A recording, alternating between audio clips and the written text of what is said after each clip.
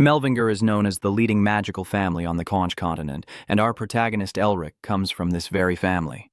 30 years ago, during the war against the Demon Clan, the Melvinger family led humans to victory. However, most of the key members of the family also sacrificed their lives in this battle.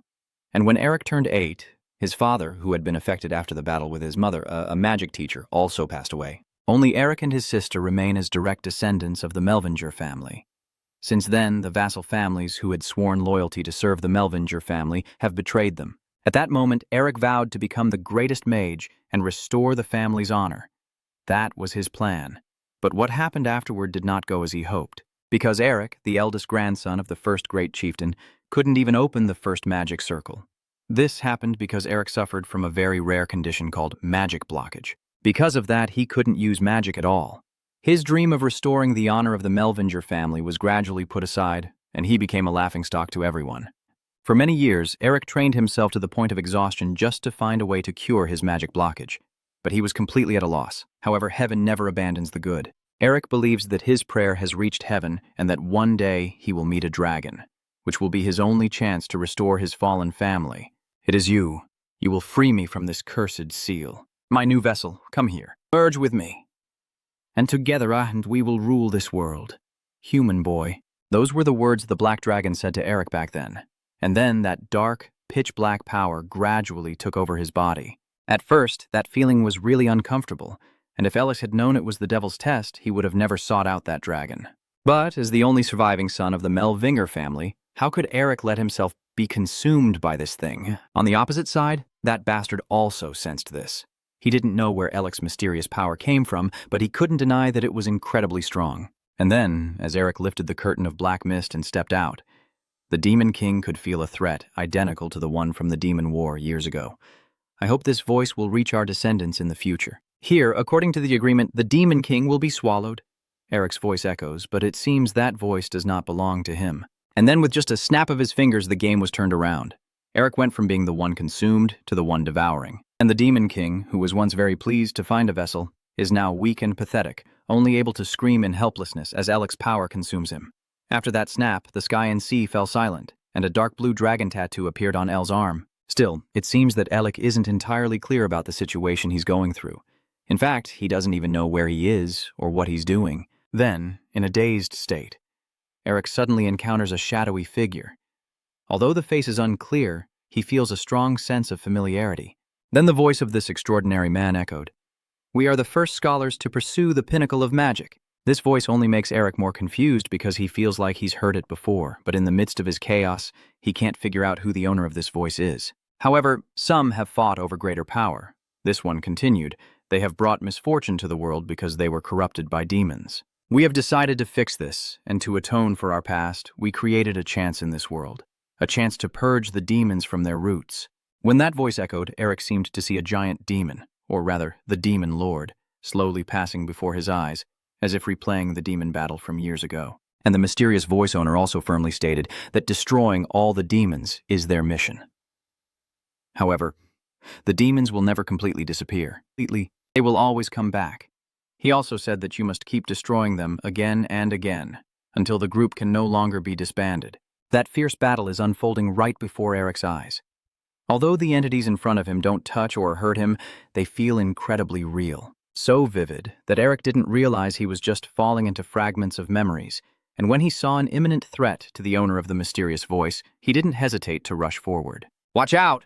Eric shouted loudly, reaching out to grab the mysterious man's hand, but he only caught a patch of air. Then the illusion disappeared, the Demon King was gone, and the man with the mysterious voice was also gone. Eric returned to reality, realizing that what just happened was only a dream. Now Eric is lying on a soft bed in a sunlit room, perfect for recovery. Sitting by the bed is someone with familiar red hair turned away. If not for the unmistakable hair, who else could it be? Eric called out, "What? Are you crying? Am I really going to cry now?" Shin stubbornly replied, but his shoulders were trembling violently and his voice was shaky, making Eric realize that he was crying. Shin also silently cursed Eric for waking up at the worst moment and making him embarrassed. "It's okay. I can cry. Now I remember I also cried when I was in the cave." Eric just wanted to comfort the other person, but unexpectedly he ended up hitting Shin's sore spot even more. "Until he turned half his face and looked at you as if he wanted to kill you," Eric muttered. Sorry, boss. The intimidation scene was over, and Shin told Eric to stand up and get off the bed. At first, I thought he was going to beat me up, but Shin just wanted to confirm a suspicion that after leaving the dragon's cave, Eric had grown taller. I used to be half a head shorter than Shin. Now, after going through a change, they are now the same height. Even Eric didn't expect this to happen. Looking at himself in the mirror, he put on an expression of disbelief. Eric never expected his body to change after leaving the dragon's cave. Wait until you calm down a bit, Shin asked. What's going on? Tell me what happened. And what about the dragon? I'll tell you first when the time is right. I promise. Eric scratched his neck. Though he really wanted to tell Shin about these things, he felt he wasn't ready yet. Shin looked at Eric for a long time, then let out a heavy sigh.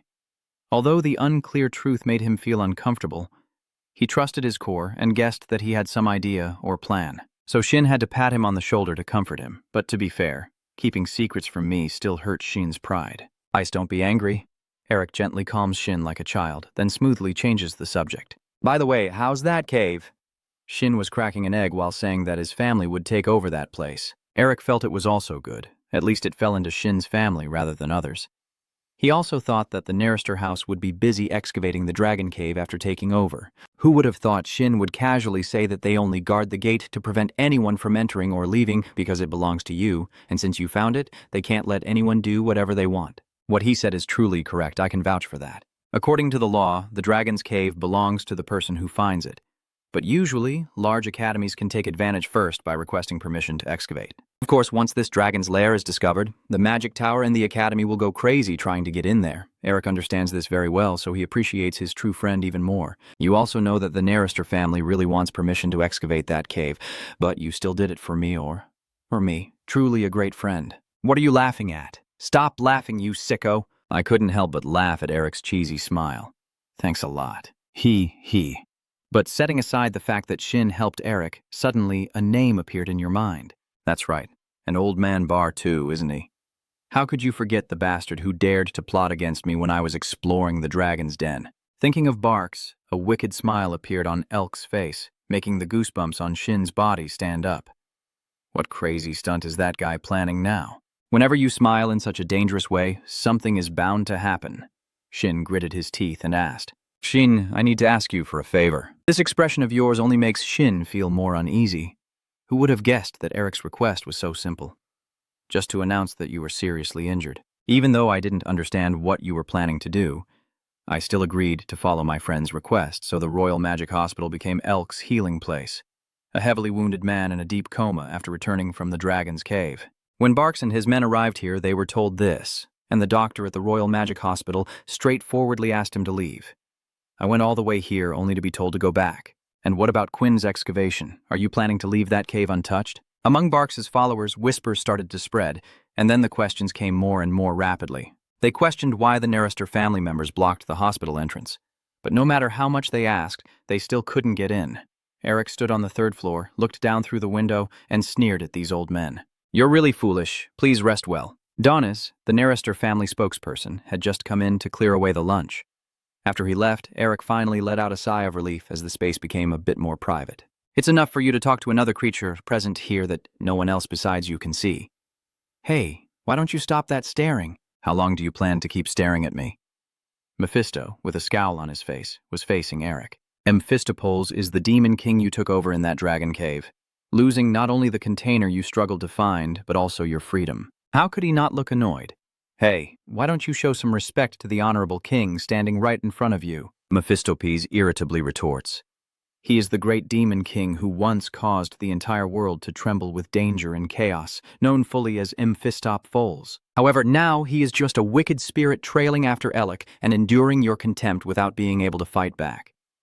Not long after waking up, Eric had a vague sense of his own change. And just as he thought, everything that happened in the dragon's cave was real. The proof is the dragon's heart inside his chest.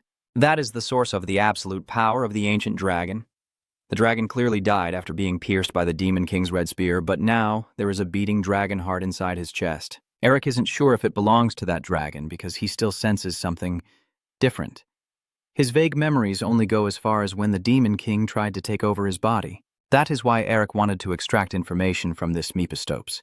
In ancient times, when gods ruled the world, there was one called the demon god, representing darkness, and had 4 attendants. They are called Phoenix, destruction, Insanai, madness, Forn, Dehemta, and finally Estorinal Pakat, the source of all sins. And this last name is also the origin of the Demon King, the supreme and most powerful demon lord in legend. I told you not to call me Mephisto. My name was given to me by the great demon god. Mephistopheles went berserk, but clearly his anger had no effect in instilling fear. After all, this name is now just a noisy evil spirit with no threatening power. Does the Demon King usually act so stupid? I've told you many times, but you still don't understand. Are you deaf from old age? Eric yawned as he replied, then climbed back into bed and lay down. Mephistopheles makes your whole body tremble. After 1,000 years of waiting, not only could he not be resurrected, but his entire mana was stolen by a mere mortal. He once made the entire world bow before him. That is also the reason for the existence of the demon. Then he faced a formidable enemy, the Dragon King Zen-Ak. He blocked his path to conquest, and in the final battle, they were buried together. And so 1,000 years passed. Mephistopheles waited and waited until he finally met Eric, the vessel capable of freeing him from this seal. During the exploration of the dragon cave, you successfully passed all the tests he set, which X still thought were the dragon's tests. And then, just as Mephistopheles was about to take control of your body and soul, a huge power suddenly erupted from within you, ruining all of Mephistopheles' plans. Now, he only has a fragment of demon energy left. Even his avatar is weak and pitiful. Still, Mephistopheles remains very curious. He still cannot figure out what exactly the enormous power that Eric possesses truly is. It must be some incredible power that can even consume him, and most importantly, Eric currently shows no respect at all for a legendary demon king like him. This only makes Mephistopheles' life even more difficult because he values his reputation more than his own life. Even though the demon king's name kept echoing in his ears, Elk paid it no mind, as he was still preoccupied with the mysterious voice he had heard before waking up. This person said that he hoped his message would reach his descendants someday in the future. After regaining consciousness, Eric seemed to realize that the voice belonged to his grandfather. Here, in accordance with the pact, the first demon king will be devoured. This sudden thought flashed through Ellis's mind, making him startle and sit upright. So that means you have absorbed the power of the demon king? Then the family heirloom necklace of the Melvin family is actually a tool to devour demon kings? In other words, it is a tool to swallow and control demons. If that's the case, it could also devour other demons besides Mephistopheles. If there's the first demon, then there will be a second, third, and many more. Hearing this, Eric couldn't help but turn to look at Mephistopheles and then smile wickedly. If your guess is right, then the demons will soon become your mana. Mephistopheles may not know what you're thinking, but just seeing that smile of yours sends a chill down his spine. So right after that, Eric sneaked out. Miss Topes kept asking why he came here, but he had no intention of answering this noisy, evil spirit. Before figuring out how to use the power of this pendant, you need to verify a few things first. So Eric sat down cross-legged and began channeling mana through his body. It's amazing.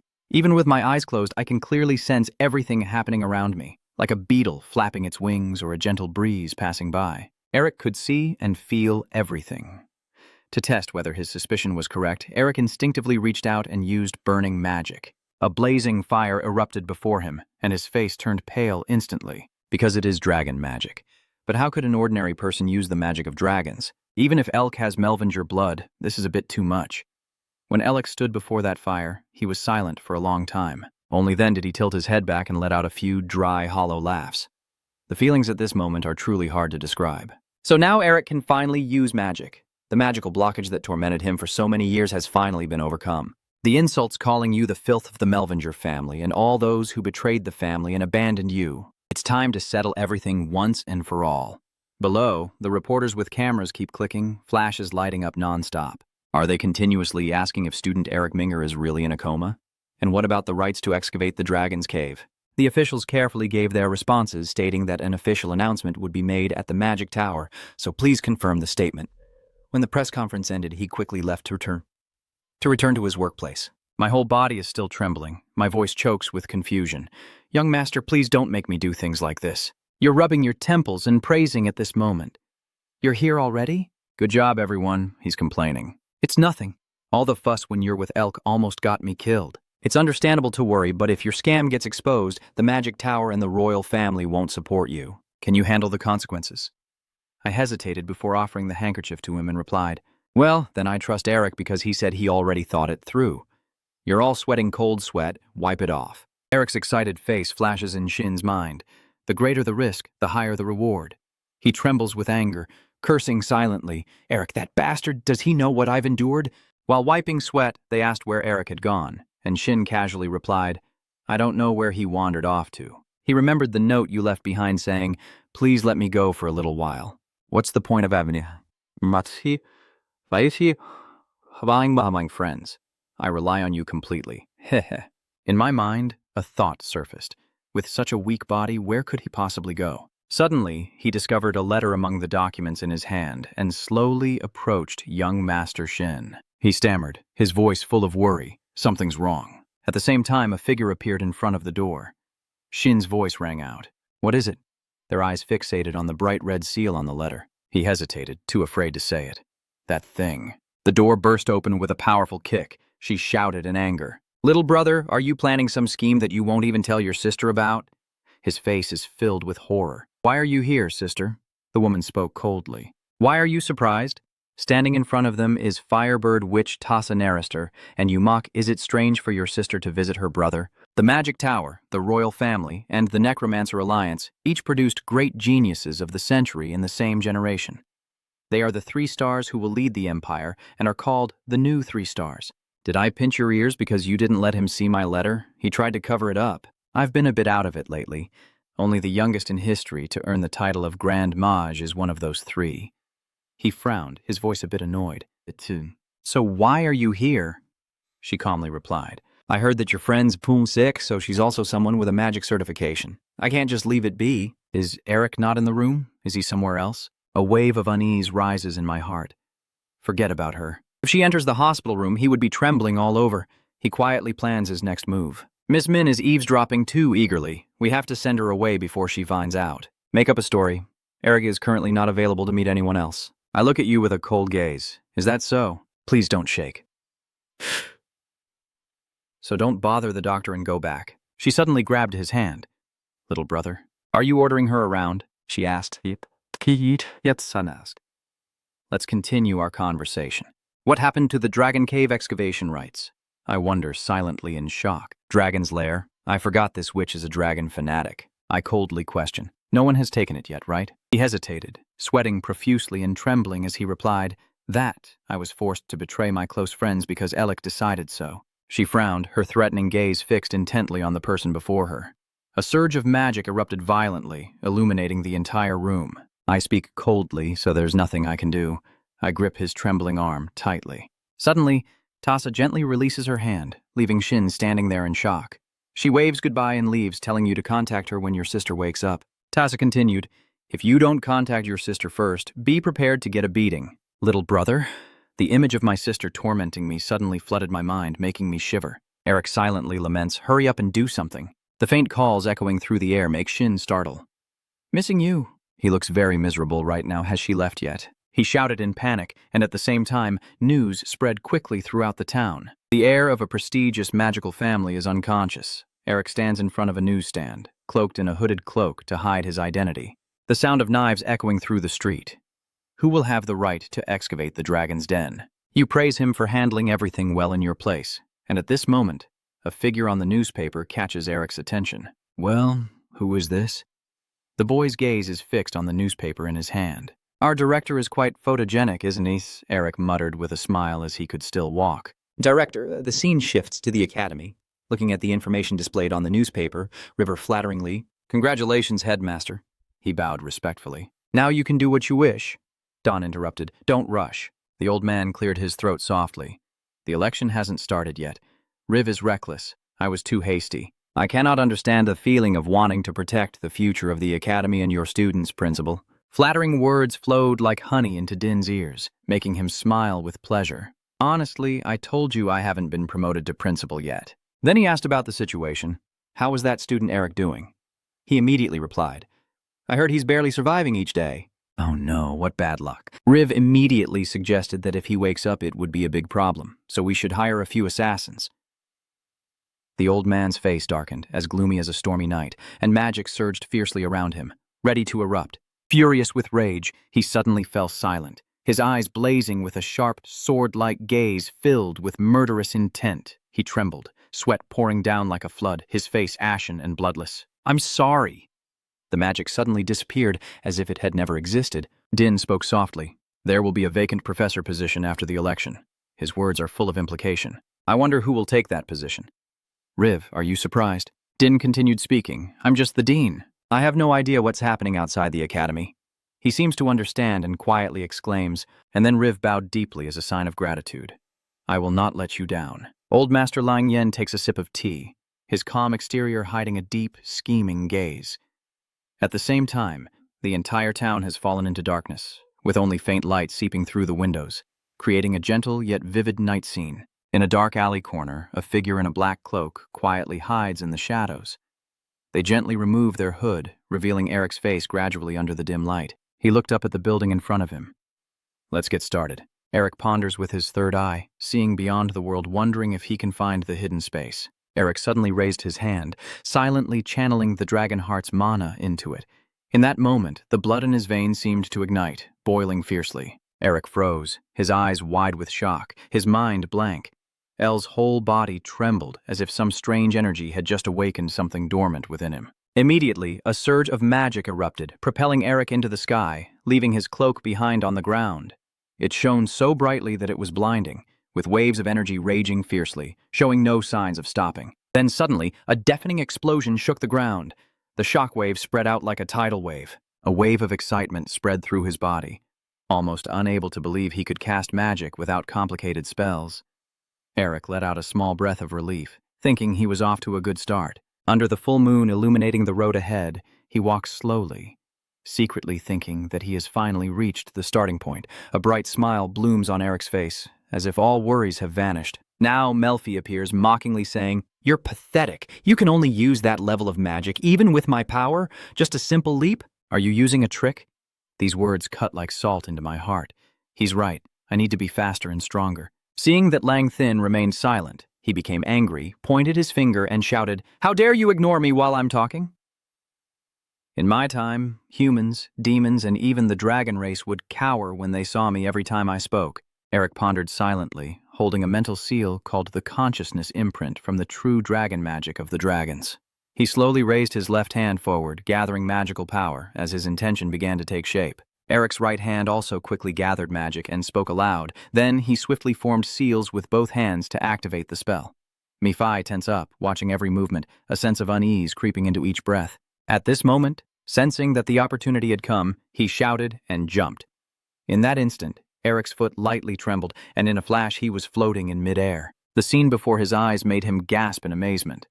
No way. Eric's challenge echoes as he is violently propelled upward, his eyes blazing with magical fire. Eric keeps rushing forward, piercing through each layer of air.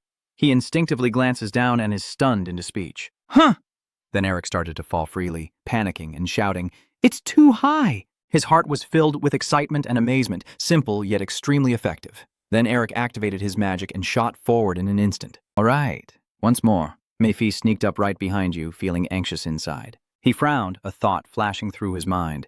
An ordinary kid who just learned magic can already use mental imprinting and dual magic. Mephi remembered the eternal enemy of the demon world, the Embinger house. He thought to himself, even the most terrifying Embingers might not be able to compare to this guy. Mephi stared intently at the person before him. A fleeting thought flashed through his mind. No, there must be. His heart gradually affirmed that it was just one person. A familiar face with a proud smile on his lips and eyes that challenged everything before him. Mephi was startled. Oh my God, I shouldn't think like that. He secretly plans, no matter the cost, to seize that body and crush this dangerous seed before he becomes even stronger. Mephi's face darkened, his mind in turmoil. Is there any way? At this moment, Eric's mind was in chaos, and he couldn't sense any aura emanating from him. He fell silent in thought, focusing his mind. It was amazing, but still very difficult to harness it on his own. Eric clenched his fists tighter to become stronger. I need to understand the core of Long Law. I need a teacher who can keep a secret. You feel disappointed. In an academy already under Din's control, no one has the ability to teach me. Soon after, Eric lowered himself and landed softly. He kept thinking that at least he needed someone with a level equal to Hogrem, but there was no way they would accept him as a disciple. Eric sighed quietly, thinking that if he were still alive, he would shake his head and tell himself, no. Not even his father. At this moment, Mephi was still lost in his own story. I still have my feet to step on the roots. Seeing him, an idea came to Eric's mind. Wait. Without hesitation, you shout loudly, "Hey, Mephi!" Eric suggests he might teach me magic. A thought suddenly crossed your mind. Now you realize Mephi is the best choice to be your teacher. Mephi shouted in shock, What? What the hell are you talking about? He immediately turned around with a cold expression. But upon hearing Eric's cry, a smug smile slightly curved Mephi's lips. Mephi, cunning and pretending not to care. What benefit would that bring me? He immediately replied, I will create a new container for you using alchemy. Mephi sneered thoughtfully. An ordinary person could really create a container for me. Eric continued, Tell me to become strong enough to do that. Those conditions still don't satisfy him. Still not enough. You can do what if I am not stronger than this? Eric raised his hand and suggested, Then propose a different condition. Mephi's reply leaves him speechless. I refuse. He continued, Why should I enlighten you anyway? I might consider it if you become one of us. Seeing Eric remain silent, Mephi subtly glanced at him to observe. At this moment, he felt extremely pleased, that confused look on his face, satisfaction barely concealed. Are you trying to play me all this time?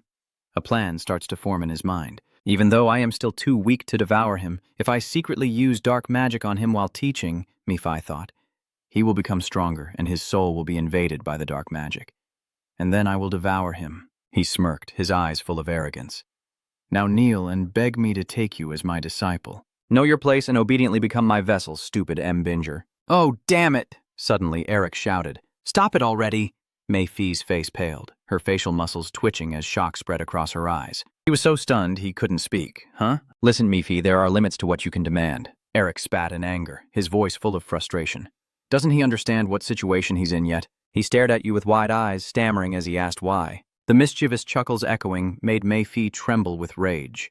That bastard is dead. Then he angrily charged at Eric. You didn't dodge, just calmly said one thing to shut him up. In an instant, his mouth was sealed shut. Eric cheered in delight, more successful than he had hoped. Mephi keeps cursing in anger, but his mouth is sealed, only whimpering sounds coming out. He quickly covers his ears, teasingly saying, Oh my, you're so noisy. Those insults are impossible for me to be defeated just with the mind seal. Then, Eric concentrates, adopting a cute gesture. A cute pink bunny-eared Mephi appears before him, pouting in an adorable way. This transformation leaves Eric speechless, as if his blood has drained from his 7 orifices. Finally, unable to hold it in, you bent over and vomited in front of me. Oh my God. After vomiting, Eric looked up at the still adorable Mephi, blaming himself. Why are you asking him to do that disgusting thing? It feels like you're going to vomit again if you look at it. Trying to suppress the nausea churning in your stomach, you handed him a notebook. Calm down. I don't want to see what just happened again, okay? If you change your mind, write down all the explanations about the mind magic and incantations here. I will dispel them for you after reading all the content. Just being silenced and subjected to adorable actions is unbearable. I am completely captivated. He screams in his mind, Do you think I will compromise with just this much? To me? The one who endured being sealed for 1,000 years? Eric clearly isn't a patient person. He stretches and mutters, Should I use this time to practice now? At night, Eric continues training with the fireball in his hand, ignoring Mephi, who is forced to act cute with a scream in his mind. I will forgive you if you accept the car. The next day, Mephi was furious seeing Eric ignoring him completely, secretly thinking he should be begging for his guidance in magic. The following day, Eric became more skilled with fire magic, while Mephi started to attract attention. He was confused. What was wrong with him? And the day after many days of being ignored and not talking, Mephi started to wonder if he should pretend to compromise since he would be taught eventually anyway. Litri insists he can't lose, but his body is very honest and keeps writing. The basic principle of the subconscious mind is that he finally compromises, and Eric smiles contentedly. Mephi is furious. Do you really have to go this far? He is seething with anger inside, his pride swelling. No, I am the Demon King, Mistles. I would never give it to a human. However, my body seems to be disobeying him a bit. Looking back, Mephi realized she was trying to please Elk. What's going on? Why am I acting like his little dog? Eric grabbed the notebook. The basic principle of the seal's consciousness is an ancient knowledge you can't find in any book. He read through it once and then praised it. Good, good. Shouldn't you be happy to have helped me? Keep your promise. Eric snaps his fingers, ending the adorable act and returning Nephi's body to freedom. But then you keep asking, can you point to a part of the notebook you wrote in more detail? Maybe I'll let you speak. Aren't you a little disappointed? Because you can't talk. Nephi trembled with anger, cursing inwardly. You bastard. What the hell is this? Don't you know you should write more than the previous day? Seeing Eric's teasing face, Nephi stammered in furious confusion that only he understood what he meant. Who the hell decided this? Eric ignored his resistance and coaxed him. You can write multiple times a day, adding a little each time. I'll lift the ban on speaking for 3 days. How does that sound? Can you stand it? Love Phi now is like fish and meat. Eric is the knife and chopping board. If you fall into his hands, he can only endure and listen to your complaints and criticisms. By the way, your handwriting is terrible. Try writing neatly. I've thought about it, and doing it many times still isn't enough. Maybe you should just write everything out in one go. Have you ever thought about teaching me some secret skill as well? Nephi wrote while planning. Wait and see. The hidden magic in these notes will completely tear apart your body and soul, you arrogant fool. After studying and learning magic from Mephi, Eric has achieved some success, starting with the shiny ice block, but he has only learned the beginning. A chill from the ice spread through the forest where there shouldn't be any snow, but with the strength he had, he could create a block of ice several times his size. Mephi couldn't believe it, but the coldness around him kept him alert. This can't be. Why are there no signs of the dark magic taking effect? He clearly remembers putting it in there. At this moment, Eric suddenly turns his head to look back. What's with your expression, Mephisto? Are you planning something shady with my body? But nothing happened, so you must be disappointed, right? Nephi turned away quickly, hiding his unease. I don't understand what you're saying at all. Eric said, do you think I'm so stupid that whatever you give me, I just take without questioning? Facing me. Phi's angry face. Eric smiled and said, it's okay anyway, thank you. Thanks to you, I have reached a new level.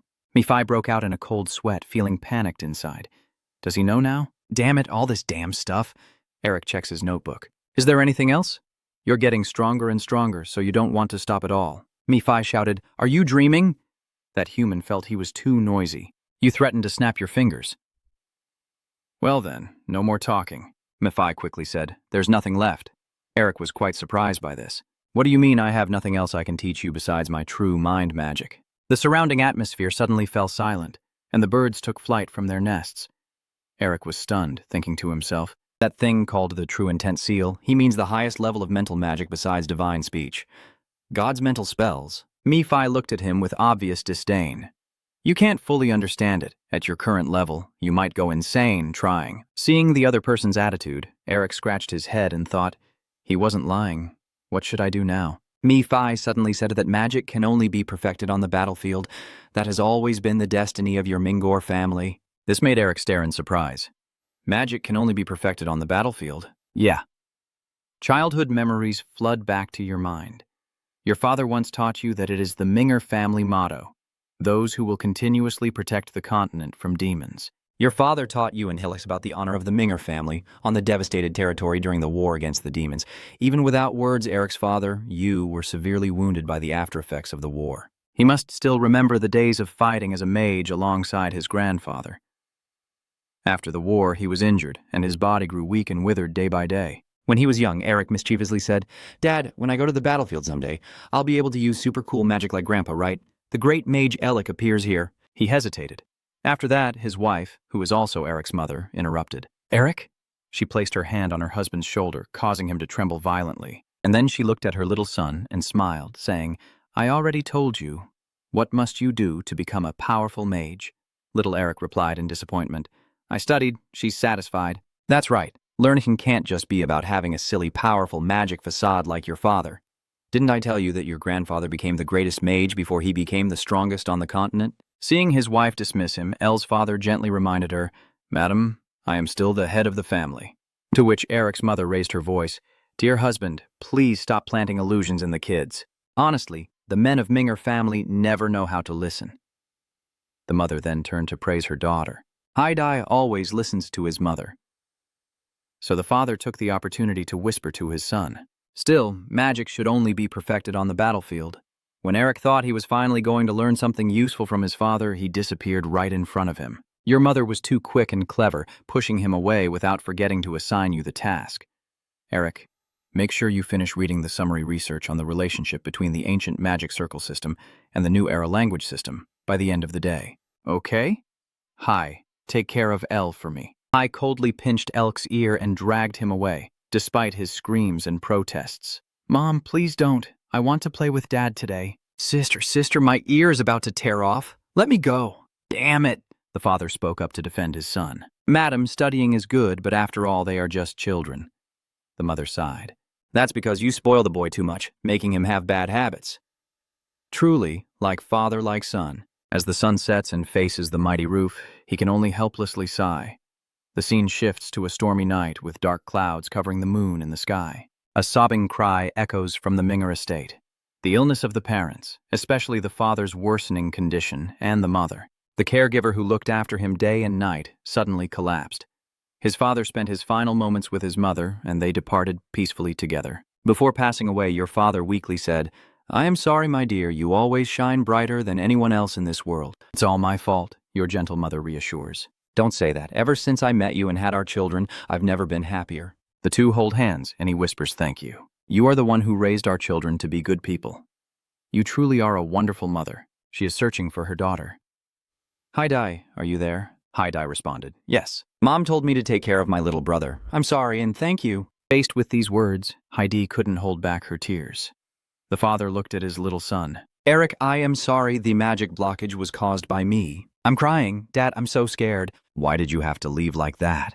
If you're gone, what will my sister and I do? Suddenly, the thin hand of the father touched his face, wiping away his tears. He whispered as he looked back on his life, saying that compared to the time he fought as a mage on the battlefield, he was much happier being a father to his children during their victorious days. You don't have to become a mage. He smiled for the last time. I only hope that you will live happily with the people around you. With that, the hand on Eric's face gently fell away. He fell silent, tears streaming down like a river. Seeing his parents' hands still tightly clasped together, Eric softly called out, Dad! But receiving no response, he was startled, his tears suddenly stopping, replaced by a heart-wrenching scream. Wow! Ending the painful memories and returning to the sunlit primeval forest, Eric quietly sends a message to his late father. But father, you were wrong to say I don't need to become a mage. If I'm not strong enough, I will be cast aside in this reality. I clench my fists and resolve, that's why I must become stronger, so no one can turn their back on me anymore. He muttered that magic can only be perfected on the battlefield. Eric agreed with this. That's right. What I need most right now is real combat experience. Where do you think I should go? Stopping at a blood demon filled with ghostly monsters? That place is too dangerous. Then the goblin cave is too crowded. Where to next? Suddenly, Eric remembered his father's words. Listen carefully. There are secret vaults of enlightenment across the continent where our ancestors once lived. You have found the right place. Yes, that's the place. Immediately after, he calls his companion Demon. Let's go. Mephisto. He crossed his arms and asked, Where are you going? Eric replied, I will go to the Snow People's territory. His eyes flash with a green hue as he gazes at the snow plateau. The warm golden sunlight pours down on the forest, and a gentle breeze sways the branches. At a cool, clear stream hidden among the trees, Eric is bathing and thinking that it could be a problem if his identity is revealed, so he needs to change his appearance. As he spoke, Eric used magic to spray the stream high into the air, water pouring down on his head. And when his hair was sufficiently wet, he suddenly commanded the water to turn into a sharp blade, slicing off his long, flowing hair. Eric's magic control has become more proficient. The stream of water moves like a skilled barber's hand, quickly trimming his tousled hair. In just a moment, the long hair was trimmed short, but cutting hair alone isn't enough to hide your identity, he muttered to himself as he transformed. Eric became a charming, dark-skinned guy with stylishly neat brown hair. Only his green eyes remained unchanged. Looking at his new appearance, he smiled with satisfaction. Looks good now, right? Eric goes to the city at the foot of the snow mountain. At the guidance branch, someone said a team was preparing to depart. You got lucky. The guide said that no one is heading to the snow plateau anymore. It's surprising that suddenly many people want to go there. Our team just mentioned over there. Eric looked in the direction of his hand, and the door creaked open. The guide told them they've arrived, just in time. Leading the group is a lively, cheerful boy dressed in thick winter clothes. Looks like we have a new member. Eric casually looked at the team he would be joining. A fairly large group including 4 herbalists and 3 demon hunters armed with weapons. And the 5 people are hiding their energy. They are all fully covered with their faces hidden. The boy is probably the team leader, always full of positive energy. Well then, I'll introduce myself again. Our tribe has a tradition of naming people based on their birthdays. My name is Manhwa, which means Monday morning. Are you wondering what this has to do with anything? Today is actually the second Monday of the week. In everyday language, it's Tuesday, so as long as you stay close, you won't be in any danger. Because he's a soul, no one can see Mephi, but he is affected by those around him and complains irritably. That bastard talks too much and just ignores him. So one day, I will tear that damn thing apart. Eric ignores the complaints. You raise your hand and ask, "Oh yes, Manhwa, can I buy a communication crystal?" And the herbal shop owner immediately protests. What for? Our village doesn't have any crystals. Someone suggested you could use methods like pigeons or sending letters. Suddenly, Manhwa spoke up again, saying I suddenly remembered a hilarious story from before involving pigeons and sending letters. Someone interrupted. What bad luck, let's go! Manhwa didn't give up.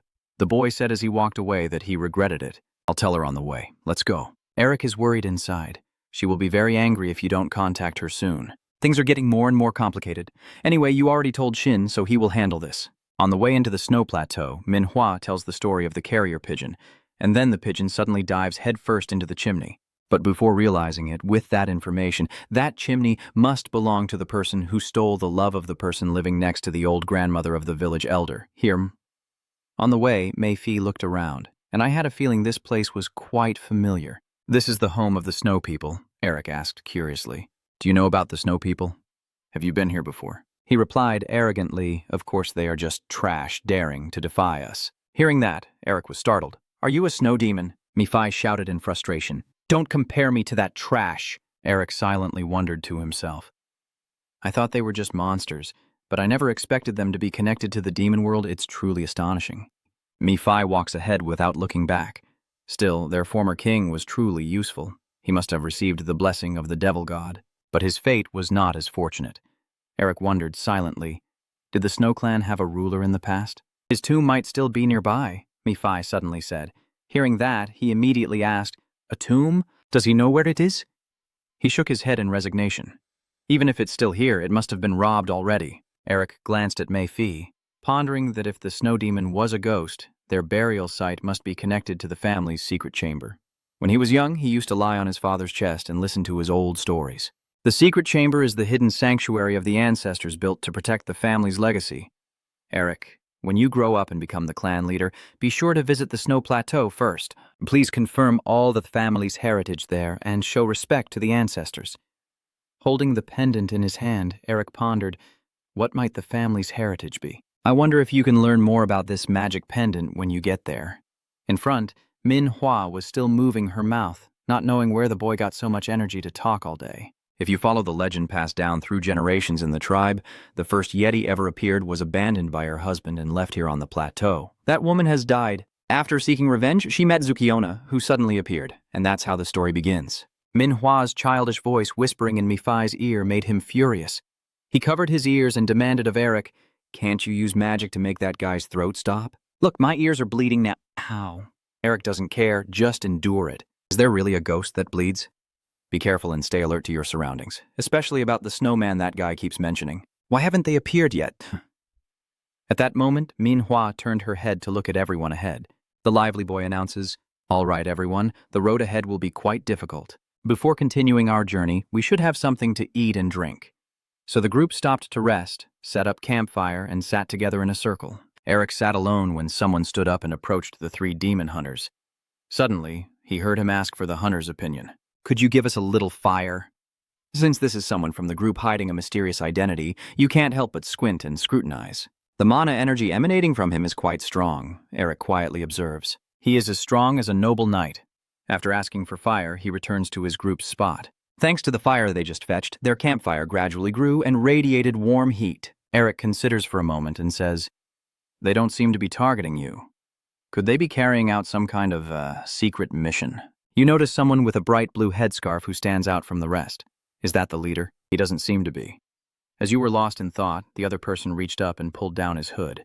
That's Isabel, a beautiful and polite noble girl. Thank you. We will cherish it, Eric said softly. Women? The hunter whistled. Why are you hiding such a pretty face, huh?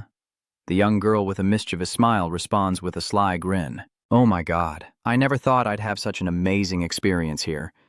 As soon as they finished speaking, a figure swiftly drew a sword. The sword aimed directly at the mouth of the bearded hunter as he swiftly moved away like the wind, almost too quick for him to react. He had just finished laughing when he saw the tip of the sword right in front of him, and his smile suddenly froze.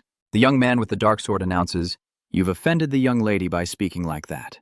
Atone with your life," Isabel shouted from the other side. Chen put down his weapon and sat to observe. Mephi stifled her laughter and trembled. Even Eric felt sorry for the hunter. Does he dare flirt with an aristocrat? Does that head even have a brain? Suddenly, something flickered behind the snow-covered trees, causing both you and Mephi to turn and look back. Eric sensed something terrible was approaching, his eyes shining with a dark light, utterly surprised. Meanwhile, on the other side, Chen argued back. But miss these bastards. Isabel is very displeased with Chen's independent actions. She repeats and lowers her sword. Chen turns to look at her, a hint of reluctance in his eyes. But in the end, he obeys, and she sheaths her sword. At that moment, Eric suddenly stood up and shouted, "Everyone, run!" Chen turned to look at him, confused about what was happening. What do you mean? But it was too late, because his body had already been pierced in several places. Seeing that, Tron bent down and instinctively raised his sword to defend. Immediately after, his sword successfully blocked the sudden distant gunfire, leaving Manhwa and the boy's tribe staring in shock. The hunter from earlier, shot through the body, collapsed, while his terrified comrades stared with wide eyes. Chen narrowly blocked a distant attack, trembling from the shock, and immediately ordered to protect the young lady. The knights all stood up and surrounded Isabel, trembling with fear, unsure of what had just attacked them. Eric frowned. This reminded me of the hive. A gust of wind signals an imminent attack. And sure enough, a barrage of spears and arrows is fired in this direction, causing Eric to exclaim, "Why are there so many?" The sound of arrows tearing through the wind whizzes past your ears, heading straight for you. The large arrows and spears are getting closer, and there's nowhere near Eric to hide. He raises his hand forward and casts a blocking spell. A shield made of many hexagons resembling a beehive appears in front of Eric, blocking the enemy's thick arrows. He's unharmed. So he turned around to check the situation. How are the others? Isabel's group has 4 knights taking turns to deflect the arrows, but Manhwa's group was not as lucky. They are just a guiding group and herb pickers, with no self-defense skills. They only scream for help when they see their comrades fall. Help me. But no one stepped forward to protect them, only fresh blood spreading from their fallen comrade. Seeing this, Eric furrowed his brows. Meanwhile, Mephi appeared indifferent, as if this was a very normal thing. Just then, a loud explosion sounded behind the pine trees on the mountain slope. Because he is a spirit, Mephi suffers no harm at all. He smirks and says, "They're fools from the Blood Eye tribe." Eric quickly used his special eyes to scan how many enemies there were, and in his eyes, the glowing spots appeared behind the trees. I heard that the snowmen usually travel in groups of 10, but now there are more than 10 glowing spots, and they're approaching quickly. They charged forward and suddenly appeared in front of the group. Eric was terrified. But this is too many now. Sheng quickly ordered to sweep them all away. Tweet's group, with their large physiques and superior melee skills, outnumbered the others, making it difficult for them to avoid the attacks from multiple people. Tweet Mephi excitedly said, "The first match was a bit tough, huh?" Eric called out to Mephi softly, but he didn't hear and kept rambling on. "You're starting to feel scared now that it's time to fight, huh? Truly just like humans." Eric, annoyed, silenced him with a simple spell, rendering the all-powerful Demon King speechless. You coldly said, "This is not the time for nonsense. I guess the Demon King is a bit unconscious," Eric observed and couldn't help but praise. "I have to admit they are incredibly astonishing." His eyes lit up, finding a perfect opportunity to counterattack, and he swung his sword, the blade like an illusion passing through the snowmen, a shower of blood falling.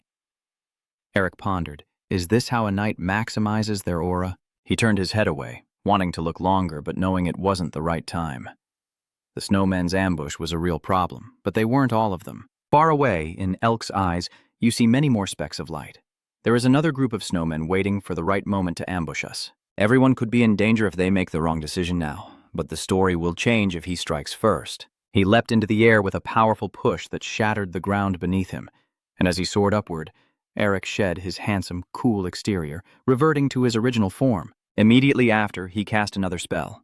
Wu Trang finished speaking, and a pair of wings grew on Eric's back as he flew far away, leaving Chen's group to handle the battlefield on this side. It seems that using memory to record some enhancement spells has proven useful.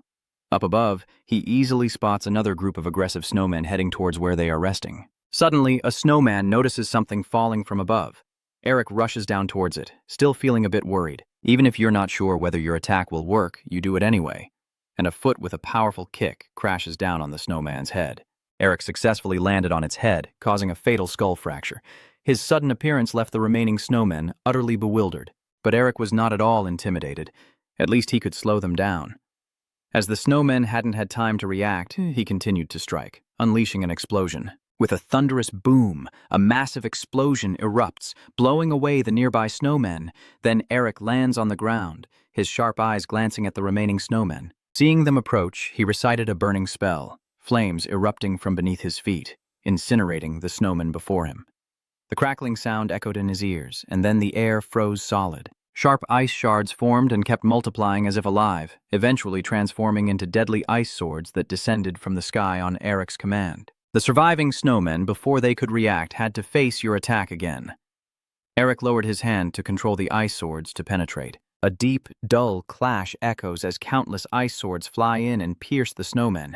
Eric moves like a shadow, dancing. Wherever you jump, a poor snowman will fall there. The sharp ice swords pierced through the snowmen's bodies, killing them or outright. When Eric's feet touched the ground again, only 2 shivering snowmen remained. You take a breath and there are only 2 left. Seeing them move back, Eric turns his head and glares at you. What are you trying to run away for? You smirk slyly, subtly moving your 2 bound fingers. After defeating countless snowmen, Eric kneels on the snow, panting. I'm pretty good too, huh? You chained up a snowman to ask questions. By the way, let's have a chat. Turn around and call the demon to follow you. Me-fi. Eric forgot that he just silenced you. He was very angry, only able to mumble to show he was still there. You smiled, snapped your fingers to cast the speech censorship spell. I'm still here, let's have a chat. Now that I have freedom of speech, Me-fi has started to curse. This bastard! He really didn't let him finish scolding. Eric warned him to shut up. Me-fi wanted to keep cursing, but had to swallow his anger. Eric casually ordered, "There's no time, so hurry up and translate for me." Me-fi was confused. You're talking about that guy pointing at the chained snow person, saying if he tells me where their tribe is, I will let him go. So Me-fi started communicating with the snow people and told it to untie itself. Eric chuckled and said, I doubt I believe it. Me-fi looked at you seriously and advised, in this situation, it's better to negotiate through dialogue rather than threaten. Eric snapped his fingers and laughed loudly at the snow people, then said, I've already let them go, so tell them to speak. Then Me-fi continued speaking in the language of the snow people. The 2 of them whispered for a long time, as if plotting something. Then both of them turned to look at Eric with hostile eyes. Nona said that Me-fi had malicious intentions. Translating his words, we have the following one-sided conversation. Now let's pretend to cooperate with this bastard. Eric sensed something was off, so he called out, Sir! The snowman betrayed them, furious. It roared and tried to attack you, so Eric quickly raised his finger and shot a block of ice at the snowman's head. His finger hovered in midair, a completely instinctive reaction. Eric sighed in relief, almost causing a big problem. You tricked Me-fi and the snowman, both trembling as if they just did something bad.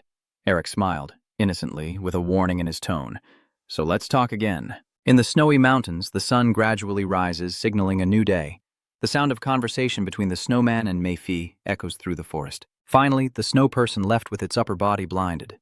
Eric followed and criticized Melfi. That naive snowman almost died because of you. Sir, he turned to thank the snow person. Thanks for showing me the way. Mephi outwardly shows affection, but inside she's cursing at you all, just die already. The snowstorm blows past, and Eric's body shivers as he places his hand on his chest. Inside is a heart pounding fiercely. The dragon's heart contains the magic of the dragon and the demon king. He can only unleash 3% of his magic from here. If I unleash all that strange magic power, my body won't be able to handle it and will shatter. At this moment, the chained snowman in front signals that we've arrived. They stand in front of a snow village with a giant stone door. Eric considers that with his current level, fighting as before would be too dangerous. He clenched his fists but couldn't step back. With great ambition, Eric bravely moved forward. If that's all it takes to give up, how can you build a family clan? He glanced back. Looking up at the clear blue sky, He wondered if that noble young lady was safe and sound. On the other side, blood was splattered everywhere as Chen gasped for breath after a long and exhausting battle. Not only him, but his teammates as well. They just defeated a group of snowmen and are now taking a break. Isabel rushes over in panic. "Chen, did you see anyone just here?" But when he turned back to answer Isabel, he smiled. "Maybe he has escaped safely." The girl frowned slightly, her gaze distant. "Maybe so, right?" She paid no attention to Chen's affectionate gaze, her violet eyes reflecting worry, distress, and concern. She remembers the young man's green eyes. Please stay safe and unharmed. Right now, Eric has entered the Snow Tribe's village and is being blocked. He hesitated but still firmly asked, "Don't look at me with such a bloodthirsty gaze. Let me meet the clan leader. I don't know if the Snow people understand, but at least they haven't attacked, though their hostile looks remain." Suddenly, a loud roar came from behind. "Move aside!" The Snow people listened and obeyed immediately, making way. The sound of heavy footsteps echoed from behind as a large figure approached. Eric looked up, instinctively swallowing hard. The Snow Tribe leader, taller than the others, stands like a small mountain before Eric, trying to stay calm. "You said you have a few things you want to ask me." The clan leader growled but didn't answer or attack, while Eric's hidden hand inside his cloak remained ready to deliver a deadly strike. "It would be better if you didn't go this far, but if talking doesn't work, that's the fastest way to take down this clan leader." In the tense moment, the Snow Tribe leader with green eyes spoke, looking at Eric and asking his name. "What is your name?" Suddenly, it started talking kindly, which made you react a bit slowly. Eric Mbinger, the Snow Tribe leader, looks quite fierce with numerous scars all over his body. After hearing your name, it paused for a moment and then said, "Follow me." This unexpected friendliness left you surprised and questioning internally. A while later, the Snow Tribe leader led Eric ahead, with the snow guards walking far behind. As they walked, he began to tell a story saying, "Our tribe has a legend." Eric asked curiously what the legend was about, saying it mentioned a great king who once ruled this mountain long ago. This caused Eric's pupils to suddenly constrict in shock. He immediately turned to look at Mephi, who nodded slightly at him. The Snow Tribe leader didn't care about your small actions, and continued. That king said only one person was recognized as his friend. The person with blue eyes and Mbinger is their name. Eric goes from one surprise to another. "Do you think your ancestors and the Snow Tribe king are friends?" The Snow Tribe chief continued. "Our clan leaders continue to manage their houses according to the king's wishes." Eric squints and asks, "Where is that house?" There, the two of you have reached a cliff, facing a bottomless abyss. The Snow Tribe leader signaled Eric to look down, and he bowed his head to observe, wondering if there was a house beneath this cliff. The mountain wind howled from below, and the dark, ominous abyss stretched out. Eric squinted, trying to spot the shape of the house. "There are no lights down in the abyss. You have to look carefully to see a small one." "That's crazy. There really is a house down there." Suddenly, Eric became a bit cautious as he sensed something. A cold gust of wind blows up from the bottom of the abyss. He is amazed as the airflow intensifies. The Snow Clan leader said, "Every year when the wind weakens, we go down there, but no one has ever returned." Mephi floats nearby, mocking the magic, yet not a single mistake. Eric remained silent, quietly looking down below as Mephi mocked him. How could that be? No one has enough skill yet. Eric nodded to himself, acknowledging that my skills are indeed quite daring right now. However, if I just stand here now, I won't be able to take another step forward. As he spoke, he took a few steps forward, and it seemed the ancestors wanted to see the skills of their descendants. The Snow Tribe leader looked confused and asked what you were planning to do. Eric confidently jumped into the deep abyss, smiling brightly, saying I have no choice but to comply with them. Watching Eric leap into the void, Mephi shouted, "Is this crazy guy just going to jump down like that?" The cold wind stinging his face made Eric stop smiling. "Damn it, the wind here is stronger than you think. Mephi can normally fly, so he's not afraid at all. In fact, he even acts superior and lectures out others. You crazy idiot, focus or you'll die." Eric started to put his foot down and change his falling posture. "All right, just one more step. If you grit your teeth and focus, you can reach it." Looking at the house far below, he silently thought to himself, "Go down." At lightning-fast speed, the house gradually became clear, but before he could fall flat on his face, the magic foot placement in the air was activated. Then, Eric skillfully jumps down in a Z shape to gradually reduce the impact of the fall.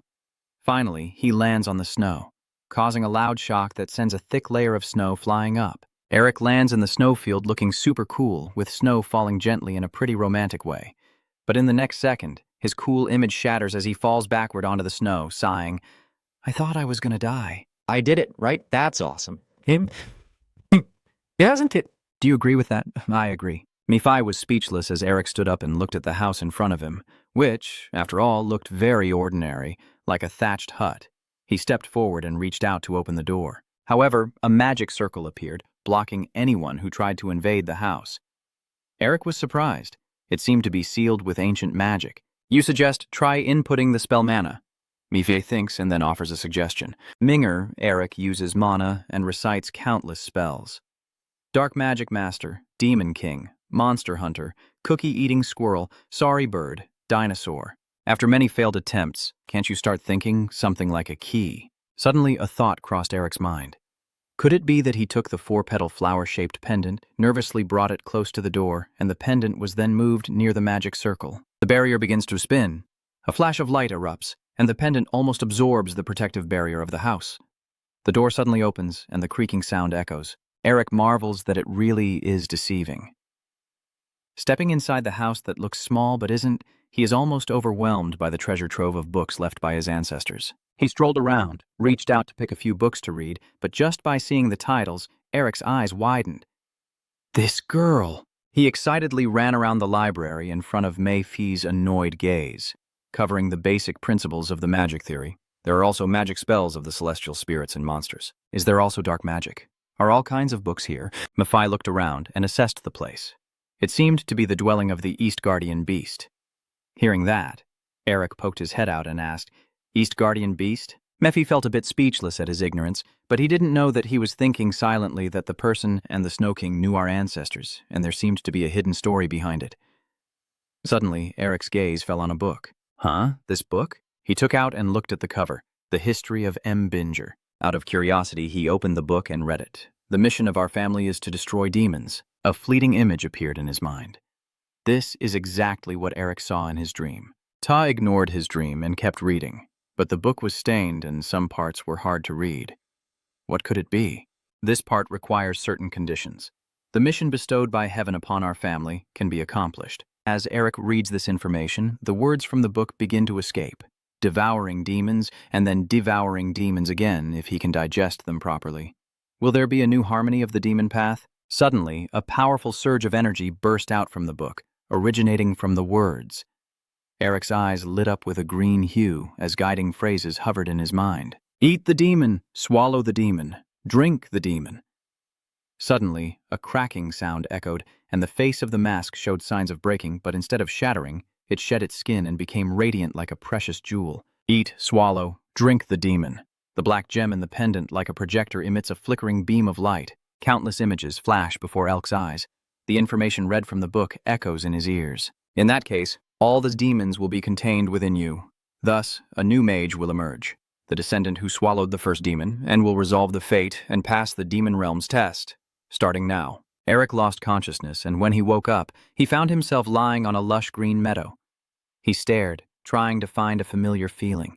Where is this? Eric sat up suddenly when he heard a voice calling from behind. It seems you are the heir of the future, promised to receive our arrangement, with a man standing behind Eric with his hands clasped behind his back. The wind blew through his blonde hair as he turned back, and the person smiled softly, wearing sunglasses and a beard with a hat. Eric dared not act hastily and cautiously asked, Who are you? You lead and examine the heir. The main guide is me. Otto Minger is the one who established the Mbinger family's demon magic system hundreds of years ago. Over many generations, only a few ancestors could establish a reputable family name, and he is the one who did so. Otto smiled gently and said, Looks like you know who I am. Eric hesitated and asked, Could our ancestor really be the great hero Dong Thu? He was a bit surprised. None of my descendants knew about this hidden identity. Where did you hear that from? Eric looked to the side but couldn't see Mephi anywhere. Then he still honestly replied that it was the demon king Mephisto who said so. Where did that guy go, I wonder? Otto was surprised. Is Mephisto the demon king of original sins? Eric nodded. Oh yes, he's just a silly demon after all. Otto laughed, patting Eric on the shoulder. So the first demon you swallowed was Mephistopheles? He was very pleased. The future heir is truly talented. Should I increase the difficulty of the challenge? At the same time, Mistopus was still in the library, twitching his ears and angrily muttering, Who dares to insult my lord? You can only be considered properly restrained if you cut off all 4 limbs. Returning to Eric, he politely raised his hand and asked, "What is the arrangement about? Are you asking for guidance on something?" Caro ruffles your hair. "You're curious about many things, too." He smiled kindly and said, "You can record it freely, but leave the other things as they are. Why are you in such a hurry to learn about complicated matters? Why are you shy?" He spread his hand and summoned magic. A white circle resembling a wheel appeared. The car said, "We have prepared something similar to the magic wheel." He began to use magic and explained, "If it starts spinning, it cannot be stopped. So I won't just hand it over to anyone. No matter how long it takes, I must thoroughly verify the air before I can do so." He said that because you passed my test, from now on it is your choice. The car presents the magic wheel to Eric, offering two options: stop it or let it spin. As he finished speaking, the magic wheel was handed to Eric, leaving him in shock. He doesn't know the family's plans, and if he steps off the right path, his life could disappear. Eric clenched his fist and crushed the magic wheel, knowing this was his last chance to escape. The car thought you would choose to stop. He was a bit disappointed, but politely said, "All right, I respect your choice." Who would have thought Eric would say, "You will establish a school"? Hearing this, the car was a bit stunned as he said, "I will continue the wishes of our ancestors, the great heroes, to leave my name on this land as a great mage." Eric remembered the ancestral monument he had seen. His eyes shone with determination as he extended his hand, holding the magic wheel, his long-held dream. He began to spin the wheel to let it roll freely forward. The deafening explosion echoed each time the wheel collided and changed direction, with blinding flashes of light flickering before the two of them. Carr sees this scene and is deeply moved. He pats Eric vigorously on the shoulder, praising him excitedly. "Well done. Oh, if only our heir had this boldness. They could do it." Eric protests. "Oh, it hurts. What is that on the green meadow?" The wind howled and the car fired its gun. So he reached out, and the lush green spring meadow suddenly turned into a cold winter mountain of snow. Seeing the cold wind blowing fiercely, Eric suddenly turned around and looked behind him. This is a 180-degree change in the weather. The cold wind makes Eric shiver uncontrollably. Where is this place? The car doesn't seem to be affected by the weather. He shares that this is the first place where the test of acceptance takes place. His teeth clench together with a chattering sound as his breath fogs the air. Eric rearranged his thoughts in his mind. So he would have to go through the test here, huh? Eric suddenly felt excited. He smiled. "In that case, you might become much stronger than you are now." The car also laughs. "You're smiling? That's a very good attitude for someone about to take a test." He points into the distance. "Then look over there." Eric doesn't understand. "What do you want me to look at?" The guide car is further ahead. "Look even deeper." Eric follows the instructions, focusing intently into the distance, gradually seeing a shadowy figure flickering in the darkness. That is a horn barely visible in the darkness far away. The figure is becoming clearer. A creature with two sharp horns and white fur stained with blood. Eric wonders what that is. Odo introduces the Snow Mountain King as the first and also the last character to unify the snow tribes, and as the ruler of this mountain, a figure with ambitions to force the snowmen expelled from the demon tribe to return. But in the end, he was swallowed by that very ambition and left behind like a frightened demon when he heard that the Snow Mountain King was the second demon you had to swallow. The boy turned to look at the man trembling, pointing at it. "So does that mean I have to face that thing?" Oto corrects himself. "No, you have to swallow it." "Are you afraid now?"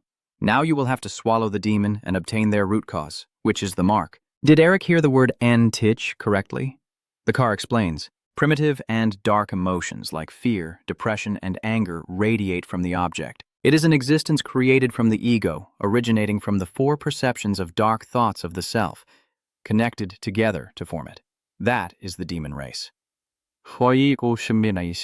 That is their nature, their class, and their symbol. The heart, where those dark thoughts are stored, is called the mark.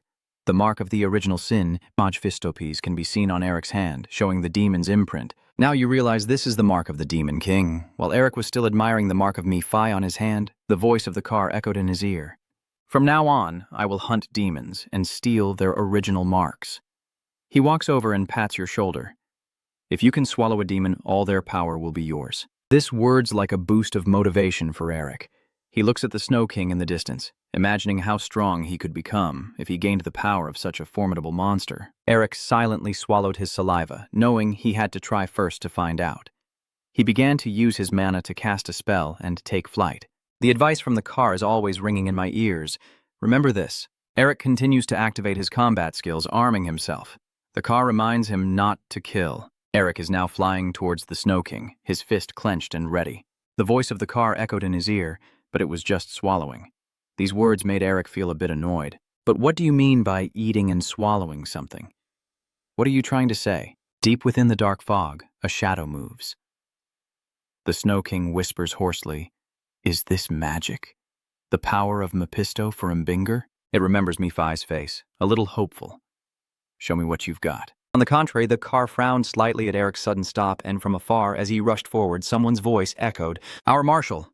Eric spotted what was ahead, hesitated briefly, then dodged a barrage of surprise attacks from the enemy as a loud shout commanded, "Kill them!" A rumbling sound echoes as a foot emerges from the white snow, stepping out from the black horn, freezing the snow beneath it. Countless horned warriors wearing iron masks, wielding spears and dark steel shields, appeared to block Eric's path. He swallowed hard, realizing they were the king's guards. Just from looking, I can see dozens of them. To some extent, they are different from the snowmen you've faced before, especially that one, the leader. With Elk's current abilities, can he win this? If he only uses the relic's power combined with the Demon King's strength, Eric is confident he can catch that Mountain King. Done. A drop of sweat rolled down as he thought to himself, "Damn it, if I don't know how to use it, it's no different from scribbling randomly." Not giving Eric much time to think, the warrior shouted loudly and charged forward. He thought to himself, but since this is the first test with the power of the Demon King, it wouldn't be considered cheating, right? The mark of original sin glowed, and a fireball was condensed. An explosion. Eric points at the approaching warriors, and boom! A deafening explosion rings out. The blinding blast wave spreads out from the source. However, the outcome Eric hoped for did not happen. He stared in disbelief as the sharp spear stopped right in front of him. The outcome of the battle came so quickly that he was stunned in disbelief. The warriors were incredibly fast, instantly charging spears at Eric and completely avoiding the explosion he caused. Eric hesitated for a moment, then quickly swung his right hand from left to right and his left hand from above downward to strike. Instantly, countless sharp ice pillars rose up to block in front of him, making it difficult for the soldiers. Even some of the warriors couldn't dodge in time and were taken down on the spot. Eric coldly turned away as blood splattered everywhere. But soon the warriors broke through his ice wall. Eric calmly said, "I heard you used to belong to the demon clan but were abandoned.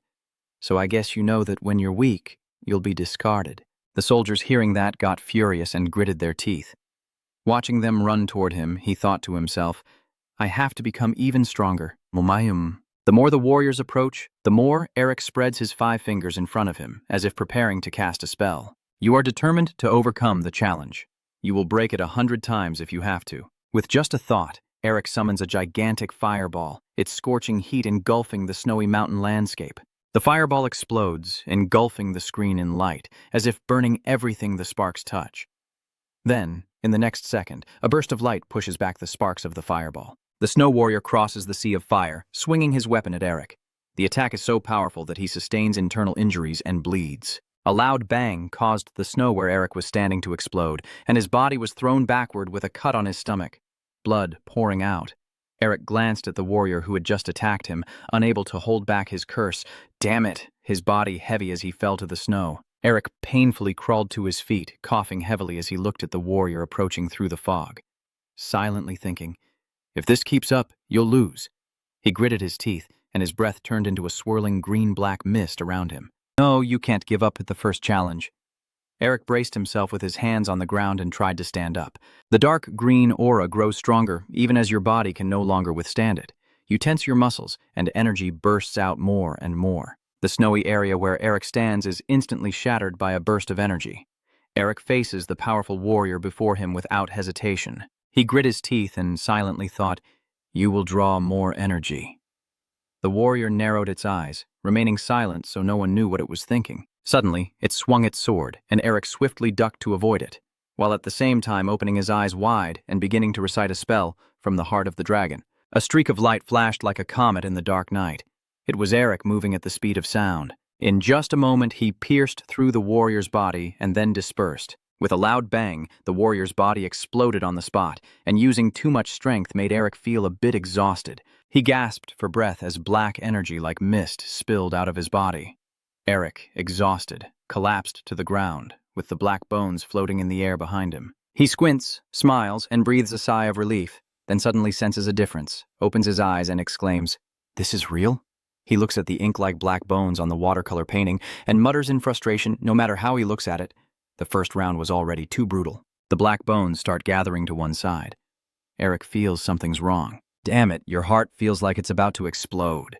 The soldiers are forming again. What should you do? But no soldiers formed. Only the black bones kept pouring in. Eric was confused and reached out to stop them. Huh?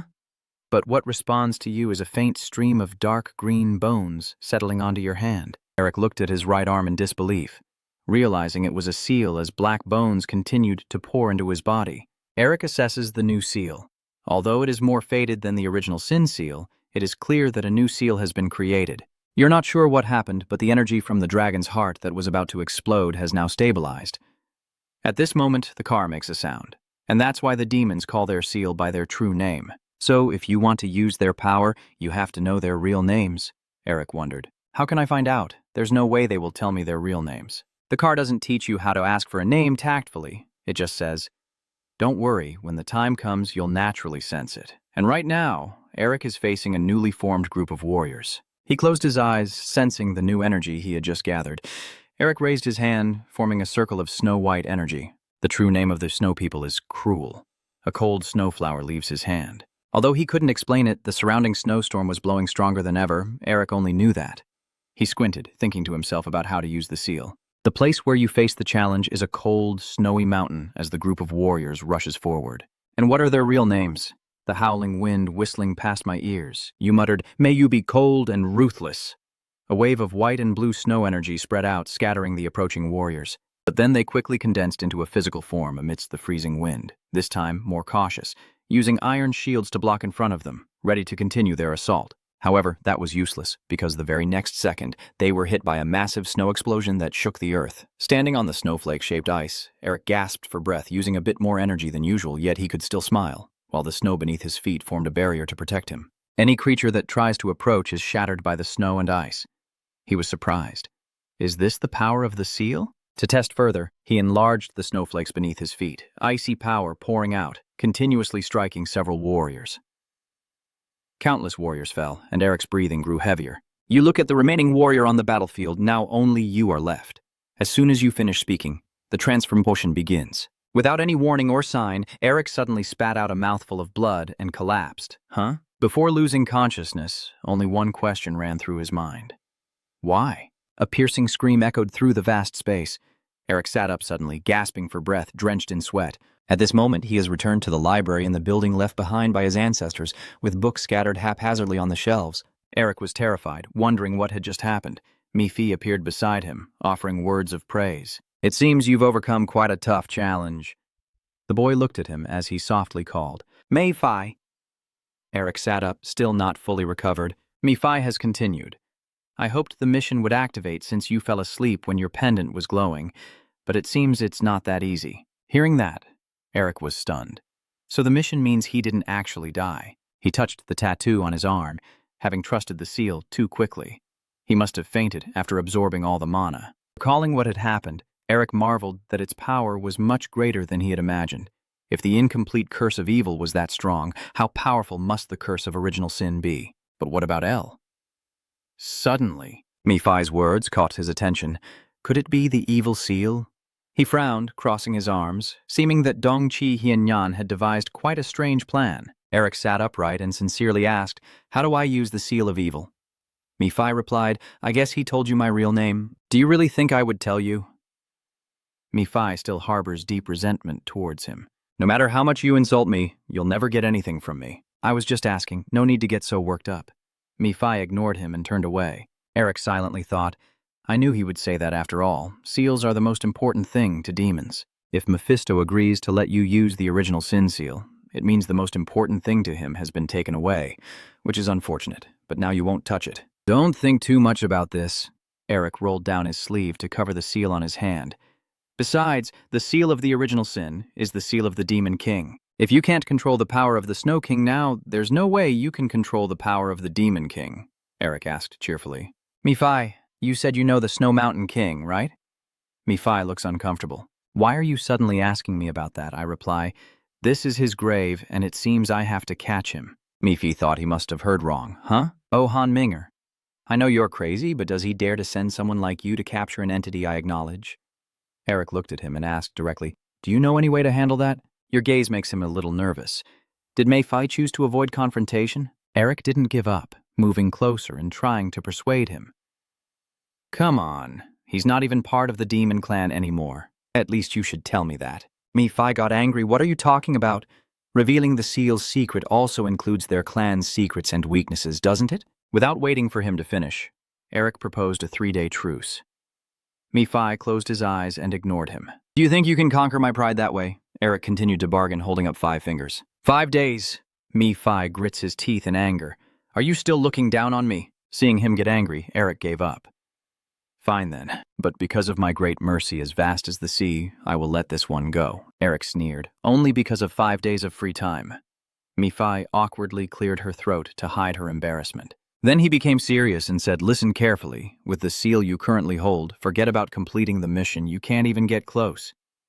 Snow Mountain King. Eric guesses you want Mei-Fi to continue, but he grins smugly. Showing his white teeth doesn't mean he's out of options. After a while, he returned to the cold, snowy mountain for the challenge. Eric muttered in a chilling, deathly tone, that's why I didn't come back. Looking at the Snow Mountain King and the black bones, he muttered to himself, but it seems I have to follow the suggestion Mephisto gave me. With that, he nodded and charged forward, remembering Mei-Fi's words and raising his level of achievement. Eric charged forward without hesitation, fighting the warriors created by the Snow Mountain King. Seals can be classified into common, advanced, valuable, unique, and legendary grades based on their rarity. There is also a thing called achievement level, which can lead to different power levels even within the same rank. Thanks to the experience from before, he quickly dodged the warrior's attack. The evil seal is valuable, so it's definitely not a common grade. But Elik's achievement level is only 1 star. The band of warriors kept attacking, showing some of the strength of their creator. On the other hand, the Snow Mountain King's seal had cultivated to 10 stars, so Elik had to raise his achievement level to 10 stars or make his rank the only one. You smile. Your fighting spirit ignited as you seize your 1-star achievement. So you have no hesitation to defeat everyone, swallow all, and turn your defeated foes into your strength. I don't know how long it has been, but the snow is falling more gently. A foot slowly steps forward in the white snow. Eric struggles against the freezing cold, his voice slightly faltering from the cold. Finally, we meet, Yeti King. Seeing the powerful existence before him, he mutters, no matter how many battle heroes you've defeated, your achievement level is still stuck at 2 stars. In other words, does Eric have to face the Snow Mountain King to level up his achievements? I shuddered when I realized that, but that green bean is not just a shadow, it's the entire energy of the demon. In the end, when they were alive, what kind of creature was the opponent that could be so powerful? Eric asked the car, do you want me to defeat that thing? It's okay, you won't die, you're still afraid. Are you really our respected ancestor? You're not our eternal enemy, are you? But still, I have to complete the challenge. The wind and snow howled across the white, snowy plateau. Eric made up his mind. Still, you'll try and see. It will be tough. But if you keep trying, you're already prepared. You can definitely win. A moment later in the library, Mei-Fi was slightly startled as he saw Eric had woken up. His face froze for a few seconds before he lay flat on the ground, laughing self-deprecatingly. Eric looked distressed. After collecting all the seals and doing his best to relax, he died instantly. How could he win against that? Mei-Fi, seeing your failure, cheerfully advises, just give up on that mission now. Eric ignored him and continued muttering, if I can obtain the seal of that entity. He sat up straight, staring intently at Mei-Fi, causing him to tremble with fear. That bastard is at it again. By the way, this might be a bit sudden. The Snow Mountain King is a woman, right? Mei-Fi was startled to hear that. Receiving no answer from him, Eric kept staring at Mei-Fi. He dared not look into his eyes, his face pale and anxious. Mei-Fi remained silent for a long time, noticing El's unusual gaze, and he glanced over. Ah, he saw Elk's nosy look, like he already knows. Mei-Fi involuntarily felt a chill down his spine. Why are you looking at me like that? What do you mean by that? Dao Hua saw his reaction was too extreme. Eric chuckled to himself, understanding now that there's something between the Snow Mountain King and Mephisto, and he will uncover it step by step. Holding the transformed pendant in his hand, he arranges his mission. At this moment, the more important task is to swallow Tuyet Son Vuong. Holding the pendant between both hands, he continued to start the challenge. Even though he didn't know what to do yet, the light from the pendant flickered, and Eric would figure it out if he beat her senseless. Eric rushed forward into the challenge space and shouted, "Die!" But before he could do anything, freezing bone ice struck his body. His body instantly froze, looking like a beautiful sculpture. But if anyone found themselves in this situation, no one would see it as a masterpiece. This time Eric froze to death, then countless times he was destroyed in different ways, split in half, beheaded, disemboweled, losing limbs. His only thought was that it hurt so much, his head was about to explode. But you didn't give up. Eric is very stubborn. He keeps trying to break through, despite the freezing cold covering his body. After many attempts, he finally managed to repel the attack of the Snow Mountain King. Gradually, he got closer, bit by bit, until Eric finally saw her face. The Snow Mountain Queen roared fiercely, losing all reason as she charged at him. Eric didn't back down. Now he could see her face. Using the cruel seal of the Snow Mountain King, even someone who just acquired the seal would find it hard to surpass someone who has mastered it. The Snow Mountain King roared loudly, ignoring everything, and charged out of the black bones. Eric raised his hand forward, silently telling himself he would overcome it. His hand clashed with Tuyet Son Vuong's, following his habits, actions, methods, and theories. A small hand fights against a large hand. Spiritual energy surges out and shockwaves spread from the side. Gradually, water begins to appear on Eric's hand, even as he has to take everything from her. With a loud bang, ice magic erupts, pushing both of them backward. Oto stands on the mountain cliff, watching this scene unfold. He remarks that it wouldn't be surprising if his ego collapses, if he keeps dying bit by bit. But Carr sees something unusual on Eric's face, yet he is smiling. As the dazzling explosion occurred, Eric seized the opportunity. He not only had innate talent, but also an unyielding will, and an insatiable desire to perfect himself. "That's right, that child." Eric turned and cut off Tuyet Son Vuong's arm, the Carr commented. "You are the kind of person who would never show up, even in our family." Tuyet Son Vuong's severed arm flew out, black energy spilling out instead of blood. But since her entire body is made of demon energy, her hands quickly disintegrate into energy, which Eric seizes the opportunity to absorb. Even the Carr is amazed by the fool. Eric chuckles happily, feeling very proud. "You've already earned 3 stars. But you're celebrating a bit too early, because just as you lowered your guard, her weapon swung right in front of you." Eric quickly retreated, almost losing a leg. He struggled to defend himself, and she didn't even give him a moment to breathe. Damn it.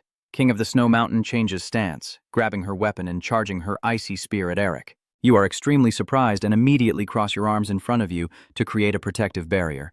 But Snow Mountain King's direct attack is too powerful. Can a normal shield and barrier withstand it?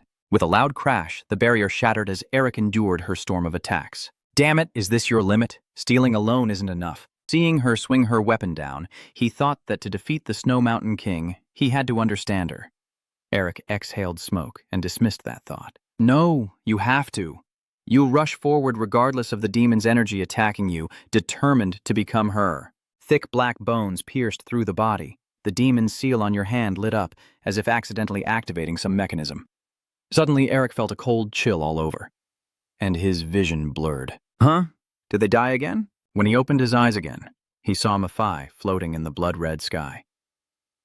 Show me proof. Eric stared blankly at that mischievous face, 1,000 questions in his heart. Mephisto? Why is Mephisto here? He looked at Snow Mountain King kneeling on the ground and challenged him. Prove that you are worthy to become part of our race, Snow Mountain King. A strange feeling arose in Eric's heart.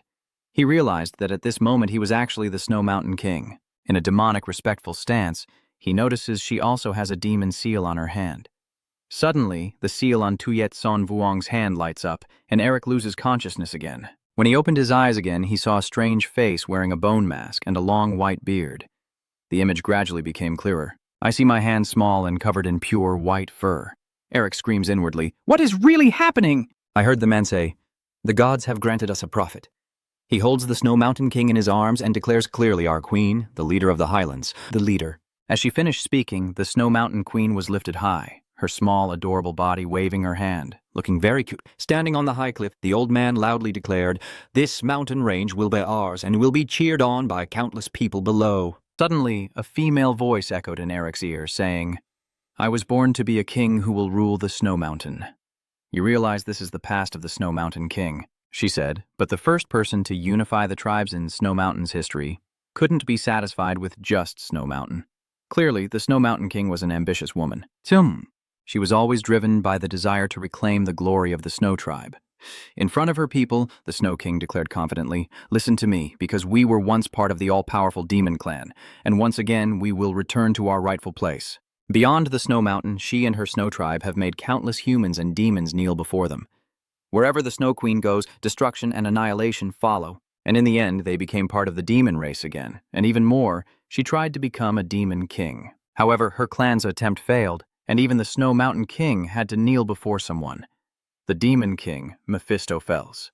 To demons, Mephisto is the supreme being they all revere. He is both arrogant and unpredictable, simply because he has the right to be so. The Snow Mountain King realizes that the wall of the almighty Demon King is too high, and she can only taste the bitter defeat. However, she never stopped and did everything just to boost her reputation and strengthen her seal. So the Snow Mountain Queen took the first step, just a little more, and she could gain Mephistopheles' recognition. But her memory shifted to a tall city wall, and a familiar deep voice echoed with Eric. "Lung!" The Snow Mountain King had to face the great mages and warriors of humanity. She was blocked by a wall, more daunting than anything she had ever faced before. In her memory of invading and spreading fear across Snow Mountain, there was a time she ordered her followers to unleash all their energy, but as soon as she finished speaking, the person right behind her exploded into a spray of blood. The Snow Warrior died unexpectedly, something no one could have predicted. His death caused the team to fall into chaos. A piercing scream rings out. What is it? A human warrior rushes forward, swinging his sword to cut across. He says nothing and successfully kills the Snow Warrior. A loud explosion erupts, blowing away not just one, but countless snow warriors. The cries for help from the tribes echo in King Snow Mountain's ears. "Help me. I don't want to die," the warriors fear facing a powerful opponent. The person before them was like an insurmountable mountain, making them bow their heads. "I want to live." But no, the giant hand strikes down, turning everything to dust. The surviving warriors tremble with deep fear in their hearts. Finally, a snow-patterned spear was raised high, igniting hope within them. Queen Snow Mountain bravely seized her axe and strode forward. She shouted, "Calm down, we are a proud demon clan. There is nothing we cannot accomplish. Let our enemies see how terrifying we are." In response, there were sounds of weapons piercing flesh and blood splattering everywhere. Snow Mountain Queen was stunned, her face covered in blood. Beside her ears are desperate screams. Her warriors have been almost completely wiped out, leaving only Snow Mountain King with bloodstains covering her face. And the one who struck was Hanbinger. Snow Mountain Queen and her Snow Tribe lost the battle against humans led by him and were forced back to Snow Mountain. She couldn't accept it and kept shouting, "Why? Why?" Odo expresses deep regret towards the Snow Mountain King, despite her crying and blaming, saying, "Do humans already have everything they want, and you mean to say you won't let us have even one thing?" Tears fall down her resolute face. She weeps for her people's fate, and also because her ambitions have been thwarted.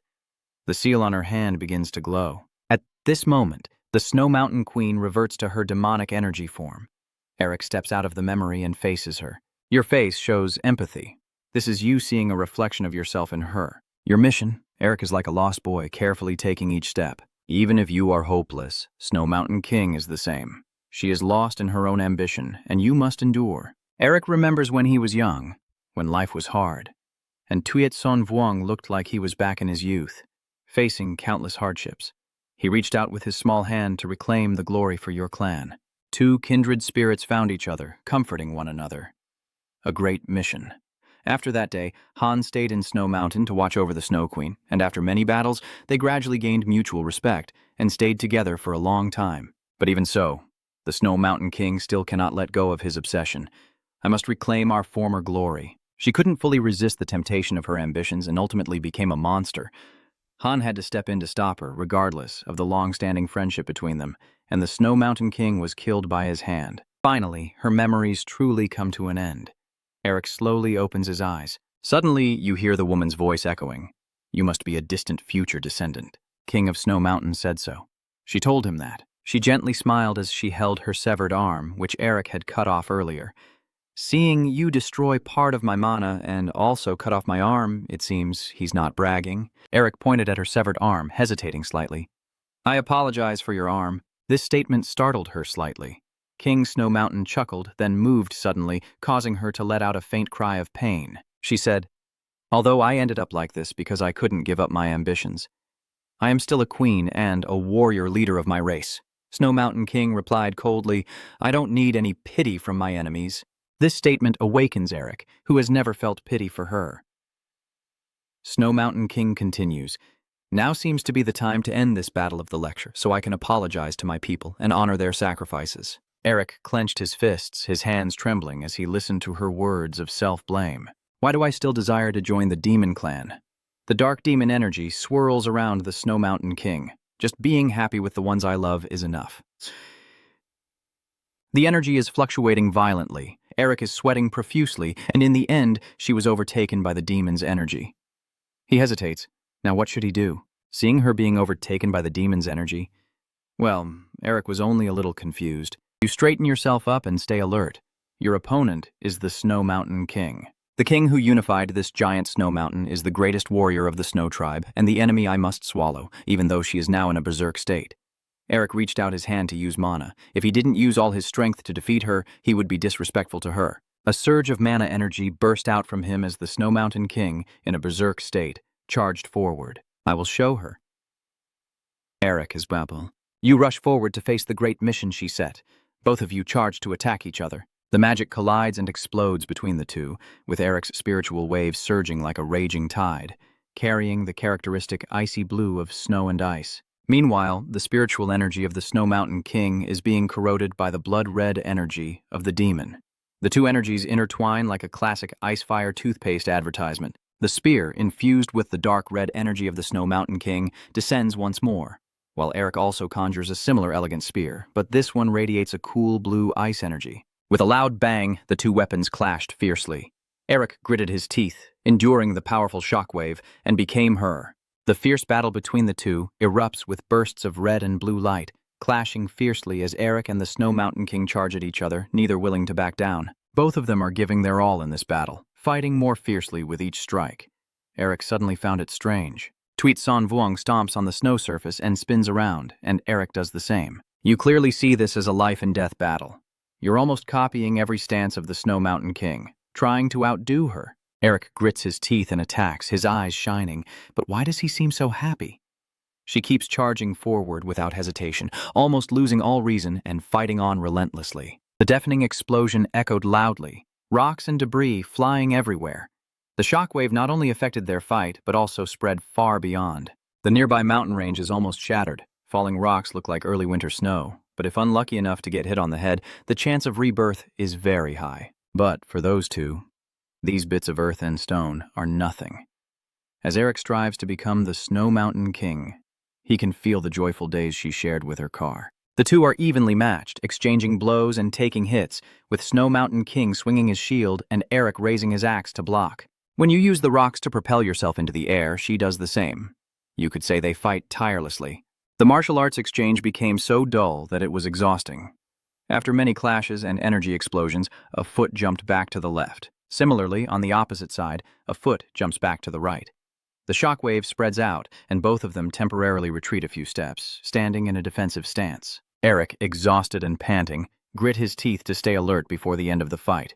King Snow Mountain was no better. She grit her teeth, enduring the violent energy within her, as both of them had reached their limits. So the battle would be decided. With this final strike, both of them leapt into the air again, aiming to settle the battle with the technique that had made countless races kneel before them. Tweet Son Vuong's secret technique involves channeling energy into her hand to transform it into a spear. Eric quickly mimics her, turning his hand into a spear as well, clashing with her spear and creating a powerful technique that shatters the surrounding ice and snow, sending shockwaves far and wide. When the dust settles, two figures stand in place, one tall, Tweet Son Vuong, and one shorter, Eri. Amidst the icy heaven and snow-covered earth, this battle has come to an end. Queen Snow Mountain's body has a large hole pierced in it, and Ek is the victor. He was a bit stunned for a moment, staring intently at her because he couldn't believe he had won. Tweet Son Vuong's body cracked apart like a damaged ice sculpture. Gradually, her body dissolves into demonic energy. She laughs, a smile of liberation. Ha ha. Tweet Son Vuong looked at Eric, stammering a few words of denial.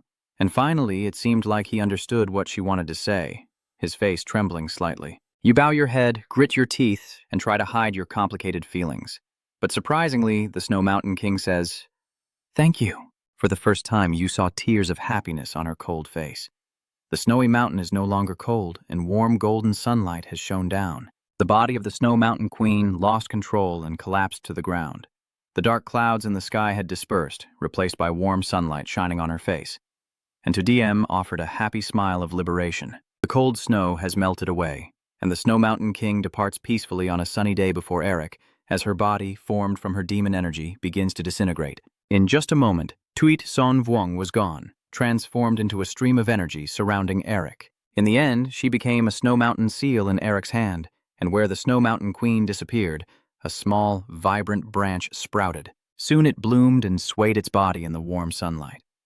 The pure white flowers represent abundant vitality, a new life, and a new journey. Eric whispers softly, "Be at peace. Your first mission is now complete." The car appears and applauds. "You really managed to devour the Snow Mountain King Company." "Excellent." Eric turned to look at him, sighed softly, and said with a hint of reproach, "It seems that this first test was already too difficult from the start. The car didn't feel guilty at all." He smiled and said, "Our family is invincible. If even this can't be overcome, then you can't truly call yourself a Minger." This remark made Eric furious, but he couldn't do anything. He thought to himself, is this why people call the Minger family arrogant and conceited? The car continued to marvel, but I have to admit I was really amazed. Even with talent, I think it would take at least 1 to 3 years. But a kid who has only been learning magic for a few years defeating the Snow Mountain King in just 1 month. It's unbelievable. Eric casually corrects himself. It was 1 month. The car thought you were talking about the time it took to defeat the Snow Mountain King? He nodded. Yeah, just a month.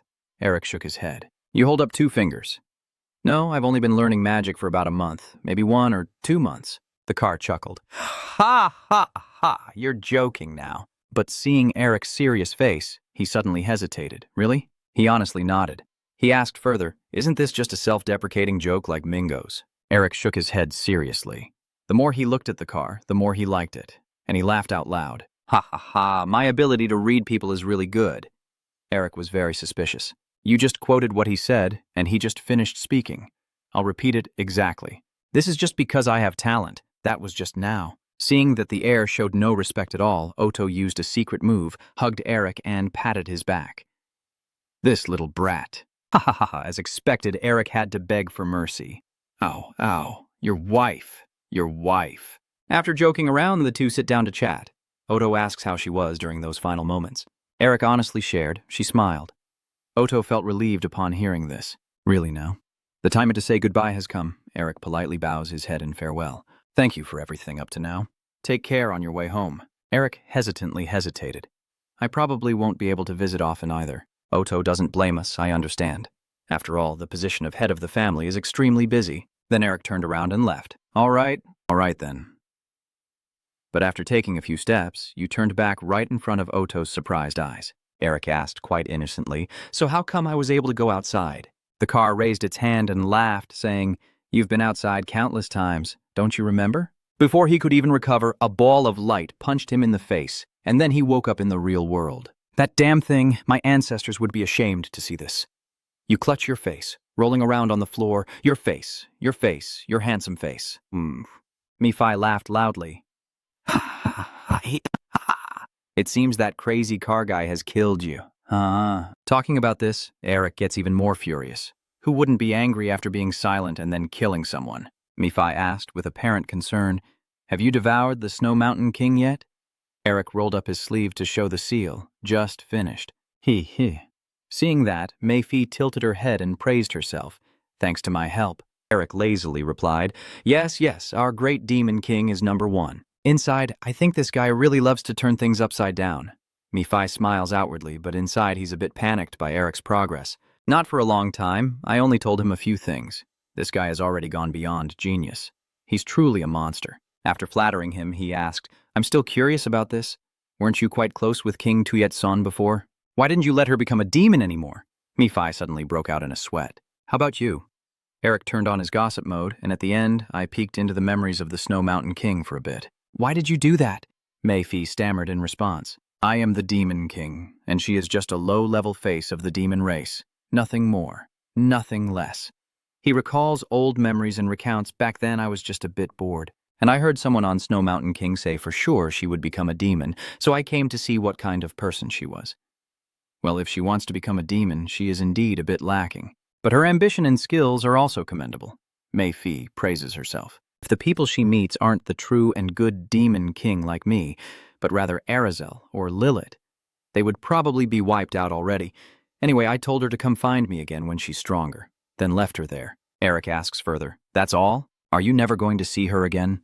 Mephi is easily startled. He shouted, "Why would I ever meet her?" But the truth is, he secretly went to Snow Mountain and saw the Snow Mountain King happily spending time by the car, so our Demon King had to quietly leave, not wanting to be a third wheel, truly understanding to the point of pain. As he left, he still smiled, blessing the other person. And even now, thinking about it, makes him blush and smile. Eric's mind races quickly. He claps his hands and lets out an exclamation. I understand, Mephi wondered. Gao, you look like a sneaky cat bullying a heartbroken mouse. Do you know how those little brats bully the girl they secretly like? Sure enough, Mephistopheles' anger boiled over, and he roared. What, you little pest, unrequited love? Eric mockingly laughed calmly. This is exactly why, after 1,000 years, you are still single. Mephi was furious but could do nothing but scold. How dare you mock me, you bastard? Eric, getting carried away, teased more and more.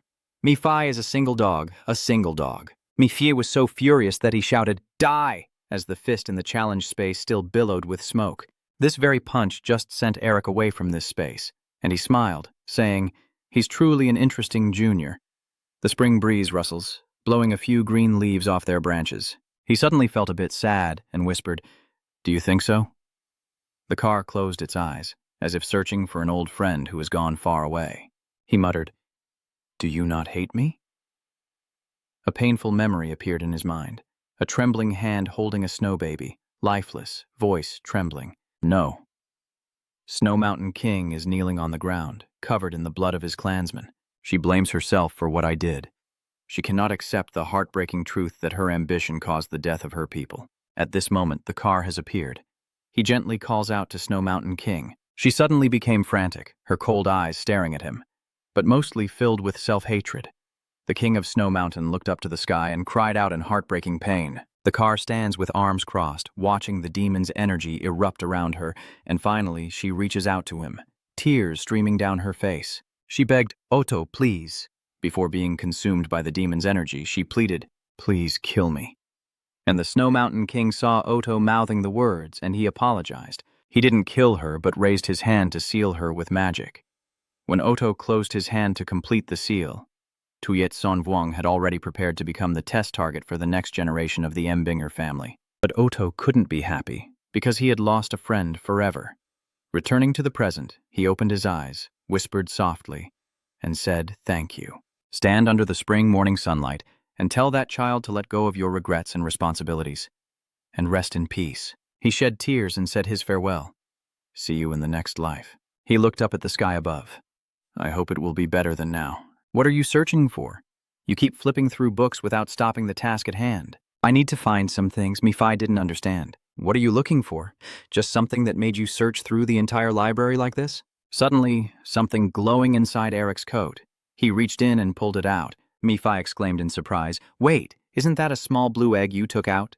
Mephi hesitated. Cryo crystal? Eric remembered the car's warning. Hold this ice crystal and go find the god, and was very shocked at that moment. What did you just say? Give it to Camellia. You mean the camellia flower? He replied, Yes, that person will become your new guide. Eric scratched his head and asked, Is this a mission? Otto nodded and said, Yes. How long do I have to do this mission? With this pace, I'll become a hunched old man losing my pension, until you reach the level of our ancestors. Eric was stunned. You stammered and repeated, Ancient One? The car reassures you. You probably have many questions, but they will always be willing to answer within a certain amount of time. The ancestors have completed their work and left many things on this land. We have prepared many quests to guide you to Ayim, then all you need to do is work hard on that path. Eric put the egg into his coat pocket. All right, I just want to make sure I have this egg with me. Carr hesitantly spoke. I'm sorry for burdening you with this. He places his hope in you. But only Eric Mbinger, the Lord of Ember, can walk this path. Go now. He is serious. Go and complete the winter. Back to reality, Eric gazed at the ice crystal and summarized for Mephi. Well, I was just told to bring this ice crystal to the god. Mephi heard that and burst out laughing. He struggled to hold back his laughter. Celia the god, I guess he's trying to create winter. Clearly, Eric has no idea what's going on. He asked, "Do you know what winter really means?" He nodded sarcastically. "Of course, those disgusting four-season people." He frowned with hatred, haunted by demon kings like me. Hearing that, Eric suddenly felt interested. He stood up and asked, "Please tell me more in detail." Mephi turns away. "Why should I tell you?" Eric held up 4 fingers to make a deal. 4 days off. Mephi glared at you. "What do you think 4 days off will accomplish?" Eric reluctantly agreed. "All right, can we lift the ban on speech then?" Nothing more can be done. Having achieved his goal, Mephi happily chuckled. "All right, listen carefully." He begins to share that 4 subordinates supported our ancestor to lay the foundation of Mbinger, representing spring, summer, autumn, and winter. Because their personalities and traits match each season, our demons usually call them the 4 seasons. One of them is U, corresponding to winter. Mephi said that in any case, the truth is that someone staying behind just to guide such tasks means he is trying to pass on the power he possesses to others. Hearing that, Eric couldn't help but think that if this mission is completed, he might also receive tasks from the other 4 seasons. Gaining the power of the 4 seasons also means you can acquire the strength of an ancestor, someone they will support. If Eric can continue to consume powerful seals like the Seal of Cruelty or even stronger ones, he smiles, very likely to successfully rebuild his family. So how is this ice crystal important to the comedy god that he needs it so badly? Fi thought for a moment and then replied, "The ice crystal is the core of winter, formed only deep within snow-covered mountains that are eternally covered in snow. In other words, it is a divine egg. Since the camellia blooms in winter, there is no better flower than the ice crystal." Eric, now curious, asks where we should go to meet the deity. Mephi replied, "Maybe it's inside the flower temple, somewhere to the south." Hearing this name, Eric was incredibly surprised. "I've only heard of the flower temple in legends, but does it really exist?" Mephi nodded. "That's right. That noisy name is probably in charge of the temple." Hearing that, Eric began to take the matter seriously. From this moment on, he could be sure of it after reviewing the records in the royal library. But isn't he becoming too friendly? What kind of scheme is he planning this time? He suddenly realized a faint aura of power surrounding Mephisto. His soul form must have become stronger, but he showed no concealment. In fact, he seemed proud, thinking that he had noticed my strength and had come back a little. "However, even if you pay attention to my power, there's nothing you can do. You will have no choice but to complete the missions to become stronger." Eric now has a similar suspicion, completing missions to become stronger, while they also have the ability to make Mephisto more powerful. And in the end, he might receive a great demon king, capable of plunging the entire world into chaos. Mephi saw Ellis's body trembling and thought he had a face full of suffering. "You should be afraid." "Of course, you should be afraid." Mephi is extremely excited. Even though he feels uncomfortable leaving Binger's dream just to become stronger, he has no choice. His recovery process must be prioritized, but suddenly his eyes catch something unusual about Eric. "Ah!" Mephi saw the mischievous smile on his face and suddenly screamed inwardly, "This bastard is smiling again?" He doesn't know that right now he is the most tempting and juicy prey in Eric's eyes. If he's planning something, it means he might even be able to absorb all of Mephisto's power. In the end, to have him regain his strength and escape from you, you need to become stronger. Eric's abnormality makes Mephisto tremble. What the hell is wrong with that bastard? Has he gone from fear to madness? Eric's increasingly inhuman smile made a demon king like Mephi feel a chill down his spine. He kept reassuring himself that he was losing his mind. Maybe I should just stop thinking about it for now. Then Eric adjusts his mood. "All right, once I've finished everything I need to do, should we come back here?" The two of you didn't think much and decided to leave. He looked up at the tiny crack far above his head. Because his strength was different now, Eric could easily fly up to the crack. After gently climbing up the steep cliff, he praised himself. Just a month ago, it was very difficult to come back here, but now it's as easy as eating cake. Mephi complains, "You're really too arrogant." The two of them didn't stop and charged forward like a gust of wind, blowing away the snow on the path. "Now that I have a guide, should I head straight to the red-eyed tribe?" Eric smiled with anticipation and quickly returned to the snow tribe. "You're not sure if it's because you had a long battle with the snow people, or maybe because you swallowed the seal of the Demon King, but you wanted to see them." But when you arrived, Eric's eyes widened in disbelief and shock. The snow tribe was heavily devastated, the white snow stained with dried, bright red blood. What happened? The bodies of the snow people lie scattered on the ground, and the houses and structures in the village are destroyed. "Desolation is the word to describe this place," Eric whispered. "What has happened to this world here? There are victims tortured brutally, dozens of spears piercing through their bodies." Mephi observes that it seems they were killed slowly when they could have been killed instantly, so they were definitely used for entertainment. He coldly concludes, I don't know who the culprit is, but they are far more cruel than most demons. I feel a bit uneasy. Because snow people are monsters, they can die at any moment. Even if you kill countless snow people, you will never see them as toys. Eric clenched his teeth, suppressing the unusual emotions rising within him. Could this discomfort be because of the unfinished task of swallowing the Snow Mountain King? He took a deep breath, trying to calm himself down. Stay calm, he's not the Snow Mountain King. He has no right to pity the snow people. As he thought of this, the pupils in his eyes suddenly constricted. In front of him were bodies turned upside down with their legs in the air and their heads buried in the freezing snow. Eric approached a small snow mound nearby and reached out to dig through the snow, despite the freezing cold seeping into his hands. Eric clenched his teeth, a drop of water running down, unclear if it was sweat or tears. Gradually, beneath the white snow, he uncovered a small wool hat. Eric couldn't hold back and screamed in unnamed pain spreading through his heart as he desperately dug through the snow, wanting to know who was beneath the white layer. Finally, little Manhwa appeared beneath the cold white snow, lifeless and breathless. The boy departed with tears still lingering on his face. Memories of Manhwa flood into Eric's mind. It seems we have a new person, right? The boy is always lively and adorable. From now on, the journey will become more difficult. So let's eat something before we set off. Eric remained silent with a serious face, and the surrounding atmosphere suddenly grew colder. Even Ma Fi frowned. You look at the victims with their heads buried in the snow, your voice turning colder. This is what that damn bastard did earlier, right? That's right. The demon's deep-seated hatred in Eric is awakened, and he grits his teeth grimly. Isn't it true that they make us feel even more uncomfortable? The scene shifts to a snow-covered forest, the thick layer of snow pressing tightly against the sword.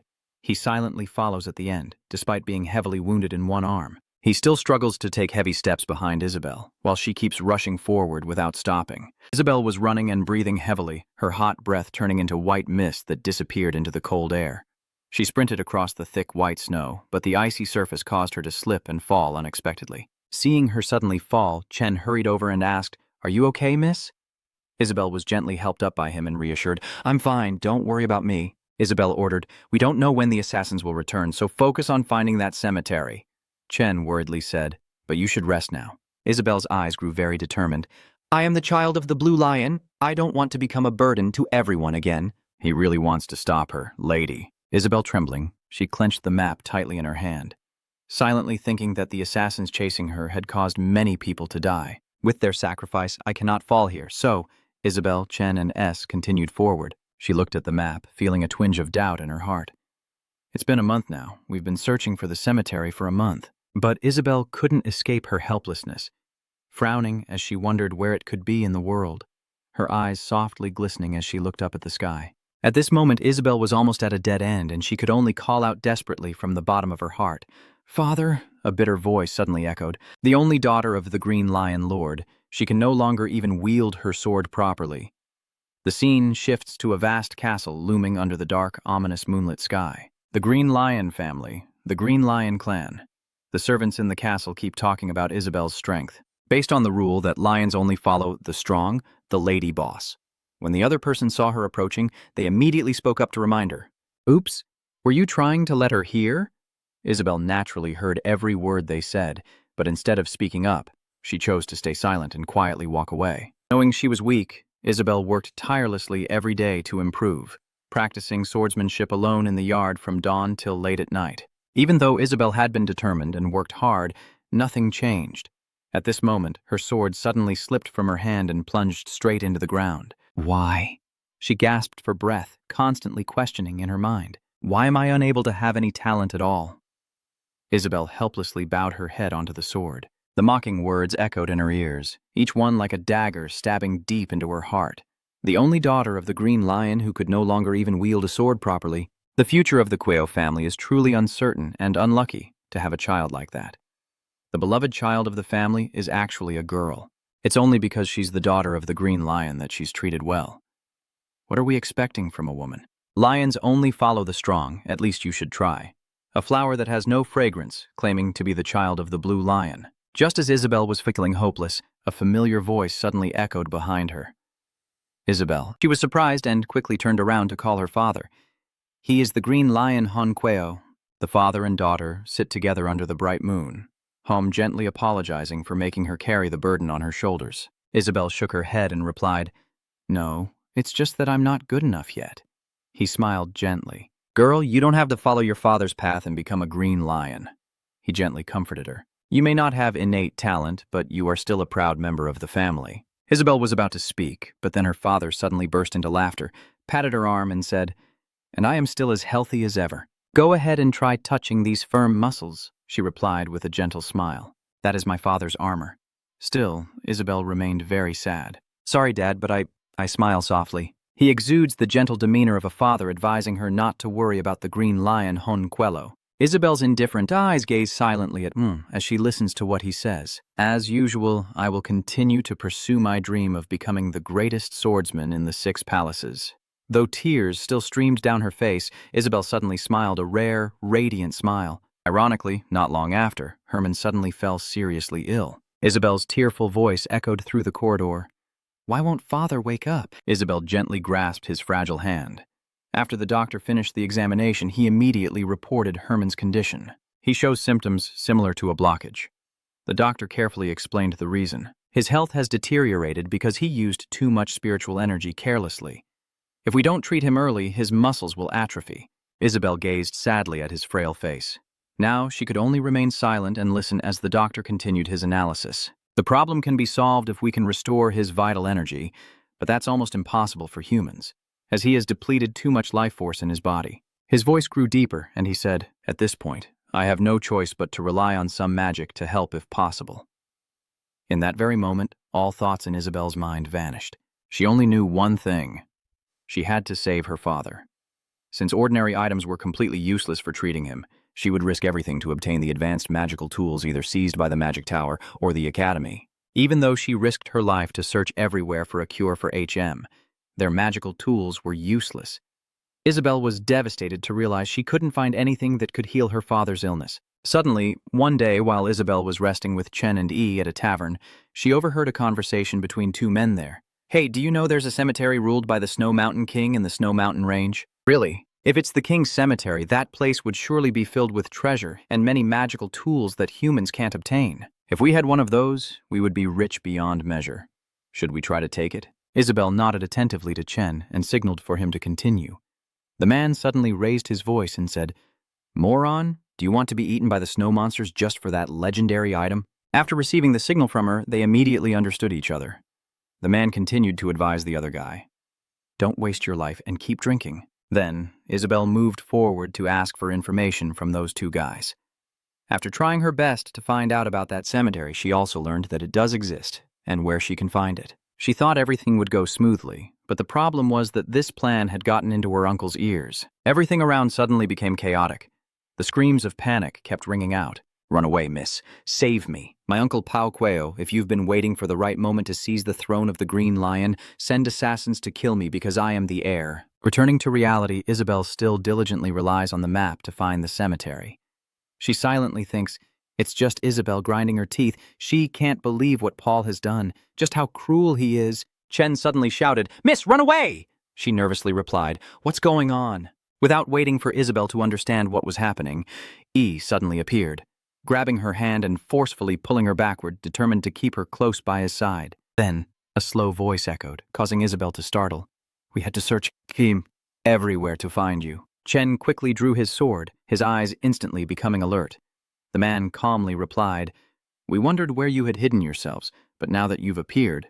With his sharp senses, Chen only needed a quick glance to recognize him as the 6th Blue Wolf, a wise knight secretly sent on a mission. Hanan sneered, "Since you are still members of the Queo family, at least I will let you go peacefully." He asked slowly, "Since you're here, the lady must be nearby too." Chen angrily shouted in his face to distract him, "Hanun, you will pay for Isaac's death with your own life." In his heart, he silently prays that the lady will run and not look back. When Isabel saw the scene, she immediately lost her composure and tried to rush in but was stopped. "Don't go out there. It's only us. We can't stop them." Stubborn, Isabel replied, "I have to go, or Chen will die." He loudly explained, "Chen is risking his life to buy us time to escape. Are you trying to let his sacrifice be in vain?" She clenched her teeth in frustration, but suddenly shouted loudly, her brother's scream echoing through the forest. Lady Isabel immediately turned around and then fell silent. Her eyes widened as she looked at Chen. Hanan smugly stomped on Chen's body. The man deliberately raised his voice so Isabel would hear that her loyal servant was about to die. Are you just going to leave him here? He tries to muster his last strength to smile at Hanun.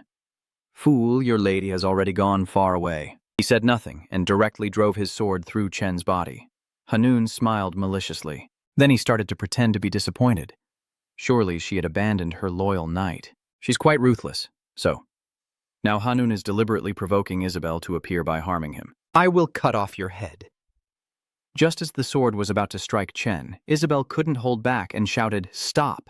She didn't want to see anyone else sacrifice their life for her anymore. So she chose to appear, even though Isabel was very scared inside and tears kept flowing down her face. Are you targeting me? Then just kill me and let Chen go. Hanun calmly replied, I'm sorry, but I won't do that. Isabel exclaimed in shock. What? He calmly explained that we have decided to kill everyone involved or who witnessed this incident. Her throat immediately tightened and she exclaimed, Impossible. Hanun delivered a psychological blow with a reproachful sentence. If you hadn't run away, everyone could have survived and been happy with their families. He slowly uttered 4 words. The images of those who sacrificed for her keep appearing over and over. Manhwa's anguished face is etched deep in Isabel's mind. Shame. Hanun sneered and spat out the last word. Shame. Isabel's face darkened for a moment, her mind completely shattered by the venomous words spoken by him. She kept blaming herself, thinking that all the innocent people who died were because of someone like her. Hanun seized the opportunity and swung his sword at her. Let's end this. In the midst of danger, suddenly another voice rang out. I understand. Hanun shouted in surprise. Who's there? A dark branch gently sways in the cold, snowy wind. The voice from earlier echoes again, shifting. At that moment, a foot suddenly appeared from somewhere, gently stepping onto the branch. Hanun clenched his teeth, trembling with rage at being interrupted. Eric calmly sat on the branch, raising an eyebrow and replying, Just a passing demon. In his fury, Hanun shouted curses at the bastard. The story goes that Eric, you received a mission to make the winter perfect after completing your first task. After preparing to leave the snowy mountain to carry out the mission, a bloody scene suddenly appeared, revealing the snowmen. Manhwa was also among the victims, and all of them were harmed cruelly. Meanwhile, Isabel is searching for the Snow Mountain King to cure her father's illness. She was chased by a group of blue wolf assassins. It was Hanun and his gang, whom her uncle had sent, and it was right at that dangerous moment. Hanun shows contempt. Eric, the demon Satong, who do you think you are to interfere in my affairs? Are you a demon worshipper? If you hadn't come this way, you might still be alive. Then Eric suddenly leapt up, shooting out from that branch. He jumped away with such speed that the other guy couldn't react in time. By the time he regained his senses, Eric had already charged forward and landed right in front of Hanun. He exclaimed in shock, Magic. Hanun quickly stepped back, keeping his distance. He roared in fury. Who the hell are you? Eric asked calmly. Is everyone still okay? And Isabel was startled by what he did. She looked confused and quickly replied, Still fine, but Isabel is worried. Are you okay too? Of course. Do sorcerers usually land like that? Did he just fall? Why isn't he getting up? It's so humiliating. Eric got up, his whole body trembling with shame. He helplessly sighed to himself. If there had been no slippery snow, he could have made an impression on them. Isabel looked at Eric's back and suddenly remembered something. Isn't that you who went missing? She silently vowed that she couldn't let him fight alone like this. Isabel shouted a warning. Run away, you can't win this. At this moment, Hanun also spoke up. Miss, didn't I tell you that we wouldn't be coming back for any witnesses? He stared intently at Eric, then ordered his men to kill that demon. All of them, after receiving the order, charged towards you like arrows shot from a bow. Isabel screamed in fear. No. Eric bowed his head and muttered, Yes, mercy is a gift to be given. You look at them with fiery eyes full of hatred. Truly, scum like you are a waste. Eric immediately unleashes his first move, the Storm Dragon. He shouted and directed his power at them. Hanun's subordinates were momentarily confused. They didn't know of their limits and just charged at Eric. In just a few minutes, all of his subordinates were swallowed by a burst of light. Then, Eric clenched his fist and decisively punched the central point. The cracking sound marked the moment they all were defeated. Having just managed to get up, the scene before him made him gasp in amazement. Even Hanun couldn't believe his eyes. What the hell is going on? He shouted angrily. What are you all doing? Kill him quickly. Don't let him have a chance to strike. The remaining subordinates immediately charged forward. Perish. Who gave you permission for that? Eric's eyes blaze with intensity as he glares at them, his gaze sharp enough to swallow everything. Countless swords instantly appeared, their blades aimed directly at Hanun's subordinates, piercing through each of them one after another. They scream in pain, break free. One of them, terrified by Eric's power, quickly runs away, begging for help. But still, he couldn't escape the tragic fate like the others. Only Eric alone could easily wipe out all of Hanun's subordinates. Who are you exactly? You already know who we are, right? Eric just responded with a contemptuous smile. I don't care who you are, so why don't you kneel down? Hanun gritted his teeth in anger, still boldly declaring, I will kill you. That man, who is he? He defeated the blue wolf pack easily. No, that's not the issue right now. Isabel carefully assessed him through her observation. He was definitely a powerful mage, but he looked very dangerous if she got closer. Hanun could no longer hold back. He clenched his sword tightly and charged at Eric. Hanun becomes like a madman, swinging his sword wildly and shouting non-stop. At least I have to kill you? Eric was quite surprised by Hanun's speed in attacking. He's so fast. Seeing the situation grow tense, Isabel suddenly rushed out and shouted to warn. Keep your distance from him. You quickly execute another move, strengthening your weapon. Thanks to his quick reflexes, Hanun was immediately knocked back by the blast. Eric also managed to keep his distance from him. Hanun was about to swing his sword for another attack, but his plan was quickly seen through by you.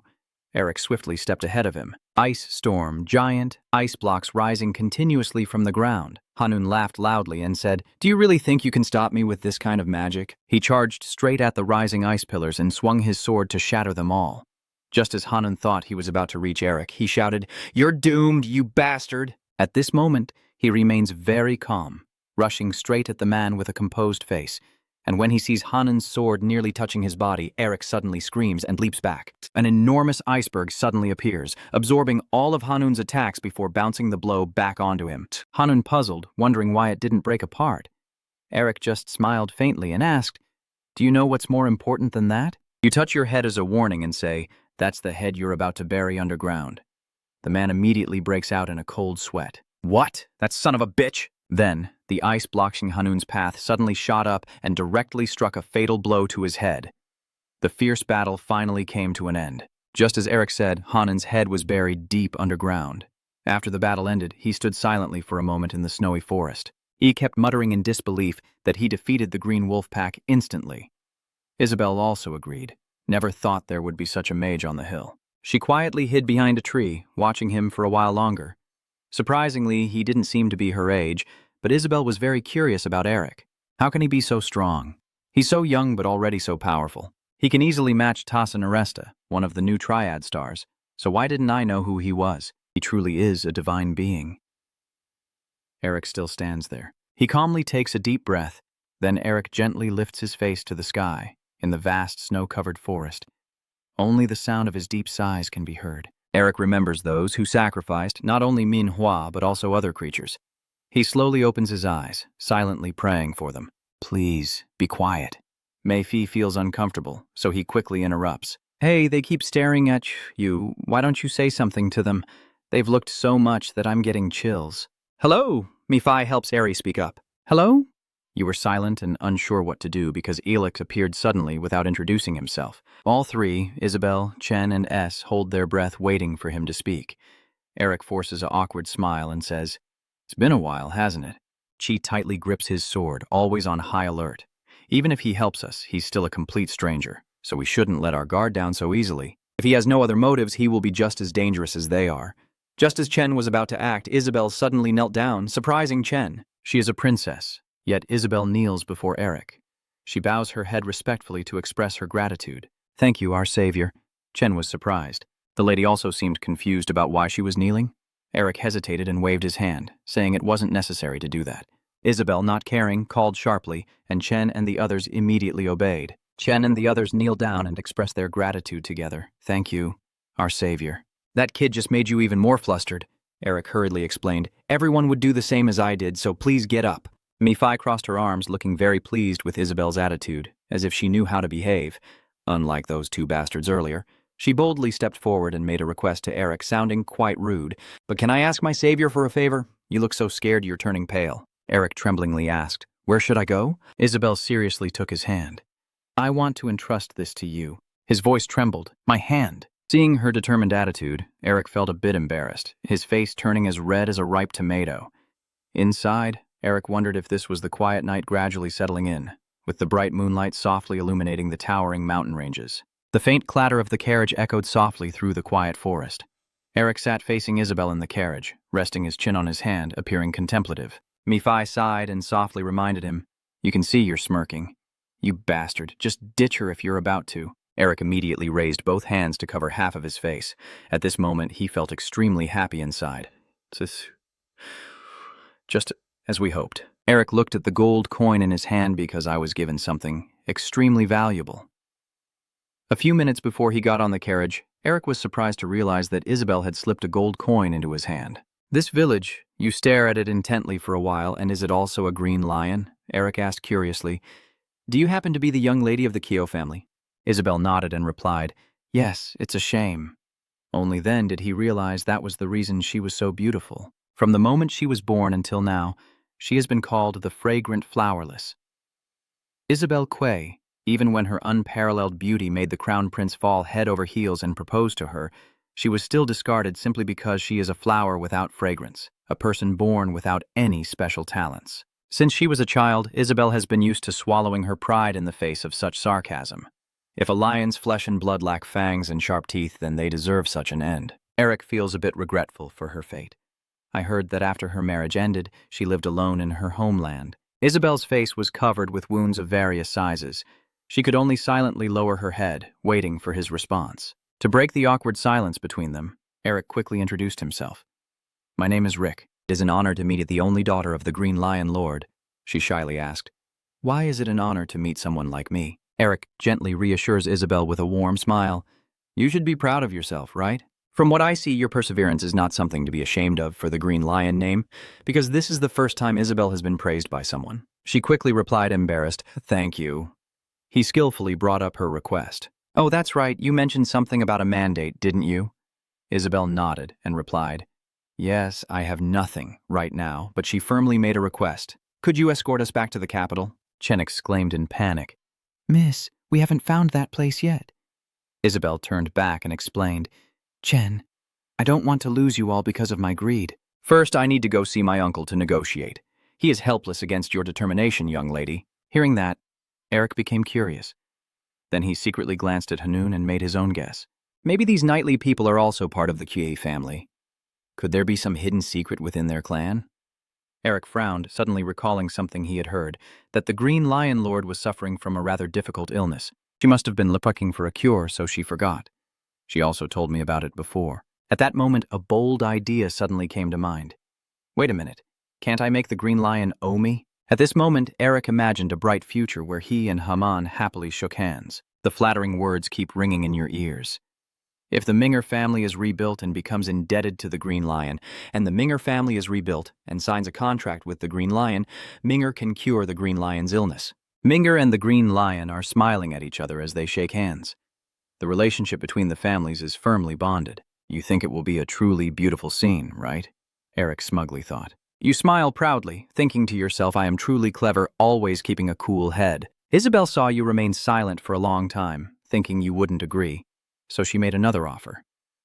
Since it's really difficult for us to get your help, I'll give you twice what I just offered. Consider it a reward for completing the mission. Eric didn't answer, only stared intently at the gold coin in his hand. Isabel asked nervously, I guess it's not possible, right? She stepped forward to withdraw her request. That's embarrassing. Then suddenly a smile crept across your face, leaving Isabel feeling confused. You took her hand tightly and immediately agreed to her request. I will escort you safely, my lady. Returning to the present, Eric was sitting in the carriage with Isabel, Chen, and Ed, heading back to the capital. Nephi curiously asked, So there is a treasure hoard in Sin's Nest. Why do you still need money? Eric uses his telepathic thoughts to reply. I've calculated everything. And then he clenched his lips tightly, muttering to himself, Don't say that if you've ever been hungry before. He silently looked at him, and Mephi showed a puzzled expression. Eric glared angrily and patiently explained, What am I supposed to do now that I have no money on me? It may not matter to you because you're a half-demon, but humans need money to eat and sleep. You think you understand what it's like to be in need? Nephi replied calmly, This is a human problem. Eric's face showed interest. He covered his mouth with his hand, marveling at that ability. This telepathic connection is pretty convenient. With just a little energy, I can talk to whoever I want. Mephi sneered and said, I only teach you because I find it very annoying. Whenever someone around you is silenced, you stay quiet too. Eric couldn't help but tease him. I know why you hate being silenced. You're so nosy. Mephi angrily shouted, How dare you? He changed the subject. Just forget about it. Are you planning to just sit there quietly all the way? You look worse than you think. What should I do now? This is so boring. Throughout the journey, Isabel kept a close eye on him. She wondered if he was silent, not because she entrusted him with the task. Isabel had to bite her lip to let Elk do as he pleased, but now she needed his help. She thought to herself that if her uncle kept sending stronger assassins, the three of them wouldn't be able to outsmart them. The scene shifts to the grand Isabel family castle looming under the dark night, as the Lord sits calmly on his throne, listening to his subordinates report. He was surprised and exclaimed, Has Team 6 been wiped out? The fully armed intelligence officer trembled all over and bowed his head to admit his guilt. I'm sorry, please approach him slowly. The man calmly draws his sword. If you apologize, Mao shouted angrily, you shouldn't have done anything from the start and now come to beg for forgiveness. Quickly and decisively, he swung his sword through the kneeling subordinate, his head instantly severed from his body. The other henchman appeared to clean up the scene. After dealing with that guy, Bao calmly turned and asked, Han, where do you think Isabel will go? He carefully analyzed because the traces of her leaving the snowy mountain have been confirmed. Han guesses based on what he observed that she is probably heading back to the capital. If she is returning to the capital, does that mean she wants to negotiate with me? He smirked and replied, probably. He dismissively said, what a foolish child, how could an unskilled girl dare to negotiate with me? Quickly, she swung her sword while shouting his name. Han drew back his sword and threatened H in a harsh voice. You only get one chance. The clopping of hooves gradually faded until it stopped completely. Chen ordered the horse to halt. At this moment, Isabel had just woken up. He immediately informed her upon seeing this. We've arrived at Le Centre, miss. Isabel, feeling refreshed after a good sleep, stretched and said, We reached the place in just 2 days of non-stop travel. Mephi suddenly hugged her lower back and complained. My whole body hurts. Eric replied, surprised. A flying ghost like you. You don't know that the correct posture helps relax the nerves? For what reason did you go against the flow? Before Eric could finish his sentence, he was already captivated by the scene before him. You're curious if they are inside the castle. Hen loudly orders the Blue Wolf Squad 2 to assemble. His subordinate's name is confusing, asking about the flag. He hurriedly explained, Do we really need to deploy the strongest team to handle such a trivial matter? The lady's return to the capital means accepting defeat. That subordinate's words were not even finished before Hen decisively took his head right then and there. A hunting dog must behave according to its status. He is calculating Isabel's move. She will definitely have to pass Le Centre if she wants to go from Snow Mountain to the imperial capital, and loudly ordered to destroy the place. Alec's face suddenly turned grim. He gaped as he looked ahead. The blue cloaks immediately caught Eric's eye, embroidered with the head of a lion. The henchmen all turned their heads to look at him, their eyes as if they wanted to swallow everything. They obey Hen's orders absolutely. They marched to their graves. Isabel was not very surprised. I had anticipated that the journey would not be easy because the Lord is ruling here. But to this extent, Chen anxiously asked, Should we go back, miss? She firmly refused. No, just then, their carriage caught the eye of one of them. He patted the man next to him and gestured toward the carriage. Isabel carefully explained, We've already attracted their attention. Doing this will only make them more suspicious. She then came up with an idea to leave this carriage behind and secretly escape to find another place. Eric suddenly spoke up, cutting her off, saying no. Isabel was startled. What? What did you say? He whispered. The explosion erupted. Immediately, the carriage easily passed through the guards without being questioned. He remained unusually calm. Chen quickly drove the carriage away from there. Isabel sat inside, trembling with fear.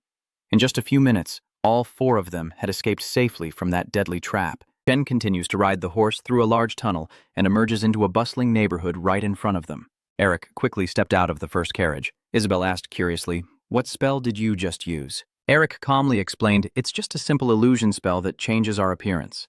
It's no different from a kind of hypnosis broken with a light shock. So we need to be careful. She greatly admires Elk's talent. Thanks to you, Rick, we are safe inside the city again. I truly thank you from the bottom of my heart. Before leaving, I carefully advised her to stay here for the night.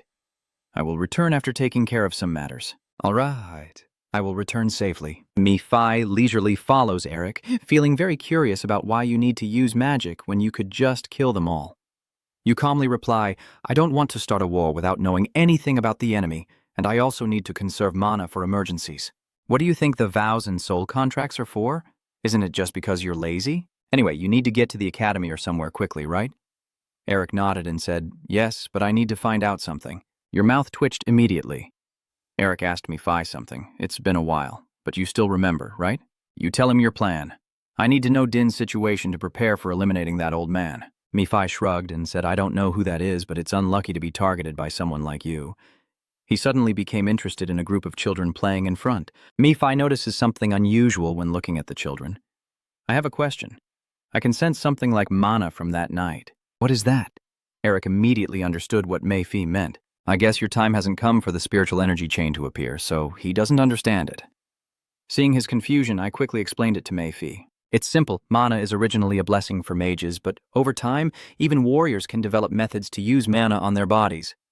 Eric explains in more detail so he can understand.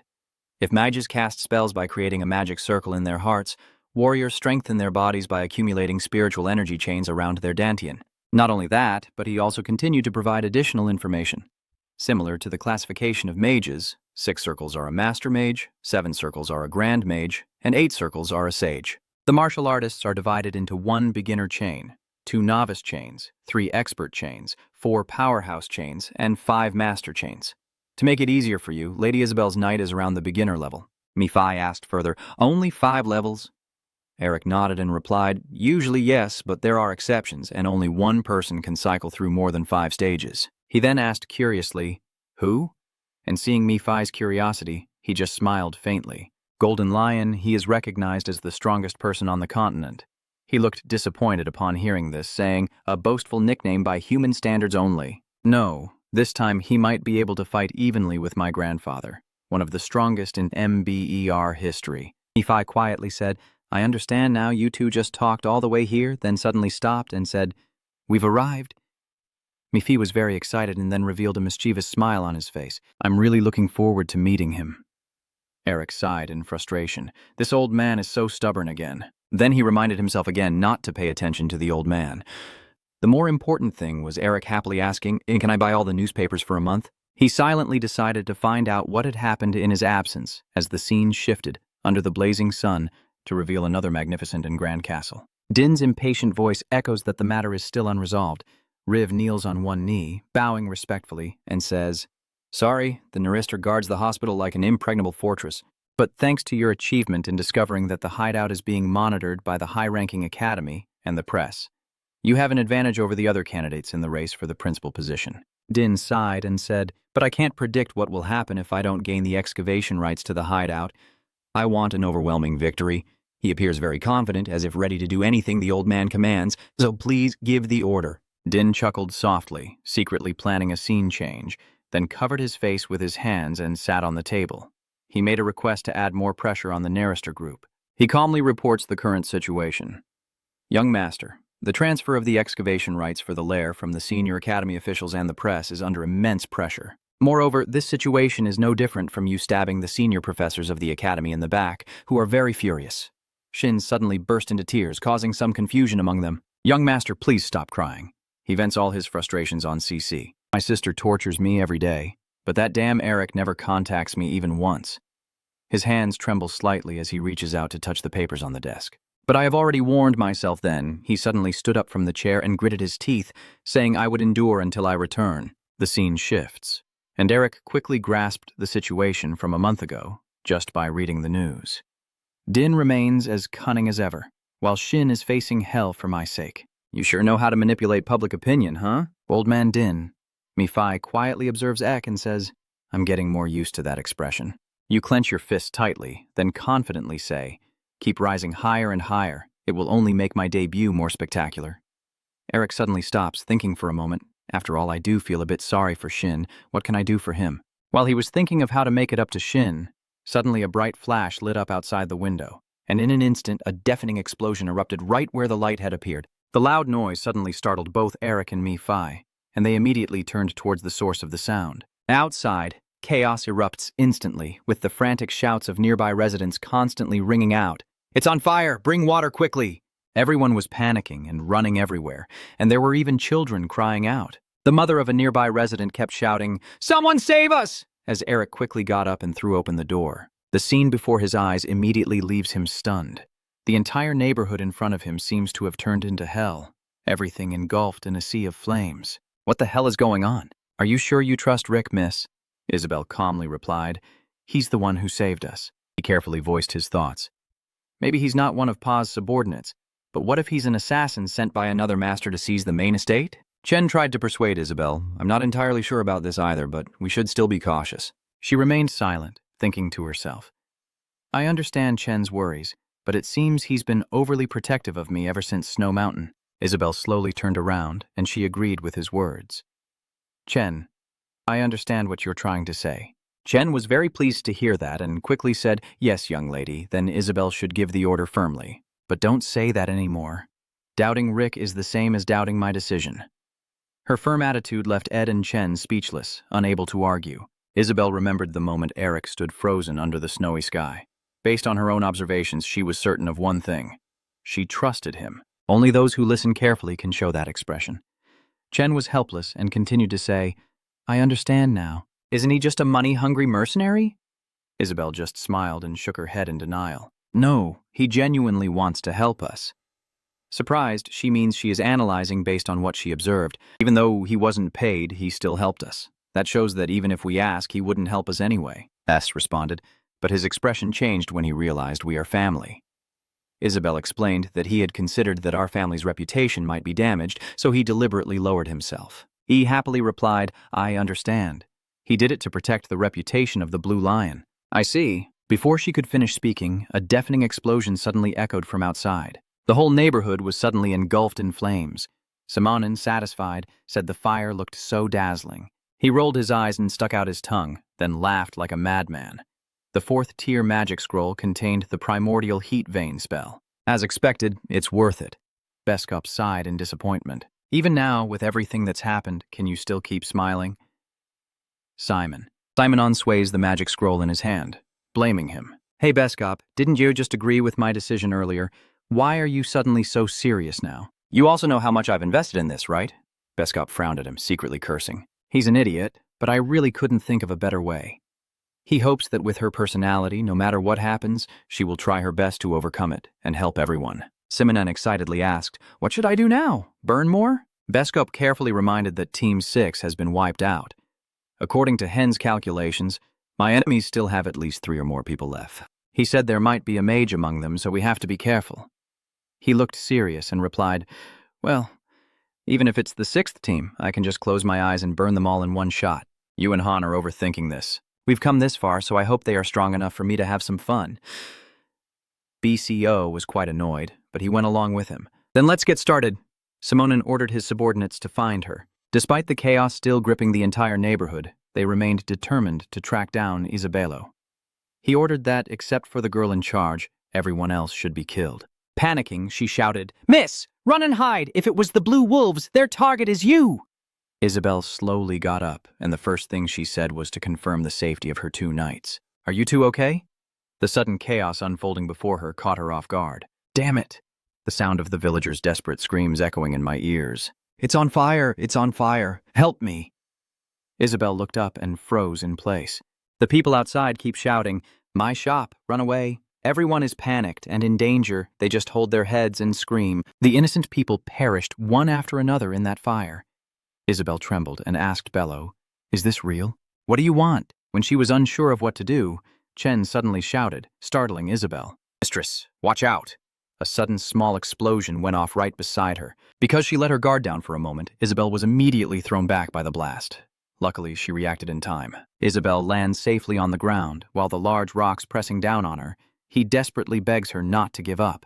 "Please run away, please!" Isabel's fury erupts, her teeth clenched tightly together. She trembles as she grips the sword on the ground tightly, her whole body filled with helplessness and a relentless desire for strength. "I want to fight this to save everyone," but she slowly got up in utter helplessness. "I don't have enough strength or talent to stop them." Isabel bit her lip until it bled. "I don't want to run away. I don't want to live such a shameful life." Eric's image suddenly flashed in her mind, and Isabel suddenly remembered the encouraging words he had given her. With a fierce desire, "I want to become someone like him." Isabel suddenly spoke with a heroic voice. I am a member of the Kyo Empire's protective clan. She decisively swung her sword and declared that she would die if necessary. Isabel's eyes grew firm. She shouted, I will fight to the end. As soon as Isabel finished speaking, another deafening explosion sounded ahead.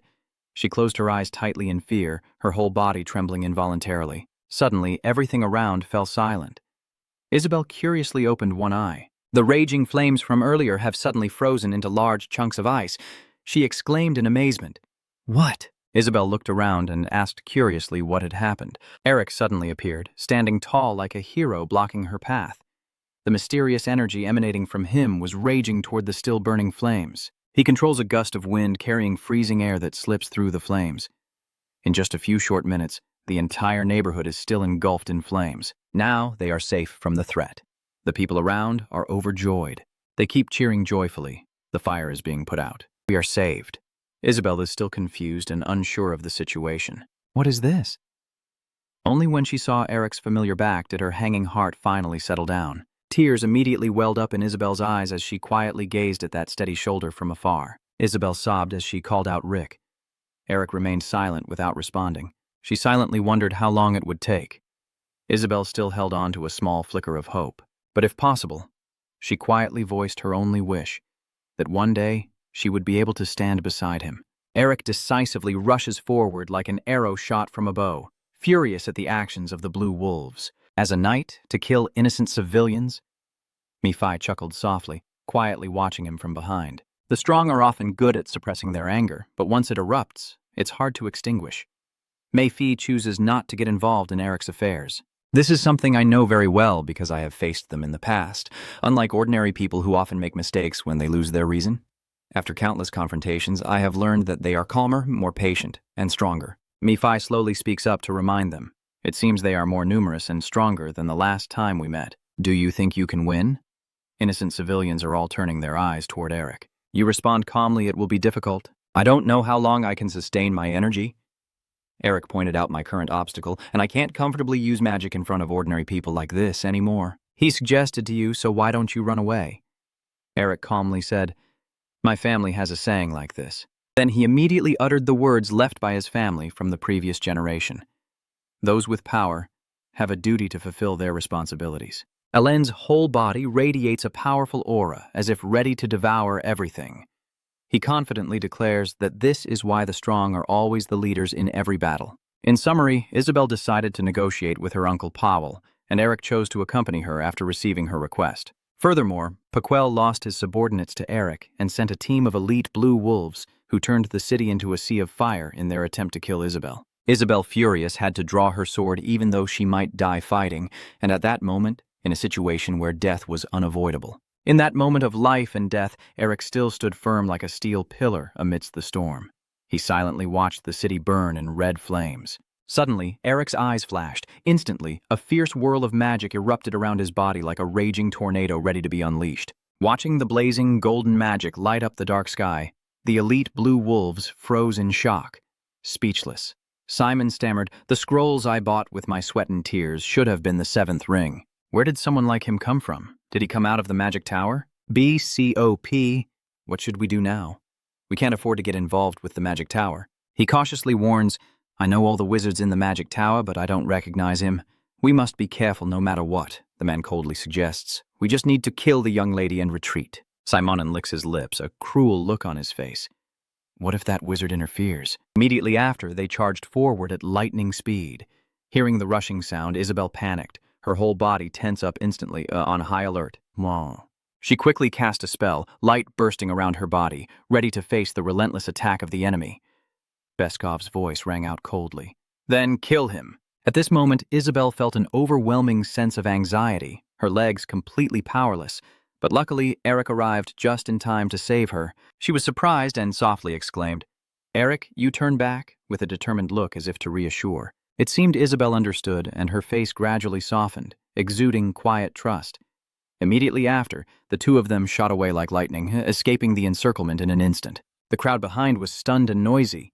One shouted, They're running away! He quickly ordered, Formation A, Team 3, follow me. Eric holds Isabel tightly and runs without stopping, his mind racing with the thought they have over 40 enemies. He silently calculated that he had to lure them to a place without people, when suddenly a deafening siren blared like tearing through the air. Immediately, countless figures from all directions rush in, blocking the escape route. Eric casts a spell, his figure flickering like wind passing swiftly through them. But another pack of clever blue wolves immediately blocked his escape route. You had to stop. The sound of footsteps scraping the ground followed by a cloud of dust rising up. In the blink of an eye, all exits were sealed off with no way out. Behind Eric, an excited voice rang out. I see you now. Simonon casually rests his sword on his shoulder, a smug smile on his lips. It's your first time hunting a wizard, so you're a bit excited. He frowns and asks, Where did you hide the young lady? You think I'm going to answer you? You guys are really a bunch of fools. Eric sneered. Of course you wouldn't know, because all you do is chase after me like a pack of dogs. Simonon grit his teeth and growled. You want to die. Immediately afterward, he coldly ordered, Take his head for me. Instinctively, he raised his hand to cover his eyes against the blazing magic streams, silently thinking he had already used up a lot of mana to extinguish the flames across the city. Eric frowns with worry. The mana of the dragon heart has increased significantly after absorbing the seal, but my body won't be able to withstand it like last time if I push beyond my limit. He pondered that he could still restart back then, but now everything would be ruined if he died even once.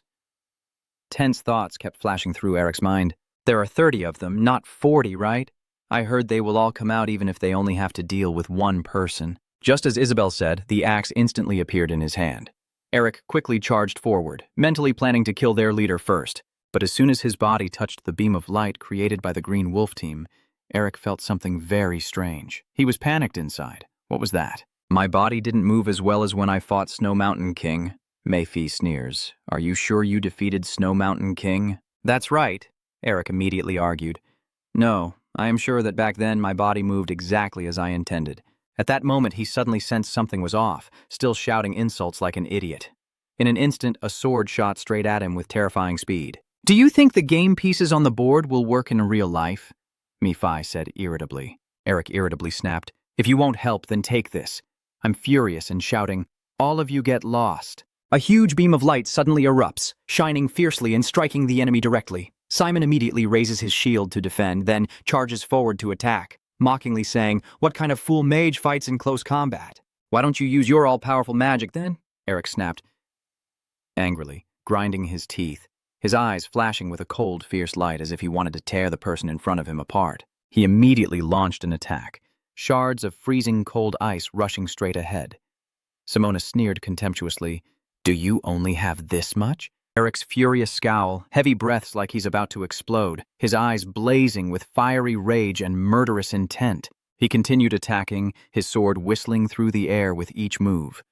He quickly swung his sword to counter. Give me some more fun. Eric panicked and quickly bent down to dodge, as a barrage of sword strikes rained down on him like a storm. Simon is excited, fighting relentlessly with madness. You bravely refuse to retreat, charging forward to risk everything against him. In an instant, two streams of magic collided, and a deafening explosion lit up the sky. He slowly stepped forward, drawing the Latan sword. Through the thick smoke and dust, Simon cast a contemptuous glance around, sneering that Eric was just a rat trying to escape, and soon the elite green wolves had surrounded him. Now he's caught in a trap. Suddenly a spark flashed, soaring into the sky, blending with his cold voice. That's the end. Next, the cannons roar and light tears through the night sky, blooming brilliantly like giant flowers against the dark backdrop. Simon was startled and spun around, looking confused. What the hell is going on? Fire? Seeing the opportunity, a triumphant smile spread across his lips. At this moment, spiritual energy erupts and engulfs Eric's body. Are you all done here? Seeing the glowing circle appear beneath you, they trembled in fear. The magic circle. He didn't believe El possessed such terrifying power, then turned around and shouted loudly, Let's go! But the scene before his eyes left Simonon stunned, his eyes filled with horror. He muttered, Huh? How can a human have such eyes? Simonon was stunned, roaring to kill him before he activated it.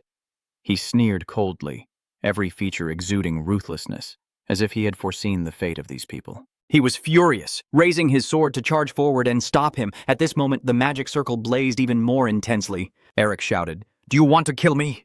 He remembered the conversation while holding Isabel and fleeing. Eric asked how they fight, she replied. They always fight in groups even if they are only killing one person. Just like their name suggests, they are like a pack of wolves. So I just have to herd them to the square and kill them all. Her suggestion surprised him, and if it involves setting a trap, even better. A sudden idea flashes through Eric's mind as he softly mutters, "A trap?" Seeing Elk silent, Isabel gently calls out to Eric with concern. After a moment, he spoke seriously. "Isabel, I'm sorry, but can I ask you for a favor?" Then the plan was carried out as intended. A spark shoots straight into the sky. The deafening sound of fireworks erupts, and blinding light tears apart the quiet night. It blooms like a fiery red flower, illuminating Eric's figure as the start of an impending storm. His words are etched in her mind. After she evacuated the civilians from the square, Eric continued, "Tear this magic signal control core apart." His eyes flashed with a cold glint as he declared fiercely, "I will kill them all." Kill. At this moment, the magic rages fiercely, covering the entire space like a storm descending. Eric's voice continues to echo through the square. In an instant, everything is engulfed in ice, and the elite blue wolves are frozen in place. You nod in approval, saying the magic circle truly holds mana very well. Below, Simonin is frozen in thick ice, stammering in amazement. "No way!" Eric is right in front of him, sneering. "How stupid can you be not to see that I drew the magic circle?" Seeing your cold hand pressed against my face, Simonin shouted in panic and pushed away. Eric gritted his teeth and said, "You won't die peacefully." Suddenly, someone rushed into your planned formation. B-Cop coldly said, "Not bad, but your luck has run out." Eric's eyes immediately lock onto him, his whole body tense with alertness. Under BCO's command, the henchmen quickly rush in, forming the B formation. He silently calculates in his mind that he lured them closer to kill us all with the magic circle, so he must be confident and strategic to succeed. Seeing your expression, BC slightly frowns, surprised inside. Is he smiling? Does he know we are hiding and watching him? The man looks confused, his eyes flickering. No way he knows we're here. If he did, he wouldn't have used the magic circle. Biscop suggested I would spare your life if you handed over the young lady. Eric replied casually, "So? But the problem is you clearly declared that I don't intend to let you live." Then magic erupted fiercely, like a raging storm, charging straight at him. Eric's voice turned cold. "You shouldn't have done that. Corrupted knights won't be shown mercy." BC clenched his sword tightly, ready to attack. Then, he charged at Eric with lightning speed, shouting, "Protect your body with spiritual energy and maintain the formation." Quickly counterattack to dull the enemy's blade, but their sword remains sharp and unchanged. It brushes past with great power. Eric swiftly ducks to avoid, stunned and thinking to himself, "Is the lightning bolt useless?" Biscop continued to wield his sword, fighting to the end. He also immediately raised his hand, gathering spiritual power at his fingertips, quickly casting a spell that blew him away. But all of them are useless. Elk felt a sudden panic in his heart, and even the gale was much weaker. Are all non-ice magic weaker because of the sealing curse? Do I have to obtain the seal and its system to use them? Eric thought helplessly, assuming so. But is it really easy to cast the sealing curse? No, it's extremely difficult. You muttered, unlike the ice mountain filled with ice energy, it can't unleash its full power in the middle of the city and consumes too much mana. At this moment, Eric clutches his hands together, still focusing his magic, his thoughts continuing to echo. But suddenly, they are unleashed, rushing straight toward the opponent. The man immediately raises his sword, hurriedly blocking the attack. The magic flowing through the sword gradually weakened, the light dimmed and then disappeared. Suddenly, he clenched his hands tightly together, his eyes shining with joy. There is indeed a way. Just after Eric's shout, he quickly leapt back and ran away. At the same time, a stream of magic swiftly shot toward the enemy. Seeing the danger close, BC roared in anger and blocked it. His sword clashes with the ice bullets, a shrill ringing sound ringing out repeatedly. B-Cop keeps swinging his sword, quickly deflecting the ice bullets heading toward him. Eric also did not show any sign of weakness, continuously launching magic attacks. He couldn't dodge in time, and his hands immediately started bleeding. Biscop angrily, his eyes blazing with fury, once again raises his finger, ready to strike the next blow. Eric closed his eyes tightly, his whole body focused to the maximum, gathering his spiritual power to unleash. He and his subordinates quickly charged forward, his voice full of anger, enough playing around, "I don't have time to waste with you guys, so I'll end it here." Biscop's voice continued to echo, "Kill all of you." But after a moment, when he saw no reaction from his allies, he turned around in shock. "What?" Biscop panicked, sweat pouring down his face as he realized his body was gradually freezing. Just a light touch of the ice poison would turn him solid. El sneered, "Your mistake is blocking instead of rushing in to fight," the whole body trembling with fear. "I've never heard of a curse like that before," I reply calmly. "What are you surprised about?" Eric smugly said. I only added a curse to the ice spell. The captain of the first team is truly the dumbest of the bunch. He shouldn't have just sent us all. I admit you're very skilled, but you'll soon regret messing with us. B.C. chuckled coldly. You will soon die at the hands of the captain, he coldly said. So it's him? Eric, furious, unleashes all his energy and delivers the final blow to the one who orchestrated this. He was stunned, eyes wide open, mouth agape, completely overwhelmed by the scene before him. You can be sure you won't be alone on your way to hell. Eric's eyes flickered with murderous intent. I will send him down to meet you soon. Then, a deafening explosion erupted. In that moment, somewhere else, Simonen's voice rang out. Take it. The man was surprised. What is this? He knelt on the ground, sincerely explaining that it was a scroll containing a 6th-level fire spell circle, and we escaped because Beskop held him back. But Simonen continued. The Green Wolf team is the swordsmanship of Lord Pauquello. You will be the next Green Lion. You can't just run away with your tail between your legs, we can. He continued. Run until your feet are blistered, set fire, and if that's not enough, burn yourself and run away. Simonen's face showed a cruel expression. Even if the young lady dies, it doesn't matter. Use your life to set this city on fire. His voice echoes into the explosion. We are the Blue Wolves, your Pau's ace. How can we bow our heads and run away like cowards? Those words reached Eric and me's ears. Run away. Run until your feet are raw, and set a fire. If necessary, use yourself as bait. He grins smugly as he looks at you. Simonen's voice continued to ring out. Even if she died, it wouldn't matter. Even if she sacrificed her life, she would turn this place to dust. Mephi grinned mischievously. It looks like they're about to do something crazy again. You turned around in surprise. What? Why? Eric quickly concentrates his spiritual power, scanning and searching for the remaining members of the elite Blue Wolf team. He suddenly soars into the sky, dust swirling chaotically. You're furious, grinding your teeth and cursing, you bastards. Mephi firmly said, in this world, the only species capable of surpassing demons in manipulation are humans. He shouted in criticism, no matter how civilized they pretended to be. Their true faces would always be like this. Eric charged forward, scanning everywhere with a worried expression. Currently only 3 blue wolves remain. I don't see anyone else. Even more dangerous is that the magic secret is in their hands. The thought crossed his mind that it would take at least a 6-circle spell, and just one small mistake could turn the entire city to dust. On the other side, Simon grinned smugly, waiting to see how you would stop this from happening. At this moment, Eric saw him, his mind in turmoil, sweat beading on his forehead. Simon raised his book with a triumphant look on his face. It's already too late. Suddenly realizing there was an ambush, you quickly turned around. At that moment, a flash of a figure suddenly lunged at Simon, then his arm was sliced off, blood spraying everywhere. Eric frowned and said, I had a feeling on the mountain that you really aren't afraid of anything. A moment later, Isabel appeared holding her sword tightly, daring to steal what I gave you and run away. Looks like my A+ grade crafting skill is pretty impressive. After all, that silent manual really works. She suddenly sensed danger approaching and instinctively looked up. Simon charged at Isabel with a fierce knife. Die now. Instantly, his body was frozen solid by your spell. Ice cold, Eric sneered. Seems like you tried, but you're going to die anyway. So what's the point of exhausting yourself? Why the attitude? You just raised your hand and already look worse. You're already ugly and now even more so. I'm tired of this. Let's end it now. He smirked. Do you think that's the end?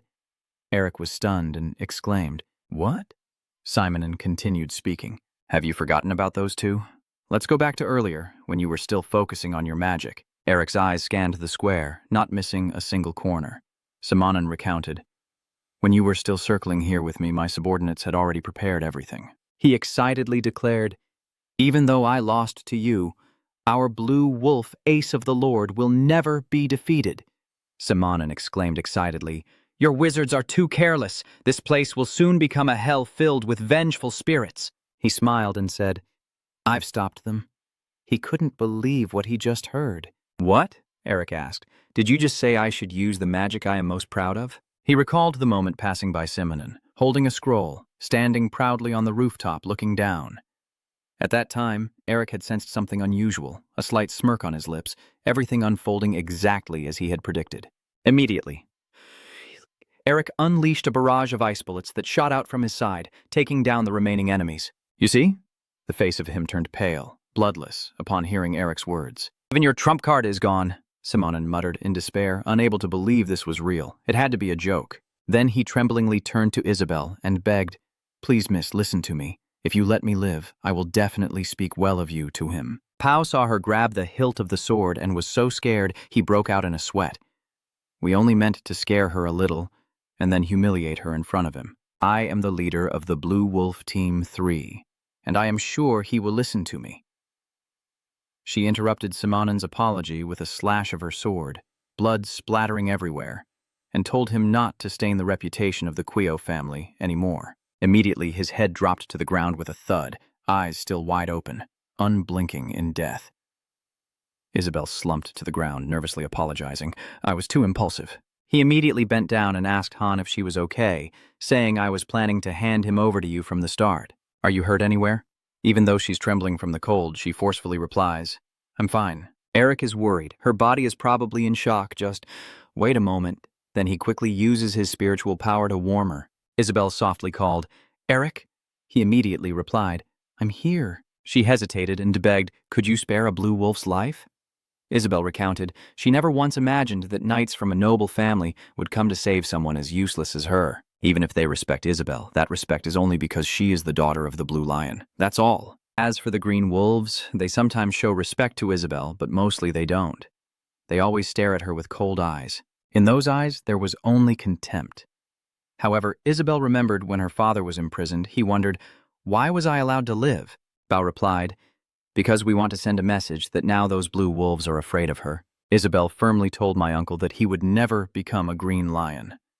Eric stood silently, staring at her. Of course, to be more precise, they are afraid of him.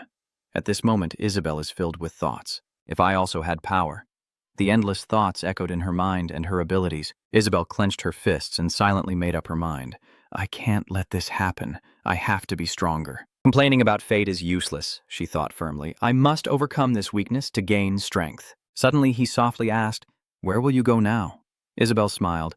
"I will go to the place where my father is nurturing his future plans." Eric exclaimed in surprise, "Do you want to expand your influence?" She nodded. "Yes, I will ask old acquaintances who once owed my father for help." "You're encouraging and making a wise decision. No one dares to approach the Green Lion." These words inadvertently touch upon Isabel's hidden thoughts. Yes, because that's where the Green Lion is. She silently looked at the person in front of her, but if her father doesn't wake up, it will truly be a tough battle. If Eric helps us, maybe, but the lion must not be involved with witches. Isabel remained silent, and besides, I owe Eric too much already. I don't want to rely on him anymore. It's time to say goodbye. Suddenly, he handed over a stack of papers and said, "Take this." She reached out to take it and asked, "What is this?" "Documents," Eric said calmly. "I apologize for the abruptness, but I heard that the illness the Green Lion is suffering from seems similar to a blockage. I wonder if it can help in any way." "You're smiling with your eyes closed, but that's the cure for the illness." Isabel was stunned, her eyes wide open, exclaiming in shock, "What?" Then both of them quickly examined his wounds, frowning and trying to hold back the pain. "What do you mean?" Chen was surprised. "It's pregnancy sickness." Eric raised his hand. A warm magic flow emanated, healing S's injuries. He spoke up, "I'd like to introduce myself." Isabel was stunned. "My name is Eric Minger." His subsequent words stunned her, her eyes widening as she exclaimed, "The Minger clan's person." Eric proudly held his head high, revealing his identity. "Duchess of Radiance." Isabel gaped. Radiance. That is the title bestowed upon Eden Minger, the Radiant Knight Mage. The title was bestowed after his great victory over the demon race, symbolizing his shining bravery in battle. Although titles are just titles, his name alone is enough to create a symbol of glory. The Radiant Archmage. She asked curiously, "Do you mean the person still in a coma at the Royal Magic Hospital?" "But I heard that person has." You cut in. "I can't explain everything in detail, but I did suffer from a blockage before." And now Isabel nervously looks at the crumpled paper in her hand. Eric calmly continues speaking. "What you're holding in your hand is the medicine that helped me recover.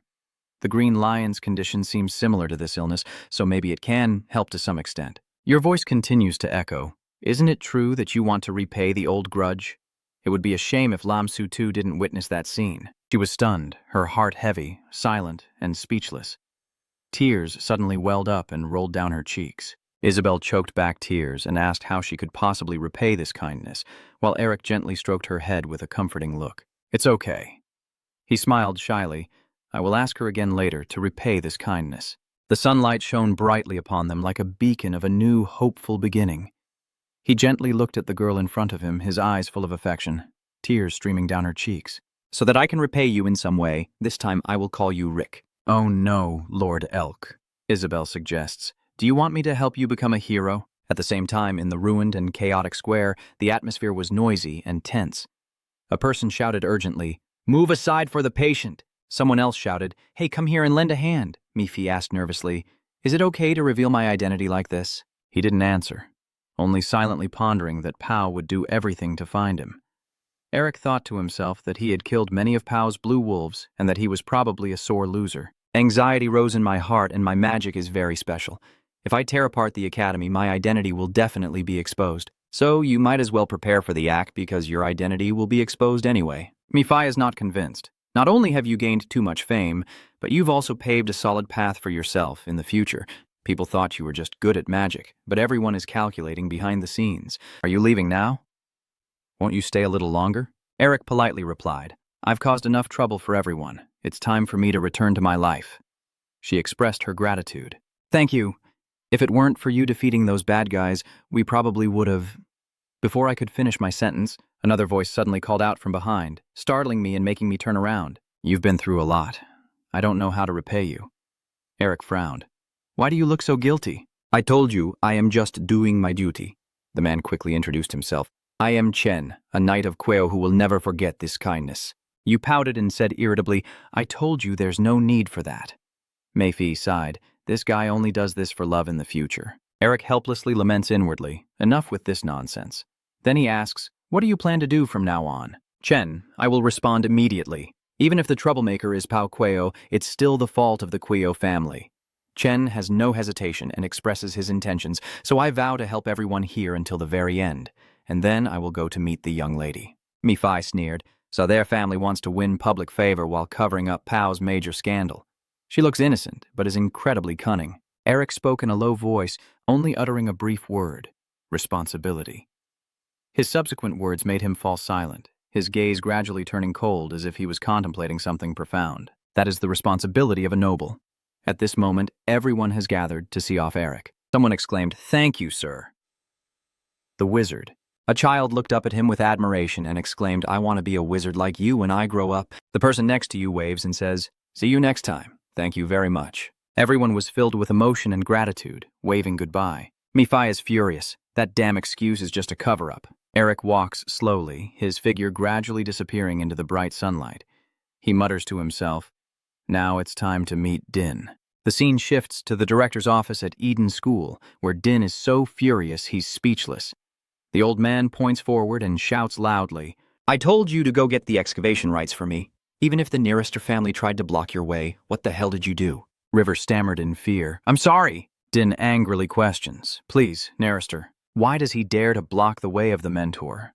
I will never let him set foot in the academy again. The old man growled, We must get it at all costs. Even if it means bribing the press or paying off superiors, we have to find a way for me. Following the order, he left, the door slammed shut, leaving Din sitting alone, frustrated. Staring intently at the papers on the table, Din gritted his teeth and snarled, Damn it! Immediately, magic flared up and burned the pile of newspapers.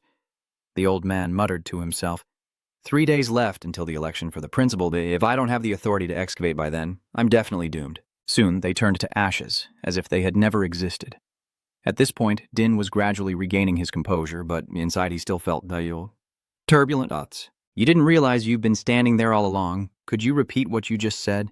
His lips curled into a twisted smile. The old man glanced at them cautiously, and his voice continued to echo. So at last you want to cooperate? Finally, El has arrived at the capital. In the magnificent castle and bustling streets, bright lights illuminate everything. But behind the glamour, what awaits him is not only a splendid capital, but also countless dangers lurking in the shadows. At this moment, Din coldly said, You plan to make me the principal? How do you intend to help me get promoted? Cat DM Tin replied, Everything is ready now. I just need your approval. Have you made your final decision about cooperating with us? Old Van asked angrily, How could you do something even we couldn't manage? Since you no longer trust us, it seems we don't need to negotiate with you anymore. Right, Din? Your dark eyes stare fiercely at the other person. You're not the only candidate for the principal position. Din quickly clarifies. I trust you. So what do you want? He calmly asked. It's simple. Support us. Siesta, right? Those provocations. Isn't that much simpler than what you really want? Principal, the old man pondered for a moment before replying softly. Is that all? His figure flickered uncertainly, then excitedly spoke up. That's enough.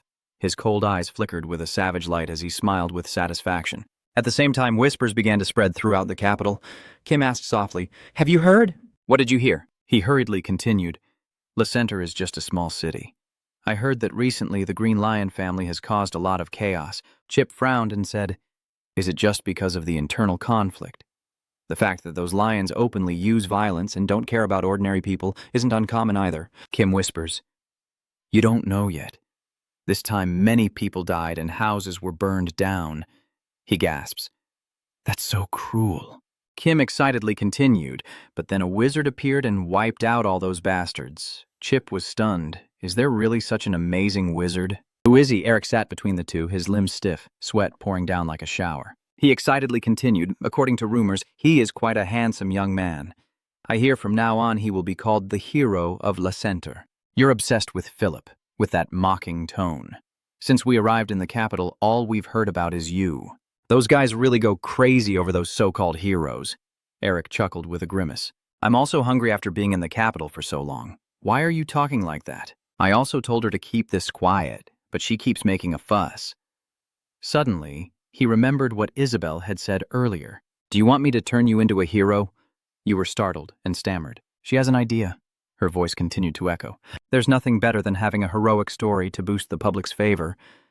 Isabel confidently said, I'm sure this will help you. That reputation will benefit you a lot in the future. She smiled confidently and gave a thumbs up as a promise. Of course, thanks to that, I will also establish a solid position to put pressure on my Uncle Pao Queo. Back in the present, Eric sighed to himself. Will this really help me? Is this truly assistance, young lady? The whispers and gossip keep going, leaving you speechless. Don't be silent. I've heard he even saved that unfragrant flower. The daughter of the Green Lion almost became a princess consort. Oh, I wonder if those two are dating. So, what will happen next? I heard the Crown Prince still likes her. Have you guys heard about the hero of La Center? I heard he's heading to the capital. I wonder who it could be. I heard it's a shame for a prestigious wizard family. Eric quietly sighed. They are turning a hero story into a love story. He quickly stood up and left, secretly praising her, but she really is incredibly skilled at assessing the right moment and creating a stage. Whether it's about heroes or love stories, they both serve to promote one's name. Eric muttered to himself, I should go somewhere else to eat. You relax your muscles carefree, unaware of a figure watching you intently from behind. Eric secretly wishes he had Isabel's talent for reviving the family. I wonder if she's reached a safe place yet. He softly called out as he looked back. Wake up, Mephi, let's go somewhere else. Before he could finish speaking, the man charged straight at Eric. He was stunned, his heart pounding. He's here. He throws a powerful punch. Eric quickly stepped back to dodge just in time as the magic burst forth in a blinding flash, leaving everyone stunned. What's going on? Someone on the other side said in confusion. Did a fight break out? Someone exclaimed in surprise. No way. Is that Pao Queo guy still daring to cause trouble in the capital? Then he shouted, Everyone, step back! Through the thick smoke, the man threw a punch directly at you. Eric crouched to dodge, then looked up, his heart tightening. The scent of mana, his eyes cold, his voice rising. You even dare to dodge? Looking at the opponent's fist, Eric said coldly, It's been a while, hasn't it? It seems you're taking this joke a bit too far, the man shouted angrily. Do you know how many terrible things I've gone through because of you? If you still have a conscience, you should go to the capital to reconcile and at least get punched once. He grits his teeth, his voice full of hatred. Don't you think so? That damn traitor's face is all swollen with veins from anger. He screams out, That man is the third son of the Narrister family, the one who punishes Eric for his ingratitude. Please, Narrister. Suddenly, a scream rang out. Oh my God, look at who it is. You raise your hand to stop him. My wonderful, adorable friend. Zin angrily scolds and curses him. You damn son of a bitch. What's going on outside? The person next to them calms everyone down, saying it's just a friendly greeting between friends. Then they sit down at a table in the corner, politely asking for some coffee. After wiping your ass for someone like you, I can no longer rely on a person whose morals are beyond saving like you. Mephi quickly appears. I like this friend of yours. Eric takes off his shirt and fights. If you can't be saved anymore, why don't I treat you to a beer? He sneered. Now that you have a proper family, are you still freeloading off me? Get lost. This is the last time, that damn bastard. What is your relationship with the Green Lion's daughter, huh? He hurriedly explained. It's okay. And they're not the kind of relationship you think. He waved to call the waiter. It's okay. Count me in. I'm not easy to fool. Please, point to the menu. We want a glass of iced tea and a Ronif beer. Capris-style spaghetti with bacon is going out. Although he wears a friendly smile on his face, Ilong is cursing inside. That bastard. He must have sensed the different mana aura from me, but didn't ask a single question. You're probably waiting to reveal it yourself. I asked, surprised, why do you look so serious? You're nothing like him, just complaining. That's disgusting. Please don't do that anymore. He agrees and criticizes. He's right about that. Your expression is really disgusting. Just point at the food and urge it to come out. Eat before it gets cold. You're showing off with that face. What do you mean, disgusting? You haven't been told lately that you're handsome? Just a reminder, you still haven't paid back my punch. Eric looks serious. Besides that, is it really okay for the play being prepared to go exactly as you instructed in your letter? What if you lose everything because of this? She gently shakes her glass of water and says in a serious tone, Don't worry, right now there are only two things that matter to me. Drag that bears who tried to kill him into hell and witness the powerful revival of the Mbinger family. He firmly declares it, and I will make both happen at the same time. All right, he nodded softly. I will continue preparing what you requested. Then suddenly he remembered something, his eyes full of shock, and he looked around frantically. Damn it, that's bad. My witch family must have heard those rumors too, Eric casually asked. The witch, that one over there. Just be afraid and trembling all over. That's right. After hearing the rumors, that crazy dragon fanatic must have gone completely insane. I feel a rising sense of worry inside. Our plan will be ruined. The scene shifts to the grand mansion, shrouded in darkness that makes the atmosphere even more silent and mysterious, as the sound of hurried footsteps suddenly echoes. Has the promotion order been sent to the academy? Hanabi nervously reports. Yes, it has been transferred to Dinbarex, the Elemental Magic Institute. Tasa snapped angrily. How could he let this happen? Get him to the hospital immediately. She coldly turned around. And Hanabi, give me a brief report. Yesterday there was nothing in the news but ridicule of that monster.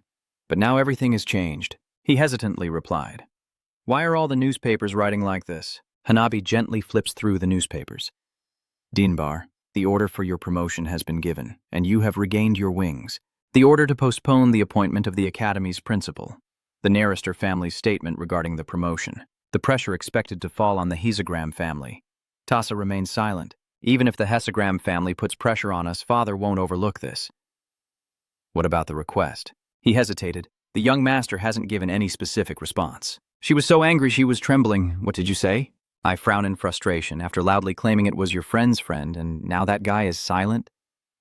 Magic quickly flares around my body, and I will change our destination a bit. Hanabi nervously avoids. Yes. You still don't understand? The promotion order isn't from us, nor from the Academy, so how dare they deceive us? I sneered and asked myself, should I go meet those cunning and treacherous bastards? The principal of Eden Academy, even though it seems like just an ordinary head of a magic school, this position carries great significance and power. Not only is it on the same level as a marquise, but this title also carries great influence in the academic and political circles, comparable to the owner of the Hagram Tower, the Grand Mage Knight of the Empire, and many other titles. The Star Witch of Honor for the descendants of Eden Marenberg. Today is the day to choose the new headmaster. Inside the large auditorium of Eden Academy, someone was speaking clearly from the stage at the center. Thank you all for traveling such a long way here for the future of our academy. Please wear a gentle and grateful smile. As you all know, discovering the Dragon Pearl's lair may not happen again, and I, Berex, am present at this historic event. Just as he was confidently declaring, if you choose me, I will establish a system that allows us to continue discovering extraordinary things, someone from afar bitterly shouted. He thinks the academy is in his hands, while other candidates haven't even arrived yet. That person is none other than Shin, but right now he's a bit worried, grinding his teeth and wondering, can Eric handle this alone? As he says this, he involuntarily recalls his conversation with the boy. Eric, the approval rate from Director Barks is way higher than you think. I know you have a detailed plan, but bribed supporters won't work on them. While Shin was still speaking, Eric suddenly smiled mysteriously and said whatever they want to do is fine When Shin's memory ended, Lolly approached to congratulate Din. That was a great speech. The principal, convinced by him, happily burst into laughter. I haven't been chosen yet, so why are you lifting me up like that? I will follow Siesta's wishes. Even if you don't behave like this, don't worry. And with that, he quickly made a subtle retreat. Since the other candidates are speaking, please speak later. La also quickly said, I will trust you then. As soon as he left, Din revealed his true, arrogant face and muttered to himself, Yes, you will become the principal, so there's nothing to worry about. I never intended to help you from the start. Inside, he was full of contempt and mockery. I will soon stand shoulder to shoulder with the master of the Hagram Tower. Why would I help a group with no foundation like you? He just doesn't know. While the old man was lost in his own thoughts, Lowly at that moment had a look full of danger. Crushing you all will be as easy as flipping a switch when I become the principal. His smile grew wider, filled with a sinister meaning. Returning to Shin, as soon as the host finished speaking, he immediately fell into contemplation. The speeches of the 7 candidates had ended. The voting will start soon, so please be seated. Look into the space in front of you as Eric quietly worries. The spot he's looking at is the empty seat in the middle. Just then, a sudden sound echoes from somewhere, and XH is a bit surprised by what he sees. Below the stands, a familiar figure strides in confidently, and upon seeing their red hair, the heads of the noble families are momentarily surprised. Sister, why are you here? At this moment, an elderly master quickly responded to the questioning. You don't know where this is? Lady Nerester, this is not a crazy camp. The voting seat is only for the leaders of Hisgram, she fearlessly and directly retorted him. Why do you think I don't know? I know very well. Because I am attending on behalf of the Nerester family head, I believe I am the rightful one. Tasa sat down in the second seat, which was still empty, and responded with a very relaxed attitude, fully aware of what was about to happen. Seeing her like this, I suddenly felt uneasy and panicked inside. How does she see herself? No way. Does she know something? To prevent any further commotion, the host, Riv, quickly spoke to calm everyone down. Please pay attention. I want to announce the voting before the selection begins. I suggest everyone sit down and remain silent. You all should have received this magic stone. You can view the candidate's information using this stone and vote for one of the 7. The results will be announced once everyone has voted. As soon as he finished speaking, Din, feeling extremely excited and eager, muttered to himself that he had been waiting for this day. His promise could attract anyone involved with the academy and might even give him a chance to collaborate with the Magic Tower and the royal family. And not only that, I have already discussed with all the selection representatives, so everything is settled. And based on the actions of the selection representatives, Din is absolutely certain it has been decided. After the voting period, Riv also spoke up. Now I will announce the results. Except for the votes from the M. Binger family, the one with the most votes is the moment when Din, full of anticipation, waits for the decisive moment to call my name. Just as Riv is about to give the answer he desires, suddenly a voice interrupts. Wait a moment. Suddenly, a mysterious person in a black cloak appeared out of nowhere. Seeing that person, the entire audience suddenly became noisy and chaotic. They were full of suspicion and questioned who dared to interrupt the sacred selection process. Only I seem to know who that person is. I exhale with a satisfied breath. Not only her, but Shin also seems to be cheering. Step forward. Eric. As soon as he finished speaking, the person who was just called revealed their identity, the head of the Minger family. Eric M. Binger. From his words, Din's whole body involuntarily broke out in sweat, both as a noble duke and a representative of the selection. Eric took off his hat and cloak, flashing a handsome smile, saying he came here to exercise his small but important voting rights. After his introduction, the entire hall began to stir chaotically. Eric! The other nobles exclaimed in shock. The shame of the noble magic family. They are confused and bewildered, questioning what is happening. What's going on? Isn't he supposed to be in a coma? And of course, Riven was also surprised, his voice trembling as he called out Eric's name. Under the flashing lights from both sides, he calmly walks straight toward Riven as the paparazzi keep taking non-stop photos of Eric. You seem satisfied with this reaction and smile softly. At that moment, Din, who thought he had secured victory, was trembling in panic and sweating profusely. How did this bastard get here? Before the other nobles could react, the other students started loudly protesting. Intern Eric, what's going on here? How dare an ordinary intern cause trouble at the principal selection ceremony? Hearing what they said, you slowly spoke up to protest. Do you look down on the laws of the Empire? At this moment, I am no longer an intern at the academy. As the black cloak disappears, Eric, dressed in a handsome suit, declares that I am a representative of the Empire and a candidate in the selection. The empty seat in the middle is MBER's seat. Shouldn't MBER's owner be allowed to congratulate the new principal? At this point, there's no other choice but to force a strained smile and ask Han. Although I am glad that Minger's owner is recovering well, I wonder why he acted that way when the voting had already ended. While he was still confidently rambling on, unfortunately, the voting was over. Eric quickly interrupted to cut off the Eden Academy selection process. Clause 2, Item 2.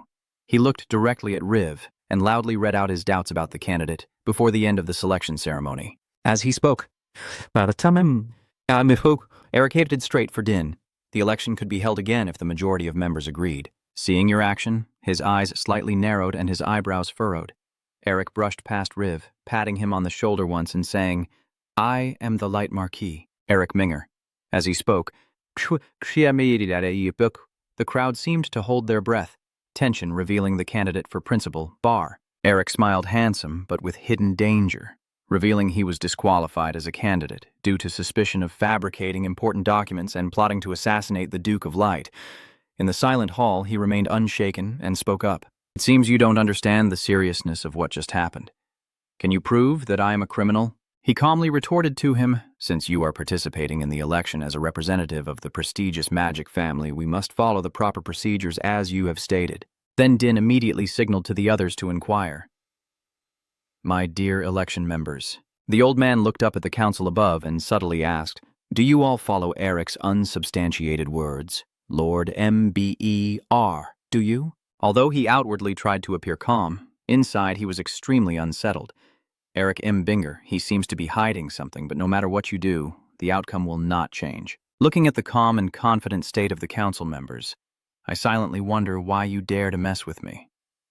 Kid, I will show you what politics really is. After a long moment of silence, the old man, feeling satisfied, turned to Eric with a taunting look. "So, I don't think anyone agrees with you. What will you do now?" In response, you remain very calm. "Why are you so hasty? After hearing what I said, it's not too late to decide." Hearing your words, he replied with a faint smile. "You insist on spouting those insults in the middle of the sacred Nine Heavens election." But before Din could finish speaking, suddenly the old man's voice echoed from somewhere, causing him to freeze. "Do you really say there's a dragon's nest there?" This is a magic orb emitting a recording of Din's voice. "No, we have to deal with Elk as planned. Keep his magic relay as a keepsake." Seeing that object, the old man stiffened slightly, and that voice was from closely examining the image on the orb, with Din secretly exclaiming in amazement. From that moment on, after playing the recording, Eric began to reveal the truth. Contrary to what the public believed, Director Barks did not aid Director Nerester and me in our great discovery. Instead, he wanted to destroy me and steal my family's heirloom. Based on what I said, sweat beads still glisten on Din's face. Who still believes? Eric looks at the others with a deep, commanding gaze and asks, "Are my words still baseless accusations?" "No," he's blaming me. "How dare you deceive everyone with dark magic?" Hearing that, Eric found it ridiculous to be accused of deception. How could I have deceived a 7th Circle mage? Hearing this, Din was a bit incredulous and confused. "Are you saying I belong to the 8th Circle of Magic?"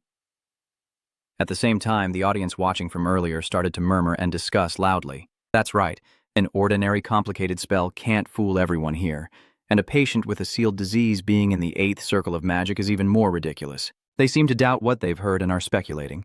So the director really tried to kill the Count of Spirit Light? And of course, Dian is currently extremely panicked inside. That crystal ball is the thing I gave to Riv when I ordered him to kill that guy in the hideout. How could he keep this?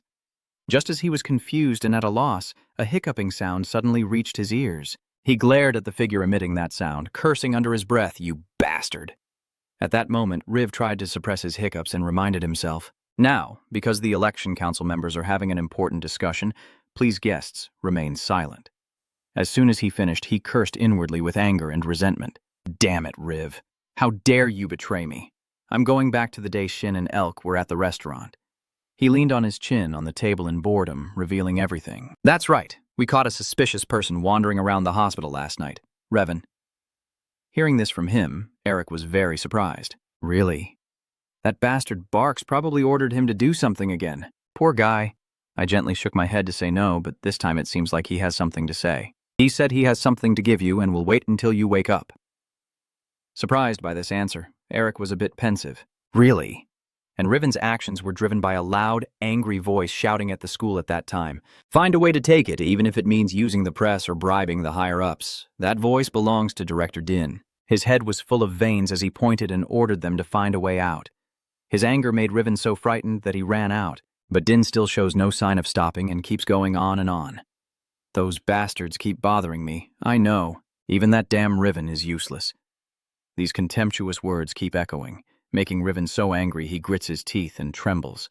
And when he could no longer bear it, he suddenly rushed away from there, and that moment helped Eric's plan. You smile happily and wave your hand as if greeting someone. Luckily, Riv kept a piece of evidence safe. Of course, the evidence I have is enough to destroy Barks, but this makes it easier, and the person you waved to was Riven. He was momentarily startled and waved back without realizing that Eric was a bit puzzled by his action. But why did Riven record the conversation just in case? Maybe saving him in the lair was worth it. And that's not all. He continued to accuse Din of other crimes. According to the law, ownership of the Dragon Lair dungeon belongs to the person who finds it first. However, Director Barks claimed the right to exploit it without my consent. The more he listened to your accusations, the wider the old man's eyes opened in horror. So not only was he sentenced for plotting to assassinate the Marquis of Tin Quang, but he also tried to steal the Minger family heirloom and the right to exploit the lair. After listing all of Din's crimes, Eric turned to the council members and made a proposal. I am not only requesting the disqualification of Director Barks's candidacy, but also demanding that he be punished for his crimes. As soon as you finished speaking, the council members started to chatter nervously. What should we do now? Do you still need to ask? Without the right to exploit, Director Barks would be worthless. At this moment, the oldest man in the council suddenly asked about his concern. But Elk, I can sense the mana within you. Are you no longer affected by the seal? Hearing this from the old man, the others finally realized the issue and followed suit. I also heard that he was in a coma, but he seems to be fine. Someone even hinted that I, as the representative of the Nearester house, might know something. What's going on? In response to them, she remained completely natural.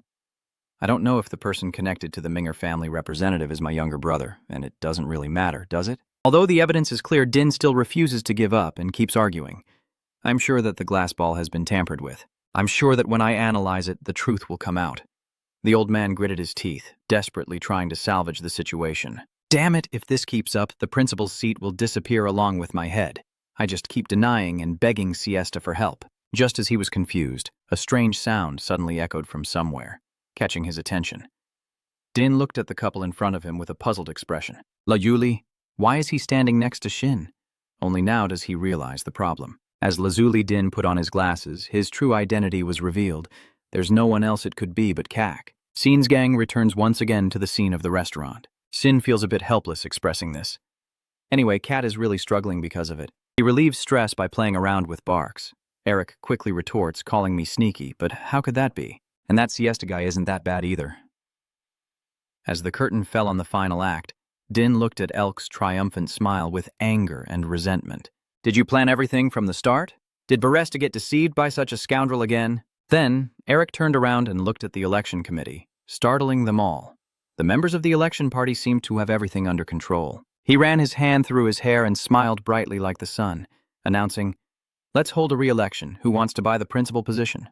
A while later, the new election results were in and the new appointee was standing on the podium giving a speech. Thank you for entrusting me with the noble position of principal of Eden Academy. I have no words left. I didn't expect you to be so blatantly manipulative. Are you brave enough to stay or already gone? Eric replied with a carefree smile. If not for moments like this, how could I get my share? I have to postpone the academy patrol and my scholarship program. What do you know? And then are you just going to leave that human like that? He looked very ashamed. Hearing this, Eric seemed to realize who he was talking about and exclaimed, "That bald old man?" And it seems the person being mentioned also heard your snickering, causing him to pause for a moment. Seeing Din's reaction, Eric realized something and teasingly asked, "Do you hear my radio broadcast?" "I didn't mean to send it to you." "Sorry about that. You still belong to the 7th Circle of Magic, even though you're bald. Being able to hear my radio always is amazing, but why didn't you say anything? You can use the radio, right?" Despite your endless chatter, Din just silently looked at you with a furious gaze. "Well, being able to hear it must mean you're pretty skilled. I understand now." He was able to hear it not because of his talent, but because Eric's mocking words became too excessive. And he got into his head because he had no hair, right? And that pushed Din to his limit. He immediately recited a thunderspell that struck where you were. Furious with rage, he unleashes his power and shouts, "How dare that brat mock me!" Watching this scene, the crowd in the auditorium screams in panic. What's going on? Director Barr. They all panic and scream as they run away. And Director Din seemed to be blinded by hatred, a satisfied smile on his face as he hissed, "Die." Faced with this dangerous situation, Eric was not afraid, but instead looked up at the lightning with a gentle smile. And then the lightning struck down at him, causing a deafening explosion. Eric calmly looked up at the lightning, a faint smile forming on his lips.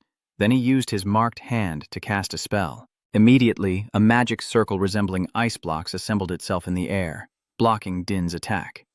Seeing the blinding light before them, the election participants became stunned. They gawked in amazement, unable to believe it. Looking at the barrier above their heads, their confusion and curiosity only deepened. Who is the one blocking the 5-star magic circle? But Din showed no sign of stopping, and he continued to recite the spell, preparing to attack again. At this moment, a sudden sound of something jumping echoes as a familiar figure rushes straight at Din to face him directly, leaving the oldest elder in the council stunned. They exclaimed, "The person from the center, he can block the 6th-level lightning spell." Suddenly, the others realized who he was and said, "Wait, this person." They looked at Eric with awe as he landed on the ground and exclaimed, "How can a cripple from the Thwat Tin family use magic?" Eric looked up at Din with a slightly amused smile, silently calculating. "I thought that old man was too old to be a threat, but he's still a 7th-level mage, so taking him down will take some time." I looked at the person attacking me and thought to myself. However, as Elk's thoughts flowed, a pair of hands raised and snapped their fingers. I think he has forgotten where he is right now. Ding! Immediately, a pillar of fire appeared out of nowhere, striking directly at the spot in front of Elk to block Din's attack. Staring at the dazzling flames before him, Elk confidently declared that if this old man kept acting so annoyingly, someone would eventually get fed up and take him out. And from within those blinding flames, a giant pair of wings gradually appeared. Following those giant wings, I proudly stepped forward amid everyone's amazement. The Phoenix is a magical firebird. Seeing her, Elik's eyebrows slightly furrowed, the youngest 7th-level mage capable of summoning a phoenix. While lost in his thoughts, Tasa seemed to sense his gaze and subtly glanced over. I don't know if Tasa's sister is involved in this, but the battle will begin now. Thinking so, a loud and powerful voice declared that all of his actions would be considered acts of terrorism and punished accordingly. Din barks. Following that sound, the people from the noble families and the black-clad individuals immediately appeared to block Elk. "Stop right now!" Seeing their actions, Din instinctively froze in Elk's cry, "Oh, 6 noble families and esteemed guests." It seems Riv also didn't expect this move, so he was a bit surprised, followed by a series of loud noises and shouts. "The owner of Mbinger has been attacked. Quickly capture BX." On the other side, Mephi looked at the black shadow lying on the ground with a bit of helplessness. I don't know if calling myself the Demon King is correct or not. The figure he sees is Eric's battered and scarred body. If you were born a demon, you would surely become the new Demon King. Hearing me, Phi's words, his lips curl up slightly in a whisper. "Don't you recognize him?" Eric looks at Din, who is tightly bound by chains, with a satisfied expression. "This is the fate of those who stand in my way." Time passes quickly, and after that day, the bustling town was filled with whispers. "Did you hear anything about what happened at U.S. Academy? About the commotion caused by Eric Mbinger, the one who's in a coma? What can a bastard of the Magic family clan do?" "That gossip is from a luxury restaurant only for gentlemen." "No way! Do you even understand who Eric Mbinger really is, you fool?" "What are you talking about?" Under their curiosity, someone quickly revealed the main point. "I heard he was the one who saved Lecenter, huh?" Dean Barris was expelled from the academy, then arrested and charged with murder. He was constantly surrounded by reporters asking questions about the case. And Eric Mbinger, Eden Minger's grandson, a wizard protecting the Demon King. That day's image, his battered hands emitting a faint residual magic, appears in their eyes. It's just that they don't understand how he can cure illnesses thought to be incurable. Could it be that he discovered some secret when he entered the dragon's cave? Eric Mbor has caused the Nerester family to face appropriate punishment. Transitioning to somewhere else, Sheen is holding today's newspaper and reading aloud clearly. The Mbinger family is gradually regaining their honor, as a hero has appeared, despite being mocked by many. But it wasn't long before he got angry and complained, "Damn it, why do I have to read this stuff to you?" Eric pitifully pouted and said, "I'm a patient and the spot Barks hit still hurts a lot." Hearing that, Shin immediately got furious and scolded. Don't be afraid, you're just good at pretending to be a hero. Don't you see my guards suffering? Just as he said outside the villa, the journalists are pushing and begging to meet Mr. Eric Mbinger Nerester. Please open the gate. We have the right to know. Look at the person stretching comfortably in front of us complaining. Those journalists should know the truth about this island's missile. You're just playing petty tricks, but now you've become a legend in people's mouths. Where did you learn those things? Eric carefully stepped down from the bed and replied calmly, You think I've just been playing around these past few months? At La Center, the lion lady. At this point, you suddenly hesitated and your face gradually turned red. Immediately after, Eric suddenly refused to talk about it anymore, making me want to get angry. I don't care. But he temporarily set that aside and asked about something else. Besides, Maze, you have no intention of causing more trouble, right? Eric didn't hesitate and replied, I don't know. Shin just felt a bit powerless and told me he didn't know what you were planning to do. When he heard his next words, your eyes flickered slightly. But let's leave that for later. My father wants to have dinner with you. Shin Winterester's father is a 9th-level mage, a great mage with immense power, and the head of the Nerester family that leads the magic tower. Even Eric's grandfather wants to take him as a disciple. This person is a genius among geniuses, and neither Elk nor Me-Fi can tell what they saw, their mouths agape and trembling. What the hell, you're really a bastard? Only Shin stays calm and clueless because it seems he's used to it, huh? What? Eric still trembling, he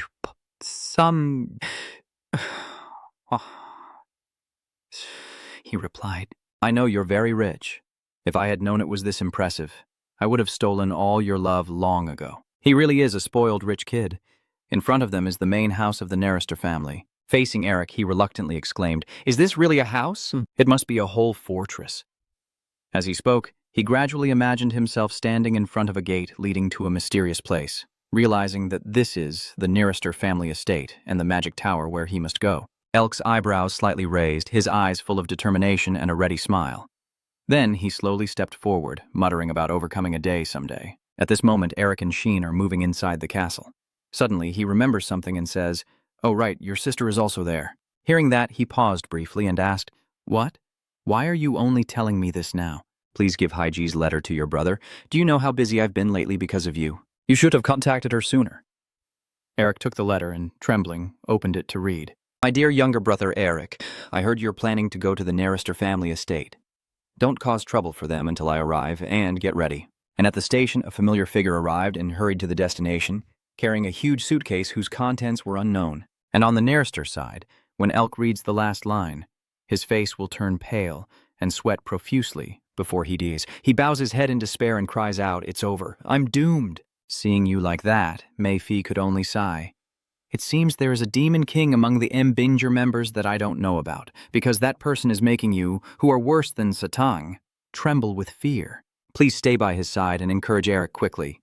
If he doesn't cause trouble, she is like an angel. Have you completely forgotten that she worked herself to the brink of death just to get you into the academy? Hearing this secret from him, Mei-Fi has even more reason to poke at you. I know, but the problem is with you. Of course, I am grateful to her, extremely grateful. But if you saw her true nature, you wouldn't dare say words like that. At this point, you suddenly stop and look towards the approaching person, still criticizing without realizing danger is near. Come on, your sister is better than my sister. Do you think that old woman was called a witch for no reason? While he was busy complaining about his sister, her personality completely changed after everyone praised her as a genius, and you still can't see her as a real person. So I suddenly stepped closer with a friendly smile. You believe I once said I would give you a really hard beating, right? Hearing her voice, Shin's eyes immediately showed fear. If you really wanted to be beaten that badly, you should have just told me. And then, after the sound of something cracking, Tasa became the guide. Eric gratefully thanked her. Thank you for helping out with the principal election. Right after saying that, he turned to mockingly ask to be promoted. He pouted and retorted, I don't want to hear that from you. I don't know if they're teasing each other or just being polite, but they said, It's nothing? You should be able to handle things yourself. Am I right? Hearing that, Shin finally voiced her question. Why would such a stubborn woman like her do something like that? Could it be that you're interested in Eric? Before she finished speaking, Tasa subtly hinted at him. That last hit was too light? He couldn't help but protest loudly. Are you really going to behave like this in front of your friend? She replied with a completely indifferent look. Oh my God, who was the one lying to you earlier? Just then, Eric suddenly saw something, and his eyes widened in shock. Then he disappeared into thin air just as Tasa's warning rang out. Once we pass through Lam Vu Chan Kung, we can reach where my father and I are. There are traps set, so stay alert and follow us carefully. It's very hard to escape from here, even for a 6th Circle mage. It wasn't until then that they realized he had disappeared. At the same time, Eric was standing bewildered in a completely white space. What is that? Tell her to come out. Where have you two gone? Eric hurriedly runs around trying to find everyone as the darkness gradually surrounds him. Where did that crazy bastard run off to? Surely at times like this, he's no use at all. After running for a while, Eric suddenly realized something. Where am I right now? In front of you is a large amount of magic forming 2 rings surrounding a black hole in the center like an eye. Magic has reached this level. Is the Nearester family that powerful? All the elements are filling this space. Eric gazes intently at the center of the eye and assesses. Some parts are strong, others are soft, some are sharp, and others are thick enough to hurt. They may seem like different magical elements with nothing in common, but they blend together at one point thanks to the wind element. After a moment of surveying the surroundings, his eyes widened with desire as he thought to himself, I don't know where this is, but as long as there's research, I can turn it into my own. Just then, a giant cloud of smoke suddenly appeared behind you and spoke. You're looking at something pretty interesting, kid. Eric startles and turns around. Is someone watching him? The man who just appeared behind the smoke asks again, Do you know what you're looking at? Or maybe you don't know what it is, but you're still looking? Hearing the old man's blunt words, Eric felt like he was hit right in the heart and muttered to himself, I was indeed lost, but looking at someone else's magic without permission is a deadly sin. If they are controlling this space, they must be at least a 7th Circle Grand Mage. What should I do now? The mysterious man saw that you remained silent and chuckled a few times. Can't you hear what I'm saying? I'm sure you responded back. Can't you hear me, kid? Eric is just ignoring what the old man says and trying to calm himself down. Honestly, this is Nerester's sister's fault for not guiding me properly, so I have no reason to be questioned. I'll pretend I don't know anything and get out of this maze. But it seems that person saw through your plan and shouted, Are you planning to ignore this old man and run away now? I can hear the gears turning in your head. Hearing this from the old man, Eric no longer hesitated and immediately cast his magic to hide himself. Before this action of yours, Augustine's follower was stunned and confused. The old man slightly admired your intelligence. I couldn't see inside the maze. Did you use your own fog to hide yourself? Thinking about it, Augustine suddenly muttered in admiration. Uden, you died too soon. But it seems you left behind quite an interesting child. After escaping from the old man's surveillance, Eric continued wandering through the endless space. If it weren't for that, I would have decoded it already, but unfortunately I might get into big trouble if I stay here any longer. As soon as you finished speaking, a sudden shockwave erupted, and the one responsible was Augustine, who had been watching you all along. He created a gust of wind that lifted Eric into the air to play around. Things were just starting to get interesting, and you were about to leave already? Because you desire something that isn't yours, you have to pay the price, right?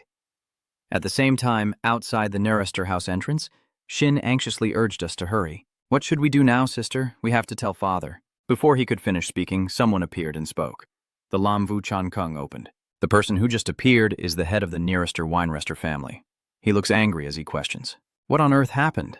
I saw him trying to call for my father, but quickly changing his mind. Father, the Lord is not here. Hai doesn't care about his words and continues to question. Aren't you going to guide him properly? He hurriedly looked for a reason to answer his question. He disappeared before we even stepped through the entrance. Hearing this answer, Wui's eyebrows unconsciously furrowed. He disappeared before entering the palace. And then he looked at the mysterious magic circle in front of him, confidently believing that Uncle had a hand in this. Hearing that, Shin was full of surprise and confusion, wondering why he would do that, while W, feeling a bit helpless, sighed and muttered, The man's condition must have worsened again. Seeing that, he mustered all his courage and quickly suggested, We can't just stand here and watch like this. He's a guest visiting the Nestor family under the name of Lord M. Binger. Before Shin could finish speaking, Tasa quickly interrupted to praise her. You're really adorable. Surprised by her unexpected compliment, he stiffened a bit. What? I slightly smirked and replied softly, Yet he made your younger brother, who was even more indifferent to his own family, worry this much. But her eyes and words carried a slightly dangerous look, a fierce brilliance of this generation. Even now, I am even more curious.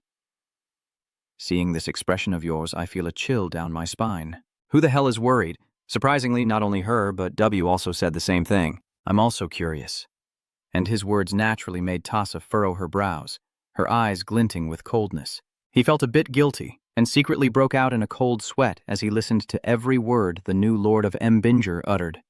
At the same time, Wei spoke. Elk inside that space was struggling immensely. How prestigious is the wizard family, on par with the magic tower's expertise? As soon as the loud explosion sounded, Ellis's thoughts immediately appeared, calling Nephi, the car, and that old man. You grit your teeth, rubbing your palms together to spark flames, cursing all the old people around you, then quickly raising a barrier to block the avalanche, frustrated with yourself. You're all, well, so crazy. After setting up the defenses, Eric looked at the scene in front of him to calm himself down. Calm down. First, assess the situation. The mana here isn't limited to just one attribute, but the Nerister family is known for wind attribute. In other words, he only uses the wind attribute to shape other elements. The hot wind carrying the fire attribute turns moisture into steam, while the gentle breeze gathers in one place to create fog. And when the cold wind carrying the ice attribute caused the fog to freeze, the strong gusts seeped in to block the movement of the fog. But after some analysis, he still couldn't find a way. If that old man is strong enough to control the wind to that extent, creating a storm would be nothing for him. Did he also shape this mountain out of rock with wind? But that did not dampen Eric's determination. Even though he didn't intentionally hurt himself, he was provoked to decipher the part he hadn't completed earlier. Eric also feels it at Le Center, but apart from ice magic, all his other magic is very weak.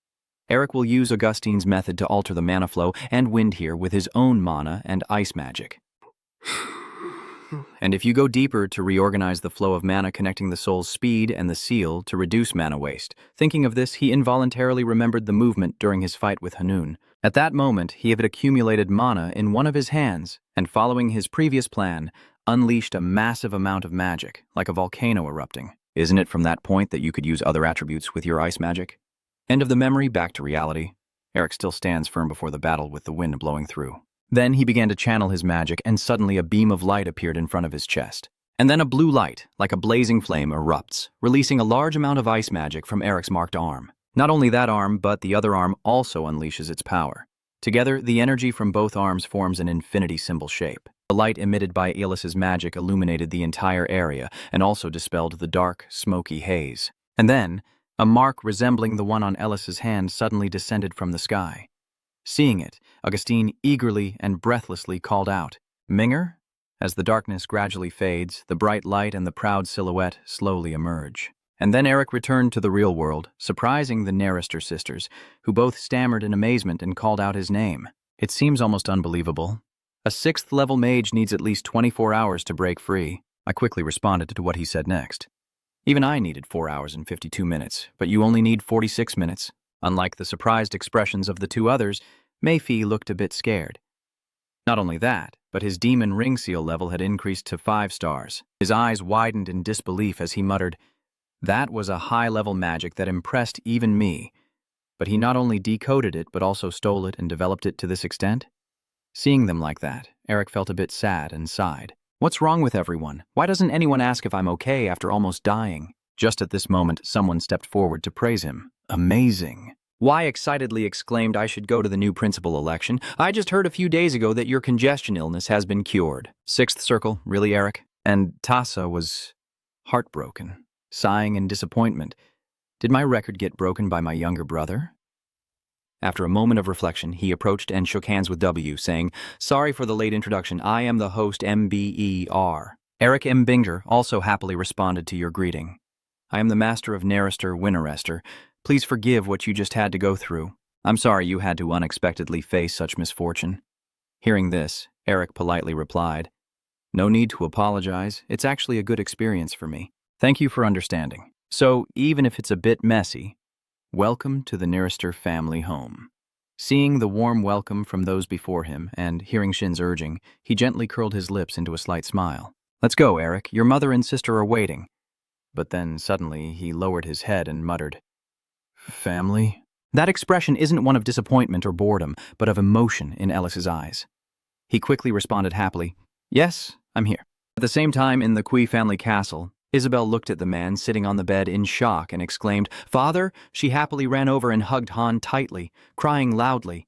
"Dad," he gently hugs Isabel and consoles her with a kind smile.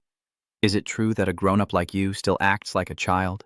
Then he releases her, gently pats her head and asks, "Han, how did you wake me up?" "The doctors couldn't cure my illness either," Isabel replied, wiping her tears as she spoke. "If it weren't for Lord Eric helping me, I wouldn't have made it." Hearing his name, Herman exclaimed in surprise, "Eric."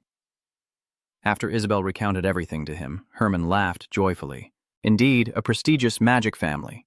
She agreed with his words and added her support. That's right, the Minger family has always been the light shining through the darkness. But then suddenly she panicked and shouted, "Why is Father suddenly going somewhere?" Shouldn't Father rest a bit more? Hum calmly adjusts his outfit in front of the mirror and says, "How can I prioritize my health right now? If I have such talent, I must find him no matter how far across the continent I have to go." And as he spoke, he donned his mighty armor, for in this fallen world there was a child so righteous. Hum's smile, like a blazing sun, declared, "Isn't that even more reason for me to go?" In the blink of an eye, the scene shifted quickly to a high place where someone was sitting and looking at the corpse before them. Then he signaled to Han, who was kneeling on the ground, and said, "The murder of Lam Lang, Isabel's escape." He gripped the carved lion head armrest of the chair and spoke in a gruff voice. He was healed and Lam Lang returned alive, then exploded right before my eyes. Was it all caused by that wizard? Han quickly spoke up to follow him. He was definitely under a spell. Hearing that, the mysterious person who seemed a bit familiar continued to question. "And what about him?" He hurriedly responded, causing his body to tremble slightly. He is currently traveling with Lam Ung and seems to be trying to contact Eric Mbinger, who is at the Nerister family residence. Receiving an answer from Han, he found it a bit amusing. Lam Ung didn't attack me immediately, but first summoned his distant brother. And that mysterious man was none other than Pow. The man sneered with contempt. "Master Lam, you must have become weaker." Without hesitation, he immediately ordered his subordinates. "My brother and that damn Mbinger are not allowed to meet. Kill him as soon as he leaves Nerester's place." Pow's sharp eyes seemed to bore into Hen as a warning.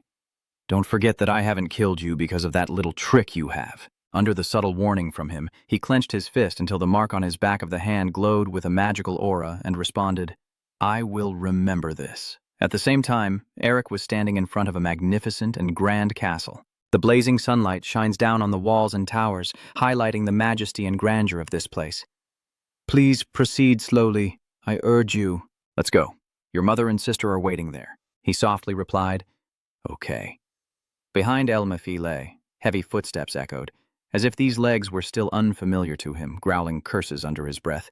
"Damn it, are you even human?" Hearing this, Eric quickly whispered in concern. "What do you mean? Is he a demon?" "Me?" Phi shook his head. "No." He wondered, but if he was just an ordinary person and not a binger, how could he have reached that level? Mephi continued without referring to any non-human creature. "You sigh in relief and mutter, 'You scared me.' Do you think humans just sit around for thousands of years while you're sealed away?" Eric began to point out. "The other lords of the Magic Tower, the noble families of the Liang clan, the Royal Intelligence Agency, and the Revolutionary Army. The Beastmen Alliance opposes."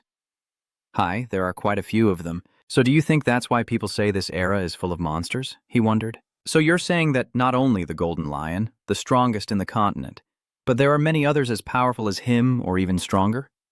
Mephi chuckled happily. "So it seems there's another reason for me to awaken my great power in this era." At this moment, the magic slowly emanates from him, representing the wildlife where countless monsters devour each other to become the king, and then that power erupts fiercely. And the chaos and disorder they bring, my joy in defeating all and walking in victory. Mephi will be very quick. They are already in front of a room, and he keeps talking nonstop. "I must push you as hard as possible to regain your strength as soon as possible." Seeing Eric pay no attention at all, Mephi got annoyed. "The adults are talking to you." As he stepped inside, he saw his mother and two younger siblings waiting there. Suddenly, the girl pointed at her brother and shouted, "Mom! Mom!" This idiot dropped the food again because he was looking at Eric. The boy yelled in frustration. "What, stupid? How dare you call your brother stupid in front of Alec?" He frowned in annoyance and shouted, "Can you two be quiet?" Mom gently smiles and softly reminds them, "Why are you two making noise in front of Hero Lacenner? Don't I always say that good children should be quiet during meals?" The good girl replied, "Yes, Mom, I will be very good." The boy also agreed, "I will be good too." The scene in front of him reminded him of his childhood. Haidai pouted, "Why do you keep teasing me?" "You want to be scolded, Eric?" You immediately snitched to Mom. Mom, this idiot keeps trying to hit me." Your mother gently scolds. "Didn't Mom say not to argue during meals? When you're defending the kids, you have to be a bit mischievous." "Honey, you keep talking. I will be the first one you teach when you become a great mage." Little sister. Dad told Eric that today he has to read 100 wizard thoughts he must have. Eric objected. No. Today I will play with Dad. Hey, today I'll also leave Eric with you. Eric fell silent, his eyes filled with deep sadness. Suddenly, his mother's voice called out, bringing him back to reality. Is the food not to your liking? Eric was startled. Really? You answered so quickly. No, it's very tasty. I'm just a bit overwhelmed by how delicious it is, she said with a caring tone. I'm glad you like it. I was worried we weren't being hospitable enough because you looked so sad. So I quickly scooped a big plate of noodles and put it in your mouth. Of course not. My eyes sparkle with joy. Having dinner with someone else is a very happy thing. After the meal, they moved to another room to chat, where steaming hot pine-scented tea was poured out. Y said, I heard you will transfer the exploration rights to us. Eric nodded slightly. Yes, I have owed that favor for a long time. He took a small sip of tea, his mind filled with countless thoughts, while the boy's scrutinizing gaze was fixed intently on the man before him. In the end, Y revealed his long-held secret. Do you hate me? Hearing these words from him, Tasa exclaimed in panic, Sir? I frown, remain silent, and take a small sip of tea to hide my embarrassment. Eric understands the collapse of Mbinger, a family with a history of thousands of years and numerous victorious battles, couldn't have become like this overnight. That truth is deeply ingrained in his mind.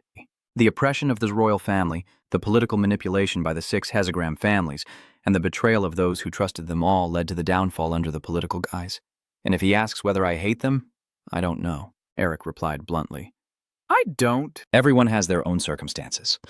You know that the Narister family did not contribute to your family's downfall. They just can't help because of political reasons. I could blame them for just watching, but do I have the courage to do something if I were in their position? Mockery. Why would an ordinary Narister be so cautious around Mbinger? 1,000 years ago, the 6 Hagram clans were no different from flies buzzing around Mbinger's tail, and since both were clan leaders, they were on the same level, Eric whispered. Well, arrogance alone won't keep me alive. It's not really his fault either. Minger lost his power a long time ago. He was truly surprised by someone who lives for power like that. Is there any reason for you to go this far? You're opening up, and even if it's your friend's house, this will be the place I overcome someday. I need to confirm what kind of people the sorcerers and their masters are. Then, Y suddenly suggests, tell me what you want. Those words made Eric tense up, his eyes filled with suspicion. Y assured him that the Narister family would fully support the Minger family. You scream in surprise, what is it? His voice continued to echo. Don't worry too much about it. It's for the right to explore, and also a gift from me to my son. Mephi sneered. So is he trying to use this opportunity to get close to you or to help the struggling Mbinger family? Eric retorted. That's good for me. My foundation will be stronger if the Nestor family supports me. But I believe other members of Hesagram and others will try to stabilize the Nestor family if they support me. He continued. Why would he want to help the weak Mbinger family, even if it might put him at a disadvantage? I have no idea what he's thinking.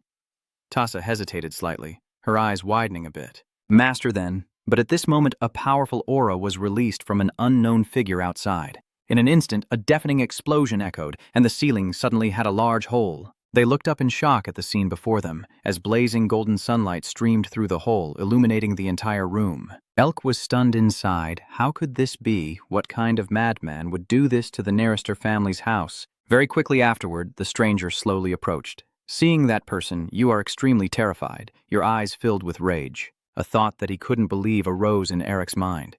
He clenched his teeth in anger, secretly thinking it was that person. His eyes shone brightly as he coldly declared, Become my disciple. Eric recalls hearing that his father was so greedy for wealth that hundreds of people lived in the main house as guests rather than vassals, and the true power of the Narister family lies in the Elder Council, fighting alongside those monsters. That explosion drew the attention of everyone in the castle. The elders quickly gathered. Seeing the figure before them, Dongthan shouted, Elder, this is the master's study. This action is very disrespectful. Please step back immediately. My voice continues to echo, and the leader of the Elder Council is the great master who taught all the mages of the Narister family. White-haired Augustine Narister, Eric is a formidable person, probably even stronger than Winterester. Augustine admits his mistake. Oh no, that old man was too hasty. Please forgive me. Lord, Wynn suppresses his emotions and tries to stay calm. This isn't good. What brought you all the way here? The old man decisively pointed at the boy and said, As I said, I came here to make that cheeky kid my disciple. He calmly introduces himself, saying, You are talking about the one standing next to Xin Sao. He is one of the 4 dukes of the empire. Eric interrupted politely and introduced Duke Mber. He emphasized his background as Eric Mbinger. Eric bowed politely in greeting. Greetings to the leader of the Nerester clan elders, Master Augustine. It seems that Mephi's brewing scheme is about to fall apart. You stammered and frowned in confusion, asking what you were doing. Then Augustine spoke up. Do you recognize this old man here? How could I not recognize the great elder of the Nerester family? My late father often mentioned you before he passed away. He said that if our family had a pillar like you, it wouldn't fall so easily. He wondered why. But your father has nothing to do with me, Eric replied casually, shrilly. That's nothing unusual. You're quite famous after all. Augustine sneered. You have a sharp tongue. The cunning kid smiled insincerely. Isn't that why you want me to become your disciple? I'll take that as a compliment, thanks. Then the old man made the offer again. Clever kid, now that you know who I am, it's easier to talk. Will you become my disciple? Eric refuses. How could the master of the Mbinger family become a disciple of the great Nerester clan master? I truly do not deserve such an offer. Please, your majesty, withdraw it. Augustine trembles with anger as he questions you.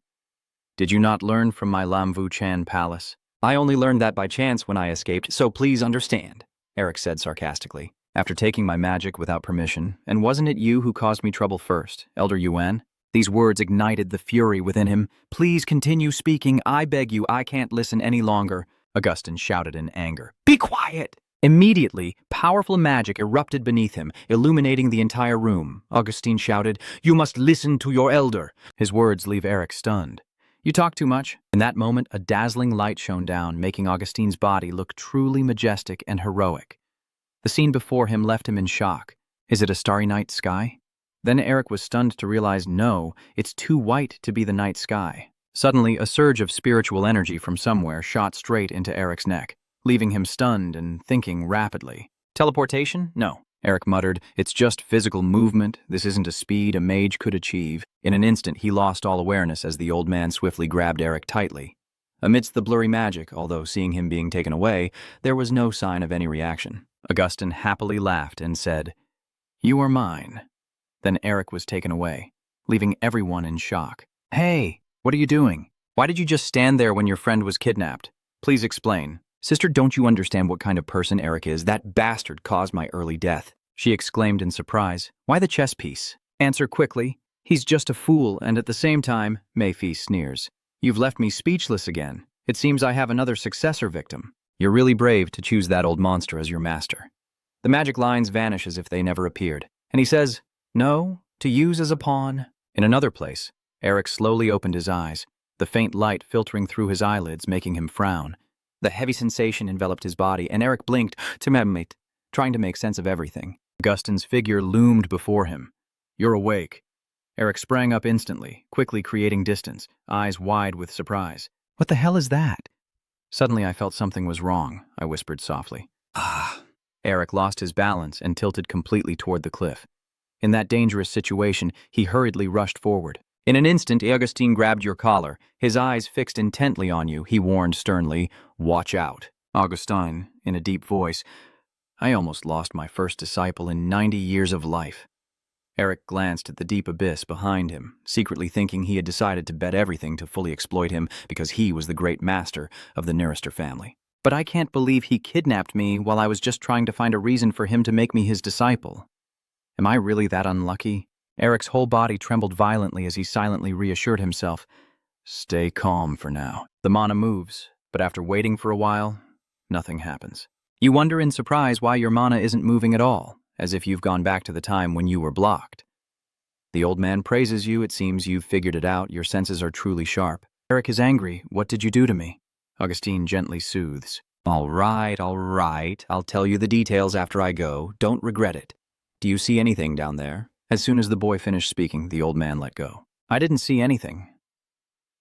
Augustine stands above, his cold gaze looking down. Then go and see for yourself. Everything happened so quickly that Eric couldn't react. Only then does he realize in horror that his whole body is falling freely.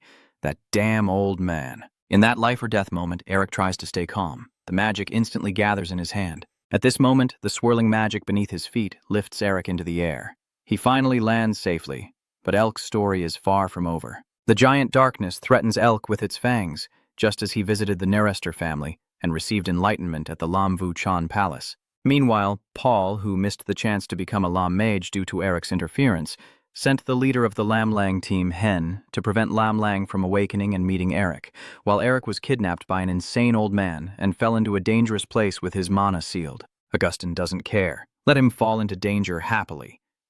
Eric grits his teeth in anger, that damn old man. Mephi immediately appears, sarcastically saying, "So you finally found a worthy opponent, huh?" The boy asks in surprise. "Mephi, how did you get here?" He calmly replied, "Finding you is as easy as turning my hand." "Do you realize how important I am yet?" Eric desperately begged for help. "Forget about that. Save me. If I die, you will die too." The seductive voice echoed with a hint of mystery. "What can I do to help you then?" He immediately demands you to teach him the seal of the true crime so we can escape from here. He suggests, "You think you're fooling who? Your mana is blocked, you might as well use the mana in the air." Hearing that, Eric focused instantly, and a gentle magical aura wrapped around his body. He immediately absorbed that stream of power. After Eric's scream, it spirals violently. Flow Mephi roars triumphantly, "You got fooled once, didn't you?" That power was so great that the earth and rocks were pulled in. Each stone shot rapidly toward him. Soon after, a devastating explosion occurred, shaking the heavens and the earth. From within the thick dust, the pitiful figure of Elec appeared. A thought crossed my mind. I'm really lucky I almost died from the mana seal. It feels like being clogged up. Eric, exhausted and panting, ignored that and wondered where he was now. I know the terrain of the entire continent, but there's nothing like this, similar to the Lamvu Chankung. Suddenly, Augustine's voice rang out, "This is the Lamvu Maze. The Lamvu Chankung is just a part of this place." He continued and said, "I have sealed your namana, but you still draw mana from the air to cast spells. Looks like I've chosen quite a talented one." You snapped in anger. "I almost lost my life." "Why did you do that?" "You said you wanted me to become your disciple." Augustine continued speaking.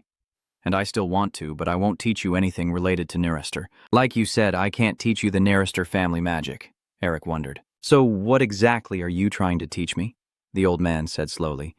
"Even though I am the leader of the Nerester Elder Council, I am also the principal of a school called Grassland." Augustine explained that its magic is passed down to only one person and has nothing to do with Nerester. "I guess you won't have any objections to learning it, will you?" He pondered. "Grass what? I've never seen it in any history book before." Suddenly Mephi uttered a name that made Eric turn around in shock. Grassland. He remained silent, unable to believe it was still active. Those bastards are really persistent. You look surprised and ask, "Did you hear about it already?" "I've never heard of it," Mephi replied immediately. "They come from the west and are very troublesome for us while we are still active. They use martial arts instead of magic." Eric is curious. His father keeps asking questions rapidly. They only operated in the west 1,000 years ago? But what is martial magic? Is it similar to the martial arts of that master? He frowned and slowly replied, "It's also similar to a fighting art that uses a flow of mana as a foundation to strengthen the body." Mephi confirms that ultimately it teaches what you need most. Right now, Razland is a school specialized in harmonizing various types of magic, making it perfect for balancing the chaotic mana within you. He sneered, "Lucky enough to find your master, too." The world really isn't fair. These words fill Eric's heart with joy. I don't know what to do with all the chaotic mana inside me, but this is definitely good news. So this is why that old man sealed his mana. Endless thoughts flood through my mind. I can't believe I have the chance to learn perfect knowledge for myself without falling into the trap of the Nerester family. There's no better opportunity. "So you will teach me the martial magic of Grassland?"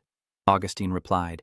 "You knowing about martial magic, even when there are no more records of it, continues to surprise me." The old man's subsequent words immediately made his body tense up, eyes filled with suspicion. "Then let's start right away." Mephi explains, "You are in the territory of the fierce wolf. They are 3 times stronger and larger than normal wolves." Augustine cautiously reminds you, "I'm sure you also know that the martial magic of Grassland is taught through real experience, right?" So the old man speaks in a cold voice, "Survive." In the blink of an eye, countless fierce wolves burst out from the mountain crevices. Eric shouted in panic, "This crazy old man, you're sealing my mana. What am I supposed to do?" Augustine said nothing more, only silently stood there observing. At this moment, behind him, a man had been standing there for some time. "Boss, do you think it's okay to keep watching? From what I hear, he's just a rookie who has only been learning magic for half a year." Augustine confirms. You're here, he's truly a rookie in experience, but not in skill. Oh, thank you for lending me those ruthless guys. If they taste that human's blood, it will cause a big problem. Seeing the bloodstains all over Eric's face, the man looked worried. Isn't his disciple in trouble? He carefully warned that he would die if things continued like this. Inside Augustine's heart, he was sure he would overcome, and he exclaimed, "Just watch!" At this moment, magic swirls intensely in Eric's palm, a faint light beginning to spread out. The magical energy erupts as he throws a thunderous punch at the savage face, shattering its fangs and splattering blood into the air. Augustine proudly exclaimed, "Isn't it what I told you?" The old man's voice was full of excitement, and he was very different. Augustine's eyes sparkled with pride. "I believe he can pass my test and fulfill Grassland's wish from the past year." Suddenly, his voice grew serious. Augustine asked for help, but he was still too weak. The old man continued, "GT, you will have to step forward as the leader of the Revolutionary Army. Even the Imperial Secret Service cannot uncover all of their identities. Their actions are aligned with the Tower Masters, magic, and the Alliances, and they exist only to free the continent from the Empire's brutal rule, the most notorious terrorist group, and the former leader of the Revolutionary Army." He nodded in agreement. "I will do it because it is your request. That man is the Beast King." He hesitated, but he was very excited to have a new disciple. "That person is Julity Tens." You ask cautiously, "Are you okay with losing him?" Augustine's voice echoes in the dark cave. "This is the territory of the Hawk Lang. They are 3 times larger and stronger than regular wolves." After a brief pause of about 2 seconds, the old man continued. "You also know that the martial magic of the Grassland region is built on real combat experience, right?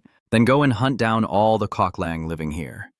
As you gasp for breath from exhaustion, Mephi calmly says, "The last time you defeated one was just luck, but this time it's going to be tough for you, especially in your current state." Although not friendly, he warned them, and they will be more cautious after seeing their kind killed. Now, luck can no longer be relied upon. Hearing that, Eric thought to himself, Mephi is right. You can only absorb the surrounding energy once or twice. That crazy old man. How can Elka kill these things without lifting a finger? Das. If only he had the weapon he used on Snow Mountain again. If he had known earlier, Eric would have trained his body more. Wait a minute. Strengthening techniques are about increasing physical strength through extensive testing of various factors. The body enhancement technique that Eric is studying is actually about strengthening the body. It seems like he has found a way to win. So El just needs to imitate it, right? The martial technique passed down by the descendants of King Hovuang Kwang is a combat skill that makes bones as hard as steel, greatly increases strength, and also teaches how to fight using those abilities. Honyan, the king of all monsters, once said that the body is a miniature version of the world created by God. Just like the flowing streams in nature, breath and blood circulate through every corner of the body. The human body changes based on how they breathe and think, and from the thoughts constantly circling in the mind, countless subconsciousnesses are unlocked. Among them, there is a subconscious chosen by instinct. The transformed body will act according to intuition. After mastering the body enhancement technique, Eric thought to himself, "I don't expect anything. Just accept this world." Instinct and intuition, a combat skill based on the clash between those two. Thinking of this, Eric carefully observes the beast in front of him. He has no plan or reason at all. Eric only knows that this choice is the right one. The next second, he launched the decisive strike, which was the combat skill of a werewolf. This horrifying scene left Mephi stunned. After a while, he kept a close eye on Elk and spoke. This crazy bastard. While Mephi was still lost in thought, his terrifying attack charged straight at Hawk Lang. Then Mephi continued to marvel, how could a human want to fight like a monster? The Kaglang group also got angry and kept attacking Eric. Just as he was focusing his mind, Mephi suddenly realized, wait. But he couldn't believe it and muttered to himself, how could he do it? As Mephi finished his sentence, the remaining Koklang was completely destroyed by Eric. You keep breathing heavily, exhausted after the bloody battle. Seeing that, Augustine slowly speaks. Just as my disciple expected, you've defeated 2 of them. Maybe I should increase the difficulty of this round. But since you've been struggling so much, I'll give you a hint. You'll see some moss growing in the shaded part of the cliff. Pick it. Before he could finish speaking, Mephi cut him off. That old man is crazy too. He must be very excited to see your current condition. Hearing that, Eric angrily told him, don't put me in the middle with that old man. After resting, Eric calmly moves forward. Damn it, it seems he's ready to continue the fight. He wants me to hunt down all the wolves, right? With a very confident tone, Eric challenged, and then we'll see who wins. In a flash, he darted like a lightning bolt into the dark cave. The Cock Lang also quickly began the battle. The confrontation between Elik and the Cock Lang continued non-stop, and so 10 long days passed one after another. Suddenly a question he had asked Mephi suddenly came to mind. This is a flower containing demonic energy, right? And then his past answer also appeared. Yes, I don't know why it's here anymore, Eric gently praised. So beautiful. Is that red moss? Hearing that, Mephi slowly explained that it is a plant from the demon world called resurrection herb. While actively fighting, he continued to ponder whether consuming it would restore his energy if it contained demonic power. He hesitated and replied, For humans it has no effect other than some medicinal properties. But for you, I'm sure you are the one with the seal. No, maybe it will help you strengthen the resilience of the seal. I bet that old man didn't bring you here for nothing, but why did it appear here? Maybe this place is connected to that demon. Holding the flower with no demonic energy in hand, Eric silently marveled that it was indeed a rare opportunity, but he was still angry about how that old man put him in danger. However, thanks to him, Eric was able to strengthen the resilience of the seal and recover a lot of energy. After defeating all the Lang monsters, he continued to train his body's strengthening technique. Although it took quite a bit of effort, he kept moving forward. Eric in a low voice said, This farce is finally over. When he saw the remaining beast, he curiously asked Han, Are you the last one? Suddenly, a curious sound came from its back. The next moment, Eric saw something. Humans and your feet? As you were distracted by something, Juliet's voice suddenly rang out. You've surprised me again. I heard from the Elder that you are the strongest in Eden Academy, but I didn't expect you to show such a terrifying display. As soon as he finished speaking, he boldly jumped down from Khor Lang's back in front of Eric.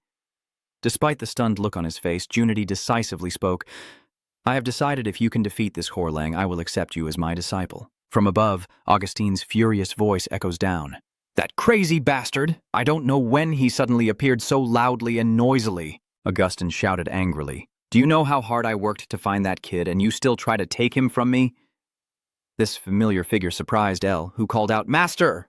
And the next moment, Junity also refused to back down and shouted loudly, I am the one who should be saying that. Do you know how hard I had to work to raise those little monsters because of you, and now they are doomed? I will have to go find wolf pups from the south of the Dragonland within 5 years, feeding them only resurrection herbs, and then... This scene makes Mephi openly criticize. I'm not that ugly, am I? Eric was also at a loss for words. You can't say otherwise. Immediately after, you spoke up to stop their argument. You should have asked for my opinion instead of bothering us. Before Elk could finish speaking, Junity eagerly rushed over. Sorry, I saw such great potential that I got a little carried away. Looking at those wanted posters, you probably already know who I am, right? Do you want to become a disciple of this beast king? Hearing that, Eric's unwavering refusal surprised him.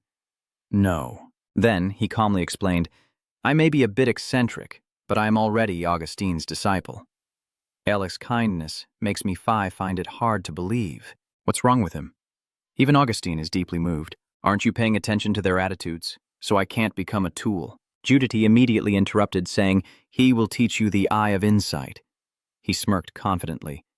The technique that allows you to control monsters at will, and also grants me the title of Beast King. You saw me control this white tiger and the fierce wolf, right?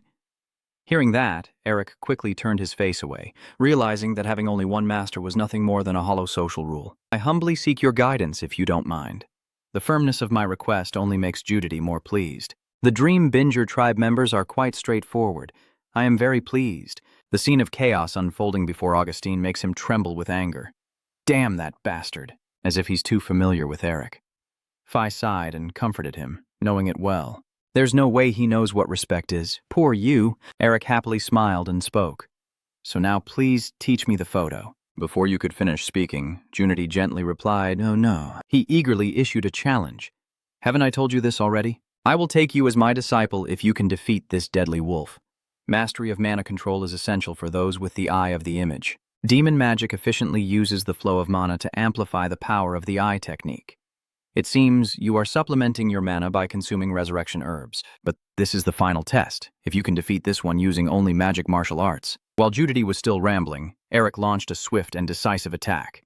In an instant, the beast next to him was struck down. It was knocked away by a simple but direct punch, a scene that made Augustine very proud and left Junity so shocked she was stunned. Mephi had already foreseen this scene and simply let out a cold snort. Immediately after, Eric calmly asked, "Are you done?" Despite being very surprised, he hesitated before answering. "Yes, that's right." After a while, Augustin slowly approached him. Eric glanced at the old man and spoke, finally appearing pleased.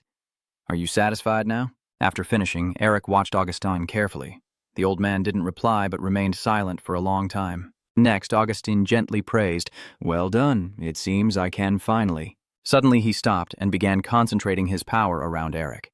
At the same time, the sky brightened. Augustine also replied, "I will teach you about the hatred of the Dark Chronicle then."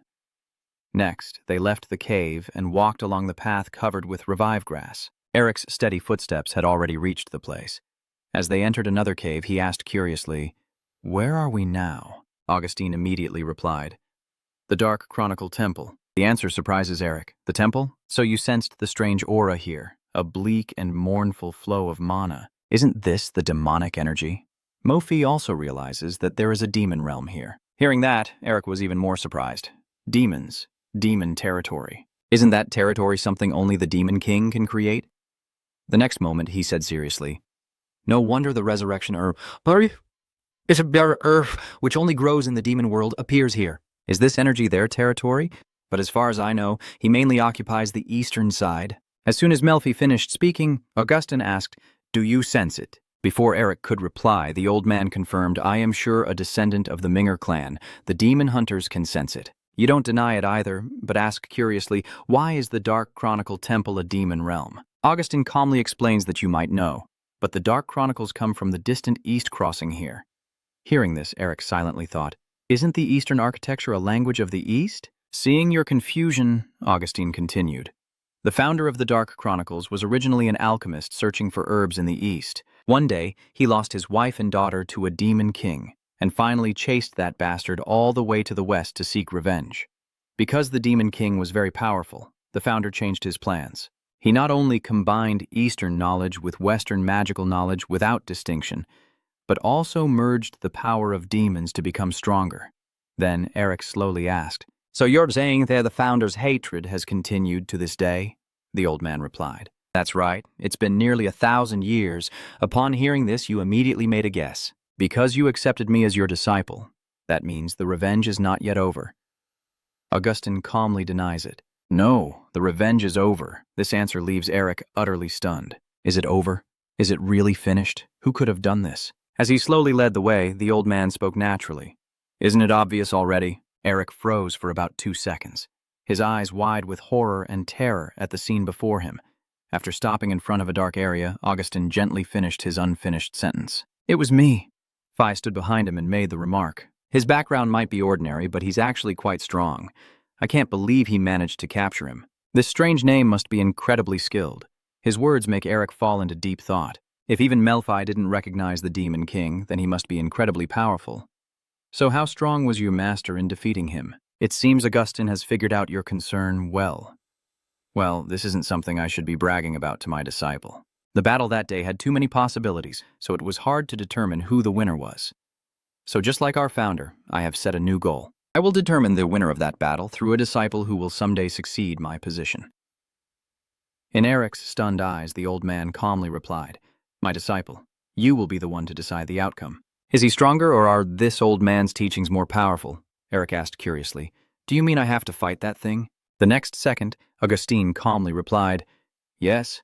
Precisely, I want you to fight its seal because you can take the monster's seal, even if it's a human." His blunt honesty made him extremely cautious. "How so?" Without hesitation, Augustine gently reassures, "I know what you're worried about. There's no need to worry. Why would a master reveal his disciple's secret?" Still, Eric remained very cautious, glancing at the old man, while Mephi also pondered deeply. Seeing that, Augustine slowly unwrapped the bandage on his left arm. "All right, since master and disciple must trust each other, just watch." This action of his immediately makes Agility panic and scream. "Listen, boss, about that." Immediately after, Augustine calmly said, "Every mage has a secret technique they cannot reveal to others." "Me too." As he spoke, he threw his cloak aside. "I have it." In an instant, Augustine's strange arm was fully revealed before them. The old man introduced himself with a dark starry arm. This dark starry arm is different from those of the stars living in the light forest. They live in the dark underground and are followers of demons. Considered demons, they have become extinct due to the Empire's destruction. While Eric was still stunned, Augustine slowly said, "You know that grafting parts of other creatures is forbidden dark magic, right? And it's even more severe when it involves a demon." Then the old man put on his cloak again. "Besides Gility, no one else, not even Lord Narrister, knows this secret. Now we know each other's weakness. Are you sure? I discovered your secret while searching your body when you fainted, just to make it easier to teach you. But if you don't like it, I apologize. But now that I know you can absorb the demon's seals and activate them, I definitely can't let you go because of this hatred." Like a true gentleman, Augustine calmly hands over the choice to Eric. "It's just the greed of this old man. Then from now on, do as you wish." Hearing that, Hulity and the White Tiger both turned their heads to stare at him with anticipation. Even Mephi was curious about Eric's answer. At the same time, Eric fell into deep thought. Greed is just that. Maybe it's simply a desire to be satisfied with something that the old man has lost. But is greed a sin, or is it just having a goal? Just like you, my master also has his own goals. How could Eric refuse someone who is pursuing their goal? As soon as he finished speaking, he forcefully stepped forward. Eric solemnly clapped his hands together without hesitation. He bowed and made his decision. Master of MBER, Eric Embinger, greets the heir of the Dark Chronicle, Lord Augustine Narrister, as his disciple. With this choice, El's face looks very relaxed. Augustine also quickly responded with satisfaction. "Thank you, my disciple." Then he curiously asked, "So I just need to absorb the seal of the Demon King, right? What is his name?" After a moment of thought, the old man replied, "I don't know exactly either. During its journey from the western coast to the Empire, it would appear with a new name each time. But we call it Rage Beast," Augustine said as he glanced at Du. "Rage Beast Du." Eric calmly repeats the name and prepares to act. Beast of Fury. The scene before him moved Augustine so much that he was on the verge of tears. Meanwhile, he was ready. "Then, I will begin. You tell yourself that even as a demon king acknowledged by Mephisto, if you could absorb the seal of such a creature, you would do it. Thinking of this, Eric suddenly hesitated. "I will do it. But Then Eric quickly asked, "Mephi, how do you absorb the seal?" Mephi exclaimed in surprise, "You don't know how to do it after all." Unlike your earlier confidence, you answer with worry. If he asks that, how could I refuse? You're saying that demons become stronger by stealing each other's seals, right? Then what should we do? He grew even angrier at Eric's innocent softness. "Did you learn how to eat before you started? Stealing seals is like eating with us, so how could I teach you?" Inside Eric, a storm was brewing. This is bad. Here, the magic has no reaction at all. During the brutal sealing, it happened naturally, because suddenly an idea popped into his mind. Could it be? Without hesitation, Eric immediately executed the absorption technique. As soon as he unleashed his move, Du's eyes suddenly flashed with a strange light, and then the patterns on its body shone brightly, causing the entire temple to tremble. Although Augustine and Gility are feeling completely opposite emotions, they both watch the scene before them intently. The aura of power emanating from Du causes the talismans to scatter chaotically everywhere. The dark magic flow quickly approached Eric and surrounded him. Eric remained calm and thought that what he prioritized learning during the training week was not only martial magic or body enhancement techniques, but also balancing various types of mana within his body. With a very confident look, Elk thought to himself that he had tested it by connecting the seal of Aline Thoai Fap. As he expected, as soon as Eric finished speaking, the scene around him changed, proving it worked. It seems the dark magic flow has led Eric to a strange forest. In this mental world, does he have to pass the test and be recognized like the case of Snow Mountain King? Eric kept looking around suspiciously. Is there something here? If I were to be attacked, there should be insects or birds, but there's nothing here. He didn't think it was just because this was a mental world. The silence was too complete, as if everything had been swallowed by something. After a while, Eric realized there were some spots with the sound of wind rustling through the swamp. The palm leaves rustle. Something unusual is happening, dim but intense. There is a hard-to-reach predator here. Before he could think of anything else, he was drawn to something strange. The movements of the surrounding trees suddenly seemed abnormal in Eric's eyes. You keep moving forward but still feel the danger. Is something moving just now? Is it in the forest or in the sky? Even though I know something is lurking, I can't find any proof. I can't sense it anywhere. Just as I thought, Du suddenly appeared right behind you. There is an interesting human here. Previously, Eric became a student of Augustine and agility after passing their tests and was tasked with absorbing the Demon King Du after learning dark magic from the Dark Year Chronicles. But the sharp teeth of the Demon King are aiming at Ek's neck. Eric faces Du and thinks to himself that the shadow and teeth are faintly visible through the sunlight, filtering through the leaves, while the rest is endless darkness. I need to fight like I did against Snow Mountain King. I reconsidered. No, I still don't know how to absorb Du's seal. I should observe the situation first. Maybe there's another way. I'm not sure I can win. Suddenly Du spoke. Mingo usually acts first and then reports, but you seem unusually patient. Eric wondered in surprise. That's not the only strange thing about you. At the same time, Du whispered that something was off about you. He continued, an ordinary person with a seal. And isn't that the seal of Mephistopheles? And even though you are of a lower rank, you still have another seal. It's a dragon's heart. Do you still know how to use spirit talk? To him, I'm just prey. Eric considers. All right, go ahead. I'll attack as soon as he does. Suddenly, Du spoke. All right. As an ordinary human, I wouldn't care. But then a shockwave struck, causing Eric to stagger back and revealing a set of sharp teeth. Du appears fierce and ferocious, opening his mouth wide and shouting, You seem worth it. Du says, Dream binger, child.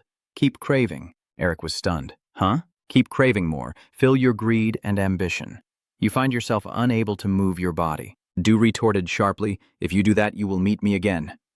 Turning back to reality, Eric was momentarily stunned. He was raising his tattooed arm. Mephi wondered, Is it over? Augustine also hesitated. I think so. Mephi looked at him and said, That crazy guy actually said his real name. So this seal is supposed to be easy to remove? No way that's true, right? Mephi quickly solves the mystery for you. That's all he has left to do because he's been forced to keep the seal from dying for a long time and has reached his limit. He made your body paralyzed to revert to your previous form, and he even gave you a weaker seal than the original. You silently thought, he said I will meet him again if I continue to crave. Does he mean I should upgrade this seal back to the original form? Eric asks. You have a new family now, Mephi. Can you tell me his real name? He replies, I won't lower myself to reveal the bastard's name to survive. Augustine suddenly spoke. The real name of Du is the evil god. He continued, Probably his rank has dropped after losing to me, so it might be quite intense. Mephi sighed. This person is crazy. No one asked for their opinion, and he even knows the real name's value. Must be possessed by someone. Eric silently wondered if he should ask his master if Mephi refused to speak. But then why did he suddenly? Augustine spoke again with a sinister tone. The old man explained, the seal of cruelty. Augustine continued. Du Yuan originally was a demon called the Night Demon. They are at the bottom of the food chain and always afraid because they can die at any moment, but they are still greedy due to their insatiable hunger. The old man explained, That's why you can sense danger like a demon when you have Du's seal and can quickly identify an enemy's strength and weakness to counter them, Augustine said, tears welling up. The awakening of the sixth sense through mana circulation, something martial artists always seek to emulate. The old man hesitated, his heart pounding and all his senses tingling. Augustine emphasized, I call it the demon's sense. Da Niansu has finally obtained Du's seal and the demon's sense. Now, you just need to upgrade this seal and fight Du. The importance and how to use this seal are details you won't find in any book. I don't know how hard Da Niansu's ancestors and masters struggled to obtain this knowledge. Da Niansu's dreams and ambitions for 1,000 years have been to achieve this one goal. Eric uses his power and speaks in a fierce voice. Beneath his shadow and Du's shadow, he surrounds his body. Eric wondered if it was his turn to bear this heavy goal. Suddenly, distant movements erupted, with rushing sounds and sparks flying. Master, are the demon senses when the heart pounds and the senses tingle supposed to be activated suddenly? I wonder why it suddenly got triggered. Suddenly, Shin appeared out of nowhere and called Eric by name. Eric was stunned and asked, How did you get here? He replied tiredly, It doesn't matter, there's a big problem. And outside, Eric was stunned, asking, Huh? A scene change at the villa? Miss, you need to go out and see this. I ask again, What is going on? Has the military training finished yet? Her body trembled anxiously. Tasa ordered, Stop her first, I will go meet her myself. Elsewhere, Hiji is carrying a suitcase to meet Ek. She softly asked, Is my brother Eric Mbinger here? Eric and Shin sped away like a gust of wind. Shouldn't you have tried to stop Sister Tasa earlier? I will question you instead. How am I supposed to stop that crazy witch? And why did you blame everything on me back then when it was your mistake? He muttered. The situation is really bad. Her aggressive nature has flared up again because of you. They continued to fly away, thinking of Tasa and hoping nothing would happen. Meanwhile, Tasa was also gliding through the wind. She was secretly hoping to say that the Duchess's divine glow had sacrificed her very life for him. In other words, her sister lacked the magical talent that her brother, suffering from a blockage disease, possessed. And ultimately, it's hard to produce a prodigy from a fallen family. So, I keep thinking, is the person the Duke's radiant aura fears the most really her sister? Surely it's not just because she's his sister. She wondered what kind of person her sister was. Then the scene shifted to Hiji carrying a suitcase and walking over. She gently smiled and asked, "May I ask if my little brother, Eric M. Binger, is here?" The guard replied that the Duke's aura is present here. Someone else spoke up, but she couldn't join without an invitation. Hiji stammered, "Sorry, why is that? Could you please call young Master Tam? I'm sure he knows I'm here." The two guards replied, "No. Additionally, we received a request from the young lady that she is not allowed to enter." Hearing that, she was surprised and asked, "Why the sister of Shin?" Why would she? Suddenly, Tasa descended from the sky and said, "Nice to meet you." Hiji turned around confidently and introduced herself. "I am the daughter of the Nerester family. Tasa Nerester. My name is Hiji Binger. I've heard a lot about you from Eric and your younger brother." She continued, "I've heard that you are a charming and strong person like a blazing fire, but it seems those rumors are quite accurate. Nice to meet you, Tasa." I was a bit surprised, but still politely responded, "Thank you." "Hi," Dai was speaking gently when suddenly she coldly questioned me. "May I ask why you blocked me? I can't think of any reason for you to do so." Tasa also quickly responded, "This is the main residence of the Nerester family, the leading family among the 6 clans managing the Magic Tower. This isn't a place where anyone can come and go freely, right?" She continued. "Yellow hair and blue eyes are characteristic features of the Binger family, but she might be in disguise. Moreover, if she truly is the sister of the Bright Marquis, she still needs to go through some procedures." Haidai asked, "So in this case, what do you want me to do to prove it?" I say firmly, "If you truly are the sister of the Marquis of Tin Kwang, it means you are also a member of a magic clan, so I will only believe you if you defeat me in a magic duel. Unfortunately, I am not capable of using magic." Upon hearing that, she laughed and said, then Haidai asked again, "What about spiritual energy?" She warned her that she would get hurt. I replied arrogantly, "I'm curious about that," she said as she snapped her fingers. "It's simple. An explosion went off." Tasa spoke, initiating the identity verification process. Both of them suddenly flew away. Tasa briefly smiles, while Heidi, holding a large hammer, asks if she's sure she can stand firm against something so huge. She asked again, "Have you ever played tag when you were a child?" The shards of dirt and rock flying from the hammer's impact blast toward us. She easily used magic to burn them and said, "I haven't played in a very long time, since the last time I played, but Shin and I played together many times during childhood." Tasa uses magic and calls their names. She throws fireballs at Haiji and says, "I have never hidden it. And what about you? Are you skilled at this game?" Dima. Haiji remained unfazed, gripping the hammer tightly and replying, "I have never failed before either. But that's because my desire to win always keeps flowing within me." She reached out and threw the hammer with great force. The hammer flew with incredible power toward Tasa. Heidi said, "I always catch them over and over again." Tasa leaned back to dodge the hammer. She looked towards Hai, shimmering in the light. Tasa thought to herself, "It's surprising that a member of the Thuat Tin family is a martial artist, but I can't imagine she can wield a 100-kilogram hammer as lightly as silk without using spiritual energy." She looked at the hammer and realized it was truly a member of the Binger family. The sign on the handle of the Black Skull hammer was the clue that led her to quickly uncover the truth. So, Tin Kwang Duke's sister is actually a member of the most powerful mercenary army. The hammer strikes forcefully, causing a massive explosion. Heidi asked with a smile. "So the score is 1, right?" Tasa confidently replied, "I won't hold back this time." Suddenly a magical wind was created, and a voice rang out, pushing it away. I ask in surprise, "What's going on?" Haidai casually says, "Everything is just getting better." Suddenly, she reached out and grabbed Eric by the neck. Everyone was utterly shocked. Eric struggled to say, "You still look as healthy as ever, sister." "Sister." You hesitated, seeming like you and Tasa are having a good time together. "Should I step in between you two? It will be a problem if we receive the repair fee. Now stay calm and let me go." Haiji, speak clearly. "Eric." She slightly turned her neck. A cracking sound came out. "Hi." Dai widened her eyes and said, "Let's have a little chat." Tasa frowned and focused her gaze. She clutched the paper tightly and pondered. Tasa asked aloud if it was correct. The name Hijimbinger appeared on the paper, but it couldn't be confirmed. Hanabi stammered and replied, I am sorry. According to the intelligence gatherer, the information is highly classified. She clasped her hands together and said, well, just as I expected, the Black Lair is indeed the strongest underground mercenary organization. Their enemies are proportional to the number of missions completed, so I'm confident their identities are also classified. She narrowed her eyes and continued, I will seize this opportunity to become an equal partner. Tasa silently considered in her mind that it would be difficult to meet even one member of Black Lair because they have no relations with anyone outside the Grey Lion family. And what if the young lady of the Minger family is a member of Black Lair? She smiles and thinks this reason alone is enough to have a close relationship with the Minger family just because of Duke J.D. Starr. But in that case, Nerester must have nothing left to lose, right? It seems we made the right move. Switching scenes. Heidi jumped up and said fine. She swung her hammer forcefully. Tasa asked, are those two still playing chase? Meanwhile, Eric ran and said, please, let's talk.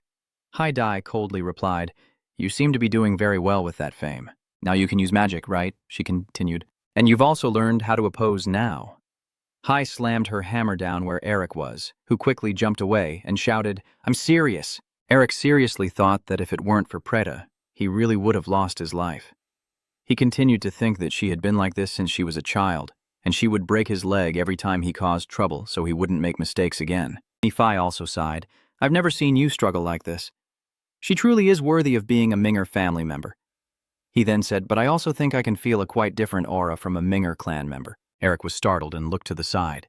Heidi leapt up high, swinging her hammer. Nephi commented, I've never seen something this interesting before.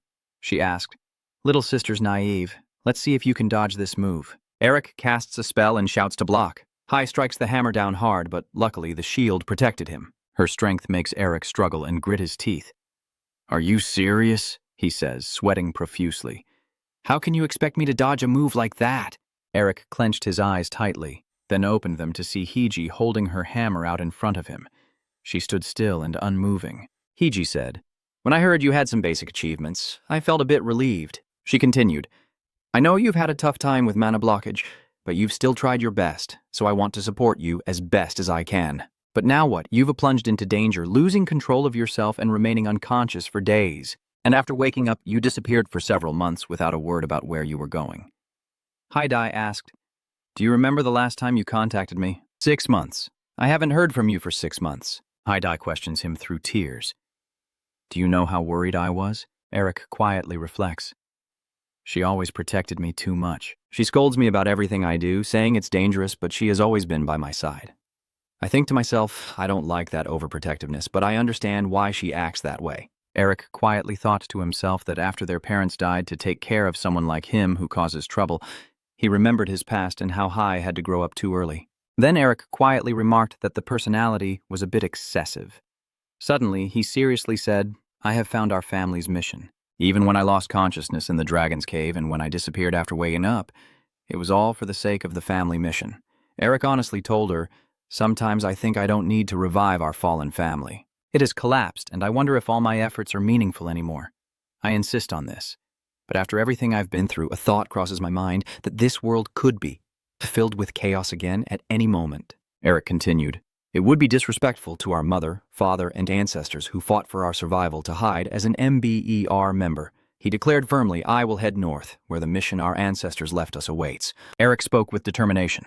No matter what that mission is or how dangerous the path ahead may be, I will pursue it. You said while thinking of the images from the past, just like our ancestors did, until our family, this world, and everywhere you step shines. Eric solemnly declared like the stars. Hai fell silent upon hearing his statement. Then she smiled, tears gently falling down. And Heidi asked Eric if he would really crush her legs if she left silently again. Is that clear? What do you mean I hesitated? Eric asked her back. Aren't you feeling touched? Yes, Eric, I have grown up now. I won't interfere in your affairs anymore. Isn't it right for me to say something like this? Nephi said, that's so embarrassing. She should have hit him a few more times for me. Du added, luckily, she still has a way to escape my control. This time you said some impressive words, huh? But how can I trust you after everything you've done? He replied, I am still hoping that next year will be the day of that guy's death.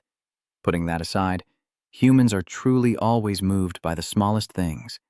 Meanwhile, under the bright moonlit night sky in a desolate field, Exil gazes at the small red-winged box. The box in his hand emits tiny sparks as Exil mutters about the resurrection of Lord Ilo.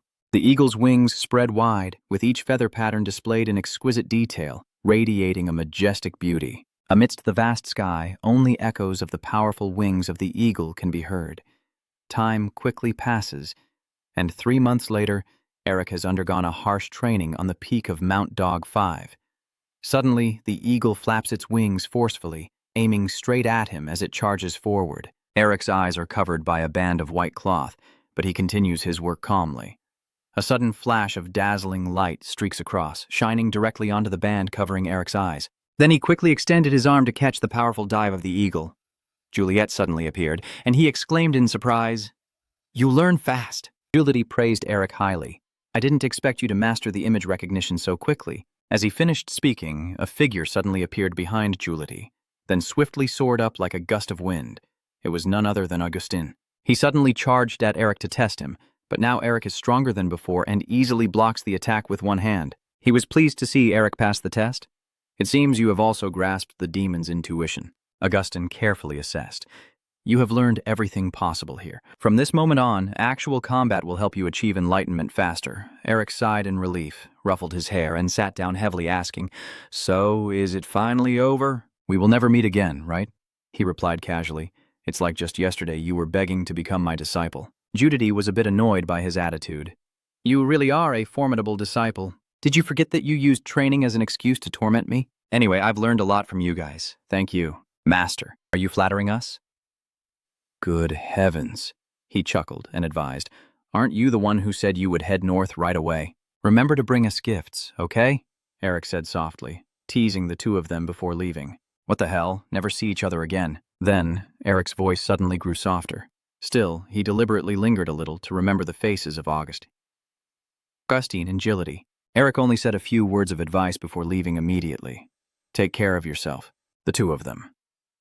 After seeing Eric walk away, Judity finally asked curiously if this made him feel nostalgic. "Leader, regarding the days I roamed everywhere with Zet," Augustine replied slowly. "Every day is full of joy while I am still vigorous, and now I am spending the remaining short days clinging to this place." Juliety was a bit curious. What would Set say if he were still here? He guesses he would be complaining about us sitting here waiting to die like a bunch of old men. "We haven't even reached 100 years old," he burst out laughing. "Lord, we're not even close to his level." Jay nodded in agreement. "That's right. Compared to him, we're just middle-aged men." Augustine expressed his regret. Ignoring that, how could he abandon these great teachers? He guesses he's heading north alone. The old man cheerfully replies, "That disciple needs to be taught some manners." As the scene shifts, I take the documents Eric hands me. She looks surprised and speaks up. "You're entrusting me with the excavation of the hideout directly." I step back and thank you. "Thank you very much," Eric replied casually. "I'm giving it to you. I wonder why you suddenly sound so polite." You immediately inform her of what you have arranged. "I have prepared a carriage to take you to the north. It's right at the entrance." She's still staring intently at the paper in her hand. The content above is an agreement regarding the excavation of the Diamond Dragon's lair between the Firebrus family and the Embinger family, Eric Embinger of the Embinger family. Firebus. Tasa, Nerester. Seeing Tasa not paying attention to what she was saying, Eric loudly reminded her, "Remember to be careful when arranging your studies at the academy." He secretly thought to himself that his sister, who was famous for loving dragons, was the one he entrusted it to. She was so delighted that she kept her eyes glued to the words on the paper, happily celebrating. Finally, I got to touch real dragon items. All of them are top quality. I was surprised by Tasa's expression. It was beyond what I imagined. But I didn't think she would be this happy. Eric silently stared at her, quietly thinking that since our relationship with the Nerester family is growing stronger, maybe everyone will benefit. Thinking about it, there's still someone who owes me. Eric suddenly remembered Isabel's promise. Miss Isabel said she would contact me after reaching her destination. Has she forgotten about my debt? You better put that aside quickly. I was the one who got on the carriage first anyway. Han slowly sheaths his sword, then angrily shouts, "That damn Pow really hurt me." He coldly gazes at the corpses of Pow's dispatched subordinates. No matter how weak I am, he looks down on me, and I can't believe he thinks this is enough to kill me. At this moment, Isabel's voice suddenly rang out. She relied on her thoughts and analyzed that perhaps he was getting impatient. He has weakened after losing too many blue wolves. Isabel slowly approached Herman while explaining, and he knew that if the Lord joined the MBA's forces, he would be in danger. After hearing his daughter's voice, Herman turned around and saw Isabel walking with 3 others. V, hearing this, excitedly reached out and ruffled her hair. He praised him with admiration. Wow, our girl is really smart. She's right. Brother V wonders why we don't stop this game and just go to Pow to kill him. Isabel hesitated and said, please don't treat me like a kid anymore. Gray agrees with him. That's right, the 3 of us will go together. He immediately burst into laughter, his tone slightly reproachful. I told you the problems of the Quail family will be handled by me. You 3 just needed to protect Isameo. Han's face suddenly darkened with deep hatred, and he coldly declared, I will meet this duke myself to thank him. Isabel, Vex, and Gray immediately became serious. All 3 listened attentively to his words. Herman continued speaking and decided how to deal with Paul. After the scene change, Exel suddenly stopped, raising his voice as a father, asking why Pao still hadn't been appointed as a Lam Su. Hua calmly replied, there is a small issue. He reassured Excel not to worry. The plan still faces no obstacles. He stepped forward. Excel thought for a moment, then slowly responded, I thought destroying a Lam Su with blocked mana would be easy, but considering the declining Mbinger family might hinder us, he impatiently demanded, since it's not the right time to confront the Minger family, quickly appoint Pao Queo as Lam Su, captain of the Green Wolf team. Hen's face gradually darkened. Exel remained unfazed and continued to say that once he becomes a Lamho, both his body and his power would be taken away. He furrowed his brows tightly and looked at Excel with sharp eyes. He is determined to quickly accomplish his goal to contribute, even if only a little, to Lord Isel Anbet. Suddenly, a loud noise erupts, startling all the birds. They flapped their wings wildly and took off into the sky one after another. He impatiently replied, I told you not to worry. The scene shifts to a vintage carriage slowly stopping in an open dirt area not far from the bustling city, when suddenly Eric's panicked shouts are heard. No, it's impossible. I plan to go quietly to the north. I appreciate the effort put into preparing such a big carriage, but I don't need a coachman. They reminded him that my name is not the coachman, but Eric, and he even tried to continue begging. But I decided to change the subject after thinking it over for a while. Sometimes going out with friends isn't so bad. Just show some anger. He reluctantly replied, I only came because my father asked me to, okay? Not only that, but Eric's sister Hai is also on the car. He sighed in frustration. Hey sis, you should go home and rest. Why are you here? What's wrong? Don't you want your sister to come with you? No, I want to. You were so happy just to be with your sister that you wanted to jump for joy. But what made you even more headache-inducing was the presence of August, Stein, and Agility. Master, old people should stay put.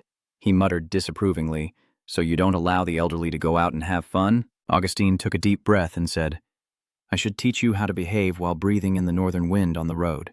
Judity sat cross-legged, casually accusing Eric. You hurt our feelings by leaving us behind. Phi grits his teeth, showing his displeasure. Looks like it's going to be a noisy trip. I hate being bothered the most. Wow, this is really fun. 7 people are the perfect number for an expedition. He looked up, about to speak, thinking this was just a family trip or something, but Augustine cut him off. He kindly introduced himself, saying, I haven't introduced myself yet. I am Augustine, Elk's master. Hi, also happily introduced herself. I am Hiji, thank you all for taking care of my younger brother. The boy is so weak that he needs a cute creature like this to help him out, the old man asked in surprise. You think the species of the Demon King is cute? That's interesting. Can you stop frowning already? Elk, am I the one who wants to go somewhere? His eyes immediately shifted their focus to Hai, who was happily playing with the 2-headed white tiger and eagle. Eric then turned to look at Master Juliet, who was smiling and chatting happily. Not only that, Augustine was also smiling at him. Eric suddenly froze, immediately realizing something. As he looked at the scene before him, Eric couldn't help but be surprised. His eyes widened with clear delight. The carriage slowly rolled on under the sunset as Eric suddenly took out a sparkling blue stone, a smile spreading on his lips, revealing his happiness. Eric clenched the stone tightly in his palm, and at that moment he seemed to feel warmth seeping into his heart. Maybe a family like this isn't so bad after all.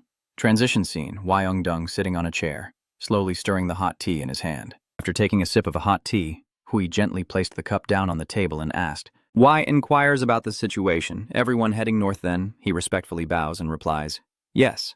The butler looked a bit worried and carefully asked, Clan leader, is there some good news? Wai silently gazed outside through the window. Isn't it quite interesting?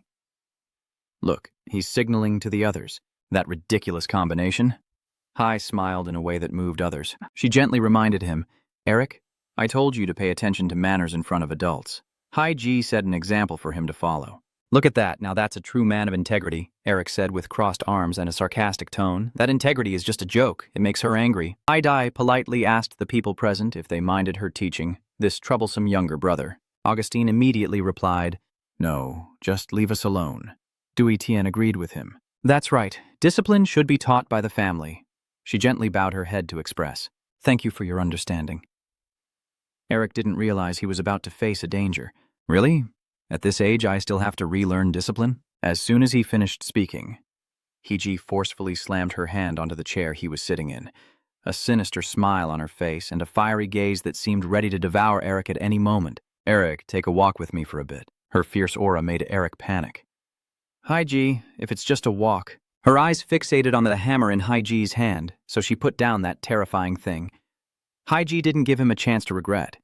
She immediately pinched his ear and dragged him away. He cried out in pain, Hi, let me go! Mephi watched the whole process from the side, sneering with a smirk, never expecting to see Elk being dragged away. Mephi laughs heartily, enjoying himself. They focus on controlling the carriage, each movement precise and decisive. The carriage had only just started moving when he suddenly noticed something ahead. They quickly stopped the carriage. After the carriage came to a complete stop, Eric found it strange and stuck his bony head out to ask what was going on.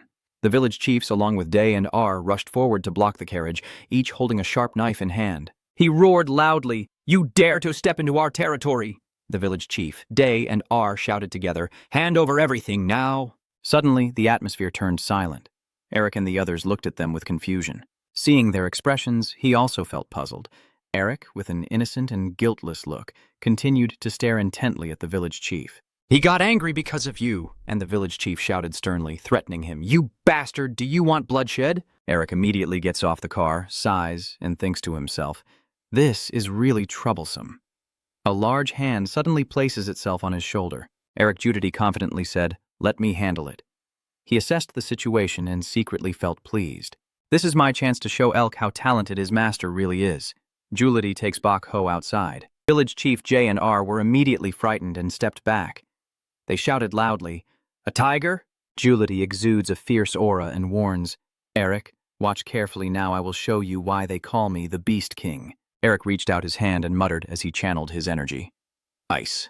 A giant block of ice suddenly fell straight down, knocking Village Chief J and R back with its immense force. All three of them are so frightened they turn pale and can only tremble as they sit on the ground. Juliet looks a bit sad and softly says, Eric, I can handle them. Why are you interfering? Eric saw Juliet's intentions and immediately scolded him. Are you planning to turn this place into a sea of blood? After a brief observation, Eric concluded that those people were definitely not bandits, just impoverished wanderers from a nearby village.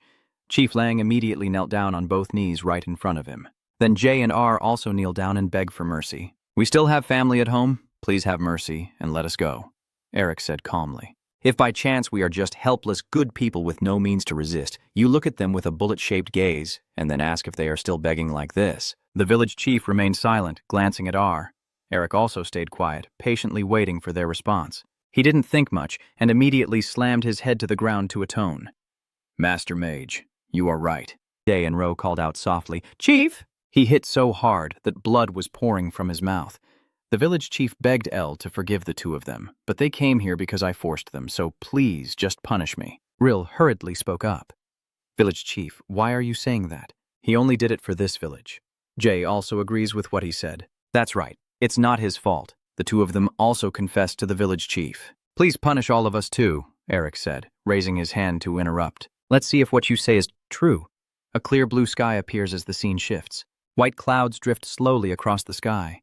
Under the scorching sun, Eric, Hiji Shin, Augustine, and Jility follow the village chief to his home. The village chief explained that the drought and famine had made our lives very difficult over the past few years. We thought that since we were starving anyway, we might as well become bandits. Nephi looks around and suddenly senses something. Wait a minute. This energy... He painfully recounts all the hardships the villagers have endured over the years. It took us 5 days on horseback to reach another village, and we can't leave here to find work, because our livestock will starve to death. The village chief suddenly broke down crying. He blames himself, saying it's all my fault. Augustine stroked his beard and said, "Unfortunately, the laws of the country don't reach this place. Eric, whether these people have committed crimes or I let them go, they are doing it for good reasons." Eric falls silent, lost in thought. He suddenly brought up a point. "Isn't caring for the people part of our noble duty?" You nodded in agreement. Yes, it's not entirely their fault either. Hearing that, the village chief immediately bowed his head to show his sincerity. "Thank you, sir." Mephi kept flying back and forth over Eric's head, making him feel dizzy and disoriented. The village chief took Eric's hand and promised that we would never steal again. He smiled reassuringly and said, "It's okay." Eric couldn't take it anymore and shouted, "Mephi, why are you just circling around like that?" He carefully explained, "Even though it's faint, I can sense the presence of demonic energy here." Eric was surprised. Demon energy. After hearing that, he immediately became alert.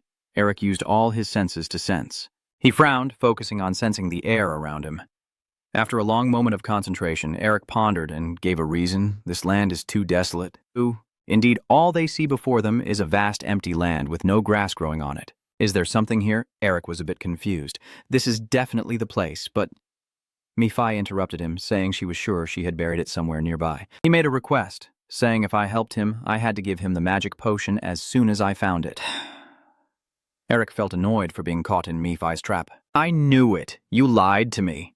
You raise your hand to create a source of energy," Eric announces. "I need to dig the ground first. Everyone, step back," he shouts, piercing through. Eric frowned, his expression suddenly serious, and in an instant a giant ice block fell from above, destroying the ground below completely.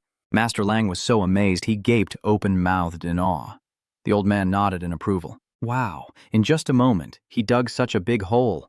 Then Eric took a running start and jumped straight into the hole he just dug below. Eric lands safely, exuding a cool aura, and looks down in surprise to see a box beneath his feet. Augustine also followed him and quickly climbed down to Eric's location. "Did you find anything? A disciple?" He nodded and replied a yes. A box buried deep underground. As Eric opened its lid, a strange purple gas immediately escaped. Mephi curiously approached to observe, the stream of demonic energy continuing to pour out uncontrollably. Augustine exclaimed in amazement, "Qui qui?" After all the gas inside the box has been released, a winged goat-headed statue sitting upright inside the box gradually becomes visible. He puzzledly wonders, why is it here? According to legend, the 4 great demon kings, descendants of demon gods and rulers of the demon world, are Mephistopheles, Original Sin, Satang, Doomsday, Lilith, the Revolution, and the tyrant who possesses the largest demon army among the demon kings.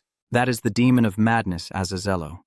In the past, Azadeo was very greedy to possess the human world. During the invasion of the human world, he not only destroyed 12 villages. Eric raised the statue, asking curiously, "Is this the symbol created by Azel's followers?" Mephi explains, "It was specially created for human sacrifices." Only after answering did he suddenly realize something was unusual. "Wait a minute. How do you know about Azel? Explain, I saw it in a book in the warehouse." "If it's all about human sacrifice, then everyone in those villages must have sacrificed to summon the Star of Io." Mephi turned his head to gaze into the distance, assessing the state of the village. Then he concluded that it seemed to be the most reasonable hypothesis. Alec kept asking himself what the demons were hiding in the human world and what their plans were. Mephi then demanded, "Now that you're absorbing magic, pass some to me. Many have promised." Augustine immediately stopped you, saying, "Apprentice, investigating the traces of the demons that were destroyed 30 years ago is very dangerous." He gave his opinion, and I think we should bring it to the Magic Council members. He sneered dismissively. It's interesting that Eric actually agreed with Augustine. Mephi nervously asked, "Hey, didn't you promise to tell me already?" He sighed and explained, "He said he would give it to the Wizard Council. But if I absorb this demonic energy, how am I supposed to explain it to them?" He hesitated, unsure of how to respond. "This matter, Eric is trying to persuade Mephi. If you tell me how to use MMI's seal, I might try." He shouted angrily, "No way, Augustine! Come and take the box!" the old man orders. "Send this to the Magic Council immediately." Mephi panicked and desperately negotiated. "Do you have no other requests? Other than explaining how to use the seal, everything else is fine." Eric calmly asked Augustine, "Be as quick as possible." A strange voice suddenly whispered in his ear, "Looks delicious." Immediately after, a strange blackish-green aura burst out from Eric's arm. Once it completely escaped from his arm, it quickly rushed toward the box that Shin and Augustine were holding. The mysterious air opens its large mouth and directly swallows the box inside. After swallowing the box, The black streams immediately gathered together to form Du's body. Seeing that he had taken what she needed, Mepha hurriedly shouted, "No way, my magic." Gustin looked confused. The old man asked, "What is going on here?" "It seems like this thing has tricked me again. The evidence you've been searching for all this time has vanished." Mephi's fury immediately erupts. "You bastard! How dare you steal what belongs to me?" "I don't care about him," I quickly explained. "It seems this village won't turn into a desert just because of one nest, so let's look for something else to prepare." The scene shifts to a rough stone wall inside the cave. Faint light from a weak source casting an ominous glow with a few candles burning on the ground, their small flames flickering and illuminating part of the cave. Damien, accompanied by his followers, prepares to perform a dark ritual before the giant archbishop statue. Damien kneels respectfully and then bows his head toward the archbishop statue. Suddenly, he sensed something unusual as he was performing the ritual. When the followers saw Damien stop, they asked, "What's wrong, priest?" He calmly said, "A few heretics dared to interrupt your summoning ritual." Damien's followers immediately became angry, shouting in unison, "Which heretic would dare do such a thing?" Qdam Yen's face darkened as he looked up at the statue. Then Damien seemed to become a madman. He shouted loudly in front of it, "High priest, we will deal with those heretics. Please don't be angry with us." Damien and his followers all swore, "We will surely carry out your great plan on this continent. We will seek your favor again." He turned around and ordered a believer to deliver his message to Joda before heading north. And the entire person of Dam immediately emitted a murderous aura that made everyone shiver. "Go meet Ka and perform the summoning ritual." The scene shifts to the sky, beginning to darken. Not far from the nearby river, Elk's group is stopping to rest after a long day. Elk's face shows a hint of sadness. You wonder why no one has noticed what the demons have been doing all this time. When the nearby villagers saw the river's water rising, they were very happy and paid no attention to anything else. "Now we can start planting. The water level is rising quickly." You feel sorry for the innocent people. They have taken the lives of many innocent people. Augustine walks over to him and gently pats his shoulder to comfort him. "Because we have presented the evidence to the Mage Council, they will start the investigation soon. Not to mention, everything that happens will be blamed on the local lords." Augustine gazed into the distance and expressed his feelings. "I also want to behead those bastards who caused all this, but it seems this matter is beyond our reach now." Eric fell silent, lost in thought. The subordinate agrees, because the council will intervene, so those bastards will act quickly. The first thing to do is to find the disgusting nest throughout this entire area. His eyes immediately became determined. Eric silently swore to himself and then crushed the bastards responsible for this. The village chief was overjoyed, tears of happiness streaming down his face. "Thank you. Thank you all very much." Eric's group greets the villagers goodbye. Before leaving, he reminds the old man that the drought has ended. "Take good care of everyone in the village. We're leaving now." "Wait a moment," the old man shyly asked. "Can I at least have the name of the wizard?" I proudly shouted my name, Eric Mbinger. Everyone present was very surprised and exclaimed, "The bright Marquis, Marin's hero, just as expected." The village chief felt reassured upon hearing that name. The old man smiled. "Merbinger, the stars of the empire are shining again." He continued to resume his work of driving everyone on their journey. The five of them, Sinine, Eric, Hai, Augustine, and Gility, sat quietly inside the carriage. As it just started moving, the unexpected ones called out to him, "Eric, I think you should step outside for a bit." Eric immediately poked his head out and asked, "What's this time?" He hesitated a bit. This. A group of mysterious masked people appeared before the two of them. They hurriedly introduced themselves, saying they were from the Royal Council. Soon, those people had stepped closer to Eric. Bachan crossed his arms and arrogantly asked, "Are you Eric Minger?" He responded with a cold stare, secretly thinking, what a cheeky guy. "These people belong to the Intelligence Bureau, the Emperor and Royal Family's intelligence agency, run by the Emperor and the Royal Family for the Emperor and the Royal Family. Everyone knows they are monsters in disguise, willing to use any means from kidnapping and intimidation to murder to complete their mission. Their combat abilities are on par with those at the Magic Tower and the Lion Family." At this moment, Eric's mind echoed with this thought. But since even a place like this was unknown to the demons, no wonder we haven't had time to analyze or send a report to Tutum before they hurriedly traveled a long way here to find us. He let out a quiet sigh, feeling quite annoyed inside. However, Eric chuckled softly and thought to himself, even if they have an emperor backing them up, starting the conversation like this is a bit too polite. His face showed a nonchalant expression as he spoke dismissively. "Yeah, there." He hesitated, his eyes flickering with surprise. Stammering to confirm, "Yes, that's right." Seeing himself being looked down upon, Bachan was so angry he turned red with rage. "How dare you speak so carelessly like that? His whole body is radiating murderous intent. We are agents of the Royal Intelligence Agency, so civilians like you should show proper respect to us." Eric pretended to be shocked, but Bachan was trembling with anger and asked sharply, "What did you just say?" At this moment, your spiritual power erupts fiercely, showcasing your dominance. Eric sneers. "Even if you are part of that great intelligence agency, you alone are only as strong as a duke." The overwhelming aura causes the ground to shake, and he is terrified, stunned inside. "What is that?" Eric angrily shouted. "When did officials gain the right to disrespect the duke?" Soon, his spiritual power surged and condensed into a giant beast. Bachan, terrified, quickly knelt down in panic, wondering how he could do that. His eyes widened in horror as he pondered, is his skill really close to that of a mage? After a while, the magic gradually dissipated, the clear sky returned, and Bachan subtly glanced behind him. Hearing footsteps approaching, the Crown Prince subtly nodded. Bachan seemed to understand and nodded quickly in response. He swiftly removed his mask and said, "We apologize, Your Highness." Then, Bachan bowed respectfully and asked for our forgiveness for his improper behavior towards you. Seeing that, the enchantress praised, "You really always know how to show others what courtesy is." I answered firmly, because if I acted like nothing happened earlier, they would see me as a joke and try to push me around in the future.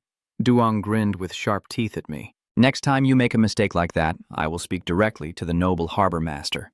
"I will remember that, Your Grace." Although he outwardly pretended to be obedient, inside Pan was seething with anger. He's just a mere duke's son to show off, yet he dares to act arrogantly toward me. "Damn it, you damn brat, just consider yourself lucky." Suddenly, a voice rang out unexpectedly, making him pale with fear. I didn't expect anyone to dare disrespect my disciple. Augustine stepped forward, tall and imposing, his voice as cold as ice. "If it were me, your head would be rolling on the ground by now." He sweat nervously, muttering, "Bach de Augustine Nerester." Bachan was overwhelmed with amazement. Could he really be the disciple of the strongest person in the magic tower? That's impossible. He gritted his teeth in anger, thinking that as soon as he returned, he would have to replace all the intelligence agents. Long rays of sunlight stretched everywhere. They sat down together and started talking. Bachan spoke first, asking for permission to introduce himself again. "I am Bachan from the 4th Intelligence Bureau." Eric's eyes fixed intently on his opponent, a thought flashing through his mind that the 4th Intelligence Agency had sided with the Crown Prince in the fierce power struggle within the palace. "Has the Crown Prince already sniffed out what's been happening lately?" Bacha continued. "It seems I am wasting your time, so I will get straight to the point. Does that answer your question?" "Instead of wasting time saying that, just say it outright." He cursed the damn brat inwardly, but then forced a smile to hide his anger. "We have been secretly tracking the remains of demons for some time, and recently we found a group of demons with unknown information." Eric twitched his ear, his tone completely indifferent. "Oh, Rigori, right?" Bachan was stunned. "How could you know about that?" He narrowed his eyes, his attitude instantly turning cold. "Did your intelligence agency forget which family I come from?" He bowed his head, his voice trembling as he clenched his teeth. Minger Eric slightly smirked, clearly enjoying hearing those words. "The enemy of the demons?" Bachan questioned. Then the report stated that 9 pots of Tom had been found, but only 1 had been handed over. "So where are the remaining 8 right now?" "You point your finger at yourself." "I'm holding them," he shouted. "What? That's illegal." "Sir, in accordance with Article 11, Section 2 of the Royal Law, the royal family shall retain all items related to the demon race as evidence." Eric immediately retorted that, according to Article 8, Section 1 of the Property Law, if approved by the Administrative Bureau, a person could own items related to the demon clan for research purposes. "You're joking. I already have a permit from the Administrative Office, and the Intelligence Agency knows too, huh?" He trembles with anger. "So may I ask you one last question?" Bachan wondered how you knew the exact location of those wall tiles. Eric frowned and sighed softly. "I thought I told you already." "I am from the Mingor family, honestly?" he shouted angrily, the answer being too vague. You sneered. "So you want me to reveal my family's secrets to the intelligence agency?" Bachan choked, veins bulging on his face, furious inside. This cunning bastard really doesn't know his place. He kept using the family's secrets as an excuse. Eric waved his hand and said, "I think I've answered enough. Let's stop here." Knowing he couldn't push further, he restrained his anger and clenched his fists. "Thank you for your cooperation." Then, the 3 fathers quickly turned and left. I quietly watched his figure disappear behind them. Suddenly a voice rang out, breaking the silence. Well, I must say, your guts are impressive, even daring to talk back to the all-powerful intelligence agency. High die praises. You did well, Eric. If you had just stood still earlier and let them do whatever they wanted, I would have knocked their heads off. He ruffles his hair and sighs. Oh my, these sisters really look exactly alike. Eric, the intelligence agency is very stubborn. Once they bite, they never let go. Can we just leave things as they are? He immediately replied, no, that's not okay. You know that I'm not the type to let things end so easily. Hearing this, I panic. What trouble is he planning to cause this time? Eric continued speaking. I'm not the type to let someone hostile towards me go without a good reason. Your eyes flash with deadly intent. You're not going to leave so easily. Soon, night falls, and the full moon hangs high, casting a faint light over the silent space. In a deserted forest, the night wind softly stirs, and the rustling leaves sound like whispers of darkness. At this moment, Batran is kneeling before a man. I truly am a disgrace. I apologize. He softly said, lift your head up. Agent Patran, the man exclaimed. The person from Hothen is not you, he said in a deep voice. It must be me, the Crown Prince. This man is the Crown Prince. Right behind, a sparrow was watching carefully, not missing any gestures or words. Suddenly, its eyes lit up. This sparrow was the spy, the one you planted to catch the big fish. The Crown Prince reassures his subordinates in front of them, but I am the one who wanted you to meet the Mobanger family. I am also the one blinded by jealousy and underestimated my enemy. It was I who acted carelessly. Ba Chan was stunned. I am sorry, but I can't assist with that request. The Crown Prince raised his hand to stop him, but everything that has happened so far has been personal. He decisively ordered, our priority target is to eliminate the remaining hidden remnants of the demons. Ba Chan bowed his head in acknowledgement. Yes, Your Highness. The Crown Prince stared intently at the person in front of him. So, you said that Tutuak Garot is one of Grigory's subordinates, right? He reported cautiously. Yes, we have confirmed that. They are all demons, and everything related to the nest creatures is connected to them. To gain the upper hand in the battle for the throne, we must succeed in defeating the demons in this fight. He spoke seriously. There is no room for mistakes here. Ba Chan respectfully replied, Yes, Your Highness. Then he slowly watched the prince's back as he headed toward the carriage. Ba Chan pondered. He hasn't been able to forget his former fiancée, Miss Isabel. He had no other choice but to choose politics over love for her in order to seize the throne. He secretly thought about the reason why he had hidden his identity and decided to reveal it now. Maybe it's because he wants to see for himself what kind of person Eric Mbinger is, the one who saved Miss Isabel. Thought after thought kept flashing through Pachan's mind, perhaps to give him some peace of mind. But now they have given him a reason to do what he has always wanted to do, which is to completely eliminate the demons. His heart is filled with hope that he, like the sun, will lead the nation to a better future. Thinking of Elk's arrogant smile, Ba Chan becomes furious, and his mind immediately sketches out the next plan. We must avoid getting involved with Eric Minger, and this complication cannot continue. In other words, we need to eliminate Eric Minger completely. He is lost in his thoughts, paying no attention to the droplet watching him intently from afar. Then Ba Chan gathered his subordinates. Listen up, Royal Intelligence. This is the territory of demons where monsters are everywhere in the forest. He firmly ordered to search every corner and every horizon of this place, leaving nothing behind for me, and to eliminate them all. The scene shifts to the Carrot territory with bombs falling, gunfire echoing non-stop, and blinding light filling the sky. Eric and his team stand above, their cold eyes sweeping over the scene below. He calls out, It seems they've started. Now it's time for us to move. Immediately, Eric bent his knees and jumped down. The group also charged forward swiftly, like arrows tearing through the wind. At this moment, Eric thought that sending someone to spy on the intelligence agency was indeed the right choice, as it allowed him to gather more information than expected. He thought to himself that, although knowing the prince is also hiding in the intelligence agency is quite interesting, the most valuable information is discovering the demon's base. Soon, Eric landed and fought until the ground was stained with blood. The intelligence agency and the family of the deceased are two opposing forces. He stared intently at the wall in front of him, secretly thinking he would take this opportunity to cast a fishing line in troubled waters. Eric quietly calculated as the remnants of the demons and the intelligence agency gradually approached each other, planning to seize the nest and escape. He quickly took out his mask, thinking to himself that his teachers would clear the way for us. They disguised themselves as members of the intelligence agency and went inside. "Mi-fi, let's go find something to eat." At this moment, deafening explosions continue to erupt non-stop. The buildings are in ruins, debris flying everywhere, and smoke and fire fill the sky. The raid has officially begun. Eric runs while suggesting that it's only a matter of time before the intelligence agency breaches this place. We need to infiltrate the mansion as quickly as possible. Suddenly, a figure rushed past, making the two of them startle and turn back. She nodded slightly, her eyes full of seriousness. I understand. They didn't say anything else and kept running straight ahead. When they were close, he quickly cast a spell to break through this wall and move on. Sharp, icy arrows quickly appeared. Eric waved his hand, sending each arrow flying swiftly amid his shouted cries, surging forward. A deafening explosion echoes through the sky, illuminating the entire horizon. Soon, a hole is blasted in the wall, with debris flying from the other side. Seeing this scene, the guard shouted in surprise. What? The wall has been broken through? Is the intelligence agency already here? Eric leans back slightly, preparing to strike again. Watch this carefully. The icy arrows pierce through the soldiers beside them without mercy, blood spraying everywhere. They looked at each other and nodded subtly as if agreeing on something.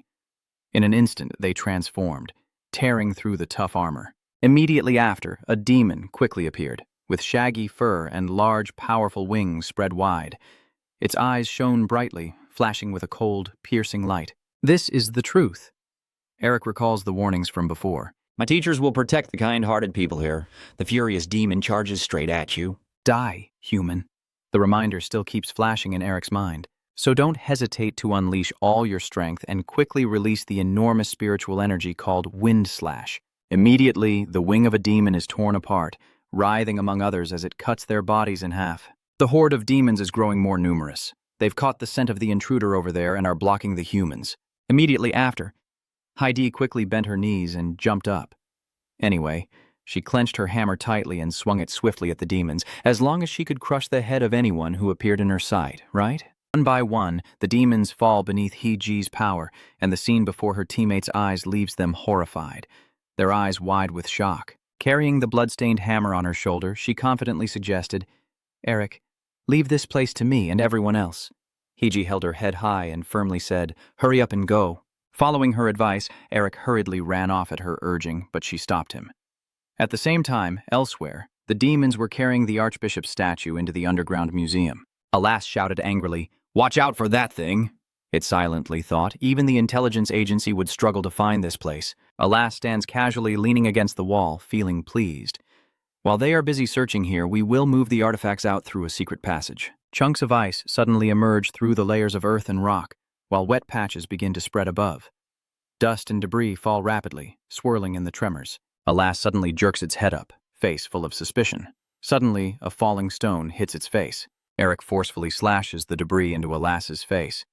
Bright red blood spurts out in streams, and it dies a tragic death. He arrogantly spoke without even closing his eyes in time. See, I'm not that bad at flying, right? The other two demons trembled like leaves. How did he find this place? The magic quickly flared up as he turned around. Eric excitedly said, we've just lucked into a grand feast again.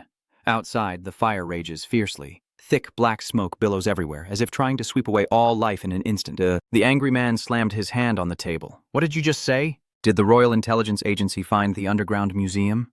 The subordinate nervously suggested. Sir, I think we need to get out of here. Hurry up. The man trembled with anger. Only my closest confidants knew about that place. How could they find it? He is indeed the Prince of Carrots, standing frozen with eyes full of horror, muttering, could there really be an enemy spy among our forces? Suddenly, a deafening explosion shattered the sky, sending debris flying into the air, destroying the wall completely, with fragments scattered across the ground.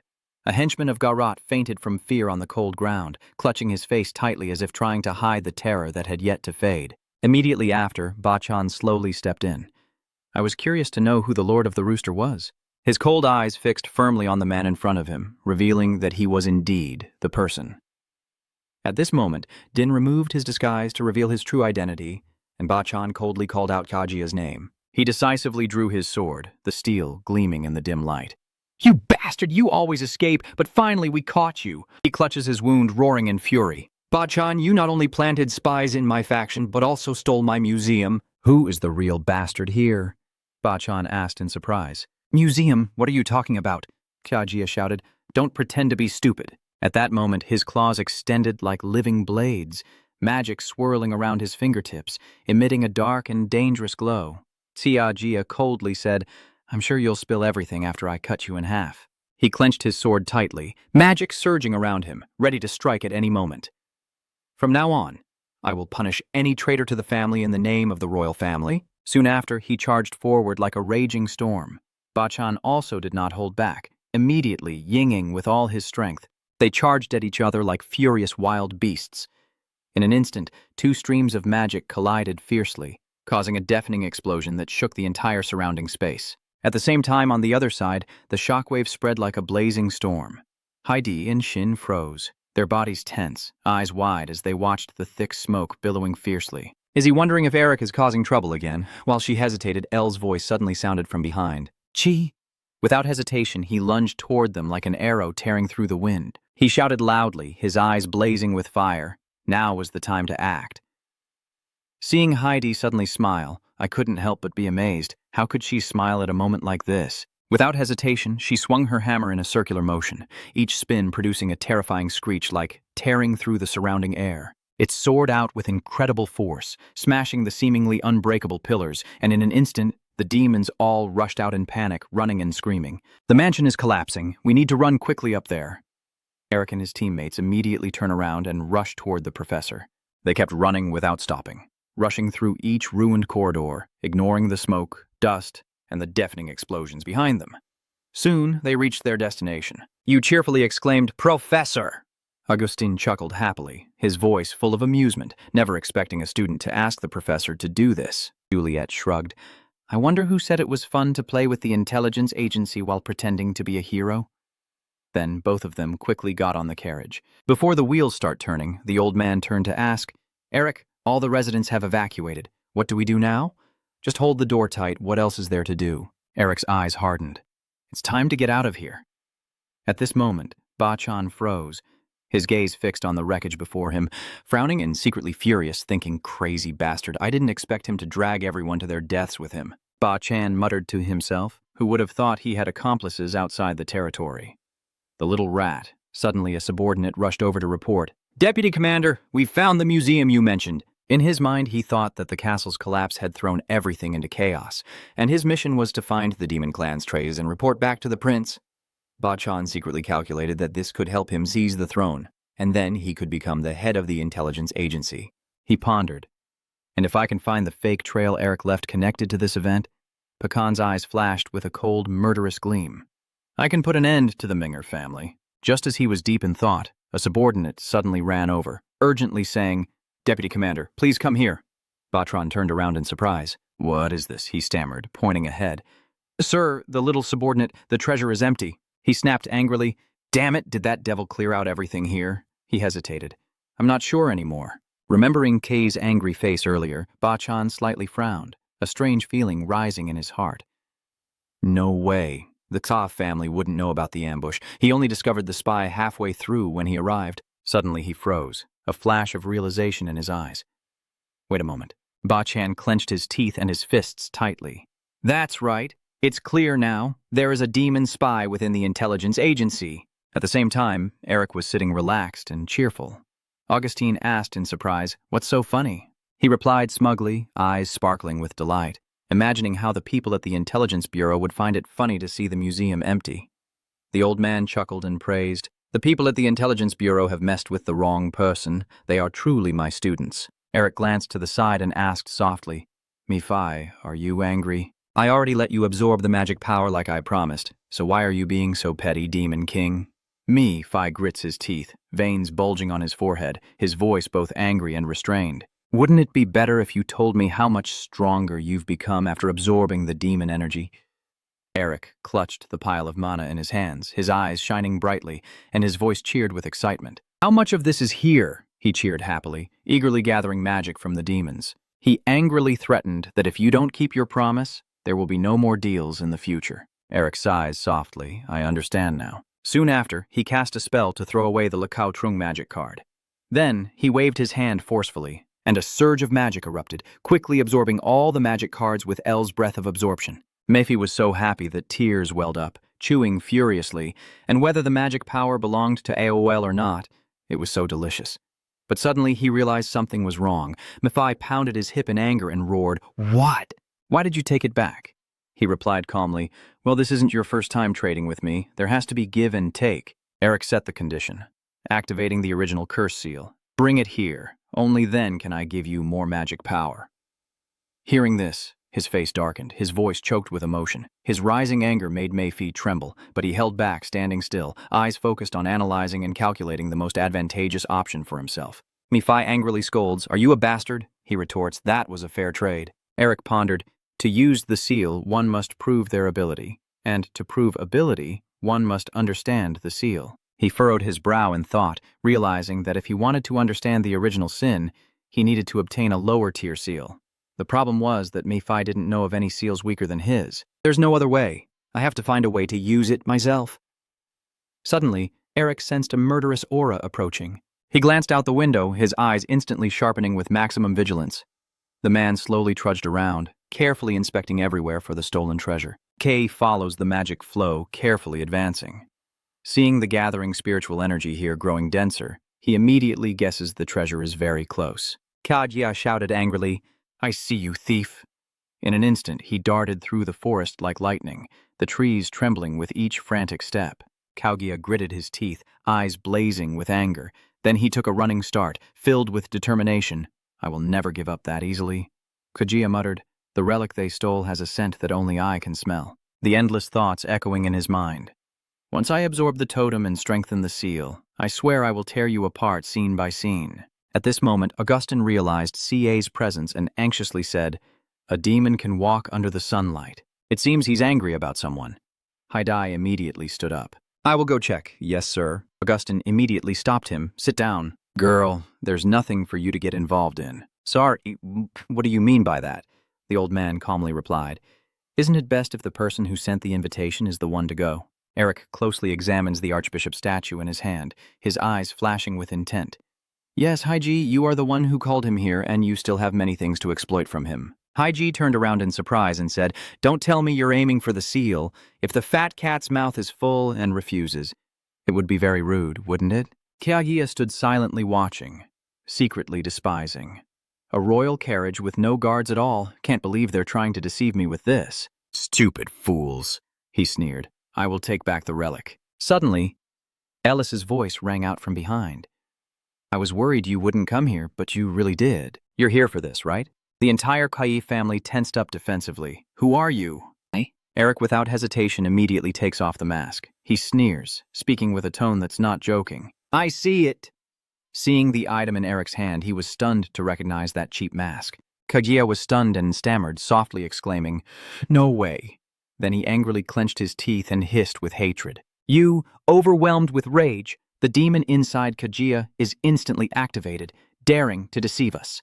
Kaguya, furious, charges at you like a storm. "I will tear you to pieces." Mephi suddenly appears to remind you, "Are you sure you'll be okay to anger him like that?" Even with one arm lost, he's still a demon with a pretty strong seal. Soon, he closed in on Eric, growling in anger. "Die." You move swiftly to the side to dodge. "Great. I've always wanted to know how much I've improved since I left." Then Eric quickly jumped to dodge the next sword strike, "And I have decided on some things to do." He landed firmly, his eyes shining with excitement. Eric quickly casts a spell with a determined voice. "I will destroy the demons." At this moment, the tattoo on his arm glows brightly, with streams of magic flowing like rivers across his hand. Under Eric's challenge, giant golden ice shards quickly appeared and tore through the air. His decisive flick of the hand sent them flying like arrows straight at the enemy. Ka frowned as he saw the danger rushing toward him. His spiritual power surged on his hand, with sharp claws protruding. Cha shattered the rushing ice shards and arrogantly said, "Do you think magic like that can stop me?" The next words from him made Eric's face darken. "A mage like you dares to let me get close." Tia threw a powerful punch at him, his voice full of pride. "You're doomed, you bastard!" Eric quickly threw a punch, unleashing a powerful attack that caused a deafening explosion as two streams of spiritual energy collided. Bright magic erupts, rocks fly from the side. He is knocked back, trying to claw the ground with his nails to stop himself. Panicked, he asks, "How can a mage be so strong?" Amidst the thick dust and smoke, he stood still, staring at his hand and the slimy poison on it, thinking that fighting him could be very dangerous. You hold him still, but his toxic aura will seep into every tiny opening in your body. Eric quickly casts a spell to stop it, thinking to himself, "Is this his sealing power? I will freeze it to stop the poison from spreading, but this is only a temporary solution. I must be careful not to get contaminated further." Seeing the scene before me, Kaguya sneered disdainfully, thinking to himself, is he stopping the poison from spreading by freezing that hand? This is just a game. Then he wildly unleashes magic all over his body, the tattoo on his arm blazing, muttering, If that's the case, my eyes turn red and my voice challenges. "How are you going to handle this then?" Your wings flap wildly. Let's see how you freeze an evil wind. Like lightning, streams of toxic gas burst out, swirling around him, trapping him with no escape. Eric gritted his teeth, a wave of fear rising in his heart. Damn it, his poison is seeping into my body. This isn't something I can freeze to suppress the toxic gas. Suddenly, a determined light flashed in his eyes, but I can still do something to break his attack. Eric spread his arms wide, continuously countering, freezing, and reversing from the root. With full resolve in his mind, I will blow this toxic wind back at you. In a flash, the magic reverses and rushes straight at the enemy. Kaguya swiftly blocks the attack with incredible speed and sarcastically says, How foolish, do you think the magic I use can affect me? Suddenly, he was startled, eyes wide with amazement. What the hell? The enemy in front of him is nowhere to be seen. Sia is stunned. Where did he go? At this moment, you had silently appeared behind him without him noticing. It was only after a while that Ka finally realized. But it was already too late. Eric shouted loudly as he bound him. In an instant, his entire body was tightly bound by strong chains, unable to move. Tay's face turned pale as he cried out in panic. Wait a moment. He immediately casts a spell, a look of delight on his face. Come on, if it's over, there's nothing interesting anywhere for you. Elk thought to himself. It's been a while since I last used this move. In an instant, a secret technique of the Snow Mountain King was unleashed with overwhelming power, causing excruciating pain that made him unable to stand, his whole body trembling and his knees buckling to the ground. Kagas gasped for breath, trembling with fear. How could a human wield the power of the Snow Mountain King? He clenched the man's head tightly, his eyes flashing with a cold glint as he stared directly at his opponent. Eric coldly said, "You don't need to do anything." Then he immediately used his absorption technique to gather all the demon energy from Ka and himself. His entire body burst apart and he collapsed to the ground in an instant, dead before he could even gasp.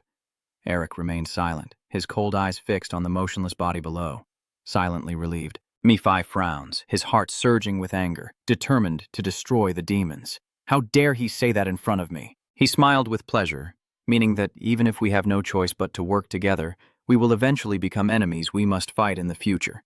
A thought flashed through Mephi's mind. This is wonderful. That's exactly what I was thinking. Eric put one hand in his pocket and clenched his fist with the other, his sharp eyes staring fixedly at the corpse on the ground. Suddenly it was as if something inside him moved. His eyebrows furrowed tightly, and his gaze became unsteady. Eric clutches his chest tightly, collapses to the ground exhausted, and spits out a dark liquid from his mouth. Augustine and Hiji, seeing this, rush over anxiously from the car to call out to Eric. Eric grit his teeth, silently feeling the poison accumulating in his body. Hai hugged one of his arms, while Augustine reached his hand toward Elk's back, both channeling strength and asking, "Eric, are you okay?" "Yes, I feel better now." After a moment, Eric wiped the dirt off his face with the back of his hand and asked, "Do demons always stay this strong?" Augustine withdrew his hand and confirmed with you, "Yes, of course that's the case." He recalled the face of the demon they met earlier, and judged that if he had been in his best condition just now. A strong wind blows past them. Augustine clasped his hands behind his back and concluded that I might have already lost to him. "No, I think I will still win." Augustine widened his eyes, thinking to himself that the boy was full of boundless confidence. Seeing Eric, he noticed that he seemed unfazed as he slowly stretched. Augustine silently sighed. I guess the boy will find a way to defeat his opponent, no matter how unfavorable the situation is. The lips hidden behind his beard tightened slightly. "But didn't I tell you not to let arrogance take over? You need to change that." Eric smirked and asked the old man, "But Augustine, why do you look like that?" At night, the sky above is dyed a deep black, with only the full moon shining brightly. The scene below on the ground is a pile of wreckage and ruins. The team member in uniform asked the person opposite, "What does the captain want us to find here?" And his teammate replied, "I don't know either. Why does he keep telling us to look for traces of a third party here?" The uniformed guy with a mask on his face sighed with his eyes closed.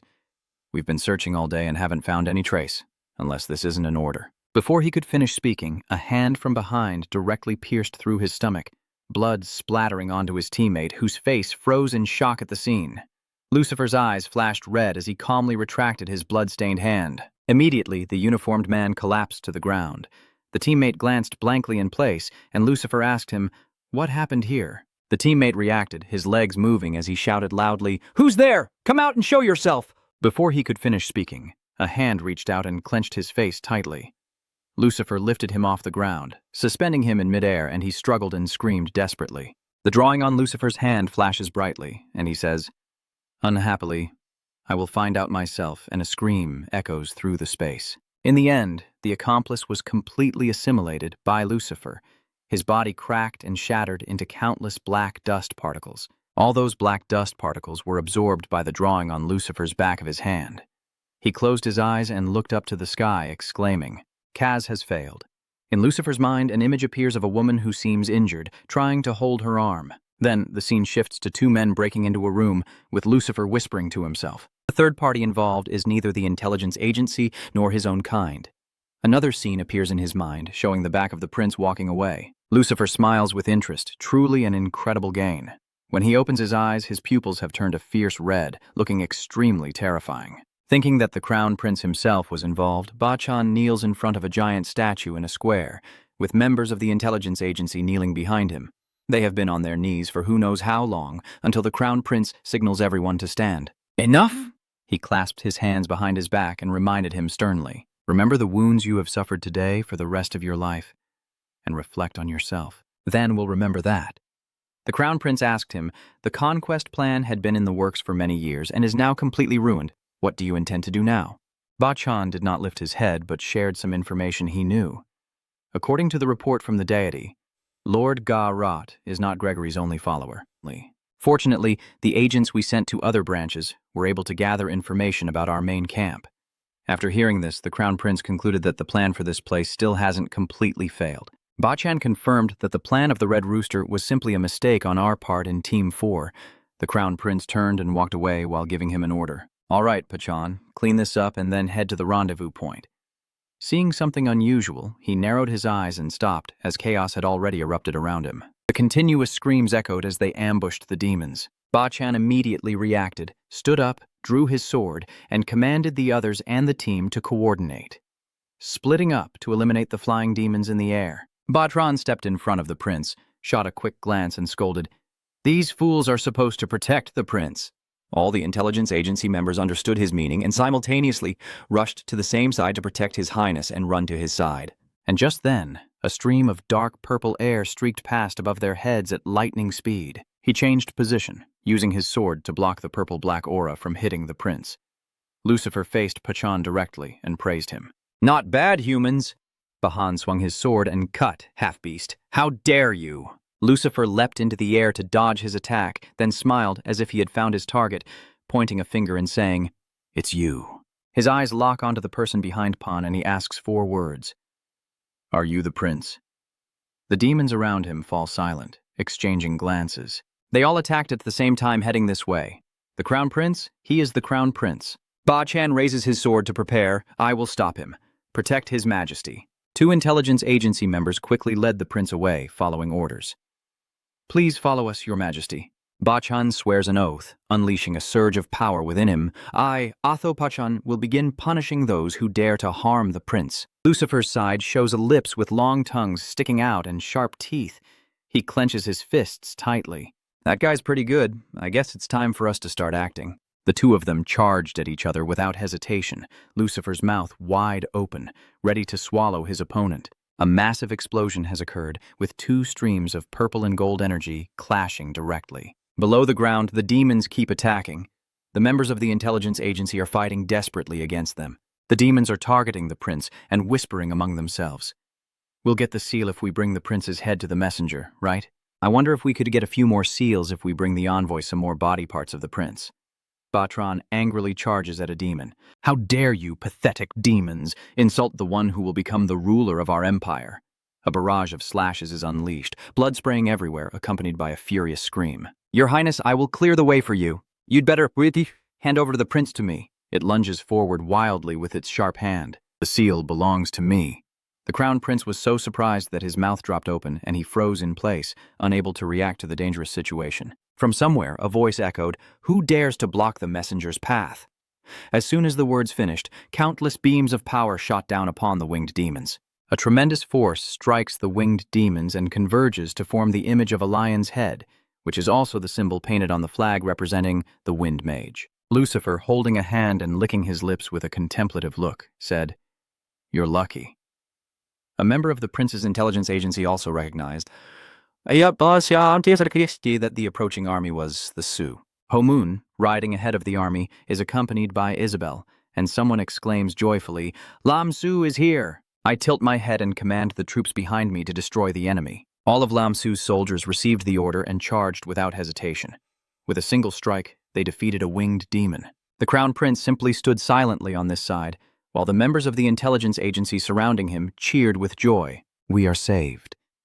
The Crown Prince's gaze was solely fixed on Isabel, silently calling her name in his mind. I don't know how much time has passed, but the sky returned to a clear scene with shining stars above. Lam Su's soldiers and the prince's intelligence agency members face each other as a report is announced. Even with the help of Lam Su, we were unable to kill the demon leader. The Crown Prince closed his eyes and nodded to the person in front of him. Thank you. Hum also bowed his head and explained, I am glad you are safe.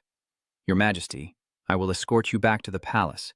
But since you already have an intelligence agency with you, I will take my leave here. The Crown Prince responded as if concerned, You must be busy, so just keep going. Hum bowed again. Thank you for your understanding, but I wonder, where are you planning to go? He suddenly asked, glancing at Isabel beside him before replying, I am looking for Eric Minger. The Crown Prince also turned his gaze toward her. I understand. Isabel lowered her head, her face slightly blushing, a gentle smile on her lips. The Crown Prince calmly turned and walked away, leaving only a farewell. All right, goodbye. But in fact, he was silently muttering the new name he'd just heard. Eric Mbinger. Again, it was that name. On the other side, the carriage was moving through the forest.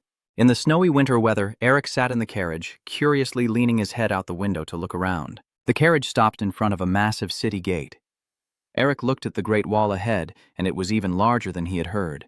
He quietly analyzes in his mind that the flower of electricity is somewhere behind this step of growth. The soldiers blocking the large gate shout and demand, Please stop. They told the soldiers in front, We are border patrol and want to cross the border. The leading soldier did not move and raised his hand to refuse. Sorry, but you may not be allowed to pass. Eric stepped down from the carriage and asked the leading soldier what happened on the other side of the wall. The leading soldier recounted that monsters outside the city walls have been causing chaos recently, and unexplained phenomena are also beginning to appear. So the guards are in a state of emergency. Eric looked at the dark streaks of energy above the sky and thought to himself, I knew right away that the energy sensed beyond the wall was extremely suspicious. He clenched his teeth and smiled inwardly, but I still have no intention of giving up now. Eric signals to the person sitting at the driver's position. Tell them to give the pass documents. He nodded to indicate he understood and quickly reached into his shirt to find something. He is holding a scroll of paper and slowly approaches the head soldier. They say nothing and directly hand the scroll to him. Here! The head soldier unrolled the paper and read its contents. His face was full of suspicion, silently wondering what this was, and upon seeing the content on the paper, the leading soldier was startled and quietly exclaimed, Narister and Minger clans. He carefully rolled the piece of paper back to its original shape and respectfully returned it, apologizing. I didn't realize you come from such important noble families. Usually people can't pass, even with a permit, but I will make an exception for you, because you are from the Narister and Minger families. The soldier asks for more and, in return, pleads with you to run to the highest safe shelter, if anything unexpected happens. Eric asks him, If I hide there, will someone come to rescue me? The soldier only uttered one word, No. His face became serious, and he continued, If that's the case, finding your body will be easier for us. Eric frowned, stunned by his response as a giant centipede opened its mouth wide, full of sharp fangs. It wags its head, aiming at Eric standing below the ground. Then the giant centipede closes its mouth and rushes straight at him at incredible speed. As it was just a short distance from Eric, the giant worm opened its mouth wide again. He raised his hand, and the drawing on his arm emitted a blue light. Eric jumps into the air, then a sharp ice shard pierces straight into the centipede's neck. A scream of despair echoes out. He grits his teeth in anger and says, These centipedes keep rushing at us like crazy. Another worm appeared behind Eric, opening its sharp-toothed mouth and rushing to attack. I feel like after the fight with the demon last time, I just can't seem to use what I've gained with real mastery. He curled up and reached forward, thinking to himself, If I unlock more seals in the future, my mana will become a hindrance and I won't be able to use it to its full power. Eric shouted, "Hello!" As soon as the sentence ended, countless ice blocks flew in and pierced the zombie directly in the body. The zombie let out a scream and then collapsed lifelessly. High above, the ground also showed huge cracks. Eric also descended right beside it, silently setting a target. The magic that belongs only to myself. I need to create a completely new type of magic. I lift my head and conclude internally that only then can I become strong enough so that no one can look down on me anymore. Someone behind Eric stepped closer and asked, "Are you finished yet?" Shin and the others didn't know how long they'd been waiting, and he tightened his coat, trembling as he sighed. Even though I've wrapped my body in mana, I still feel freezing cold. I'm running out of mana too. Eric turned his head to look at the scene before him, pondering. This place should have been a hot desert, but unexpectedly it was freezing cold with such strong winds. I wonder if this is one of the strange phenomena they mentioned. I recall the information I have. This place is called the Black Snowfield. The name is just a metaphor. Because the land here has been poisoned and turned black, it looks like a black snowfield. That is the meaning behind the name. Eric looked at the corpse of the centipede on the ground. This place is also completely filled with monsters, and even the Empire has given up trying to conquer it. It is a forbidden zone where even 8th Circle Archmages are not necessarily safe. Suddenly, a hand reached over and put itself on your shoulder. Curiously, you closed your eyes and called out, "Hey, Eric. Is the Flower Shrine really a place forsaken by the gods?" he asked with doubt. In fairy tales, the Flower Shrine is a peaceful garden where the flower gods live happily with humans. Does it look like a garden of flowers? Eric extended his arm out of Shin's coat, firmly asserting that the Hoa Shrine exists. You can confirm its existence based on the records of your ancestors in the royal family. Augustine also asked curiously, "So do you know its exact location?" "I don't believe you can find that just with the information in those records," Eric stated his intention. "I'm thinking of going to find the Beastmasters guarding the flower-powered electric towers." Augustine let out a reminder. "That Beastmaster has a deep grudge against humans. Are you sure this will be okay?" Eric patted his chest to reassure. "We will be fine, I have a way." Augustine stroked his thick beard under his chin. "I don't know what you're planning, but I'm really looking forward to it. If I knew your intentions, it would be even more exciting." The old man reached out and asked, "But how do you plan to find the Beastmaster in such a vast place?" Eric replied, "That's what I'm still trying to figure out." Haiji also spoke up, "Do you have a map or directions? We can't possibly search through this entire snowfield." "No, we have nothing at all. If we at least had a compass, the floating cloud might be able to see something." He flew closer to Eric and whispered, "Hey, the ice crystal is glowing. He reached into his shirt to find the ice crystal stored in his pocket and held the glowing crystal in his hand, wondering why it suddenly started to shine. The ice crystal suddenly soared into the sky, causing everyone to stare in shock, with their mouths agape in amazement. What? A blinding beam of light suddenly shot down from the floating ice crystal directly onto Eric's head. His eyes widened as he quietly realized the light from the ice crystal was opening a path for us. Eric smiled as he looked at everyone around him. "I think we've found a way out." In the night sky, the full moon shines bright, illuminating the darkness, with sparkling stars surrounding the forest. A breeze blows through the air, causing the leaves to rustle as the lantern-lit carriage slowly moves along the forest trail. Eric, holding the ice crystal in his hand, glanced around and then ordered CC to stop, to which he received the response, "Yes, Mr. Eric, may I ask what's the matter?" Eric bowed his head to look at the item he was holding and explained, "The ice crystal stopped shining after we entered the forest. I think we need to search around here." In the evening, within the forest of towering ancient trees, the space is shrouded in darkness, appearing gloomy and frightening, but beneath the ground, a warm yellow glow from fireflies illuminates a small area. "Are we really going to find something here?" I didn't see anything either. Jillity's eyes sparkled as she said, "I was searching from above with my spirit beast, but I didn't see anything either." "So it's gone?" He curled his fingers tightly around it in his palm. Eric closed his eyes and turned in the opposite direction. "Let's go back to the carriage. The ice crystal might still be guiding us." Eric and Sheen exchange glances as if they understand each other and nod simultaneously. Then the three of them, Eric, Shin, and Jillity, dash away at incredible speed. All three of them moved swiftly, weaving through the trees and rushing forward.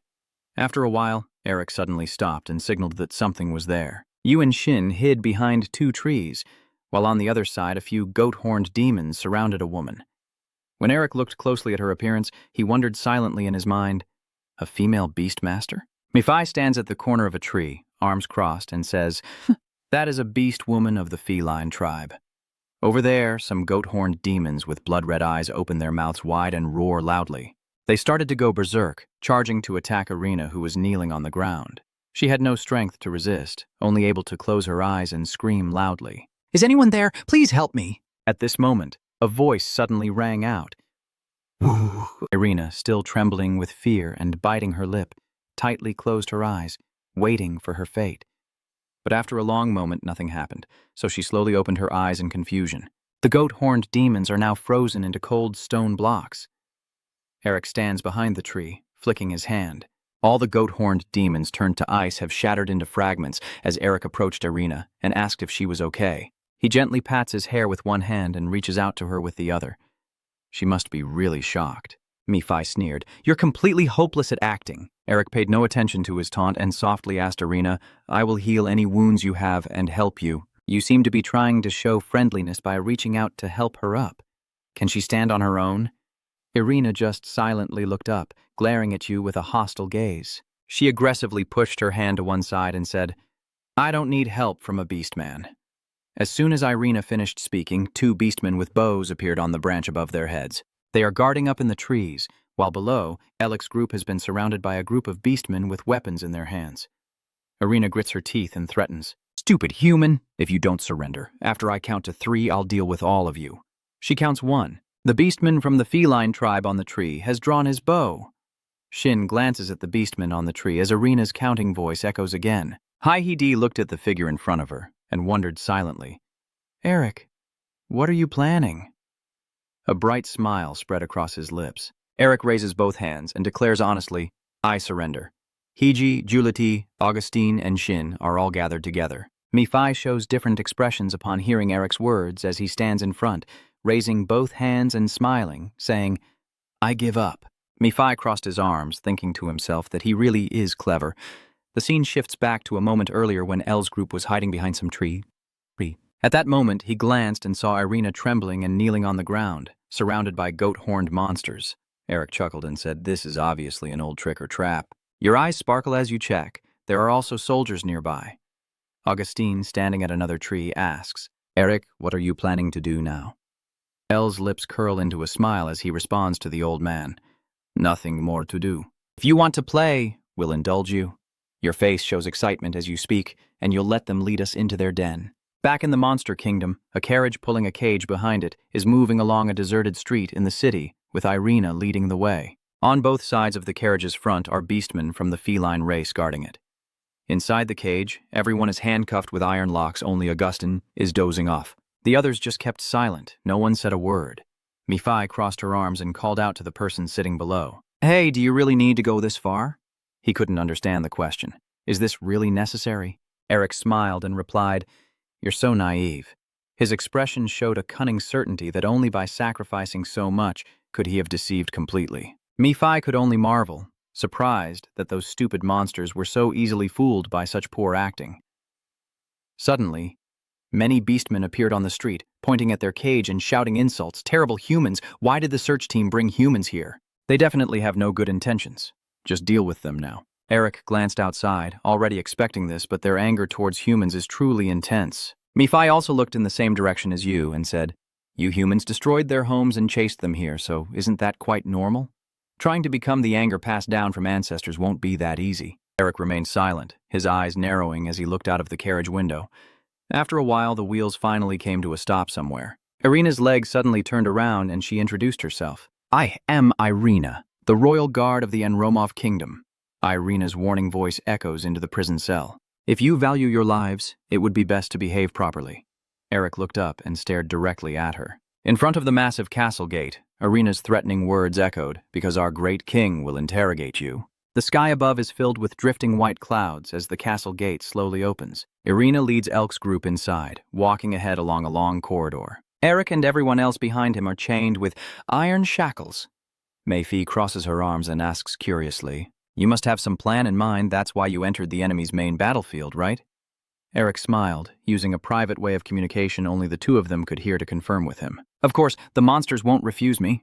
There are many beastmen lined up on both sides of the path, waiting. Because I possess this power they have coveted for centuries.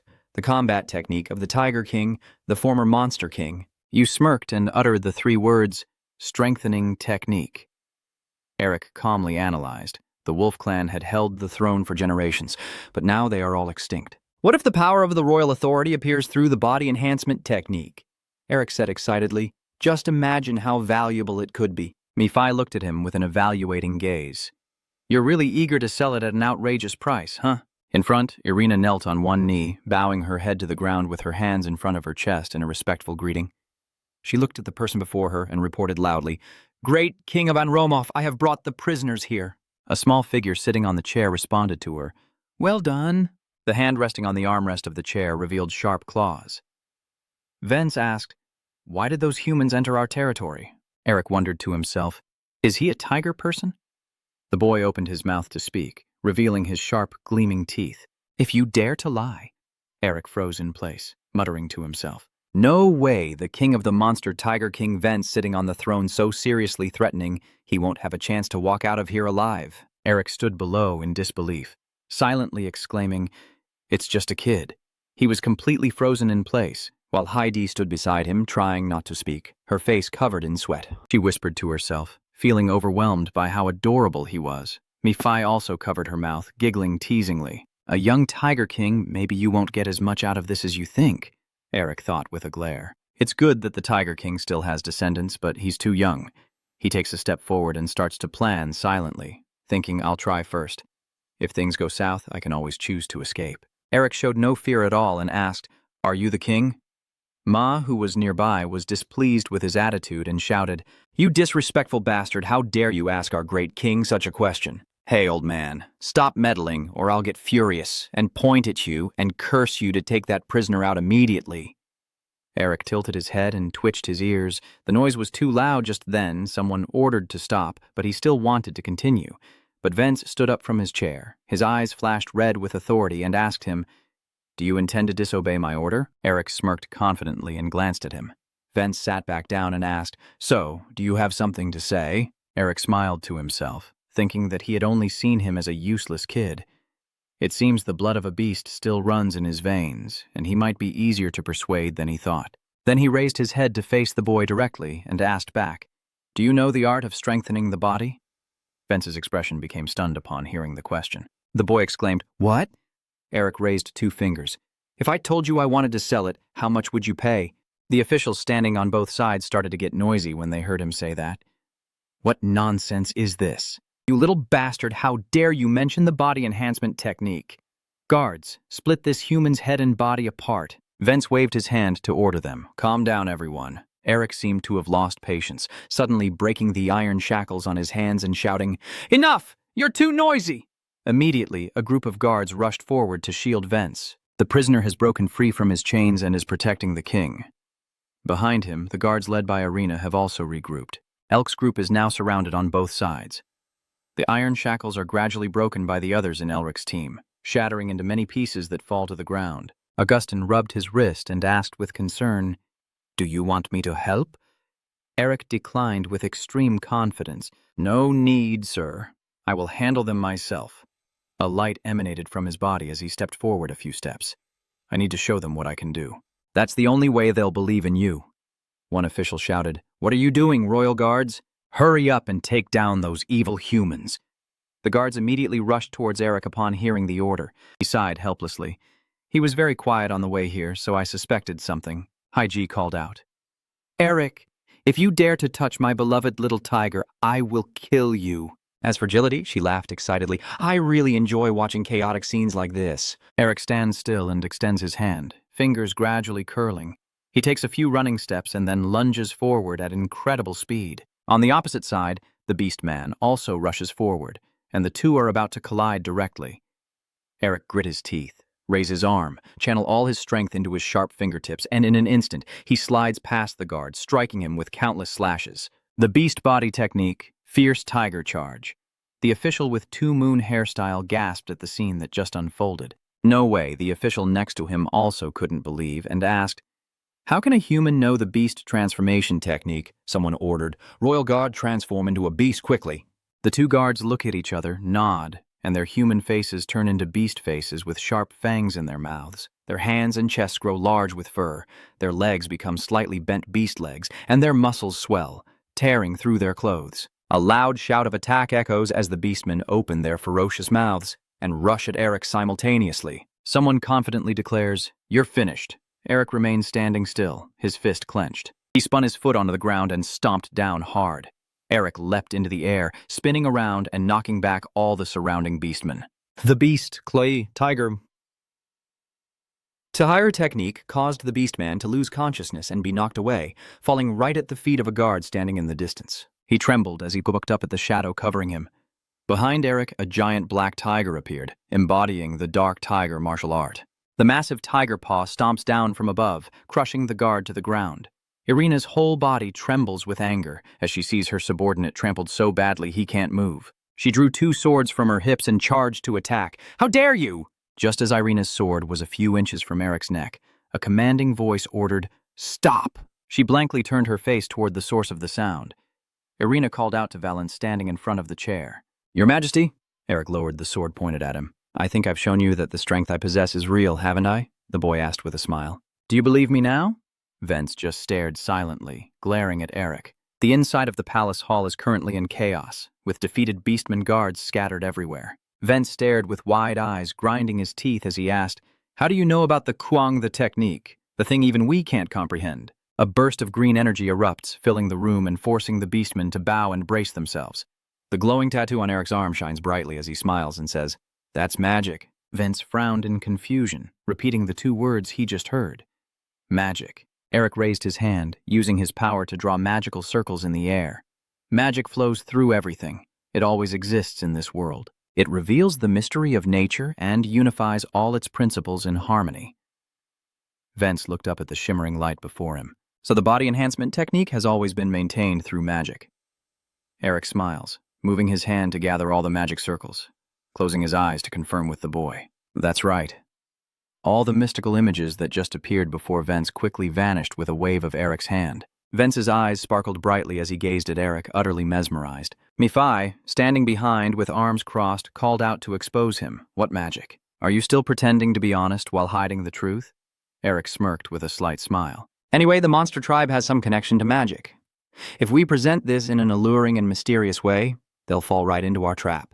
"Look, not only the king, but the others are starting to believe as well." Mephi also commented that the monsters are too naive. Eric glanced to the side and chuckled. "That's why they're perfect to exploit. It's time to make the final move." As soon as I finished saying that, I suddenly bowed my head to Valens standing in front of me, catching his attention. Eric closed his eyes and bowed deeply in a gesture of utmost respect. Hand-to-hand combat is a secret treasure of the royal family. Even if I achieved it through magic, its true dazzling power always lies in the hands of the rightful owner. Vence smiled, a look of amusement on his face. The 2 ears on the boy's head wiggled as he heard those words. Eric straightened up and spread his arms out, speaking with great fervor. "And so we want to use this agreement to build a new foundation for the royal family and the people." Before you finish speaking, a voice interrupted. "That's enough." Eric opened his eyes and tilted his head toward the source of the sound. Finance Minister Norris clenched his fists and approached them. "So basically, you want to sell us the superhuman technique at a high price, right?" Eric glanced at him, thinking to himself that he couldn't believe he saw through his true motive. This old man is no match. Then I smile and pat my chest, admitting that, yes, what I need is information. Norris was a bit startled when she heard Alex say, "I want to know the way to the Flower Temple." She looked at the person next to her with curiosity and asked, "The Flower Temple? Why would a human want to go there?" Ma also glanced at him and continued speaking. Meanwhile, suddenly a voice echoed out, interrupting his words. "Stop!" Norris turns around and heads for the door, accompanied by a declaration. "We understand your wishes in this agreement, but we need to discuss it further, so please leave for now." He tilted his head and ordered Irina. The captain of the royal guard escorted them to the summit of the manor for rest and respectfully bowed her head in response. "Yes, Shanghai." Before leaving with the others, Eric turned his head and cast a silent sigh towards Norris. It almost became a successful deal, just because of that old man. Mephi also frowned tightly, his red eyes carefully watching Norris for a long time. Mephi sensed a dark energy surrounding the old man, whose eyes were completely consumed by darkness, shining with a cunning red light. Mephi realizes this is a demon. After Ellis's group has completely left, only Vence remains standing above, while the Beastfolk officials continued to discuss excitedly among themselves. Of course, we should accept the deal. This is our chance to restore the bloodline of the Tiger King and bring glory back to our tribe as before. The demon also agrees and speaks up. Right now, those bastards are quite cunning, and they pose a greater threat to us than the humans outside. If we can unite the will of the Tiger King and the people of Didi, they will have no choice but to obey. Someone stepped forward and confirmed that they were right. He straightforwardly analyzes the current situation. The Kuang the Thwat is a symbol of unity among the monster tribes, and its loss has caused many members to be divided, with many species no longer united and in agreement. This is the chance to get it back. With it, we can eliminate the reason they don't acknowledge a Tiger King because he doesn't have the Kuang the Thwat. Velin sat on the chair, closing his eyes and nodding in agreement with what he said. All right, if that's what everyone thinks. At this moment, Norris intervened again, saying, "We can't do that."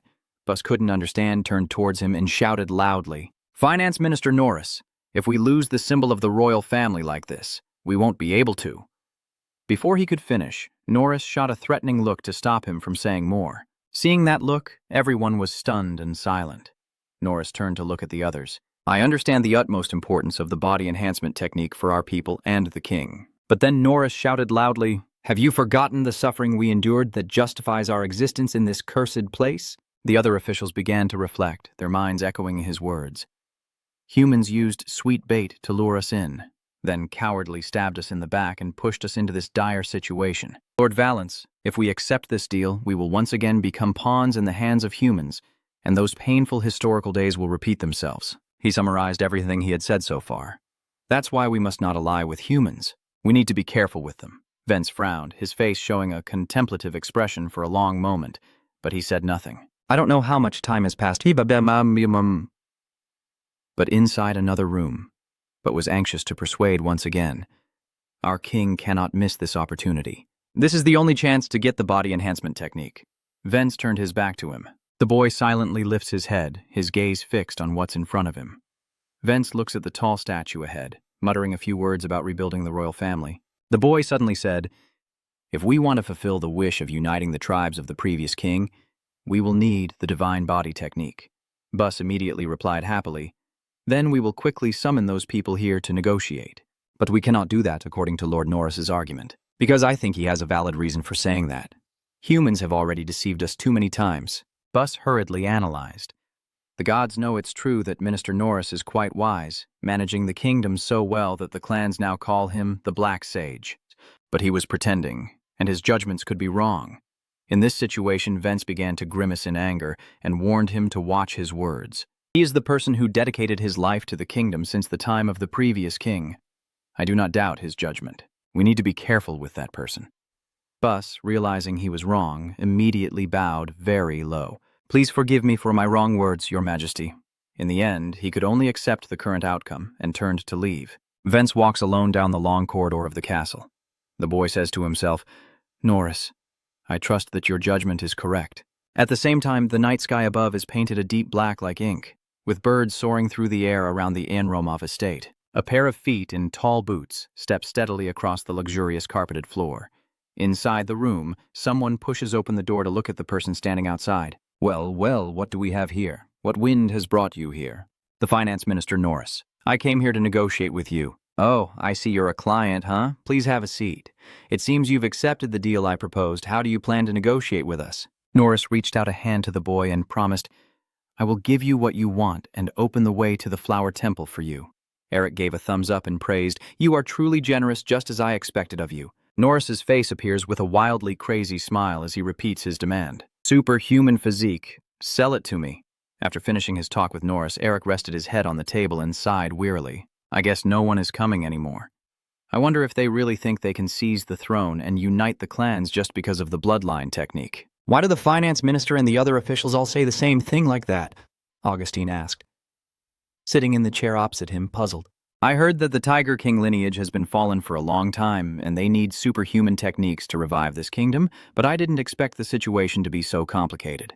So who do you plan to sell it to?" Eric raised a finger to recount, but the finance minister still quoted the highest price. Augustine skeptically confirms, "Are you saying the finance minister keeps bringing that up?" Eric reached out while using his power, and in this case, The entire room was filled with blinding golden energy. Your question echoes in the space. Since so many clients pursue superhuman abilities, it has become very expensive. If it has become so expensive, can I ask what the royal family plans to do with it and how you intend to pay for me? A shadowy figure hiding in the darkness gradually reveals itself as Ellic's power shines upon them. Vence's eyes flashed brightly as he silently listened to El calling him. Yes, Ho Vuong. Mi-Fi stands behind, arms crossed, analyzing how the king's power is gradually declining. If it were me, I would have split the heads and bodies of those vassals already. Anyway, I'm not as stupid as they are. Valence's body trembled as his face darkened, and he asked, why would the finance minister do that? Something must have gone wrong. Eric stood up and took a few steps closer to the boy. I told you beforehand, I promise you'll witness something very interesting. I don't know when Hai appeared, but she placed her hands on Valen's shoulders and asked him somewhat displeasedly, Elk, how could you say those words in front of someone who is truly hurt? Elk's face turned serious as he loudly called her name. Hiji, you're not a child anymore, are you? Can soothing his heart really change the current situation? Both Hai and Valence were startled by his words. Eric reminded her, you know too. No matter how shiny and beautiful it sounds, it will soon be overlooked without a strong backing behind it. Heidi frowned, silently calling out Eric's name in her mind. She remembered when they were young, both surrounded by others and bowing their heads. Their family was originally known as the Magic Contract family. The image has changed. Back then, only the two sisters were playing with their old clothes on. The children's hands clenched each other, but as soon as they lost their power, all the gods, nobles, royalty, and even the magic tower abandoned us. They were completely helpless, only able to hold each other and cry bitterly. Eric, now grown up, walks once again amid the cheers of everyone. He's the hero of Le Santerre. He is the son of the Thuat Tin family. Please look at me. Minger. You casually glance at the people surrounding you. Eric recalled those faces and mockingly said, only when you become the hero of Le Santerre will those who once looked down on you and called you a disgrace completely change their attitude towards you. He bowed his head and concluded, after all, power is what drives the world. King, you must sharpen your claws. Vence's face looked a bit confused as he raised his head and asked again.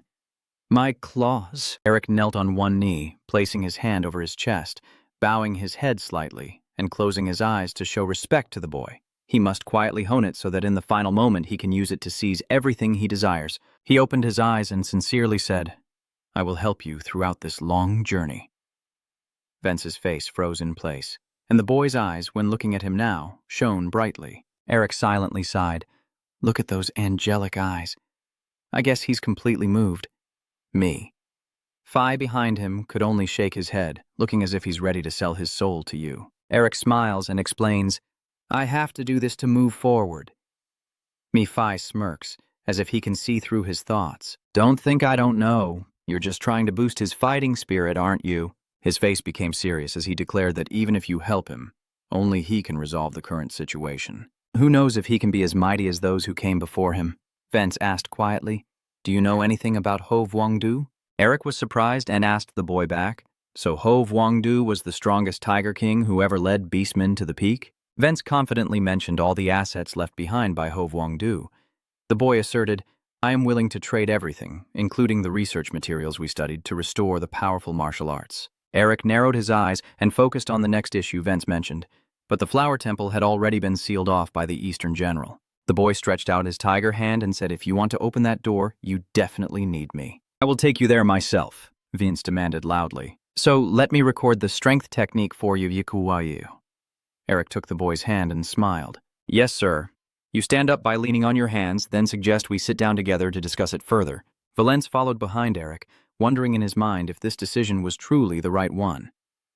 No, I must not doubt my own decision. I am the king after all. As he said, if I sharpen my claws, everything will fall back into its rightful place. While walking along the road, lost in thought, the boy tripped and fell forward. Oh no. But quickly, Haiji's arm appeared to wrap around Vence's body to catch him and prevent him from falling. Vence turned back to look at her, thanking her. I just tripped over my own feet. Suddenly, Haiji reached out and embraced the boy, raised the boy tightly in her arms. Her sudden action made Vence flustered, so he shouted, How rude! I may look young, but I am still the king. Haiji gently stroked the boy's hair and comforted him. If you want to cry, just cry freely. She closed her eyes gently and comforted Vence.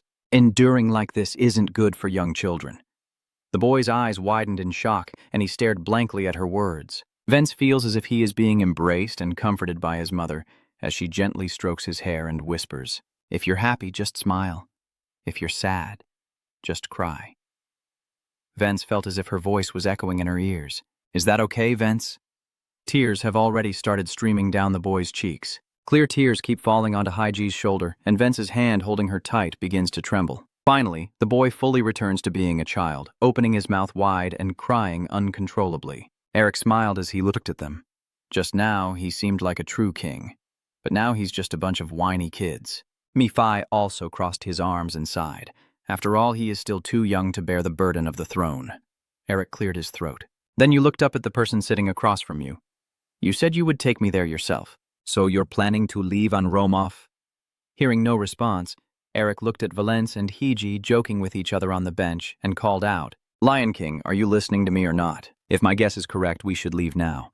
If we waste more time here, we won't know what the finance minister and the others will do. I need to quickly assemble the royal guard and leave this palace now." Valence then stopped, no longer joking, and turned to answer him. "No need for the royal guard team. He only made her a guard to keep an eye on me." Eric raised his hand and frowned, saying, "So the finance minister already knows you're here?" "Vence told you the situation. I left the castle quietly long ago, but now they probably know." At this moment, Shin and Agility hurriedly pushed the door open from outside to announce that Eric, the beastman gathering outside the palace, is in large numbers. Eric stroked his chin, calculating in his mind so he couldn't quietly leave anymore. He suddenly realized something and wondered, "Wait a minute.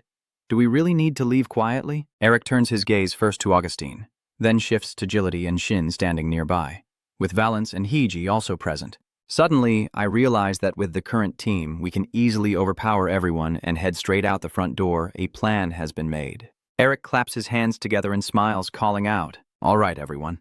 Suddenly, the whole room seemed to shake. A loud noise echoes as Vence quickly breaks free from Hai's embrace and jumps to the ground. It's an emergency signal. The boy runs toward the window over there. "The beast folk have already sent their troops here." Eric watched as Vence ran over, silently repeating the two words he just heard. "The No Tribe. You remember it's the beast folk clan involved in a major conflict with Romoff." Eric carefully observes Valence's expression, secretly thinking that if they are here, they will surely try to prevent King Vence from leaving on Romoff. There's a huge explosion happening below the city with red flames and smoke. Eric muttered, "Just my luck." Vence's eyes catch a glimpse of something outside the window. Two figures are flying toward them. The boy points to alert the others that the enemy is attacking. Eric raises his hand, activating his power, signaling everyone to prepare for battle. Suddenly, a woman's voice called out Eric's name, and he flinched slightly, lifting his eyes to observe carefully once more. Then Eric turned back, waved his hand to signal to stop, and two people simultaneously stepped down through the window frame. Sin and Agility stand behind Eric, both startled when they see the newcomers. Herman and Isabel stand on the window frame, smiling at them. Eric couldn't believe it and exclaimed her name. "Isabel." Eric looked completely stunned as the two suddenly appeared in front of him, silently wondering, what is she doing here? Phi crossed her arms, frowning as she observed and circled around Herman. "Oh." He pointed at him and asked curiously, "Who is this monster?" Eric did not answer Mayfi's question, but bowed his head in a very respectful greeting to him. "It's a great honor to meet you, Green Lion Honquyo. I am just an ordinary warrior granted the title of Count. You don't need to be so formal. The Duke is humble." Next, Eric pointed inside the room and invited the two of them in. "Let's go in first." Isabel smiled and replied, "Thank you." Eric silently looked at her while Isabel was talking to Herman behind him. "Dad, take it slow." Only after you and they are safely down from the window does Eric ask, "How did you know I was here?" He chuckled twice and explained his reason. "Ha ha ha, I want to thank our benefactor myself. You not only saved my daughter, but also cured me of my illness." The old man's heavy boots stepped forward a few paces, approaching Eric. "Oh no, I should have left a message about where I was going. It seems we've missed each other." Herman looked at you, denying it. "No, we should have sent a letter first. I wanted to surprise you, so I looked for you without warning. It's our fault." Then he turned his head to look to the side, but Hum glanced at the four people. Hai Junity, Augustine, and Shin standing nearby. "I see a few familiar faces here," he sighed and said, "I didn't expect the Grey Lion's hounds to be in a place like this." Heidi frowned and rebutted him, saying, I am sure I have told you many times that I am not their hunting dog. Eric was startled and turned to look at the person next to him, asking, Do you know my sister? Hum also looked surprised and asked back, Oh, she's a close relative of yours? He rested his chin on his hand, thinking, I have a friend who's a bit of a troublemaker. I've met that friend a few times before, but I never expected her to be the daughter of the Melvin family. This world really is small. Herman then shifted his gaze to someone else, staring intently at Augustine standing at the end of the line, which was rare for the old Narister family elder to appear outside like this. Augustine also responded to him at this moment. I remember telling you not to call me that anymore. Close your eyes and nod. There's nothing wrong with calling an old monster like you a strange old man. What else could I call you? Augustine and Herman face each other directly, the atmosphere around them like it's about to erupt into a fierce battle. Eric, sensing their tension, starts to worry, secretly thinking that any moment now they might attack each other. You raise your hand to try to stop them, but what happens next is completely different from what Eric expected. They are shaking hands again. Herman smiles and praises him. Each member of this group is truly astonishing. He looks at Gilead and Valence on the other side, where the leader of the Revolutionary Army and a mysterious figure are standing. Eric turns around and smiles at the others. Ha ha. Come on, everyone, stay calm. Herman's eyes are still fixed intently on Eric, whispering to himself. So, I want to have you even more. He took in the scene of Alec harmonizing with everyone else into his eyes. In his mind, he thought that those who attract talented people will one day soar into the sky himself. Herman then looked at Isabel smiling behind him, silently thinking that ignoring the hated crown prince and coming here was the right choice. Eric tilted his head and asked Isabel how the two of them managed to get here. She closed her eyes and recounted slowly, saying that he had overcome the walls, so we followed suit. A knight scouting the forest said he saw you being dragged away, so we came here to help you. Isabel glanced out the window, our sides people causing chaos to distract the monsters. If we want to leave, now is the best opportunity. The scene of the entire kingdom outside currently seems to be engulfed in a sea of flames. Eric thought to himself that if he wanted to escape properly, this was his chance. And then he looked at Vence standing behind him and said, Luckily, it's not an invading race. You turning around once more, placing your hand on your chest and kneeling down. I ask Valence again, has your decision to leave this place changed? Vence bowed his head and shared his thoughts with him. I want to leave here, but if I abandon the kingdom during this crisis, my subordinates will see me as a traitor and cause the city to fall into chaos. You don't need to worry about that. I just came up with a great plan, and the kingdom is currently covered in a blazing red smoke. A pair of leather shoes steps onto the green grass and moves forward. Irina leads a group of royal guards toward the manor. Sir, shouldn't we be protecting the city instead? Irina replied calmly. No, the purpose of the royal guards is to protect the king. She points toward the residence. Our king is currently with those disgusting humans, Irina declared, her eyes full of hatred, grinding her teeth as she said, All those humans. Suddenly, a loud scream announced that they were coming out, with Hai Shin and others leading the way from inside the mansion. You bastards! Where is our king? Who knows, really? Irina's whole body burst into flames of rage as she shouted, Are you trying to provoke us? She immediately ordered the remaining members of the royal guard to transform into beast forms. The guards obeyed, and in an instant, they all changed into beasts. The roar of the beast echoed across the sky, and Irina's sharp spear pointed directly at Shin's neck, forcing him to step back. Her face darkening, Irina began to threaten, I don't know what game you're playing, but if you don't return the king and hand him over to us immediately. Before she finished speaking, a figure appeared on the rooftop, and a voice shouted, Stop! Everyone below saw Elk and Valence above. Irina shouted loudly for the soldiers to step back. Eric smiled at everyone below. If anyone dares to act up, your king's in big trouble. The officials below, hearing his words, angrily pointed and cursed, Your Majesty, what is that madman doing? Damn it, get your filthy hands off our king now. Vence looked up and asked, Are you sure this will work? Elk still kept his smile, one hand holding the boy in his arms. Now everyone has seen the human with superhuman strength corner the king of their nation. The boy smirks as he observes the situation below. Eric looked at Norris below and confidently assured that no one among them would dare to act recklessly. Then he waved his hand, activating the power of the tattoo on his arm. A shadow of a black dragon appears, and Eric loudly issues a demand. If you want to save your king, get out of our way quickly. Irina's whole body trembled with anger, but Norris, standing beside her, called out to her, Irina. He turned around, covered his mouth with his hand, and whispered something into her ear. After a moment, Irina's hand by her side clenched into a fist. She shouted orders for everyone to get out of the way for them to pass. Immediately, the members of the royal guard retreated to the sides, clearing a path for the rest of Elik's group. I just took a step forward while glancing at the beastmen standing on both sides. Isabel and Herman are also extremely alert, glaring at the beastmen with hateful eyes. Seeing their group had left, Irina turned back and demanded, "We have cleared the way as you asked. Now release our king immediately." Up above, Eric slightly parted his lips, then kicked off forcefully and shot into the sky. "How can I trust you? I will release His Majesty after we leave the city safely. If you chase after us, you also know what will happen to him, don't you?" Then Elk, after finishing his sentence, took Valence and soared into the sky to escape. Irina stands with the guards and officials who can only watch as Valence flies away into the distance, helpless. The city is engulfed in flames. The cries for help from the beastmen echoed everywhere. "Come quickly and help. We need to put out the fire first." And Eric, holding Ven in his arms, is flying rapidly across the city sky. Vence glanced down at the scene below and heard Elle ask, "Do you want to go back?" The boy struggled and refused. "No, I am the one who said I want to leave here. I have to lead the way to the flower temple for you." Eric tilted his head and looked at the boy. "Let's put that aside for now. What I want to ask is if your expression shows seriousness again. Are you planning to go back or leave here?" Vence still stared down below and said, "I only need to think about the castle now, and I feel overwhelmed." The boy remembered the faces of the people. "But for my subjects, it was different. They are all good people who trust and support me." Vence's face darkened. "If I abandon them, Than will fall into chaos, especially if we are invaded." Suddenly, Mephi, who had been silent all along, called out to remind him, "Hey, I don't think you have time to chat so leisurely." Eric looked up at him and asked, "Mephi, what did you see?"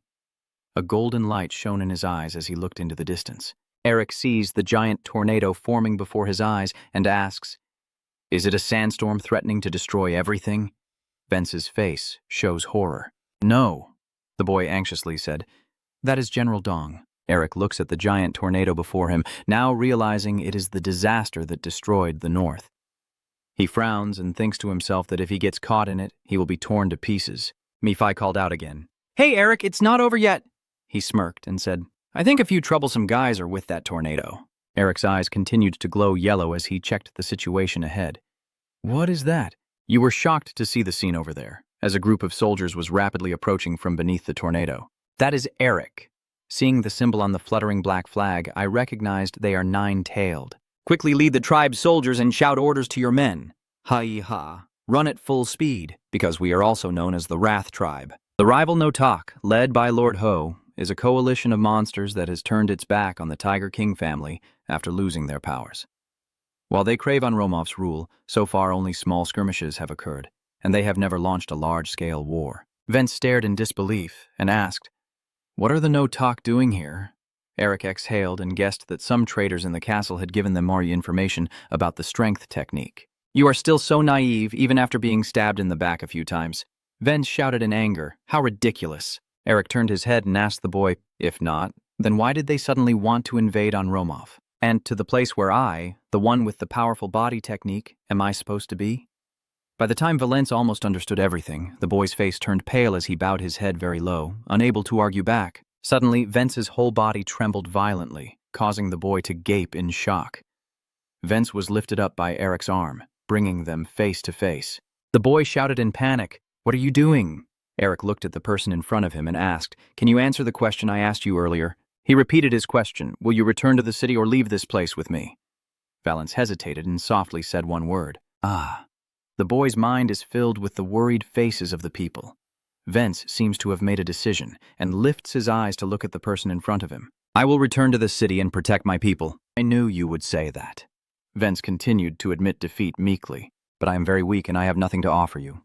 I can't ask for anything more." Suddenly, Eric slammed his head hard into the boy's head. Vence rubbed his red-hot head and shouted loudly. Then Eric also grew tired of himself and the boy. "Your Majesty, friends don't care about things like that," Vence repeated, a bit confused. "Friends." Eric lifts the boy's entire body high into the air. "You just need to ask." The boy smiled and continued, asking for help. Eric confidently asserted that if he did so, his friends would go to the ends of the earth to help him. You glanced over your shoulder at the newcomer. "That's right." I feel a bit helpless. Leaning on one hand on my hip while responding isn't wrong either. Vence placed his hand on his chest, his eyes shining brightly, and asked if he could become your friend. Eric smiled and replied, "What's so hard about being friends?" Eric's voice rang in their ears, saying, "You can be my friend as long as you enjoy having me around." Vence's face lit up with excitement as he looked at the two of them. Over there, the tornado and the No Tribe's army had already arrived very close. Because my friend needs help, how could I turn a blind eye? Right? You wince and call out, asking everyone to change the plan. Two large front legs of an animal rushing quickly on the ground forward. The demon leader of the No-Talk soldiers roared fiercely, giving orders to his subordinates behind. "Speed up!" He leads the charge, rushing toward the city gate. And Romov is right in front of us. Hugo, the fierce beast team's assistant, flying nearby, asked, "Leader, is the superhuman technique really in on Romov?" Malfoy is actually against him. "You doubt this is because an ordinary human possesses such a powerful technique?" Hugo shifted his gaze and admitted, "Yes. It's hard to believe that a lowly race could have such an incredible secret skill. Even if the information is wrong, we can't miss the chance to invade Andromov, especially given our current defeat, right?" Hugo immediately replied, "Yes." The demon's eyes revealed a longing as he declared, "If the news is true, we must not let the Tiger King clan that lost the Heavenly Seal lay hands on the divine body technique." At the same time, elsewhere, a large army of beastmen from various tribes was gathering. 40 years ago, if it hadn't been for the green-eyed blonde wizard blocking our way, we could have built a great empire on the remains of the tigers. The old man's furry tails flicked, but if I could get the body enhancement technique, I would restore the tail I lost. Finally, I could return to my nine-tailed form I longed for, Blood Wolf. King licked his lips with satisfaction and said, "No one can stop me." He began giving orders. "Where are the soldiers? Bring me the divine body technique." A tribal soldier kneeling on the ground nods upon hearing the order. Huyet Lang Vuong's powerful words echo through the space, restoring our honor and glory. He opened his mouth and roared, "Once achieved, I will make the whole world kneel before me." Returning to the city gate, the young man shouted loudly, "You are blessed with the divine decree and are our king." "Blood Wolf King," he swore, "I will protect the blessing bestowed upon us." Now, the high-pitched sword in my hand calls out, "Brothers, charge to cut off the head of the Ho Vuong." The faces of the Beastmen tribes turn fierce, and they shout together in response to the blessing of the Blood Wolf King. All the tribal soldiers charged forward at full speed, shouting, "Go and drink the enemy's blood!" Suddenly, a glowing blue tiger head shot down from above and froze in front of the soldiers. A long, towering ice mountain suddenly appeared right in front of the orc soldiers, causing their mounts to panic and roar in terror. The soldier was thrown back by a strong force, falling to the ground and panting heavily. Feeling something, he raised his head to carefully observe the surroundings. Seeing his comrades still running towards them, the soldier immediately shouted to stop, but the mount completely ignored him and bared its sharp teeth. They keep running forward quickly, knocking the beast of the No-Talk off its back, while many soldiers are repeatedly thrown to the ground by the mounts. The out-of-control mounts lift their front legs to push soldiers away, while a hairy hand pulls on the reins to stop them. M looks at the chaotic scene, with many soldiers lying scattered in front of him, and asks what just happened. The blue tattoo on L's arm sparkled brightly.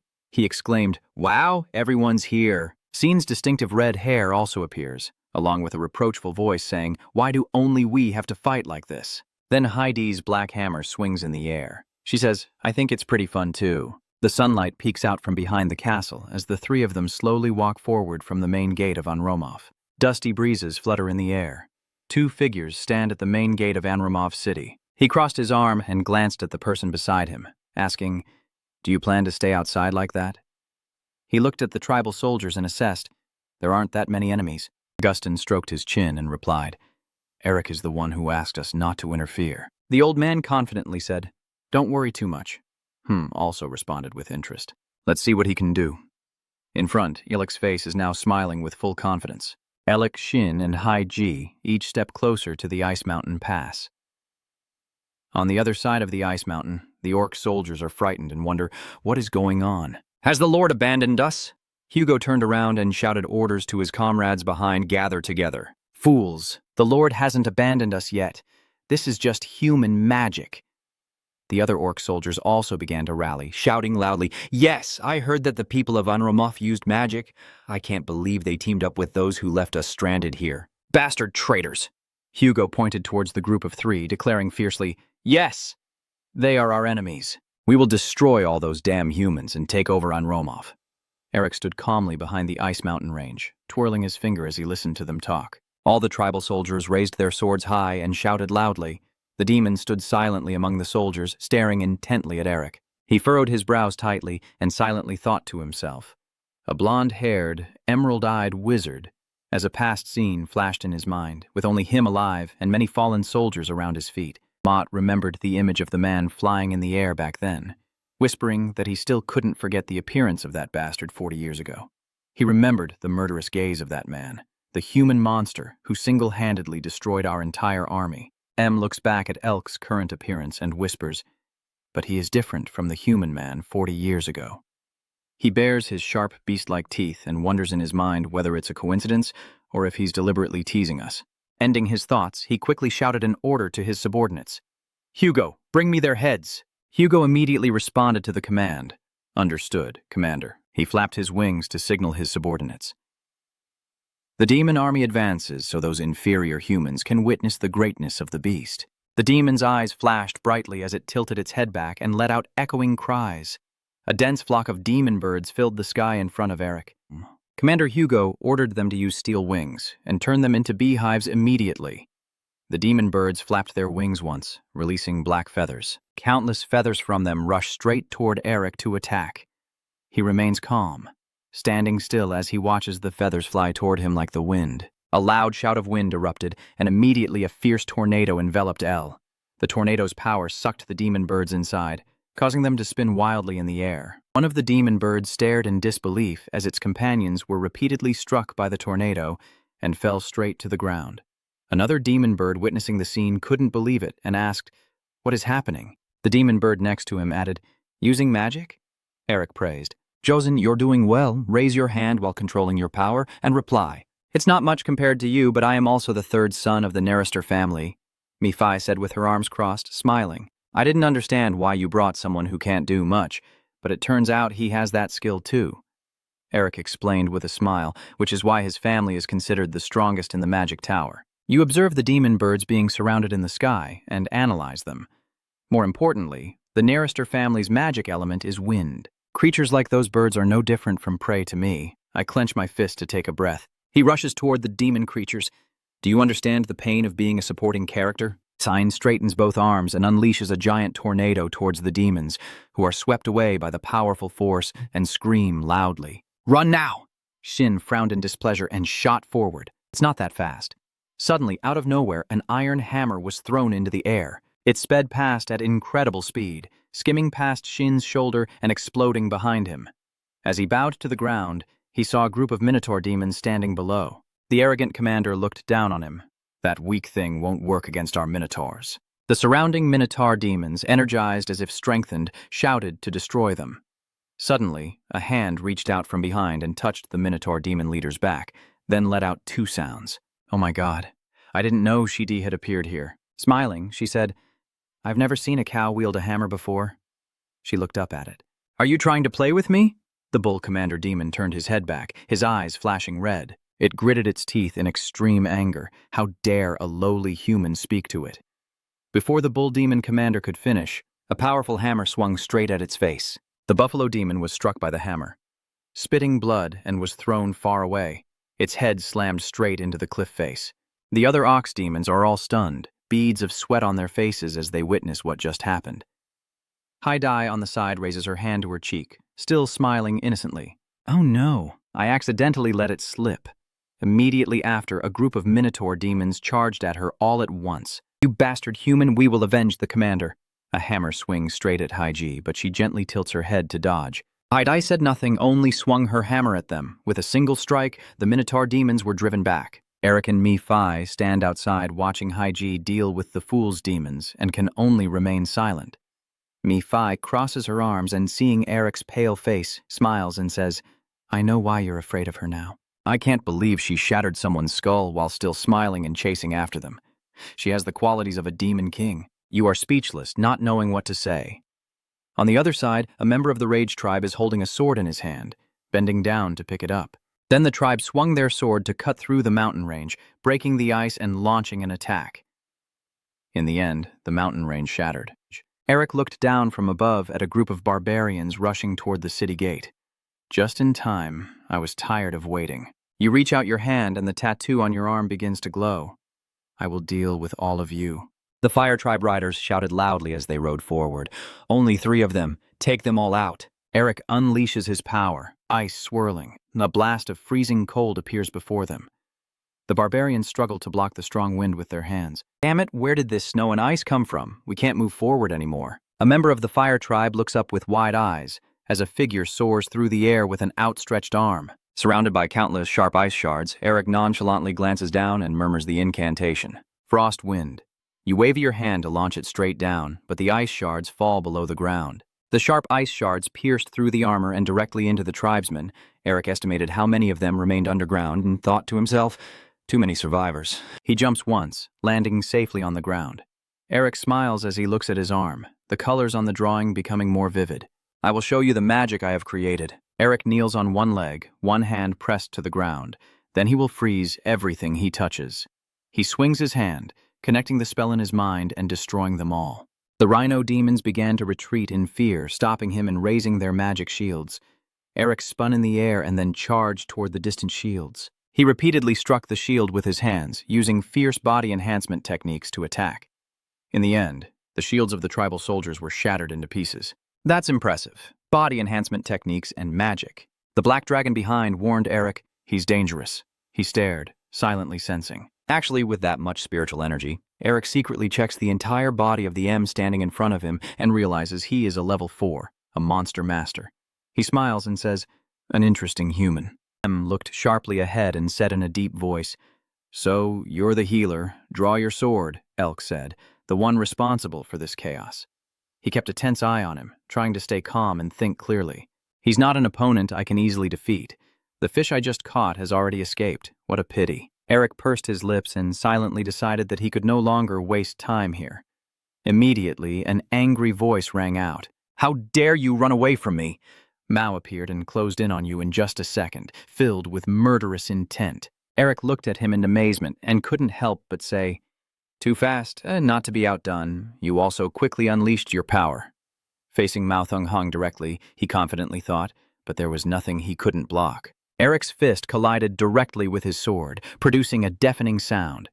The two powerful forces clashed so quickly that Eric was forced to step back. He gasped in amazement, thinking that his speed and strength were truly astonishing. Hurry up and stomp your feet on the ground, releasing an intimidating aura, and say in a low voice, it seems I can't let you go now. Eric looked at the source of power wrapping around his legs, feeling tense again as he realized he's now in his territory and escaping with magic is unlikely. He ordered his subordinates behind him. Hugo led the army towards Andromeda, his gaze cold and firm, and he declared seriously that he would cut off his head and then pursue him. As soon as he finished speaking, the monsters, as if triggered, charged straight at him. Hugo flapped his wings forward to signal, and the horde of monsters advanced directly towards Anromov. Faced with the relentless onslaught of monsters, Eric could only struggle to withstand the aftermath of the beast tide. Watching the chaos around him, he couldn't help but frown in annoyance. Damn it, thanks to that bear, everything just got more complicated. Mephi appeared, floating beside him, teasing Eric with a playful smirk. You underestimated the monsters a bit. There was a time when even the demon clan didn't dare to provoke them recklessly. After a while, only Ma and I remained facing each other. The tense atmosphere was almost terrifying. Eric, feeling uneasy, whispered to himself, even when their training has weakened, there are still strong ones. So that's why Anromov built the fortress and has always been wary of the slave race. He glanced down at you and said, now it's just the two of us. Eric begins to use magic, telling himself he must defeat him quickly at all costs.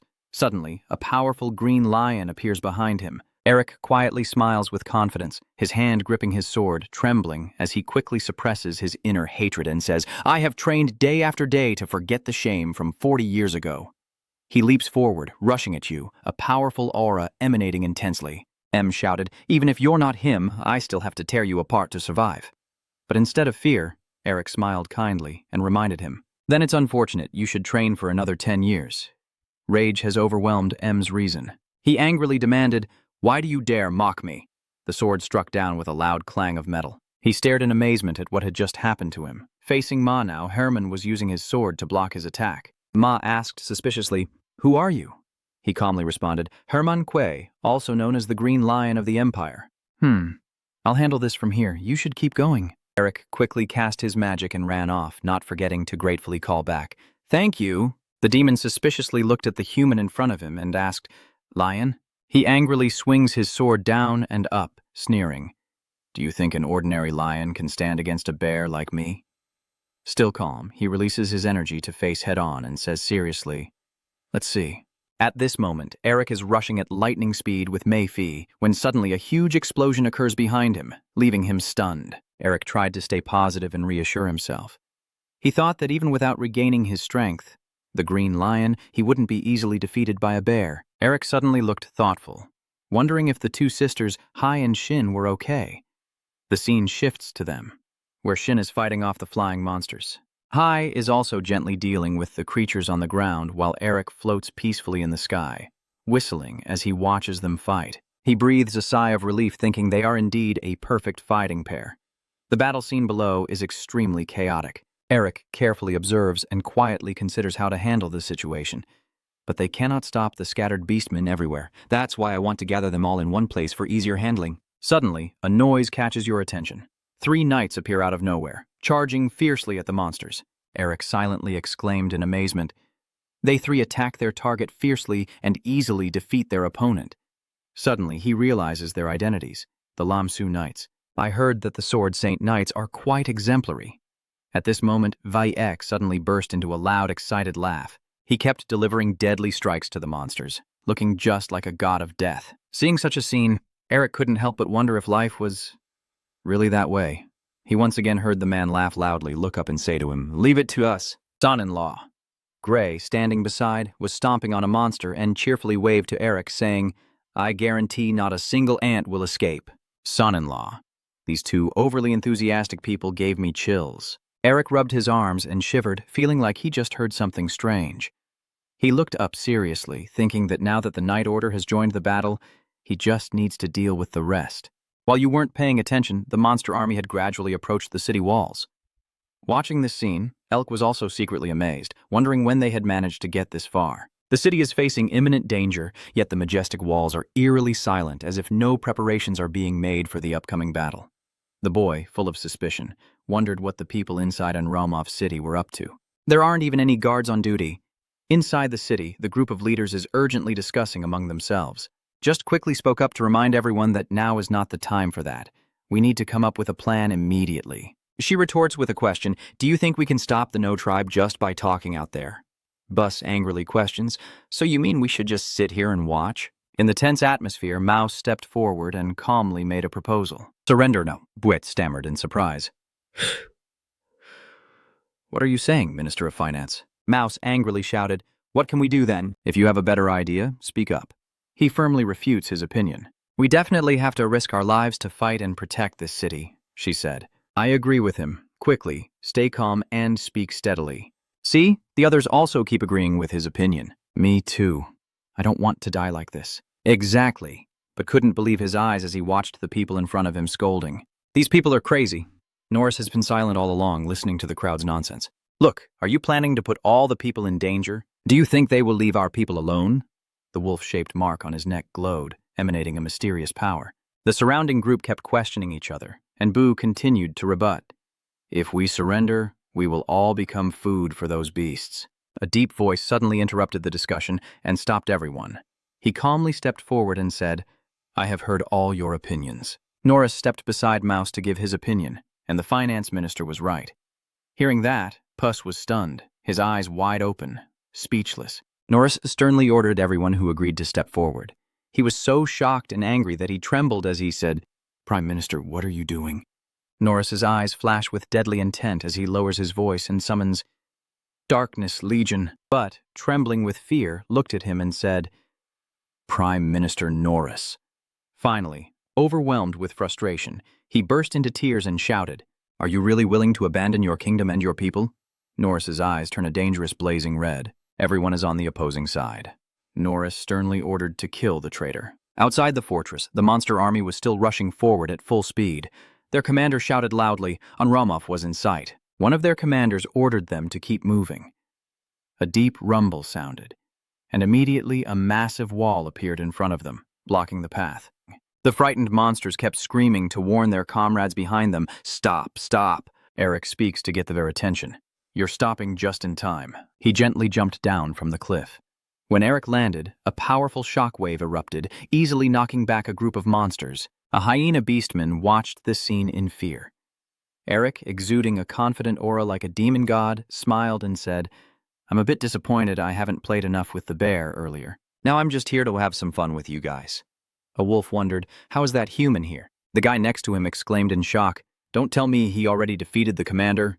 Baron calmly reassured the monsters. "Don't be afraid, there's no way the commander would lose to him," he said confidently, pointing his sword forward. "He's just a coward running from the commander." Baron. The monster squadron leader.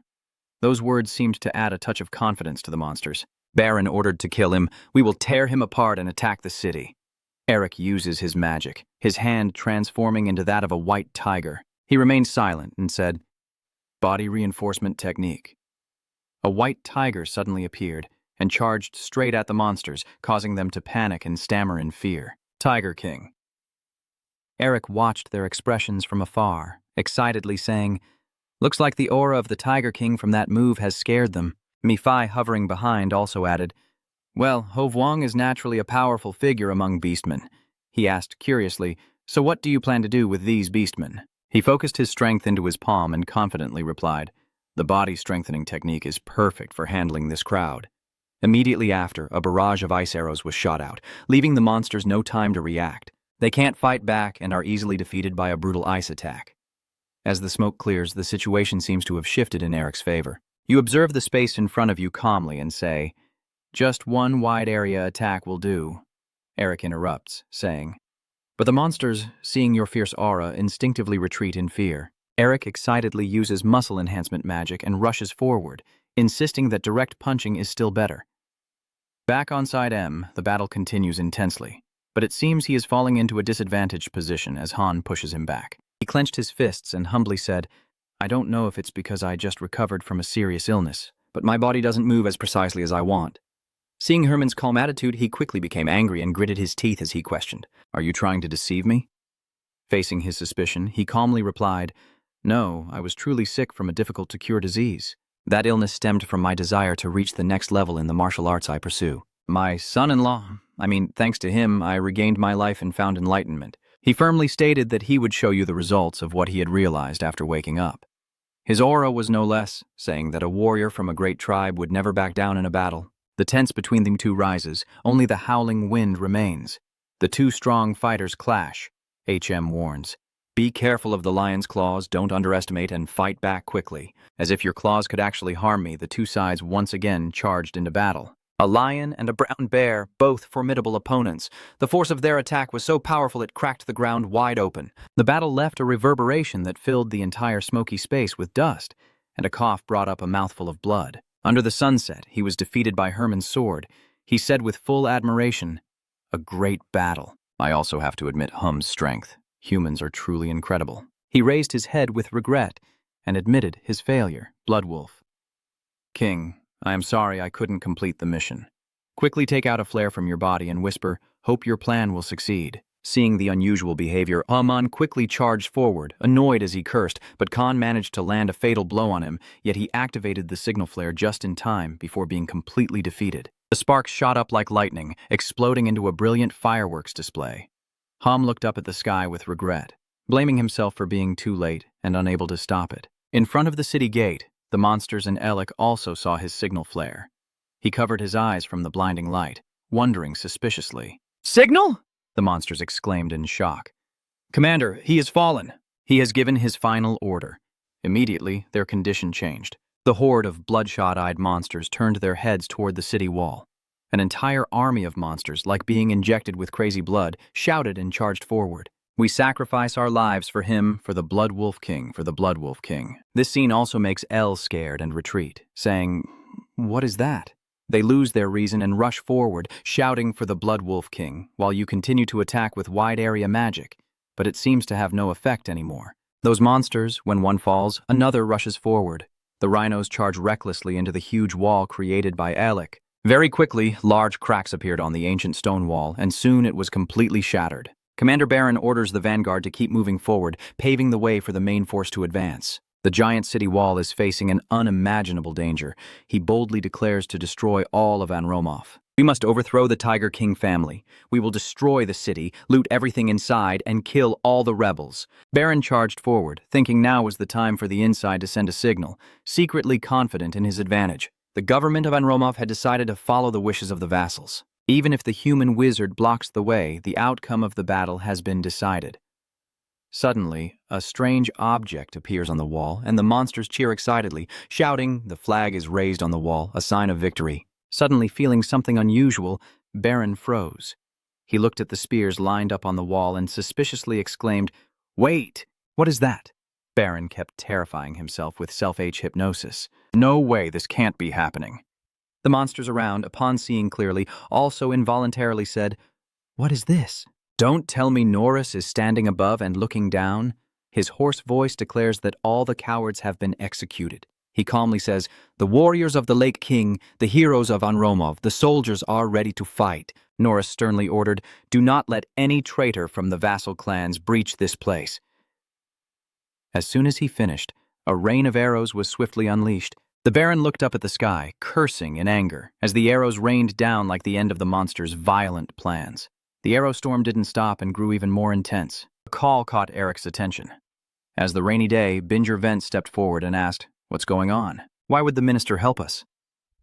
You calmly replied, "Is that so?" Eric smirked knowingly and said, "I made a deal with him at Anromov's second castle. A gloomy, foggy scene with sunlight barely breaking through the clouds. Please, sell me the body enhancement spell again." Eric Melvinger was feeling conflicted and thought to himself, "Oh my God, even he said that. I really can't trust anyone." Norris spoke, saying, "First, he stood up and offered to speak. There are a few things I want to show you. Can you come outside with me for a moment?"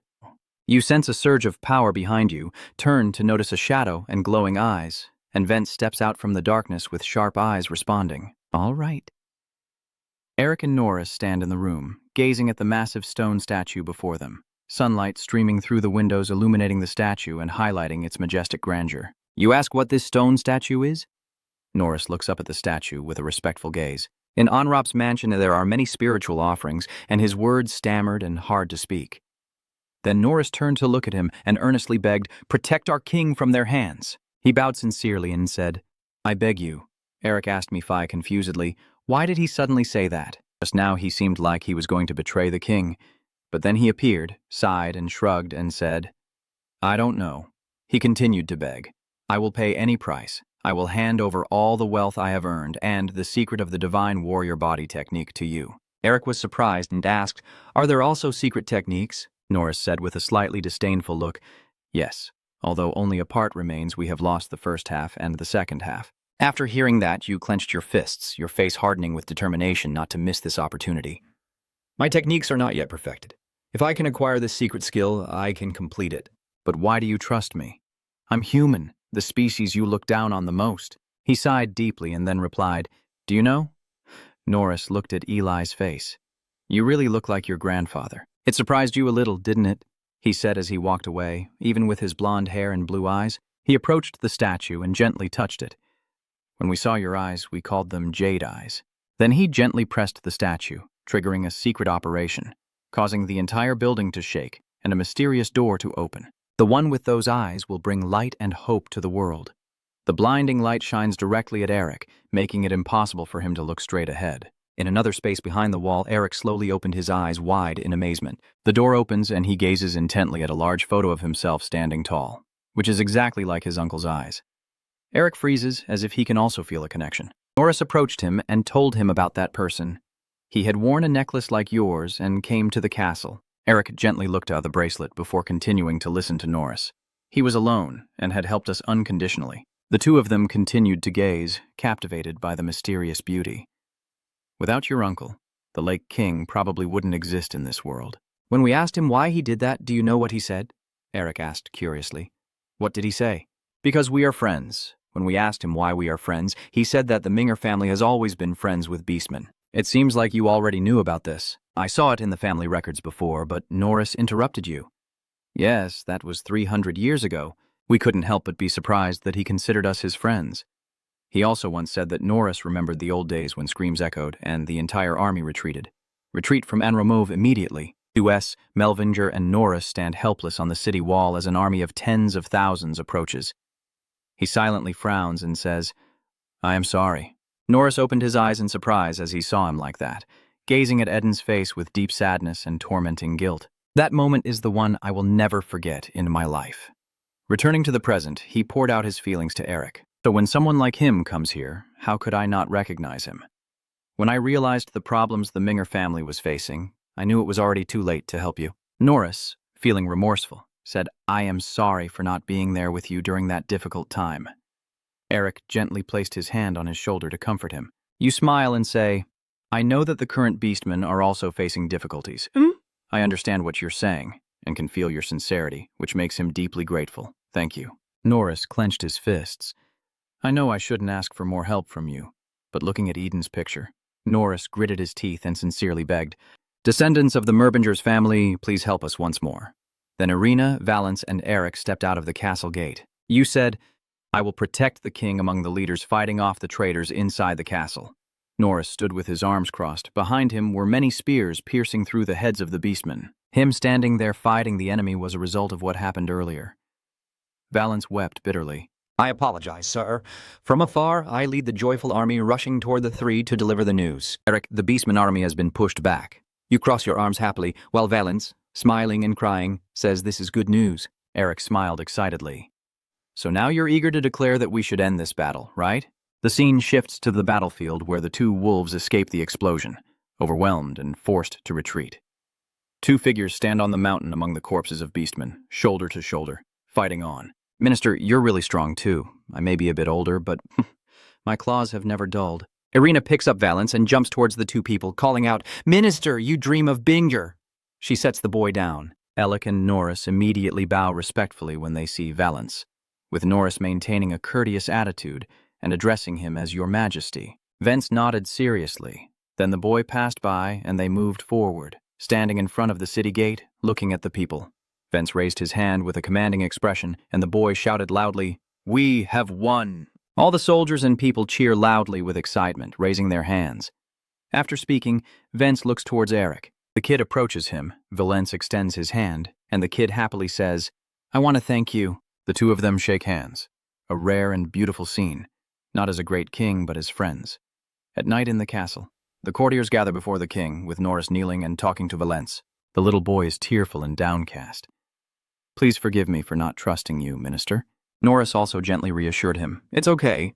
First, I apologize for not informing you about what was happening." He reached out to hold Vence's small hand and said with a satisfied expression, "You have become a wonderful king now." Norris continued to encourage, looking at the loyal subordinates of the young boy. "You have connected with some truly wonderful people. Now you are free to do everything without me by your side anymore." He lowered his hand and voluntarily said, "I am the one who has been unfaithful. Today I will resign as minister." Immediately, Vence grabbed his hand to stop him. "No," the boy said with a sad face. "I am still very close to you." The more Valence clenched his hand and pressed it to his chest, solemnly saying, "Stay by my side for a long time and help me." Norris, moved and happy, silently thought, "I also want to stay with him for a long time." Recalling the past, he stood behind the Tiger King, watching the cheering crowds everywhere. He happily thought that one day he could see Enromov prosper again and regain the glory of the House of the King, with Norris willing to do anything, even sacrifice his life. But by then, I no longer existed in this world. His body emanated a deadly aura. My body is already at its limit. The wolf seal mark on Ronus's neck is gradually taking his life. It's better if I keep this secret from my subordinates. Suddenly, Eric spoke up and revealed everything, startling him. "Why did you choose to shake hands with the demons?" Vence looked at him with confusion. "Divine wrath and shining light, what are you saying? Demons?" Eli continues to speak, causing the boy to feel a bit anxious and confused. "The minister's body will soon be taken over by evil spirits." You straightforwardly said, "Is that why he couldn't fulfill the request next to the king for long?" "The reason you realized is because Mephi could sense that person is a demon." Eric incredulously asked, "Are the minister and the devil?"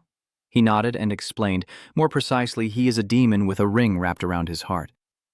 Mephi sensed Ronus's eyes with black sclera and blazing red pupils emanating dark power. The fusion between the ring and his heart had grown strong enough that he would soon become a demon. Being completely convinced by Eric's words, he fell silent and dared not speak. I continued to ask, how could you meet those demons? With no way to deny, he had to admit and tell the story. After the previous King of Tigers died, I saw no hope left for Anramoff. Norris, angry, clenched his fists, desperate to turn the situation around. I need strength, at least to do something to save her, no matter the cost. At that moment, I accidentally discovered the demon tree.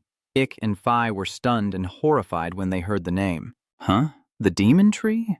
Isn't that the one that creates demons? From what I know, my family has already destroyed most of them. Norris turned around sadly and said, It seems your family hasn't checked the thing in the black snowfield. Eric asked in fear. So you ate the fruit of the demon tree? He recalled his own situation at that time. My eyes and nose bleed, I endured unbearable pain. Yes, I ate the entire fruit to gain all its power. Norris's soul gradually shattered. After consuming it all, I gained the full terrifying power of the demon. But what's inside my heart is corroding my life force and growing stronger. It transforms into a demon shape, manipulated beyond my control, and soon my mind will be swallowed by it, turning me into a true demon. So I decided to leave this place and die, because if I die, the damn demon inside me will also perish. Vence, in pain, angrily said, Minister, how can you say such a thing? He also has no other options. Your Majesty, that is the only feasible way. Eric said confidently, if there's a way to save him, what would you do? At this moment, Valence was crying weakly, begging you to save Norris. Eric, can you do it? I will give you anything, please, just save him. Norris, who thought there was no hope, said dismissively, if you're going to do something useless, then forget it. If we mess up, we'll only get into bigger trouble. The reason I am so confident is because Melfi is helping me. Me, Phi? Are you sure? He confidently replied, of course, if you can manipulate magic delicately enough to sever all soul links with immense magic power to repel the demonic energy in his body. He glanced at Norris and Valence, squinting slightly, thinking he could do it if given enough time, but his body wouldn't be able to withstand the loss. Then there is only one way. Master, may I ask you for a favor? The old man smiled knowingly and said, I told you you could ask me for anything, and now is the time, isn't it?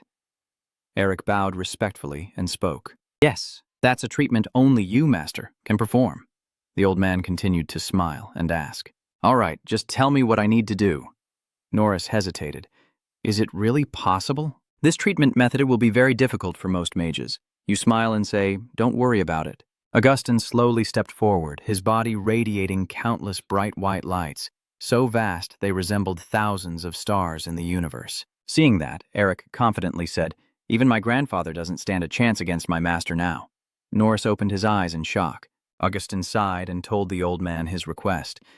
If the master can sever the connection between his soul and his heart, I will handle the rest. Augustine quickly warned, remember what you're planning to do, but be careful. Eric silently obeys and looks at his master.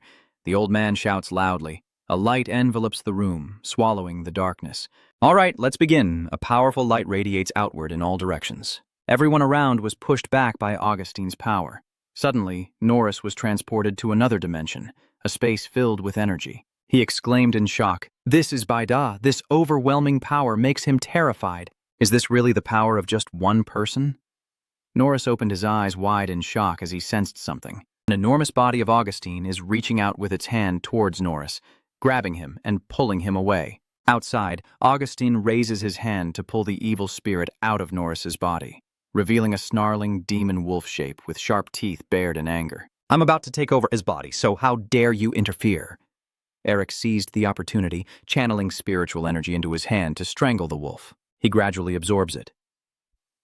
Oh my God, this demon really talks a lot. Absorbing. The demon is being drawn into your blue spiritual energy and then turns into nothing but black dust. Eric silently thought, killing 2 birds with 1 stone, he could recharge his demon energy and make Ramoff owe him a favor. His face showed a look of joy. Du chuckled to himself. It's been a long time since I tasted such delicious demon energy. Eric smiled contentedly and told it to eat its fill. But make sure to leave the seal there. Eat your fill. Du gradually disappears. Thank you for the meal. A black mark appears and extends across Eric's hand, emanating energy. Du's seal has finally evolved from ferocity to cruelty, and suddenly he senses something that makes him afraid. Suddenly he appeared in an endless red space. Eric looked into the distance and saw the shadow of a demon holding a sword. Oh, sword. What just happened? The demon standing on the mountain made of countless skulls. It stands proudly before the blood moon, a tragic sight. You gasp in amazement. Mephi! He stands atop the peak, looking down at the demon army. All the mysteries and absurdities originate from me. I am Mephistopheles, the Lord of Sin. Eric hovers in the air, watching Mephi's back. Are we now inside Mephi's memories? I wonder with a puzzled frown. I only absorbed demon energy as usual, so why is this happening? Below, a group of monsters is charging fiercely at Mephi, shouting angrily at the figure above. At this moment, a pair of feet gently lift off the ground. Mephi, wielding her weapon, unleashes a terrifying surge of power that sweeps past the monsters' heads. A cold voice echoes, "The arrogant fools." Then he gathers his strength and charges straight at the monsters below. Mephi crashes down like a meteor, causing a shockwave explosion that blows everything away. Weak monsters are no match and are torn to pieces. But he didn't stop there. Mephi continued to raise his sword and charged forward, striking with a powerful blow at the flying monsters. Mephi frantically strikes and loudly questions them. "Do you think that's enough to kill me?" From above, Eric watched Mengfi go berserk, slashing and stabbing at the monsters. He observed everything complicatedly, thinking to himself that he always saw him as an evil spirit to be used, so he forgot. But this is truly the power of Mephi.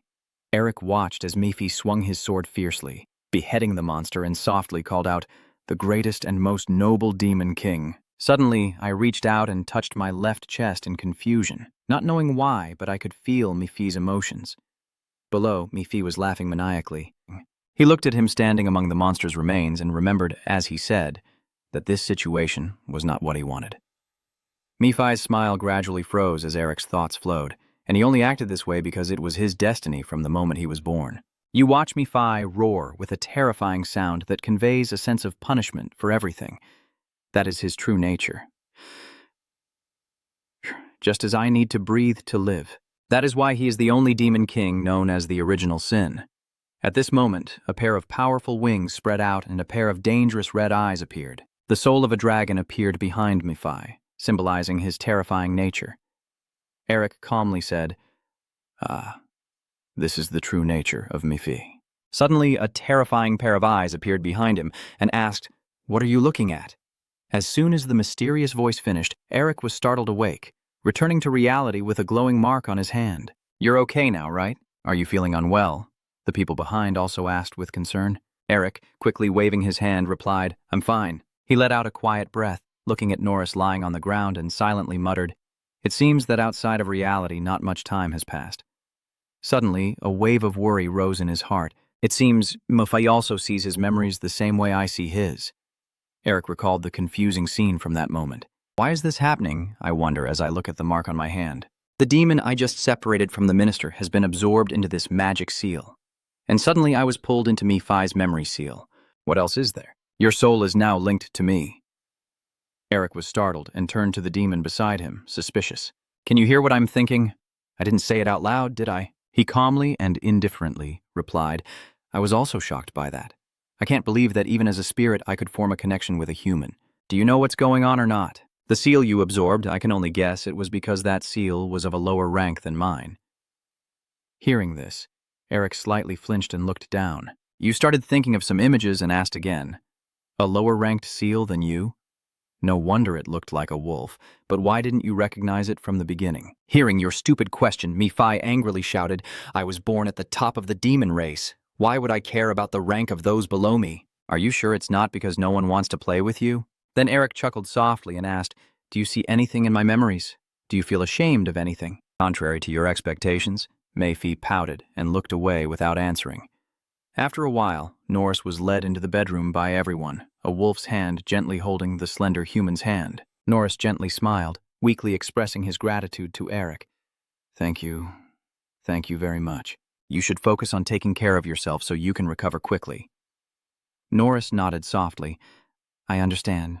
I will rest more so I can see the king grow up. Eric gently smiles with satisfaction, then glances at Valence and Irina, secretly thinking it's time for his reward. Were you surprised when Mephi suddenly appeared and stabbed you? You act so kind, but it turns out you're just greedy for money. Are you surprised? I'm still the same as always. And please, don't secretly read other people's thoughts like a pervert. Seeing him act like he hates it, Mephi angrily shouted, "I don't want to hear that." Suddenly, a box was brought in front of Eric. He took the box with surprise, as Valence had promised. It contains a treasure map, the Ho Vuong's predecessor, and Kuang Than Thuat's research. You take the box with surprise and exclaim, "Is this from the previous Tiger King?" Then Eric quickly opens the lid and looks inside. Valence continued speaking, guiding you, "Please look beneath the cloth." As you follow the boy's instructions and repeat what's beneath the cloth, Eric's expression suddenly changes to one of shock. You stammered as you looked at what was underneath and said, "Wait, isn't this a rare herb from the eastern continent? Why are you giving me this precious item?" Vence slowly explained. There is a detail mentioned in the Beastman's legend. When the world falls into crisis and faces extinction, the hero king who learns the art of strengthening the body will lead everyone. When the harsh winter arrives and freezes everything, even people's hearts, he will appear and dispel that cold winter. And once again, the warm spring will return to this land. Concluding the story, Vence confidently affirms to Eric, "I believe you are the hero king mentioned in the legend." He slightly clutched his chest and exclaimed as suddenly a sound echoed through the winter. As the image of Han's car appears to remind him and mark the end of winter, he silently thinks to himself that it was no coincidence that it appeared in the prophecy. Then Eric remembered Eden's sad face at that moment and apologized for arriving too late. Deep down, he was certain that if that was the case, it meant his grandfather went there because it was part of the family's plan. Back to the present, Vence smiled kindly and declared, "You deserve to receive the royal elixir." Eric nodded softly in gratitude. "All right, thank you." Then the kid offers a suggestion. "Now I will lead everyone to the flower temple." At this moment, in a gloomy castle, a trembling bird kneels on the ground. Hugo trembles as he bows his head and pleads, "I am sorry, Blood Wolf King, I will not fail next time." Blood Wolf. Suddenly, his eyes widened in pain as he cried out, an invisible force tightening around Hugo's neck. The Blood Wolf King, with a terrifying tone, declared, "Because you have failed." Then the old man slammed his hand on the table and said coldly, "I will take back my tail." As soon as he finished, Hugo's head was instantly cut off. 1 second later, the Blood Wolf King's tail returned to normal, once again in the hands of the Ming clan. The old man immediately asked the approaching person, "Where have they gone?" The newcomer is the antlered man, who respectfully responds with a hand gesture. The flower temple receives the reply, and the Blood Wolf King withdraws his hand, slowly repeating himself. "The Hua temple is the path my heir has taken."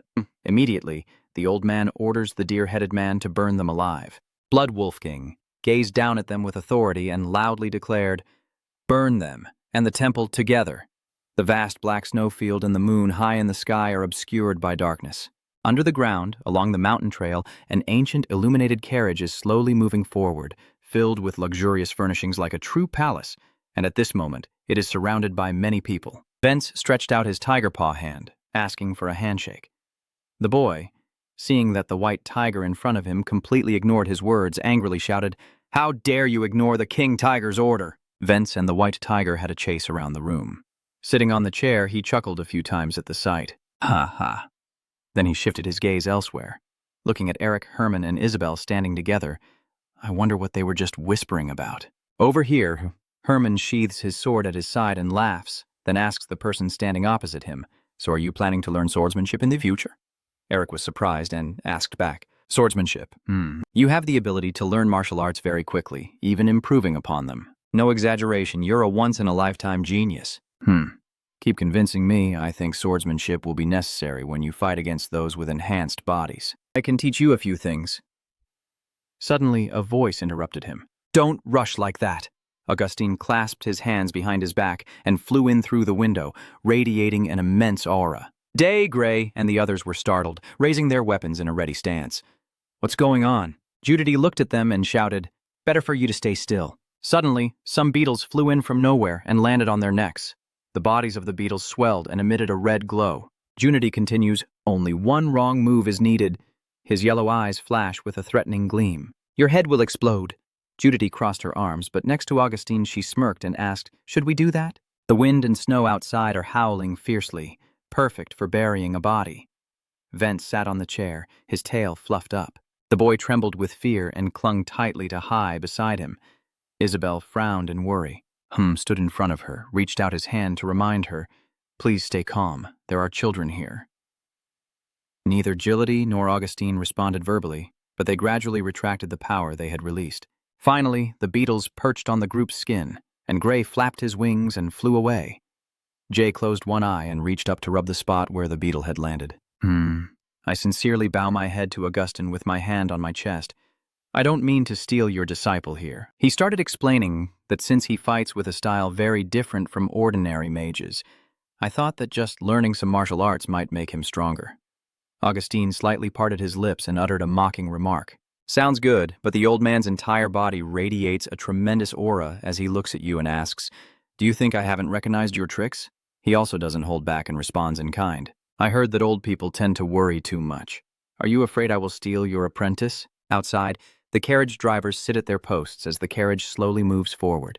Suddenly, the carriage tilts violently and a tremendous burst of energy erupts from inside. Mon and Augustine both soared into the air, standing side by side. Augustine reached out his hand and scolded, "You little brat, I'll show you what respect really is." A giant hand appears behind the old man, aiming straight at his opponent. Mon calmly closes his eyes and raises his sword. "Too slow, huh?" He opened his eyes wide and concluded, "You're really a stubborn old man." In the vast darkness of the space, a blinding flash of light suddenly appeared, and Haman rushed through the air, swinging his sword in a strike. Augustine's giant hand was split into two parts. Down here, Judity sat on the white tiger's back facing Gray's group, entangling with another person. He stroked the white tiger's head, dismissively waved his hand, and said, "The army, right? Maybe I should teach you a lesson too." Both members of Gray's group charged at once, saying, "You probably know that monster hunting is our profession." The carriage was ordered to stop on the side, while the other side was a fierce battle scene. Mephi crossed his arms, feeling curious. "I don't understand why they are fighting each other to compete for you." Eric stroked his hair and sighed. "Well, my talent is just too amazing. Sometimes being too good is tiring." Mephi, hearing his words, could only grit his teeth in frustration. He asked again, "Are you eavesdropping on them?" Eric replied, "Wouldn't it be a bit rude to just directly read their minds?" You hear Augustine's words. "Eric is my student. Don't think you can take him from me." Mephi exhaled deeply and asked, "Why do you just let them fight like that?" The stubborn words of those two are starting to get on my nerves. At this moment, Han's voice rang out. "You're about to end your life soon, so why are you still so greedy and selfish?"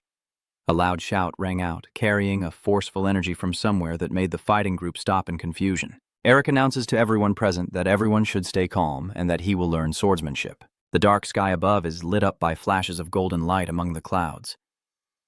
Back inside the carriage, Eric and Mephi sit on the bench. Sitting across from them are Agility and Augustine, while Herman sits beside with his arms crossed. Augustine refuses to accept this and protests loudly. "Why is that? We still have many things to teach you." Juliti, sitting beside, raised her fist and continued speaking. "That's right, we still have moves stronger than even the Shadow Eye." Eric bowed his head and replied to them, because he wanted to become even stronger. He bowed his head, fists clenched tightly. "I realize that without a martial arts foundation, I won't become stronger no matter how much I train my body. Demons are very strong, so if I learn swordsmanship, my chances of winning against them will increase, right?" Both Agility and Augustine calmed down and lowered their hands to listen as Eric continued. "I'm not saying I'll abandon magic if I learn swordsmanship. I just see it as a tool to support my magic." Glanced at the two people sitting on the other side and said, "I never said I would bring him into the world of swordsmanship and neglect magic. I just want to help him become stronger. I won't learn swordsmanship unless you both agree, because I am your disciple after all." Judity and Augustine remained silent. They nodded, exchanging glances silently. Augustine spoke first, saying, "There's no reason to refuse this offer since I was the chieftain of the Melvinger clan before becoming your disciple." Judity also added, "After fighting them, I realized those sword techniques aren't bad at all." Eric smiles at them, thanking both of them. Then Augustine turns his head and looks toward Haman standing on the other side. The old man softly advised, "Take good care of him." Holmes smiled confidently and assured him, "I'll put all my heart into him," but inwardly he was secretly proud. "Old man, I've won this time." Augustine gritted his teeth in frustration and silently retorted, "I'll let you win only this once." There, Eric's eyes are hidden by shadows as he quietly calculates that this is a once-in-a-lifetime opportunity to become a disciple of the Green Lion, one of the strongest swordsmen on the continent. He silently vows to make the most of this chance. I don't know how long has passed, but Eric was completely exhausted, kneeling on the ground and vomiting into a bucket. His face was pale and drained of color, and in his mind, he thought I felt like I had just died and come back to life. Hom rested his wooden sword on his shoulder, smiling as he stepped closer. I didn't expect your stamina to be this weak. Does anyone normal really swing a sword 10,000 times a day without using mana? Home chuckled softly and answered naturally. That is what every child in my family must do as soon as they learn to walk. Mephi clasped her hands together and called out, Eric, I have made my decision. I have made. You still haven't paid any attention to him, only clenching your teeth and trembling. Mephi closed his eyes, spread his arms, and muttered to himself, The day I appeared and unified this land, I will treat the Lamsu team with kindness. I will let them sit on my right side of the throne. Suddenly, a loud shout rang out and they jumped away. Immediately, Mephi's outfit transformed into traditional dance clothes, and his body spun around automatically, making him furious and cursing. Stop this game now! Eric the bastard sneered, served him right for being rude. At the same time, the wheels of the carriage finally stopped after rolling forward all this time. The guards opened the door and reported, Eric, we've arrived. Eri decisively stepped down from the stairs and out of the carriage, thinking that they had finally arrived at the flower temple. But somehow his legs froze mid-movement. Eric's face froze in shock, his eyes wide as he exclaimed 3 words. What is this?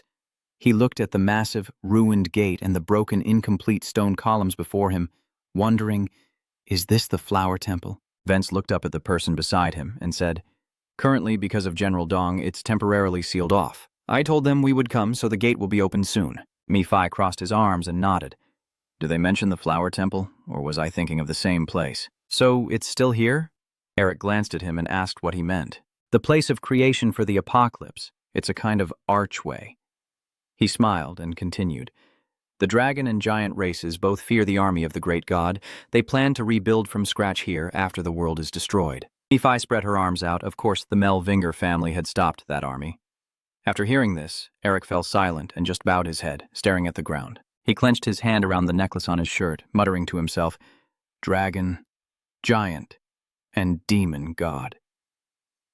A chaotic image of many monsters flashed through his mind. Eric wondered if the apocalypse that Mephi mentioned was related to what he had seen.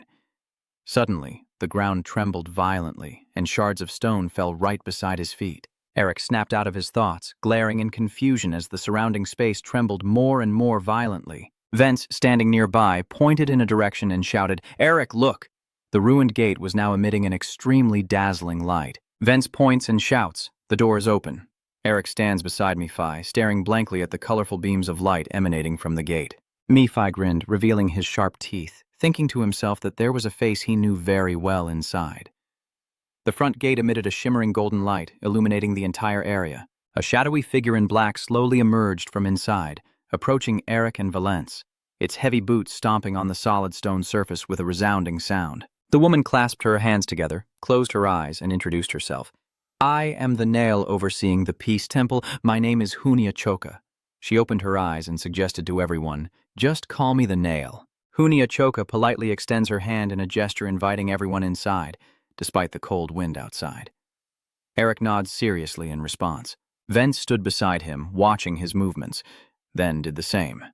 Alec lifted his foot and started moving forward. Eric, Vence, and Mephi lead the others inside the temple gates as rays of sunlight shine through the sky. Beneath the ground lies a lush green meadow filled with countless colorful flowers and distant mountain ranges stretching endlessly. In the middle of the meadow stands a magnificent and grand temple. Hunia Choka explains that when winter comes, the flower temple will begin to rest. She led Eric's group toward the temple while explaining, Usually we don't accept visitors at this time of year, but due to the urgent request of the Tiger King, who has always helped us, you are an exception. Hunia Choka reminded everyone to follow her instructions. Please pay attention to your actions and gestures, because the gods are in hibernation. At this moment, a voice sounded, catching Eric's attention as he turned his head. Humans? Dao is extremely excited, patting her wings behind her. It's been over 40 years since I last saw many of them. I'm so excited. Eric silently wondered to himself. An elf? Hunia Choka introduces everyone to Da-Da-4, the flower-water fairy god. Eric thinks to himself, not only a fairy, but also a god. Da-4-Ho flew over and enthusiastically praised her. This young lady is so beautiful. Haiji smiled and gently touched her cheek. Oh, thank you. You are also very beautiful. Da-Fo continues to fly over to Augustin for his opinion. Monster. Monster. Old and confusing at the same time. He is not hesitant at all and responds back. You, who are 1,000 years old, are you criticizing me for being fake? Dapfo then flies closer to Isabel, smiling and cheering. Unrequited love means you have to work hard. You're the most beautiful and fragrant. Her whole face flushed with embarrassment, as if smoke was rising from her head. Thank you. Eric turned his gaze towards Dafor, silently questioning what kind of god was causing such a commotion. Dao then swooped over to where Eric was standing. She covered her nose with her hand, her face showing discomfort, and her whole body trembled as she pointed in one direction. Too scared, the dark energy, and too many ominous signs, Eric turned his face away and looked in the direction she was pointing. Mephi from this side crossed her arms and teased, "Oh, who's this? It looks like a pumpkin flower because it looks so ugly, isn't it? Maybe Jasmine?" Eric couldn't believe the question in his mind. Did she see Mophi? She responded angrily and stomped her feet at Mophi. "I am Hoa Tui Tin. I am not ugly." That young lady even complimented my appearance. He shook his head mockingly. "Do you really think they were praising you? Are you really a god?" Eric secretly marvels as he watches Mephi and Dang arguing nearby. "I didn't expect her to see Mephi." Herman felt curious. What is Fairy Lotus doing? Junity and Augustine also pay attention to Daph's movements. Is there something theirs? Eric thought helplessly. If they keep playing like this, they will discover that Mephi is missing. Luckily, Hunya Choka gave them a reason. Daph doesn't have many friends, so she just plays alone. Augustine sympathetically exclaimed, "Oh dear, poor thing. Well, I trust her. I understand why she's lonely now." Judulity just shook her head silently. Eric let out a sigh of relief. Dafor refused to accept her words and loudly denied, "I'm not lonely, mean little boarder." Hunya Choka didn't bother to pay attention to her and instead asked Eric why he came to our temple. Eric didn't answer right away but pulled up his sleeve and reached inside to find something. He took out a glowing ice crystal ball. "I want to give this to the tea blossom god." Finally, Hunya Choka led Eric inside along a circular corridor. The stone columns on both sides are covered with countless scratches that look old and damaged. Eric observes the surroundings, speaking in a voice only he and Mephi can hear. The temple must have suffered a lot of damage caused by Commander Dong. I also thought this place was supposed to be a fairy tale paradise. Mephi also finds it hard to understand. This place should have been an archway to defend against the attack of the Abyssal God. I can't believe it, all because of that General Dong that it ended up like this. Why has General Dong been so stubborn lately? Mephi squinted and guessed. As the Beastman said, maybe he's just changing his attitude or it's related to some arrangement of the family. A flash of red appeared in his eyes as he looked at Eric with a knowing expression and said, "Do you not think everything is too much of a coincidence?" He was startled to hear Mephi's analysis. "Everything seems to be prepared, just waiting for you to appear from the north to start." Eric secretly wondered if this was part of the arrangement his ancestors mentioned. At the same time, Hunya Choka walking ahead stopped in front of a room, then stretched out both hands to push open the large door. "I have arrived." In the room, there is a large hall with many small tables and chairs arranged in a circle, where 5 fairies of different colors are already seated. The yellow fairy asks first, "Who are you? Why did she come here? Why do you want to take her the ice crystal ball?" Eric looked around at the fairies in the room, silently wondering. The tea goddess hasn't arrived yet. He placed one hand on his chest, closed his eyes, and bowed his head solemnly to introduce himself. "I am Eric Melvinger." The orange fairy flew in front of him. Melvinger, with blonde hair and blue eyes, the pink fairy also quickly changed her attitude and became friendly. "We are friends? It's been 40 years. You," Eric asked blankly, "did my grandfather come here before?" The pink fairy replied with a bright smile. "It must be that he has visited this place before." The orange fairy recalls, "Eden is our friend." The purple fairy also flew over to surround you. "So why did you come here and—" Eric raises his hand, holding the ice crystal sphere. "I came because my ancestors need to give the ice crystal sphere to her." "Where is the divine Camellia?" Suddenly, all 5 colorful fairy girls fell silent, their faces showing a hint of sadness.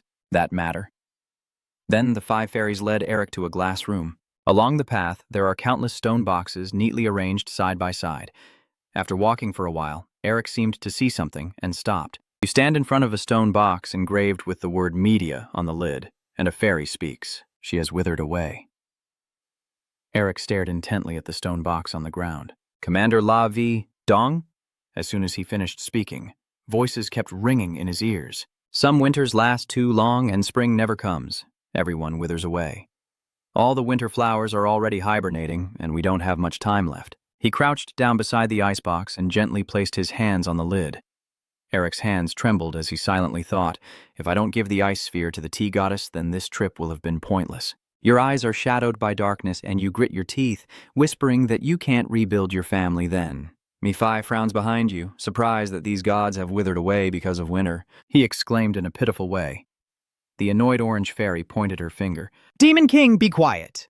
The purple fairy also shouted loudly. We only let you in here because of our friend, but I never wanted to meet you. With a flick of the hand, you're just the past. Nephi snarled fiercely. Who do you think you are to talk to me? The orange fairy with her hands on her hips. Are you angry? The purple fairy said bluntly. Getting angry is useless anyway. Suddenly, Eric thought of something. Wait, are they withering from the cold? You open the icebox lid, muttering in your mind that it's withering away, not dying. Eric sees inside the box a round, dark brown seed. Indeed, this is the seed. He carefully places the ice crystal sphere next to the dark brown seed. Maybe it will have an effect. Eric reaches out his hand toward the two items in the icebox, his eyes shining, reciting a spell, awakening. A source of power from inside the ice crystal sphere is transferring to the dark brown seed. The seed is also glowing and gradually absorbing all the energy from the ice crystal sphere. A blinding beam of light radiates across the space, causing all the fairies to gape with their mouths open. The seed absorbs the source of power, and cracks appear on its shell. A shimmering green branch sprouts from the seed. Then a red stream of energy shoots straight up into the sky, causing everyone present to step back in panic. A girl with long flowing hair appears before Elk and the fairies, her dress resembling soft pink flower petals layered on top of each other. The girl spoke. You have arrived. Behind her, a pair of butterfly wings flutter in the air. As promised, Celia looked at the person sitting on the ground and called out the name, Melvinger. Eric didn't beat around the bush and gently frowned as he said to Celia, I'm Eric M. Binger, grandson of Eden Minger. Can I ask what promise there was between you and my grandfather? Hearing that question, Celia suddenly fell into deep thought. She hesitated and said, that's not even the end of her sentence, when suddenly someone shouted, Celia! Out of nowhere, many spirits flew in and exclaimed in amazement, Camellia, it's been a while since we last met. I missed you so much. Did you sleep well? Celia suddenly crossed her arms, frowned slightly in annoyance, and said in a stern voice, Please be quiet, everyone. I am talking about something important, so please keep quiet. Why are you all so noisy all the time? Seeing this, the small spirits who had been lively and cheerful immediately fell silent, and the atmosphere suddenly grew heavy. After observing Celia for a moment, Eric silently thought that Goddess Celia seemed different from what he had heard. She was much more mature. Where has your arrogant attitude gone? Time has passed so long, but your ugly face still looks the same. The only thing commendable about you is your true primordial body, but now it's also turned into a ghostly spirit. Hearing her say that, Nephi frowned angrily and snapped, I am the king. I'm not your king. Seeing Nephi's angry but helpless expression, Celia clearly looked pleased. She smiled and turned to Eric, praising him with admiration. So, you said your name is Eric, right? It's a very nice name. Eric politely bowed and said, Thank you. Celia then asked with confusion, How can you wake me up? Eric replied respectfully, still bowing deeply. I sense demonic energy hidden within the cold aura of the seed you sleep in. So, I think I can wake you up by absorbing that cold energy through the seal and the eternal ice crystal, and as you can see, it worked. Then she crossed her arms, fixed her gaze on Eric, and silently evaluated him for a long time. He looks as smart as he seems. Hearing that, Eric bowed politely and replied, Thank you, sir. As soon as he finished speaking, Camelia's sweet voice rang in his ear. He paused for a moment. Then she looked at Eric with a seductive gaze and asked, Do you ever think about marrying me? Hearing that, Eric froze in place, his face gradually contorting into an ugly expression. He stared at Celia in stunned silence. In that moment, Mephi just sighed and pouted, saying, You're the same as always, flirting with anyone who looks decent. Hearing that, Celia frowned and retorted, Your constant lowly attitude of meddling in others' affairs is still the same. I see I have nothing to say to that ugly demon king, so get lost. Then Commedia turned to Eric again, smiling gently and asked, What do you think? That is an honor you won't be able to receive twice. Hearing that, Eric couldn't help but break out in a cold sweat. He forced an awkward smile and thought to himself that normally he would just say, What nonsense she's talking about. But he couldn't do that to the family's god in this situation. After thinking for a long time, Eric respectfully bowed and thanked him for the offer. But I cannot marry recklessly because I am still a representative of the family that needs to be revived. I still have a lot to do now. I sincerely apologize. Oh well, it's a shame I haven't felt this way in a long time. After saying that, she turned and soared higher, then said, That's enough talking. You want to know the promise I made with Eden Minger, right? Hearing that, Eric immediately responded, Yes. Celia gently bowed her head, and a touch of seriousness briefly appeared on her beautiful face. He said his grandson would come here someday.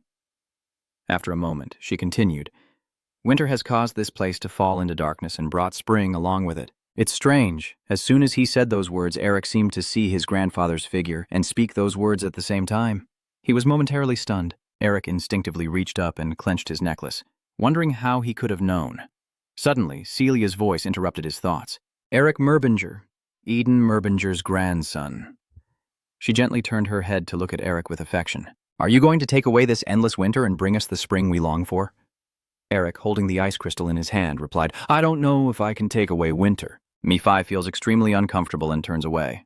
Eric's calm voice continues to echo. But my grandfather said, I give you this, and say that I am here to erase winter. Comer looked at the ice crystal in his hand and suddenly sighed. The ice crystal must be the words of that troublesome person. However, this has connected everything together. After finishing, she suddenly soared higher, slowly raised her hand, and said, From now on, you go to this place. Saying that, Cornelia gently brought her hand to her lips and softly blew a breath. In an instant, many petals drifted away with the breeze she had just created. Suddenly, those petals flew toward Eric, causing him to startle involuntarily. Suddenly, his necklace lit up. At that moment, Celia's voice echoed again, teaching him how to take away winter. Celia's words had just finished when Eric found himself lying on the lush flower field under the bright, warm sun.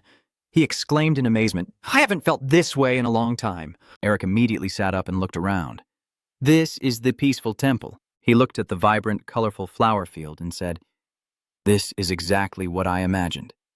After looking around for a moment, he puzzledly wondered, Where's the temple? Suddenly, a strong wind blows through, causing the leaves to scatter everywhere. Eric instinctively closes his eyes and raises his hand to block the flying leaves. After a brief moment, he opened his eyes. Eric was amazed by the space before him and instinctively exclaimed, Huh? Realizing he's sitting on the border between winter and spring, he was stunned and thought, What's going on here? Suddenly, a deep male voice behind Eric shattered all his doubts. This is the Black Snowfield. Hearing that, he instinctively turned around. What caught his eye was a tall, unfamiliar, yet somehow familiar figure from behind. That person continued, This is where your strength will be tested for the second event.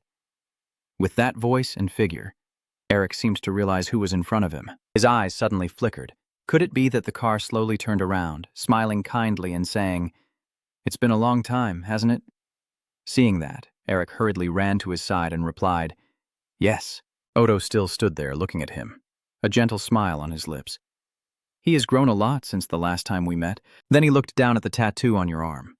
It seems the seal and the rage have found their rightful place. Eric happily asked Hanoto, Why are you here? Oto gently smiled and replied, I'll keep following and scolding you until you finish winter. Hearing this, Eric froze. He instinctively held his head and whispered softly, the painful memories flooding back again.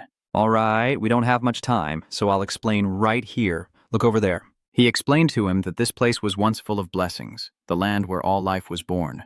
But when that thing appeared, death descended upon this land. Hearing this, Eric frowned slightly and said, Eastern General. The car immediately continued after him. That's right. It was left behind after the demons and gods passed through this land. The remnants of the past and curses. At this point, the car suddenly turned to look at Eric.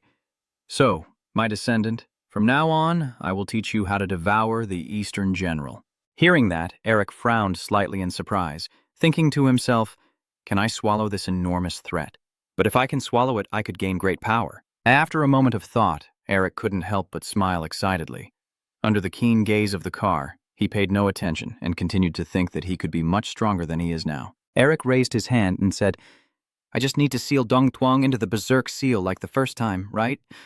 The car responded in a deep voice, That's correct. After hearing the response, Eric's gaze gradually turned serious. He thought to himself that since this was the second time, his opponent would definitely be much stronger than King Snow Mountain. But then he still bravely raised his voice and asked, Am I ready? Do I need to fight like I did with the Snow Mountain King? To not keep you waiting, the car placed a small seed into Eric's hand. Here, take it. Eric looked at what was in his hand, thinking skeptically, Celia's seed. He frowned and asked again, What am I supposed to do with it? Carr smiles and answers, It will grow into a tree in 100 days. When it blooms, the test will be over. Huh? Do I have to go plant the tree? The elegant car rolled up its window and asked, Is it really that hard? Eric nervously looked at the small seed in his hand and then spoke honestly. First, planting the seeds in this devastated land, but I don't understand how this is related to dealing with the winter calamity. After a moment of thought, the car gently smiled and said, You will understand in time. Hearing this, Eric instinctively raised his hand in frustration and sighed, again those meaningless words. Then an idea popped into my head. Could I scare him into explaining things a bit more clearly? What am I supposed to do with such little information? Suddenly, the car's voice interrupted his thoughts. Don't worry. As he finished speaking, he snapped his fingers and a complex magical gate system appeared before him. The car said, I will assign a perfect guide for you. Can you please stop bothering me in that blinding light? Seeing the person before him, Eric's eyes widened in surprise as a gentle breeze carried floating petals along. From within the flowery breeze, a beautiful girl stepped out. Selly, sounding annoyed, said, I told you many times not to wake me up. Eric was stunned by her appearance and quickly shouted out, Goddess Celia, how do you know me? The handsome kid, seeing that, Eric fell into deep thought. Her appearance is definitely that of the goddess Celia, but the presence she exudes is completely different. Although she doesn't look tall, she gives off the feeling of looking into a giant tree that can easily cover the entire sky. So this is a true god. After a moment of reflection, the car turns towards Eric and introduces itself, saying, I am his descendant. Hearing that, Comedelia gracefully stroked her hair and replied, It's a pity you're just a binger dream. But I'll forgive you because you're handsome. Then she winked at Elk and said with a smile, Do you want to marry me? Hearing that, he was speechless and thought to himself, but his personality remains the same. It seems she realized something and suddenly widened her eyes, exclaiming, Oh my God, Eric Minger, you already rejected my proposal once, right? At this moment, Eric instinctively froze, thinking to himself, Is she connected to the goddess Celia out there? But in the end, Celia also forgave him. She said, Well, fine, it's hard to grow a camellia tree. Are you sure you can do this? Eric looked at her and resolutely replied, I will do my best. I will simply be by your side and give you advice, but the rest of growing the plant is entirely up to you. Eric looked at the seed in his hand and nodded. That's it then. I don't know when, but O2 was already holding a small stone in his hand and approaching you. My descendant. With that, he handed the item to you and said in a deep voice, This is the communication device that allows you to know the true condition of the tree. After saying that, he created a magic block in his hand, and you will gradually discover its other uses. Then, he cast the spell. All right, I hope you succeed. After a while, Eric listened as Camellia explained, the land of the gods, or also known as the Icy Realm. The first time was 400 years ago. You had to gather the materials and items I mentioned and use them. Suddenly, Elk showed a worried expression. He wondered if the environment in this era was better than the outside world, and then turned to Camellia and asked, What should I do first? She immediately replied, Find a place to plant this seed, a good spot for it to sprout. Then Eric pursed his lips, wondering if purifying this land would be faster than searching across the snowy field. Suddenly, Celia spoke again to catch your attention. This is a realm of the mind, so the environment here is truly similar to the dark abyss outside. As Celia was speaking, she suddenly paused, sensing something approaching, and Eric immediately turned his head to look, just as a giant monster flew toward him, followed by a swarm of enormous winged monsters arriving one after another. Celia's voice continues steadily. She warns, and you also need to be cautious of monsters. As soon as she finished speaking, the monsters were immediately turned to dust. In the next instant, they shattered into pieces and fell to the ground. It's all thanks to L. He absorbed all those monsters with the tattoo on his hand, and he sneered, not expecting this place to turn into a monster feast for him. After watching for a long time from the side, she suddenly praised, You are very capable. Truly the demeanor of a binger dreamer. With that, she then pointed her hand into the distance and asked, Do you think you can find that piece of land in this vast snowfield? Camellia's words brought Eric back to their main concern. He thought to himself that any open terrain with small trees must have a water source nearby, a place where he could easily defend against monsters. Suddenly seeming to recall something, Eric turned to Camellia and asked, Celia, if we are 400 years in the past, Andromov should be nearby, right? Hearing that, Camellia chuckled softly. Are you thinking of Andromov? I think by now they have probably finished building the city. This terrain is very different from what you know. How do you plan to find Andromov? Hearing that, Eric smiled confidently. It's not that difficult. Usually, canyons or high hills don't change much in just 4 years. Then he flew in one direction and said, if I use a place like this as a center, I can roughly guess where it is. After a while, the two stood in front of a deserted field, and Eric excitedly exclaimed, I found it! It seems you've paid attention to the terrain around Anromov and remembered it.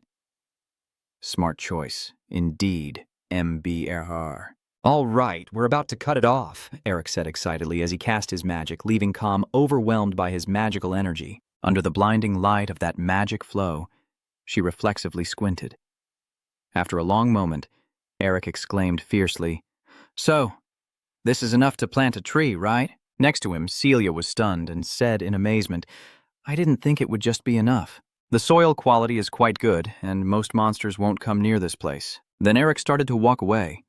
Camellia watched his hurried steps and gradually fell into deep thought. I know he's a dreamer, but for a human to use the dragon speech so perfectly, she still watches Elk with a longing gaze and secretly wonders what to do with him while Celia is lost in her lofty thoughts. Suddenly, the stone that the car gave to Elk started to glow brightly.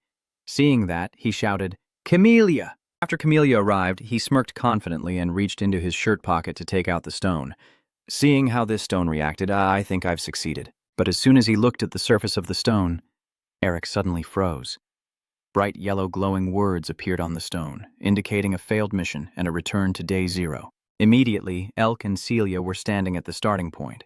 Eric sighed tiredly and said, It's starting over again. Celia also chimed in. This is because that creepy car Han was pretending to be, right?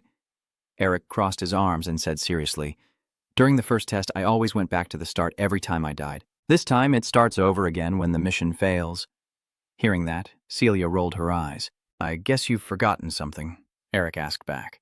Do you know why? Coldly, he replied, because this is the Black Ice Plain, and there are countless reasons why planting trees fails here. After she finished speaking, Celia gently waved her hand and a portal appeared. She turned to him and announced, I think I've given you enough guidance already. I will take a short nap while watching the world outside. Seeing that, he hurriedly asked, Where are you going? Celia gently reassured him, I will go somewhere safe. Just focus on your mission until I return. As she finished speaking, Eric earnestly asked for a few more hints before she left. Before he could finish speaking, Celia and the gate disappeared. Eric sighed and said, I guess I have to find out the reason for my failure myself. Eric rested his head on his arm, lying relaxed on the ground in deep thought. After a while, he suddenly sat up, wondering what he might have missed. I can't waste any more time. I need to focus more. Thinking this, I immediately cast my magic to create bright golden streams of light on the ground. Suddenly, something emitting a strange light was lying still beneath the soil and rocks. Eric secretly wondered, what is under the ground? Eric closed his eyes tightly, feeling his way through the flow of magic. He sensed that there was something. At this moment, the ground beneath Eric suddenly trembles violently, and the scene before him makes him extremely panic-stricken. Damn it. A giant monster suddenly lunged up from beneath Eric's feet. He immediately leapt to the side, narrowly avoiding the deadly fire attack. Eric was stunned, thinking to himself a deadly worm. A monster that at least 3 6-circle mages would need to kill. I'm not sure I can defeat it anymore. He immediately cast a magic spell, and a series of sharp ice arrows appeared one after another. Filled with worry, Eric realized he probably couldn't complete this mission. Based on what I remember, immediately under your control, they rushed towards the monster. If you want to kill it, you must first break through its tough scales. But the sharp ice shards seem useless against it, and Eric feels extremely uneasy because its shell is too hard. He frowns, a surge of anger rising in his heart. If magic can't do anything to it, the relentless thoughts keep flashing through Eric's mind. I have to use the secret technique to strengthen my body. Suddenly, the deadly worm's mouth shrinks and emits a horrifying sound. He froze, his whole body tensing up with extreme vigilance. Before he could finish his thought, thick, slimy green poison was sprayed directly at Eric. Eric quickly conjured a poison barrier with magic and shouted angrily, Poison spitting out? He stared in shock as the ice wall gradually melted away, with patches of erosion and holes, unable to believe how powerful this poison was to pierce through his magic barrier. Eric pondered that if he approached it carelessly, he would surely be swallowed by this toxic substance. Seeing the opponent struggling to escape, the monster turned around and ran away. I shouted, You can't escape! Then he hurriedly chased after it, thinking to himself that if he let it escape, he would miss the chance to complete his mission. The death worm sped forward, its enormous body tearing through the ground. Suddenly, it thrashed its tail violently, smashing down onto the ground, causing the earth to crack open and debris to fly everywhere. Then Deathworm slightly lifted its head to observe. Eric immediately realized its intention. "So you were trying to lure me away, huh? You're more cunning than those other monsters." Suddenly, Eric froze, a hint of surprise in his eyes. It seems he's about to face danger. Thick streams of corrosive slime erupt violently, spreading across the space in an instant. He sprinted forward, escaping from the danger, cursing angrily, "Damn these poisons, so annoying." The toxins kept clinging to Eric, relentlessly chasing after him. He slightly bent his knees, leapt backward, avoiding the incoming poison stream. Eric stared intently at the sharp-toothed mouth of the deathworm, silently thinking that if he didn't kill it soon, he'd have to start the missions all over again, so he had no choice but to risk it. His eyes turn cold as he concentrates all his strength and unleashes his full power.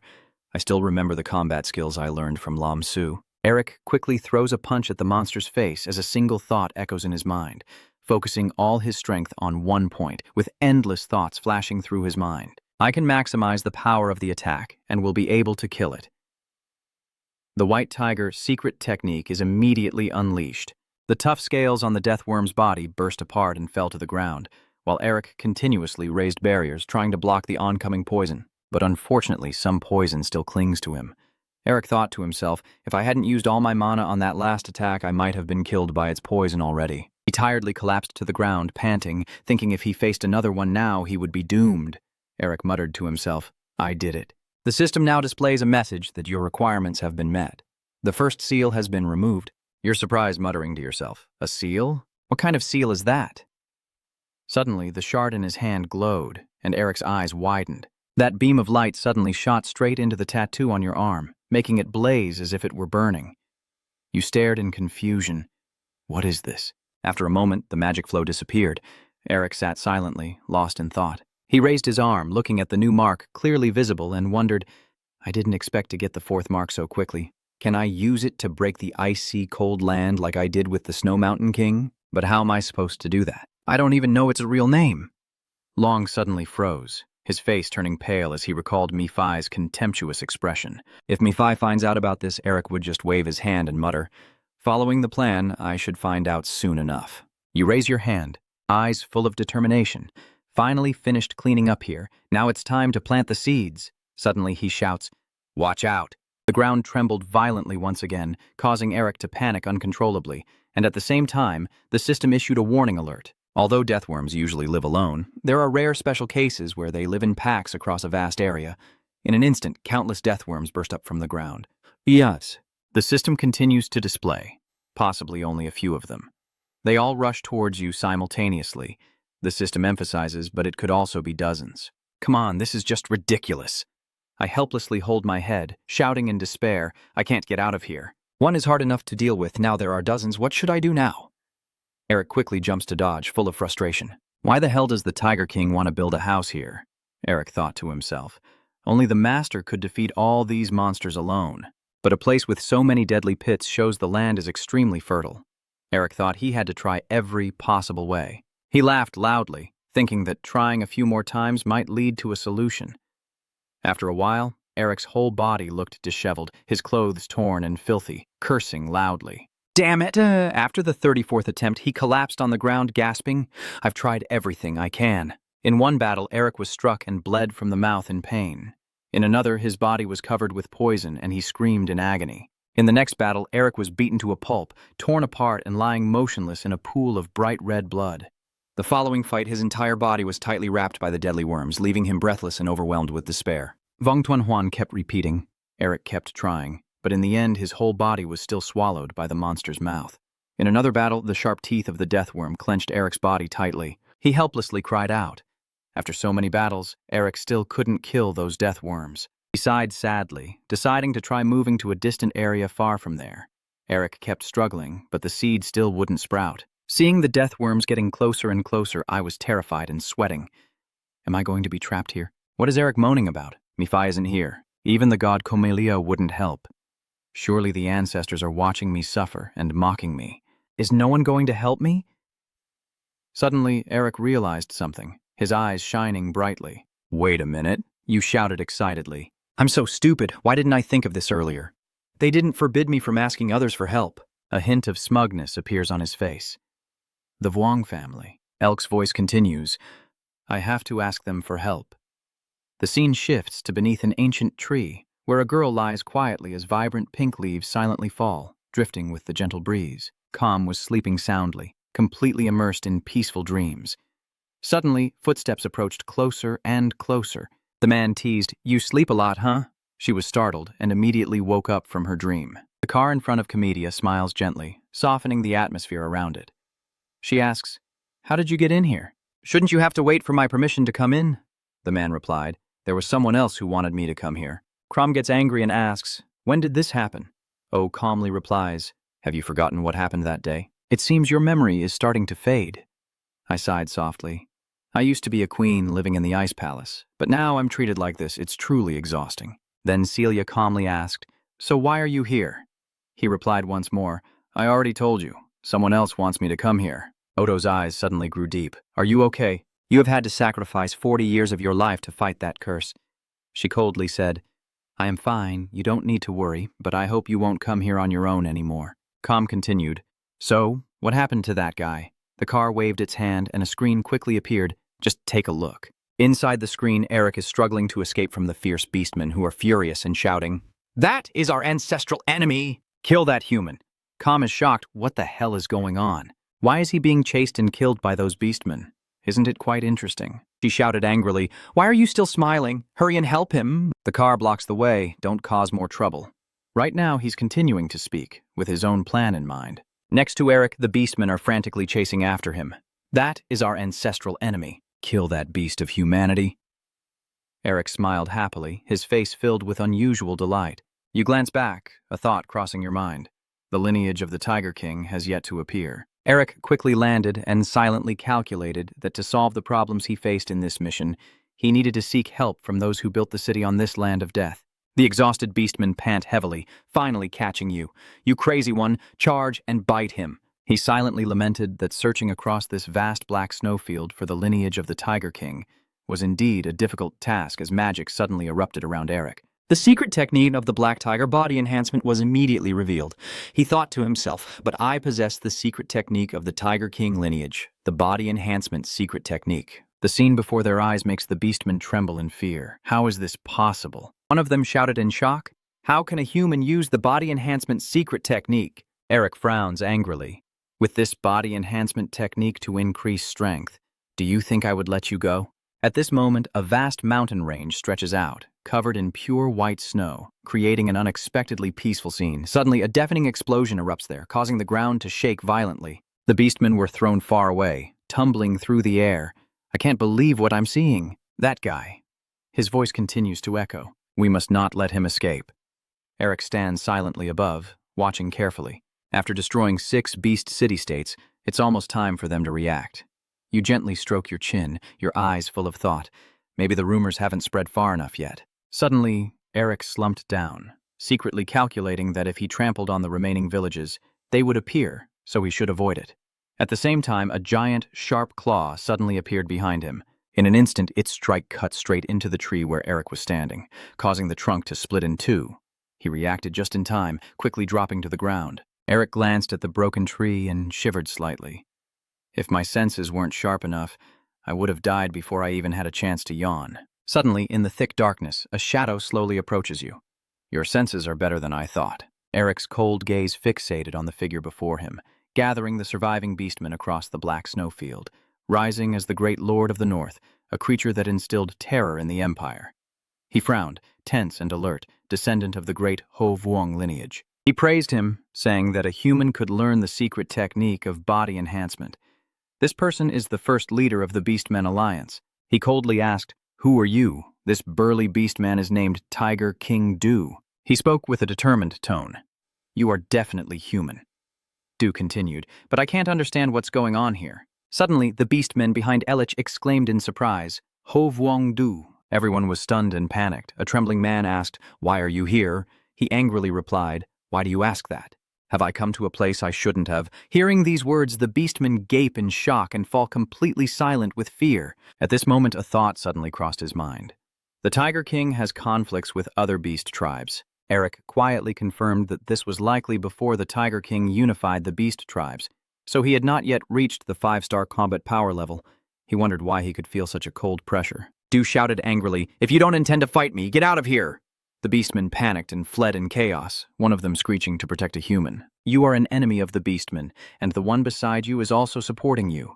You will pay for this." He twitched his ear and sighed softly, finally falling silent. He pondered quietly. Did he protect me? A slight smile appeared on his lips, his eyes full of pride. It was clever to only cause trouble with the furious tribe, the hostile tribe against the Tiger King Du. Eric immediately bowed his head in gratitude. "Thank you, sir." But at that moment, Du suddenly grabbed his neck tightly. He coldly questioned, "How do you know the secret technique to strengthen our race's body?" Eric struggled, trying to explain, "I learned it from my master." Du urged him to explain in more detail, and Eric gently pointed to his hand gripping his neck. "My voice is heavy and strained. First, you have to let me go." His eyes fixed on you with a terrifying cold gleam. Then Du released you, his voice full of menace. "If you dare to talk nonsense, I will break your neck right now." Eric rubbed his neck and said, "My parents were farmers who fled to the Black Snowfield to escape the Empire's oppression. I pretended to be pitiful, but after my parents were attacked by monsters, I, an orphan, was saved by a beastman." Eric's acting was so good that tears streamed down his cheeks. "That person taught me how to protect myself using a secret technique to strengthen my body, so I could survive here." He frowned and asked, "What is that beastman's name?" I sadly bowed my head and said that my master told me they had forgotten their own name, and eventually he never told me what it was. Recalling those fabricated, painful memories, Eric felt an immense pain. I can't touch their past painful memories, so I can only call that person my master with all my respect and sincerity. Staring ahead with a cold gaze, carefully examining whether those words are true or just deception, I remain immersed in my tragic role, tears welling up, thinking to myself, is he judging whether what I say is real or not? Eric seems to understand the other person well. The Tiger King, with his keen senses, can distinguish lies by listening to the heartbeat and the movements of muscles in the body. I secretly take pride in it, but right now I am controlling the flow of energy to keep my body steady, so it's easy to deceive him. When I realize everything is true, I can't help but be surprised, then softly say, "So it seems you are a sibling of our clan." Eric silently thought, "Exactly." He gently wiped away his tears, realizing his role was perfect, and a sense of joy filled his heart. Brothers is a term used to refer to those who have mastered the secret technique of body enhancement. In other words, he has already acknowledged himself. Suddenly, Du placed his hand on Eric's shoulder. "Brother, do you have anywhere to rest on this barren land yet?" In the darkness of night, white snow quietly falls as he rides on the wolf's back, accompanying him. Suddenly, a flash of magic streaked across the sky, accompanied by Celia's scolding voice. "Honestly, you acted recklessly." She sat on Eric's shoulder and angrily said, "Why is no one in the Minger family sensible?" He whispered, "Is it okay for you to appear like this?" Cum reassures her, "I cast a spell so others can't sense my presence, so don't worry." She's worried, but what is he planning to do next? "Do you really believe he will accept you as an ally?" Eric confidently replied, "Of course he won't trust me yet, but he will keep me by his side." Com was surprised and asked why, and Eric explained that now is a time when conflicts between tribes are escalating, and each tribe will accept a strong ally regardless of their background. Soon they arrived, and a beastman happily exclaimed, "The leader is back, everyone. Gather together," he continued explaining. "Especially the ambitious Tiger King Du, he is even willing to do that." She remained silent, contemplating those words, but in this era, the hatred towards humans among the beast tribes was still very strong. "Will the members of the tribe accept this kid as the Tiger King Du?" The beastmen stared in shock as they saw Eric. An angry roar. "Humanity, the enemy who killed my father." The one next to him grits his teeth and questions, "Hey, why did you bring a human here?" "Stop, this is one of our brothers," the beastman roared in fury. "Brothers? How can humans be considered our brothers? How can humanity become our brothers?" he coldly ordered. "Calm down. Let's regroup now."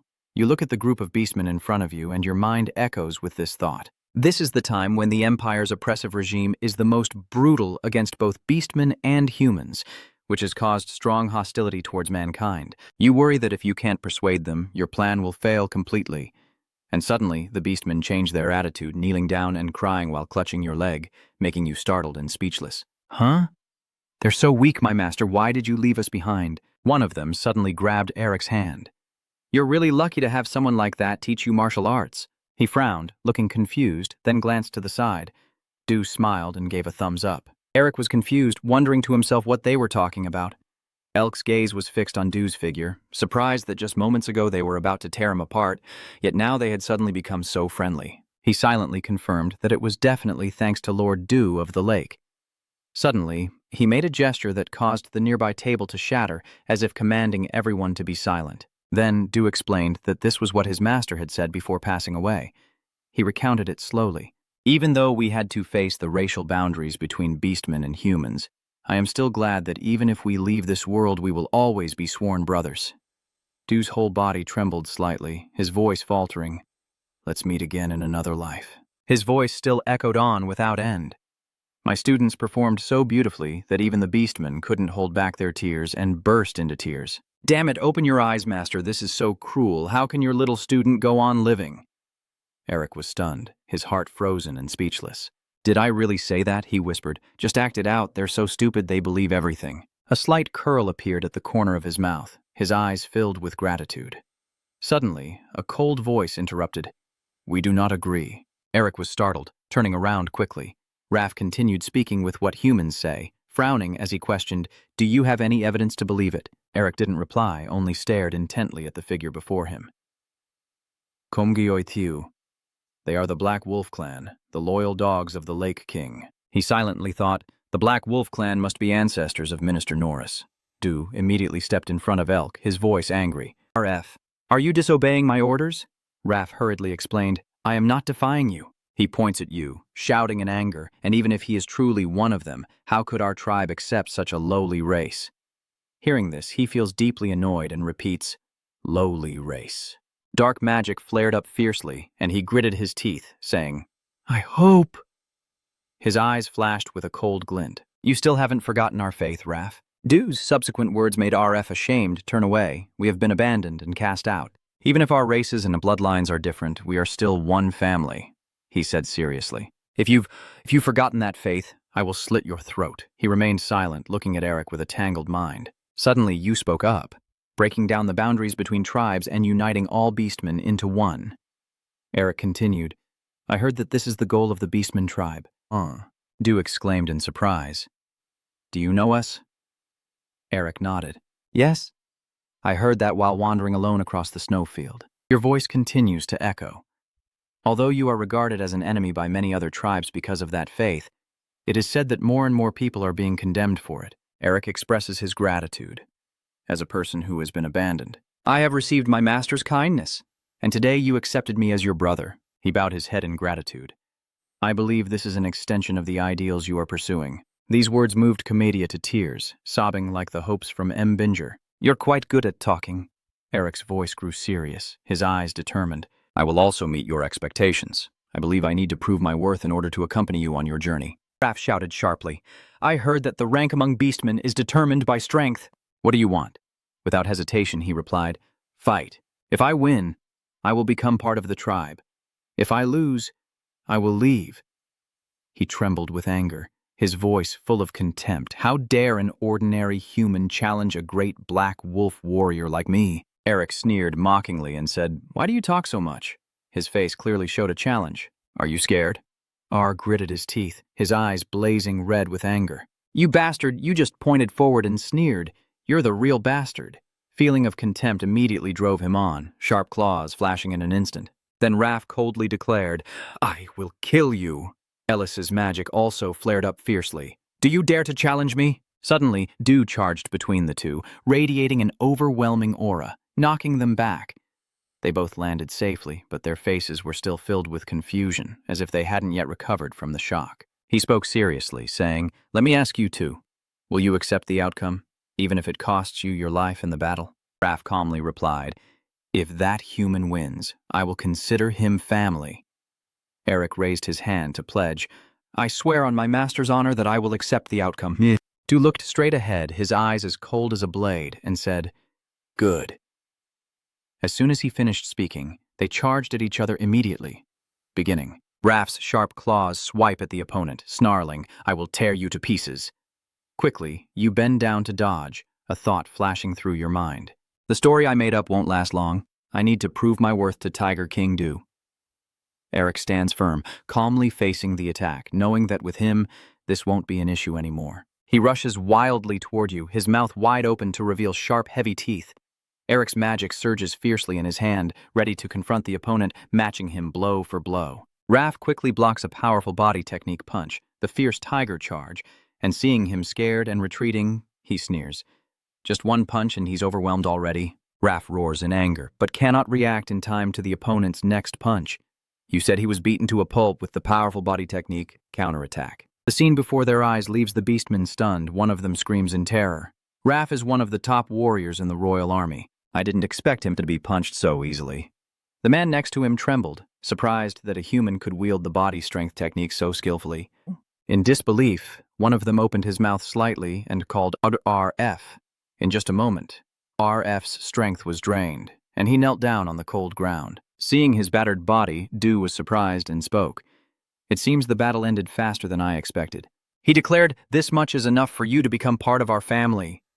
Suddenly, Raph's eyes turned bloodshot, and his legs were full of murderous intent. In a flash, he stood upright, a terrifying screech signaling imminent danger, and Eric, startled, glanced back with a savage thought racing through his mind. When the Beastman's anger exceeds the limit, their power multiplies exponentially, but they can only fight with instinct. Seeing him rush wildly towards me, I worried that facing him directly in battle was too dangerous. In a blink, Eric casts a spell, a torrent of energy bursting from his hand.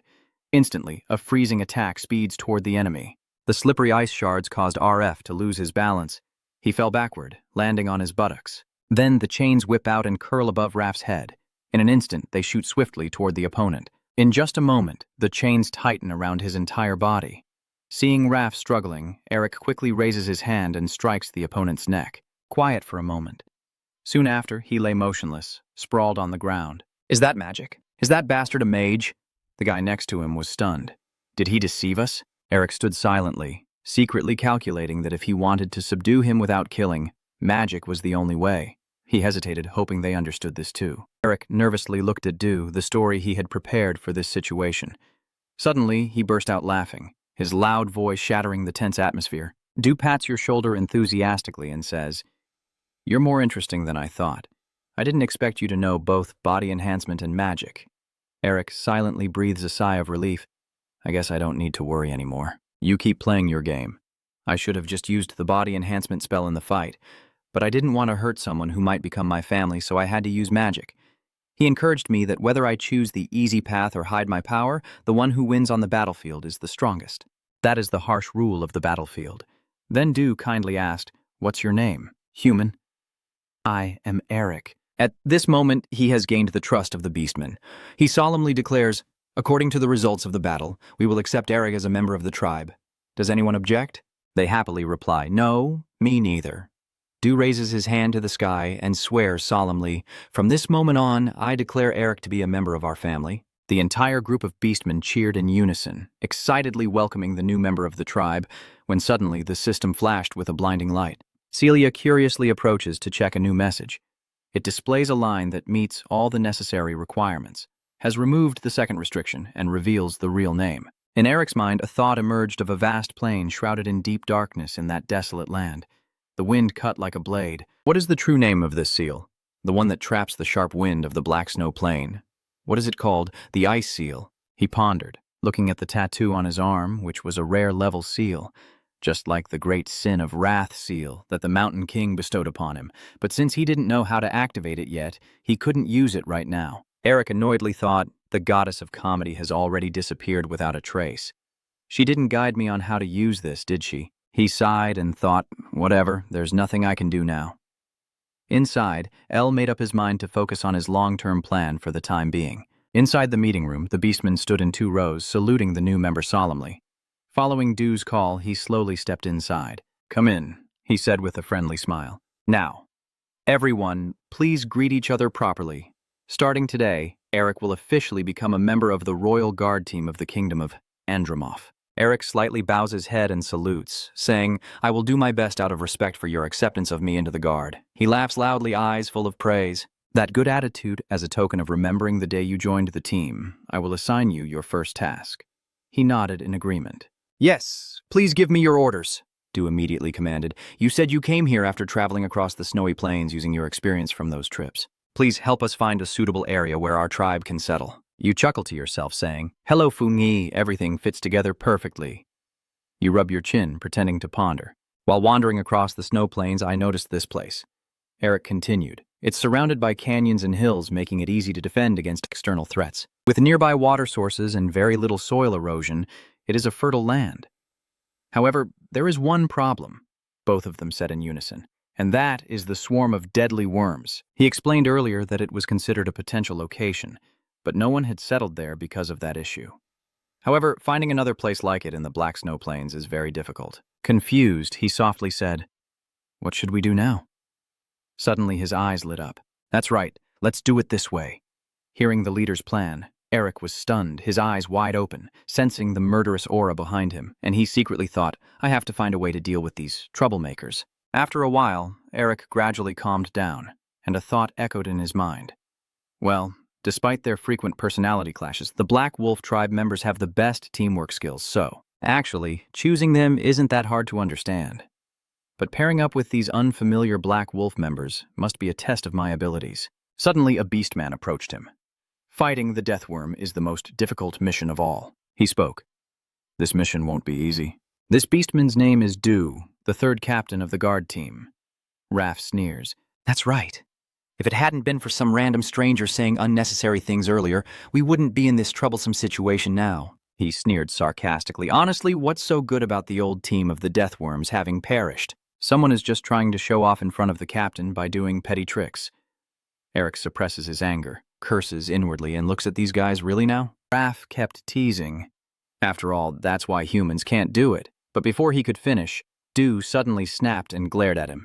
Seeing the furious look on his face, he softly exclaimed, Captain, you're scolding and bringing personal feelings into the team. I told you not to do anything to ruin this atmosphere. If you threaten again and spoil everyone's mood in the team, I'll cut off your head, understand? The beastmen were terrified, sweat pouring down like rain. Tong Than replied, Yes, we will work hard. His gaze was fixed intently on the person in front of him, and only then did Elk realize that the reason Lord Tiger Dew brought him into this team was because he trusted him. He is so trustworthy that even if a conflict occurs, he will resolve it immediately. Then Eric bowed his head to express his gratitude. Dew immediately turned it away without a second thought, and seeing his attitude, a sense of amusement welled up in your heart. So, you're saying you only did what you had to do, right? I like that. Then Eric looked into the captain and asked if there was any way to lure those dead worms out, since they are creatures that won't leave the ground even if threatened slightly. Udiem Tin replied, There is a way, but it's very difficult and time-consuming. You wonder why it's so difficult, I answer. We need to get the death grass, a demon plant. They are very sensitive to the scent of the life and death grass. If we have it, we can lure the deep death out of the ground. Seeing Eric holding back laughter and turning red, Dew was stunned. Why are you making that face? He clears his throat softly, trying to stay serious. Nothing. Let's keep going. He continued, To lure out those deadly worms, we need that tree, which is very rare and hard to find. Eric confidently pointed at himself. You don't need to worry about that because I can find it. Dew said nothing, her eyes thoughtful. Confidence is good, but the environment where the deadly grass grows is quite harsh. Finding it is one thing, but harvesting it is very difficult. He was still lost in thought when the scene before him left Dew stunned in amazement. It won't be easy, right? Right now, the life and death grass is safely in his hand, happily singing, This place is for harvesters to take away. The anger is intense. The group of beastmen were so stunned they couldn't speak as they watched Eric easily pick each deathweed branch. Eric threw it into the basket and shouted, What are you all standing there for? Don't put it in yet. A beastman hurriedly held out his basket to catch it. Oh, he's confused. I don't even know myself. Eric silently looked at the blazing red grass, but he had seen plenty of death grass in the maze of enlightenment created by his master. Because that magic was too conspicuous, even if he tried not to find it, he would still locate it. An idea came to his mind. If he absorbed the magic of the life and death grass, Eric would immediately activate the seal. Let's go. You rude bastard, shout out loud. Dog people 1, 2, 3. Now I will move faster, so stick close to me. The beastman roared in fury. Is this guy really crazy? They're furious and ready to sue.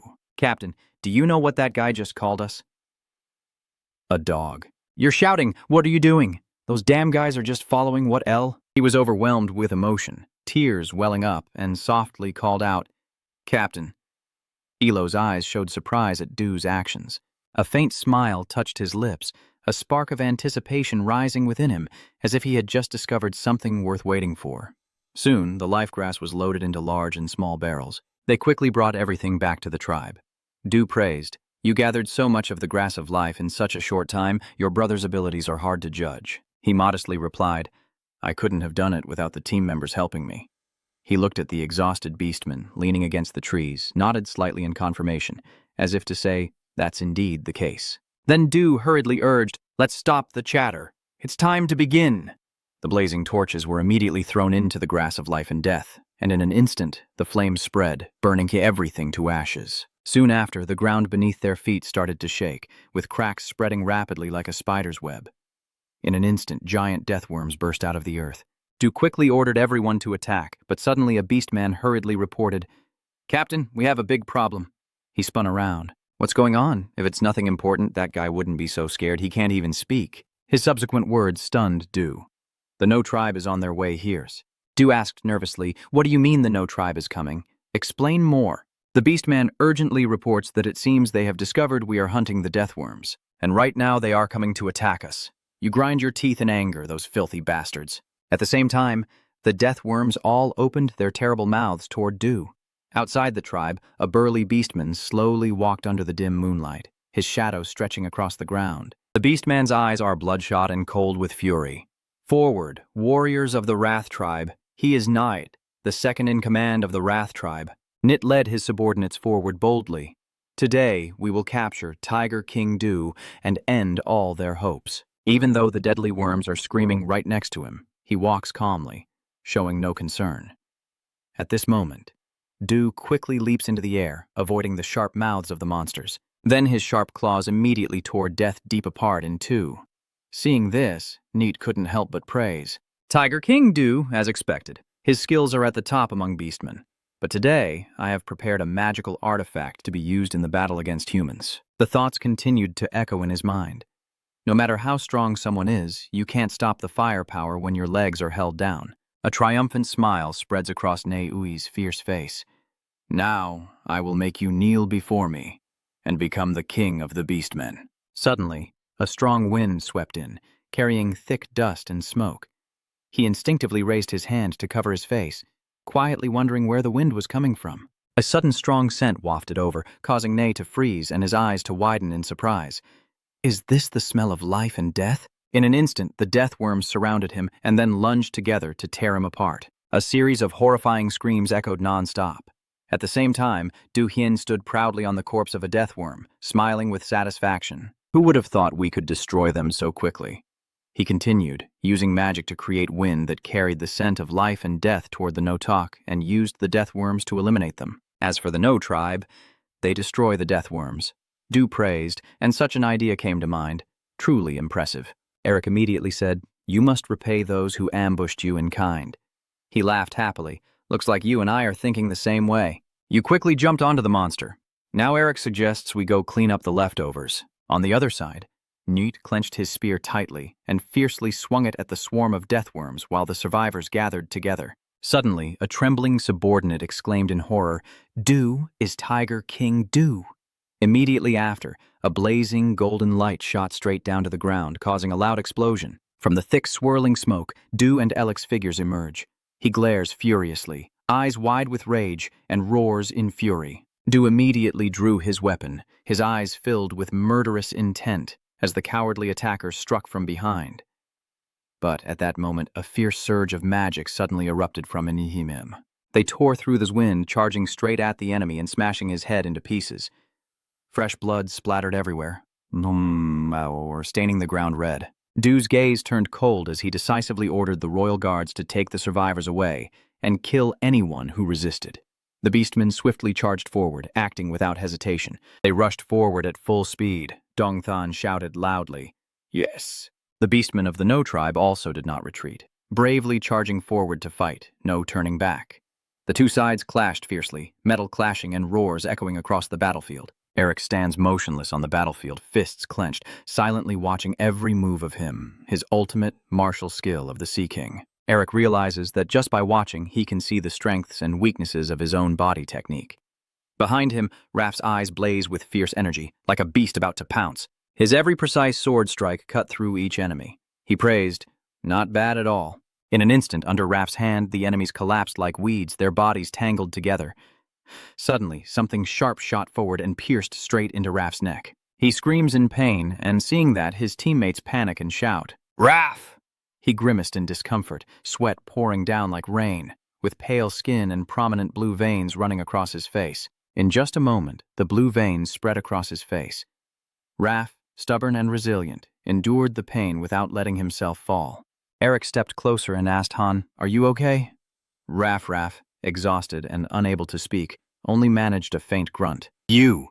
Then he completely couldn't take it anymore, collapsed, and lay motionless on the ground. He hesitated not at all, immediately releasing the spider charm and dispelling the surrounding spiritual energy, quickly restoring Raph's body to normal. Seeing RF collapse, the beastman panicked and screamed in terror. "Raph!" Eric reassures, "Don't worry, he's just unconscious for a moment. Let's take him to the resting place first." A quick beastman carried him on his back. "I understand." Then they hurriedly took Raph back to the tribe to rest. Suddenly, Du's voice rang out. "Eric, it's all done. You urgently suggest continuing with the next plan before the tribe learns about the current situation, hesitating as you speak. Ishimo. Wait a moment before that. Du expressed gratitude, thanking you for saving ORF. Immediately after, the beastmen all bowed in unison, their eyes serious but filled with respect for Eric. His gaze fixed intently on those before him, a faint smile of satisfaction curling at his lips. Eric sat steadily on the corpse of a dead worm, quietly watching the orc tribe prisoners pass by before him. His mind was in turmoil, deep in thought about the next plan. Suddenly, Celia appeared, praising him to win the monster's favor in just a few days. "Well done." Eric frowned and reproached him. "You've been observing from the beginning, so why are you only showing up now?" She shrugged casually and replied, "I thought you could handle it yourself without my help." He snapped in anger and immediately stood up to leave. "Well then, good luck, Your Excellency." Eric waved his hand sharply and a dark vortex shot out. Watching the swirling black aura in the air, Eric thought to himself in amazement, "There's more magic power here than I expected." Looking at the tattoo on his hand, he silently thought that Bang Fong's seal had immediately increased to 4 stars. Suddenly, he shouted loudly as if bragging about his recent victory. Seeing the scene around, Eric exclaimed, "You cleaned everything up without leaving a single trace. Thanks to that, I don't need to purify anymore." He sowed the seed into the ground. With this level of effort, it should grow without any problems, right? Under the faint moonlight, the shadow of a person stretches across the ground, silently blending into the cold night. Eric held the notification stone in his hand, muttering to himself. Since there was no message indicating he failed to plant the seed, it seemed like everything was fine. Then, a miracle happened that caught his attention. Yes, the seed just planted has already sprouted. The bright green sprouts suddenly emerged from the ground, and in an instant, the stone shone brightly, emitting a dazzling light. Clear signs indicate the mission is complete. Eric exclaims with joy, "It's done." Immediately, a new tattoo appeared on his hand. The stone displayed the words. Fulfilling the necessary condition, the third seal was lifted, and the ambition was achieved. Suddenly, the surroundings change. Staring at the architecture ahead, Eric is stunned. Could this be the flower temple? He quickly entered inside and slowly walked along the corridors. Eric looked around cautiously, his whole body tense. Suddenly, he spots a familiar figure. A thought crosses Eric's mind. Who is she? The goddess Celia? No, that aura is the Demon King. Eric felt overwhelmed when he learned Celia's true identity. Who would have thought that the goddess Celia was actually the Demon Queen? With this much magic power, she must be very strong. Celia sat relaxed, crossing her legs on the throne. She looked at him with sharp eyes. In Eric's view, Celia suddenly split into 2 contrasting versions. One shining brightly, the other dark and sinister. He was very curious about how gods and demon kings could coexist with this much magic. And just as he was concentrating on his thoughts, a voice suddenly whispered in his ear. Eric was suddenly startled awake by that voice and snapped back to reality when Celia called out to him. Eric nervously asked if you were okay. He suddenly lost consciousness. Eric immediately spoke up to say, "The seal of Dongfang." Eric faces Celia directly. "You greeted her seriously. Why do you call him sir?" She didn't answer Eric's question right away but lowered her head in confusion. "Why do you think that?" "I saw him." Celia was curious. "What did you see? Be careful and describe in detail what you just observed." He was there alone, in the empty palace, looking despondent, lonely, and sad, with his magic radiating like the seal of the east wind. She calmly strokes her hair and responds in a deep voice. Now it's just a forgotten history from long ago.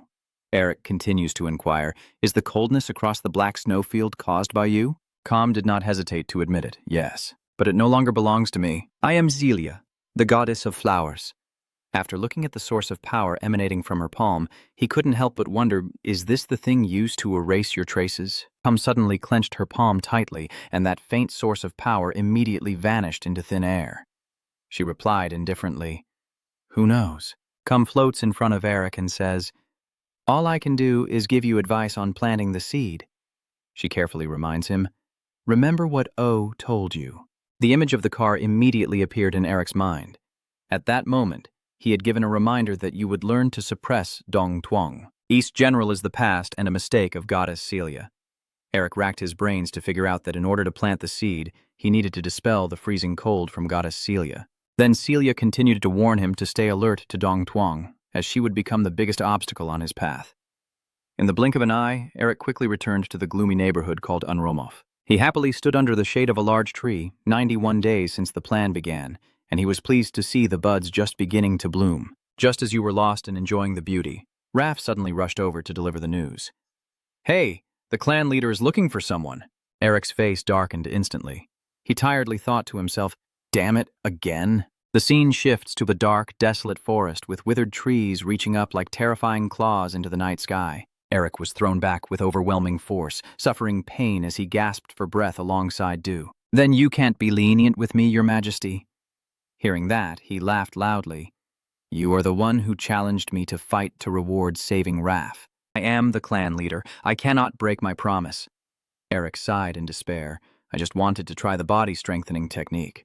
But I didn't expect to be beaten like this all the time. My brother, you shouldn't give up so easily. Eric quickly straightened his fighting stance, thinking to himself that he had successfully regained his posture in the first half, and it would give him an advantage. Then Du began to crack his knuckles. The continuous cracking sound echoed, and he chuckled softly, as if ready for the next fight. We will restart with the fierce tiger strike. As Du was about to launch his attack, suddenly a strange sound echoed in his ears. Du turned around to look around, then changed his mind. It seems we have to postpone the fight. Eric was surprised. What? What's going on? Faced with your question, he didn't say a word. Du leaves Eric behind and immediately departs. The scene shifts, and Du quickly returns to Onromov City. Countless innocent civilians suddenly flooded into the city, all of them severely injured. Du silently observes them from the rooftop, with Eric following him, both stunned by the scene unfolding before them. Eric was a bit angry and asked Celia, so is this chaos caused by General Dong? She nodded and replied, that's right, General Dong has started to act. Eric wondered, I don't remember General Dong being so powerful. Celia explained, General Dong was much weaker during your time, but now he is a true disaster. She provided an important piece of information to Elk. The Tiger King Du can only stabilize the chaos but cannot defeat her. Du quickly turned around and ordered, Raph, gather the clan leaders at my tent. He immediately bowed and accepted the order. Understood. He also made another request at the same time. Eric, I want you to change into your combat attire and come to my tent. As soon as he finished speaking, Du and another person jumped off the fortress. Raph still hasn't left, and he calls out to Eric. Raph shyly hands you a rare potion and tells you to take it. Eric asks curiously, what is this? He immediately shoved it into Eric's hand and replied, it's nothing. I have some extra, so whoever wants it can take or throw it away, whatever you prefer. After giving the medicine bottle to him, Raph quickly left as well. Calm glanced and knew this was a rare medicine with only a small quantity available in the Black Wolf tribe. She joked that he probably only has a small amount of it. That kid is quite adorable too. Eric suddenly felt a warmth in his heart. I didn't expect the scene to change. A large tent immediately appeared, with hanging yellow lanterns emitting a soft glow. A large table is placed right in the middle of the tent, with Du and 8 other clan leaders sitting around it, each maintaining a serious expression. The Deer clan leader spoke first. Our clan has suffered heavy losses. Followed by the Hound clan leader, who added his words. Our ancestors shed blood to build this place, but now it's just ruins, and we have lost many loved ones. Du called out loudly, Eric, come here. His face darkened. I want to ask you about the disaster that's spreading fear among the refugees, right? Eric replied without hesitation. That's right, we must find Commander Dong. Ducha asked if you could lead the way using magic. As soon as the question was asked, the chieftains of the Hound, Deer, Goat, and Gazelle took a breath and looked at you. The remaining 4 clan leaders, Rabbit, Mouse, Brown Bear, and Rhinoceros, also eagerly awaited Eric's response. Du patiently gave him time to think. Eric did not disappoint those present and confidently replied, "Yes, I can." And after hearing his answer, Du happily stood up. "Good." He immediately ordered the tribal leaders present to gather their elite warriors, as we will depart tomorrow. Everyone was very excited, and they all responded in unison that they understood. The 8 clan leaders quickly ran outside to prepare the troops for tomorrow. Eric silently sighed. Everything is falling into place, finding Lord Tiger Du to plant the seed. He deduces that the plan with Lord Otto in confronting General Dong is surely part of Otto's arrangement. The next day arrived quickly, and the chieftains had gathered their most experienced soldiers. Eric was ready to march out alongside Du and the other soldiers. The real mission has begun. Despite the harsh weather, everyone is willing to set out together. Du and Elik lead the way, guided by a mysterious magical light. He suddenly speaks, saying that no matter how many times he sees it, magic remains something truly captivating. Eric saw that and asked, "Do you want to learn magic? If it's you, you should be able to learn the basics easily." Du shook his head and laughed out loud. "With him here, what's the point of me learning?" Nya Nya replied. "Is that a new way to make me a slave?" He pressed forward. Du teased him. "If you don't like it, you can become the leader." Eric silently sighed to himself. "I never expected the strongest king in history to be such a crazy person. I wonder if his subordinates know about it." Du suddenly expressed his gratitude. "Our tribe has changed a lot since I met you. Sometimes I even thought you were a lucky star falling from the sky." Eric replied smugly. "Is that so?" "Thank you for saying that." He chuckled softly. "So, this is the gift for you." Eric was curious. Du revealed the gift he was about to give, the final part of the body enhancement technique. Eric was very surprised. Just as he turned around, Du suddenly turned hostile. "You think I don't notice?" He sneers coldly. "So you approached me with a purpose?" Eric hesitated. "Since when? When did you know?" Du slowly approaches him, carefully analyzing. A human claims they learned a secret body enhancement technique from a reclusive monster. It's highly suspicious, but it's not impossible either. Du steps closer to Eric and points out all the doubts he has. "But you can't lie about the magic, and the reason you're wandering around causing trouble with the tribes that oppose me." He looked at you with a gaze that seemed to want to swallow everything. Du hit Eric's sore spot, probably to meet me. After completing this body enhancement technique, he wondered why I was still left alone if he already knew. "You find it strange that I usually look out for my own interests." He falls silent for a moment. Then Du's expression suddenly changes 180 degrees.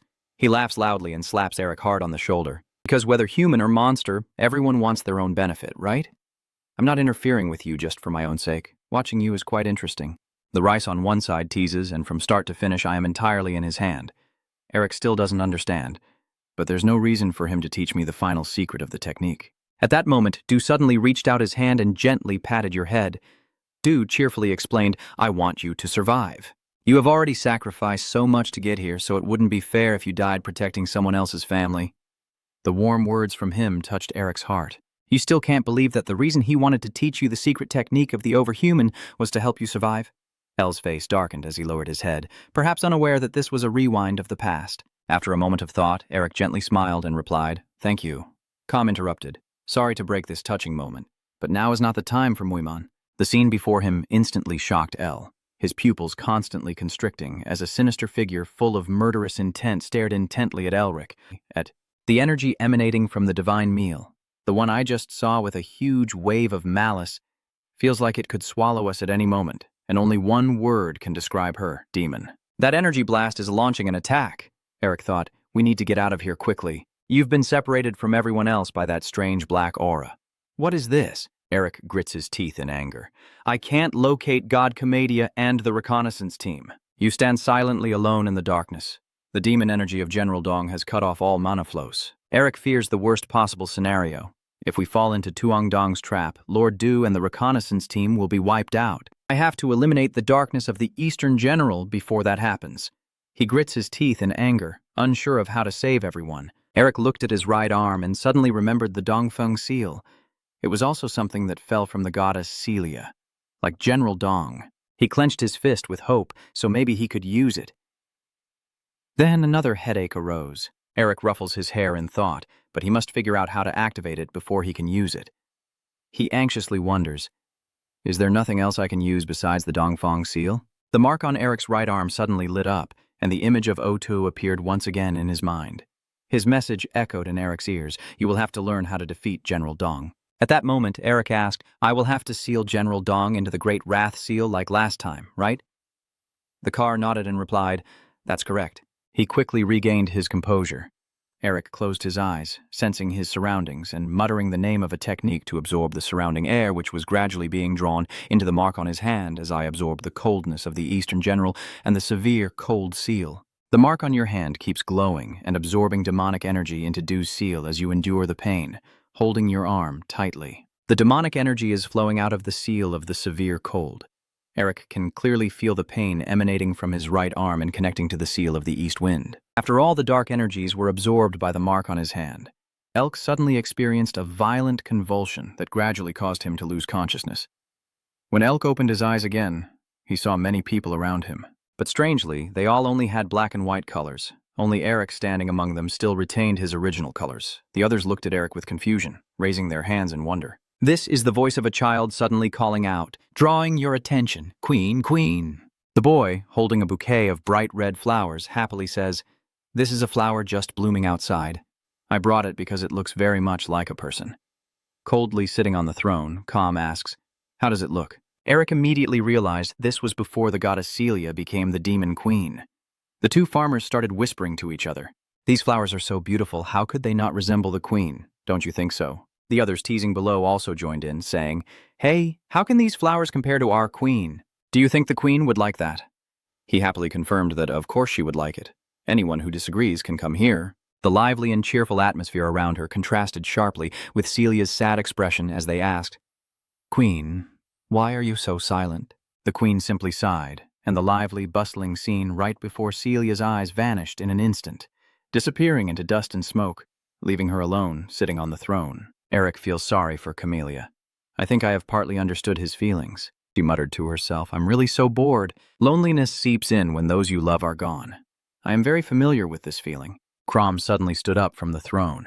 He quickly understood the problem she was facing. He can become lively thanks to those who once followed him, but now, whether he closes or opens his eyes, he is just an empty void. Eric keeps his eyes on her footsteps, having to do everything himself in a deserted continent. She is the queen. Celia stepped forward, then opened the vassals' and people's doors with both hands. Eric quietly stood behind, watching her every move. The queen's loneliness is a vast palace and a territory where not even a single tree can grow. On this barren land, only white snow remains, and even the nearby neighborhood has just a few sparse houses buried under snowstorms. Maybe I should just go to sleep. At that moment, a strange light shone on Celia's face, making her curious. Calm gently sat down, looking very happy. A rare smile suddenly appeared on her face. She thought that maybe the coming days wouldn't be boring anymore. Eric was surprised to see the queen's cold, ice-like face finally break into a smile. For centuries, his world had only known that one color. It was just a small sprout emitting a refreshing green color, yet that tiny thing was enough to suddenly change Celia's expression. But a new color has appeared. Celia quickly brought out a flower pot and carefully lifted the sprout growing underneath. She reminded him that there was something he needed to know, and then gently placed it into the pot she had just taken out, treating the sprout like a friend to confide in. I'm not the type to care about petty things. You should remember how lucky you are. She raised her hand and cast a little spell. You might have chosen to stay here on your own. The sprout was carefully held by Camellia. She somewhat firmly said, but whether you can go or not, you can't decide for yourself. Time passed quickly, and Camellia, exhausted, crawled into the pillar outside the rooftop, falling asleep without even realizing it. When she woke up, the scene before her stunned Celia. That young sky actually bloomed with bright red flowers that looked very beautiful. She exclaimed in surprise, The flowers are blooming! Calm quickly reached out to touch them. Her face suddenly grew serious. This can't go on like this. Then Celia hugged the flower pot and suddenly ran inside, leaving Eric stunned. She hugged it tightly to her chest and ran around the palace frantically, as if searching for something urgently. Calm ran for a while, then suddenly stopped. I can't believe she risked everything just to plant that tree in a wider area.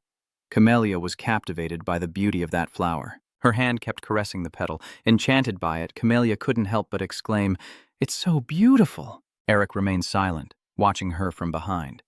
While the outside world is cold and covered in white snow, anonymous flowers bloom in various places, Not long after, the empty land was cared for by her and became a flower garden. A petal gently fell, and Celia immediately reached out to catch it. She smiled contentedly, seeming to regain her original color. The queen commanded the ice and snow to stay with the flowers, huffing.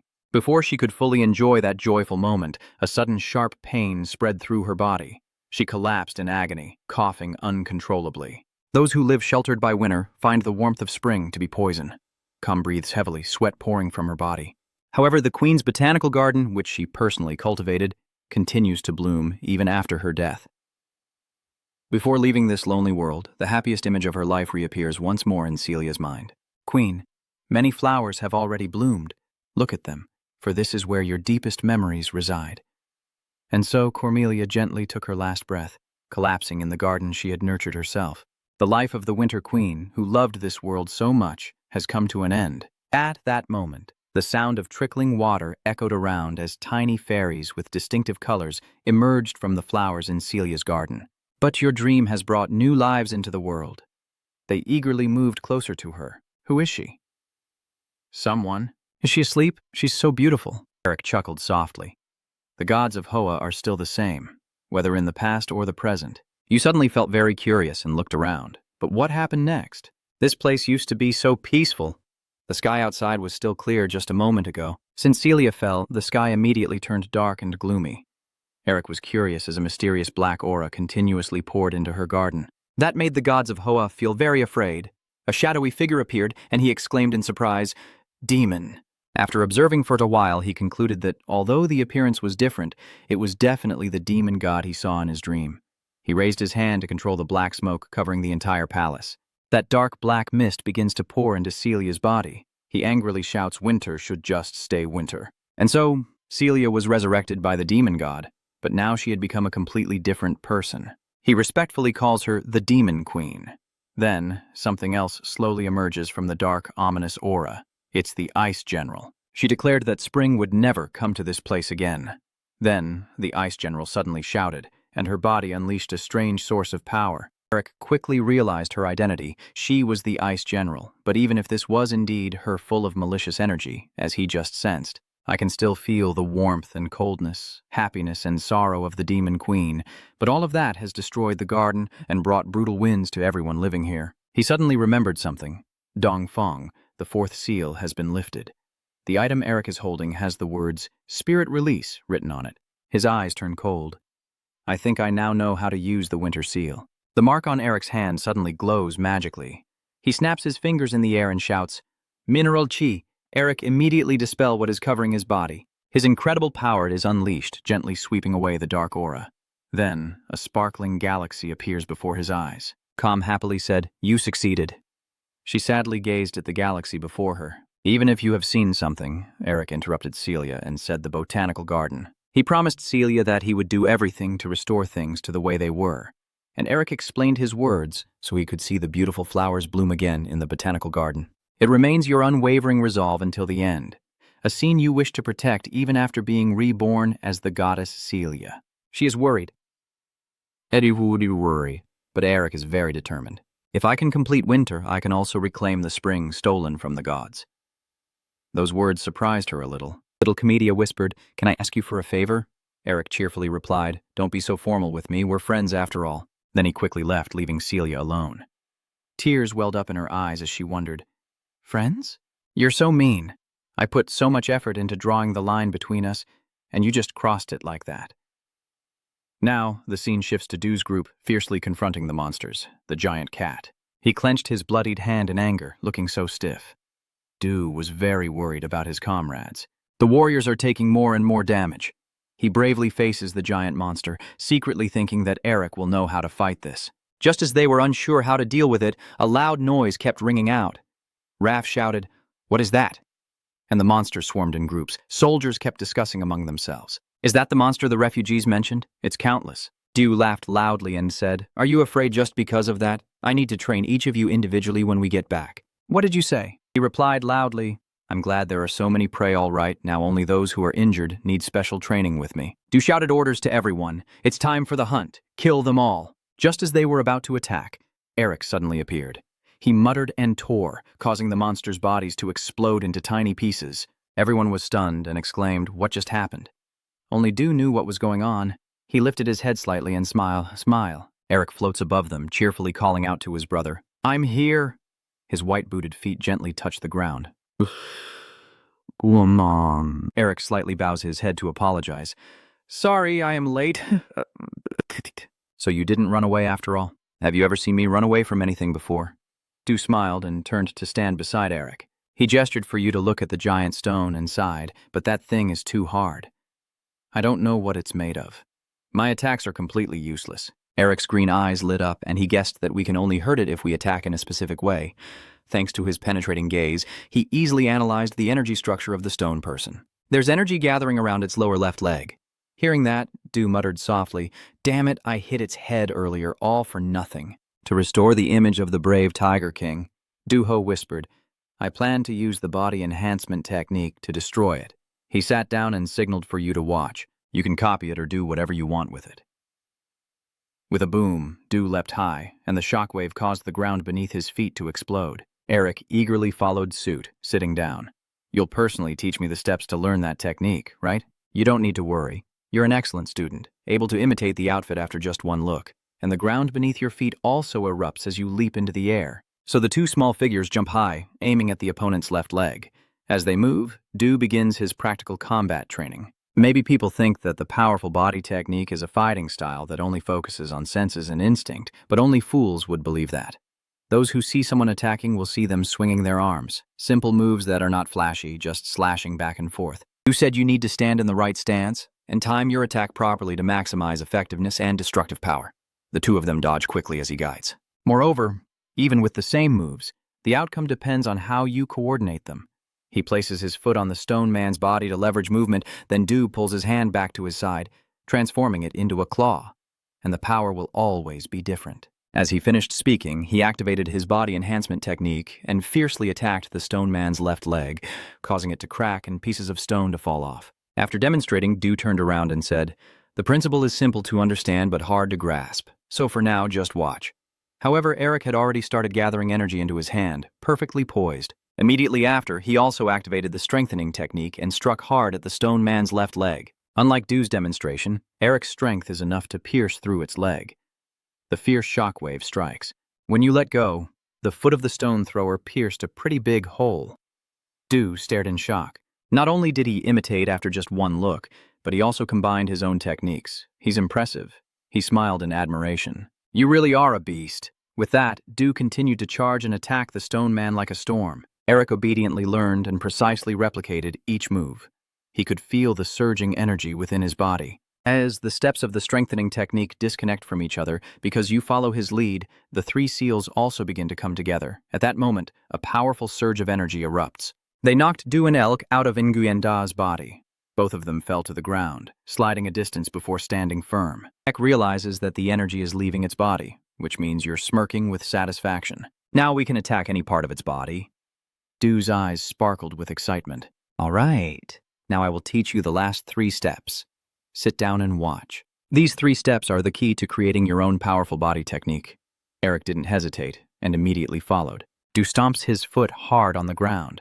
If the front part of the strengthening technique resembles the way a beast walks, then he channels energy into his tiger claw hand, with the back part becoming the claws of a monster. Du's eyes lit up like a prowling tiger, ready to pounce. That was when he leapt forward towards the king of beasts' fang-throwing figure. What move did Du use? Eric mimicked it exactly. He fought while teaching him to bite deep and embedded inside. Both punched hard into the stone man's core. Once a monster's fang bites into something, it will never let go. Both of them succeeded in punching through the stone person's chest. Immediately after, the two quickly moved out of its attack range. Du warned, "Make sure the opponent can never stand up again." Then he continued to attack other parts of the stone man's body by tearing and devouring the opponent. Eric learned and practiced at the same time, attacking the remaining side. You run forward on its right arm, Du runs on its left arm. If the opponent isn't completely out of breath yet, you won't have a chance to win. So you should become a great disaster that strikes your opponent. Both of you jump up simultaneously, aiming for the stone person's head. Du keeps teaching so you won't have to worry about anyone hurting you. He throws a punch, channeling most of his energy into his attacking hand. Show them the overwhelming difference in strength. Eric mimics the move perfectly. Every move is precise as they punch the opponent's chest and stomach. A deafening explosion echoes, shockwaves spread out and debris flies everywhere. At this very moment, they are the kings ruling the battlefield. Thanks to Du expanding his horizons, Eric's sixth sense has awakened. The characteristic blue eyes of the Mingor family light up. It is a world created by his mind and sixth sense combined. When the battle temporarily ends, Du asks how it was. Eric looks up at the sky and smiles, finding it very interesting. He also laughed and exclaimed, unable to believe that you were standing there smiling in a place where you could also lose your life. You're really not normal at all, Eric protests, but you're also smiling. Du doesn't see this as an insult or a tease. He feels proud of it. Haven't I told you? I've been abnormal ever since I was born from my parents. But in a moment, Du's pupils contracted and his eyebrows furrowed. Your older brother saw the brilliant golden magic circles behind Eric and wondered if he had become even stronger. It was only then that you realized your own strength.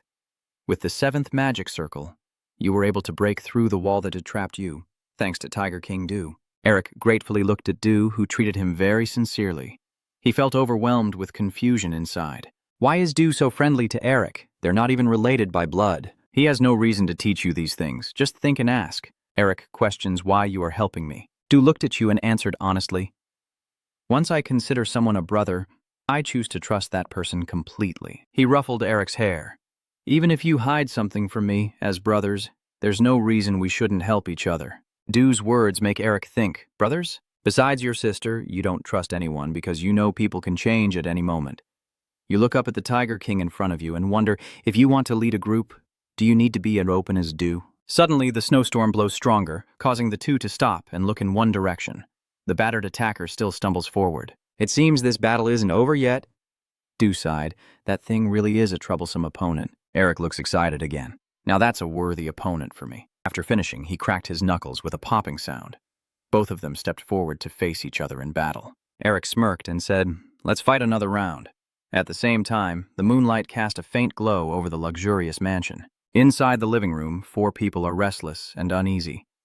Isabel stands by the window, looking outside and biting her nails, showing the classic sign of inner anxiety.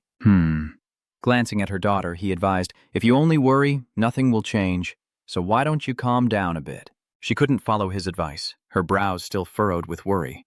Today marked the 4th day already. Veston clasped his hands together. Has it really been so long since my son-in-law went in there? Gray is worried but helpless. There's nothing we can do. Hai slightly bows his head. Polite, but distant. We are busy dealing with family matters right now. Thank you for coming, but I hope you won't get involved in this matter. Ray whispered to Vest. It seems they don't want us to interfere in their family affairs, Vest said to reassure his niece. And that crazy old man, too. The White Knight and the Beast King are with him. You don't need to worry, but even so, Isabel still couldn't let go completely. Suddenly, the entire mansion shook as if an earthquake had struck. What's that? Suddenly, the sound of cymbals announcing a fire rang out loudly. Isabel was startled and looked out the window. Her eyes widened, and she immediately threw open the window. The scene before her left Isabel even more stunned, her unease growing. She didn't know who set the fire, but the beautiful garden outside was now blazing fiercely. She involuntarily gasped no as Francis stood watching the scene before him burn to the ground when a voice calling the leader came from behind. He glanced back and saw the antlered head approaching to deliver the news. The Blood King has already used all his breath. Francis raises his hand to reveal a power resembling the head of a beast engulfed in flames. All right, this is the last one. He just looked at the power before him, then spoke. Now, Francis and his allies rush forward into the sea of flames to begin the assault. Cut to another location. At that moment, Hum angrily shouted, "Who dares attack the holy temple?" In front of him are fierce monsters attacking everything, including humans. Destroy them. The beasts slowly advanced toward Hum as if unafraid of anything. But suddenly, one of them had to stop, and in front of them was Gillity riding a giant tiger, attacking everything. He glared and cursed. "How dare you bastards come here?" Isabel stood aside, deeply worried. It's strange. They should have known our strength, so why did they recklessly attack? She watched Gillity and the tiger attack, and couldn't help but wonder why they didn't even bother to hide their assault, and went straight for a direct attack. Isabel's eyes flashed with a hint of panic. Could it be that some guys nearby are laughing? All right, let's finish them off quickly before more casualties occur. She quickly stepped in to stop him. It's very dangerous. The man laughed loudly and said casually, "Ha, you're really kind. Are you worried about us?" "It's okay. Even if they are strong, Isabel interrupts. No, then she told him the truth that Eric was in danger. Then she added, they are just distracting us while trying to attack us. The real target is Eric. At that moment, Francis and a few others moved quickly to their destination. They approached a closed door. He quickly used his large hand to break down the door. The antlered head looked on coldly, then scoffed. What a hassle. As soon as that door was opened, fairies took turns attacking Francis. The intruder, leave this place now. This is the holy ground of God. Those without faith are not allowed to enter. Frank remains very polite and apologetic. Sorry for disturbing the sleep of the divine. I will accept the punishment for my sins afterward. He remained silent, then stared intently ahead. Frank pointed towards the opposite side, at the enemy behind the door. Answer the call and step in. Don't go near him, he doesn't care about her. If you keep blocking the way, Francis's face will turn incredibly fierce. We will have to use force. Dap was so scared he broke out in a sweat. We can't. Suddenly, she remembered Comedia's warning that if the dream realm was destroyed, the descendants of Hanbinger would be trapped there forever. We must not let anyone interfere. From then on, Dafor became extremely determined to stop them at all costs. Then she reached out to use her power. Francis drew his sword, and with just one strike, it made the fairies bow down. His gaze is as sharp as a knife, but it's useless. Frank rushes to Dafor's side in an instant. She fiercely covers her face with her hands. Then Dafor opens her eyes with a look of confusion. The scene before her was of Francis being pushed back by the sharp spear of his opponent. He glanced coldly and said, "So it was you who captured the leader of the monster army, and no one else can control Francis but Herman Lam Su." He looked toward the source of the call. Herman looked directly at her and answered confidently, then unleashed his full power, capable of sweeping away anyone. No one is allowed to pass here. Turning to the icy snow-capped mountain, Eric looked around and said, "Even after being destroyed like that, it's still recovering." Du added, "You probably feel it too." Facing the two of them is a freezing monster, ready to destroy them instantly and growing stronger. He turns to ask with a sense of helplessness. "There's nothing we can do, right?" He replied indifferently. "Probably so." Du looked at Eric destroying the stones behind him and spoke. "This monster keeps coming back to life no matter how many times we kill it. We're suffering too many losses. That monster is both huge and has many allies. Even though we've completed the mission to locate Commander Dong, this bastard refuses to let us go." Suddenly, Eric called out, "Hey, no way! You don't understand what you're saying. I haven't even said anything yet." Eric replied, "Before you could finish, I understand Du's plan perfectly, so I respond accordingly. Are you planning to tell me to lead the reconnaissance team to escape while you stall, right? Right now, only you can do that." So Eric also obeyed the order. "I will stay here so you can take them and go. As soon as I finish speaking, you just look on silently." At the same time, inside Eric's heart, he showed a deep worry that he might have to start over. But you also had a determination that Wang Ho must not fail this time. Then he turned to look at Eric and teased, "You're giving me orders. The leader leaving you behind," you nervously said. But he reproached Eric in return. "Do I really have to do this now?" Then he remained silent, and a tense silence filled the surroundings. Du laughed while threatening Eric. "If he dares to refuse, he will be accused of disobedience and forced to lie down here. What are you planning to do now? In the end, you have to give in." "I will do it. I will go." So Eric left into the thick snow. "But I will be back soon. Tell him not to die there." Eric ordered the reconnaissance team to return to Romov. He and his comrades moved quickly forward, but didn't forget to give instructions. "I will bring them back safe and sound and try to hold on until then." Du watches as their figures gradually disappear from sight. He seemed to feel a sense of relief and was ready to fight the ice monster. As they left, Du punched the layers of ice in front of him. "Where are you all planning to go?" "Move to Eric's location. They are entering an abandoned building." A teammate of his breathes a sigh of relief. "We're safe now?" the other person also said. "We've been saved." The other teammate shouted loudly, "Eric, you're planning to go back to the leader, right?" "I'll go with you. I don't know if I can be of any help, but let us fight alongside you two." Eric didn't answer. The other person made him call back. "Eric." The person kept calling him, but at that moment he was focused on something else. Oh no. In front of Eric is a tree with brilliant red flowers blooming beautifully, making him marvel. The celia tree is in bloom. Eric places his hand on his chest as the stone appears out of nowhere. In front of him was an old stone with the inscription, "All limits have been lifted," completing the order. Eric looked up at the shattered night sky, lost in thought. The order is ending. Suddenly, he runs away very quickly. No, not yet. Eric runs at full speed to get to where he needs to go. "Not yet, I haven't said my goodbye yet."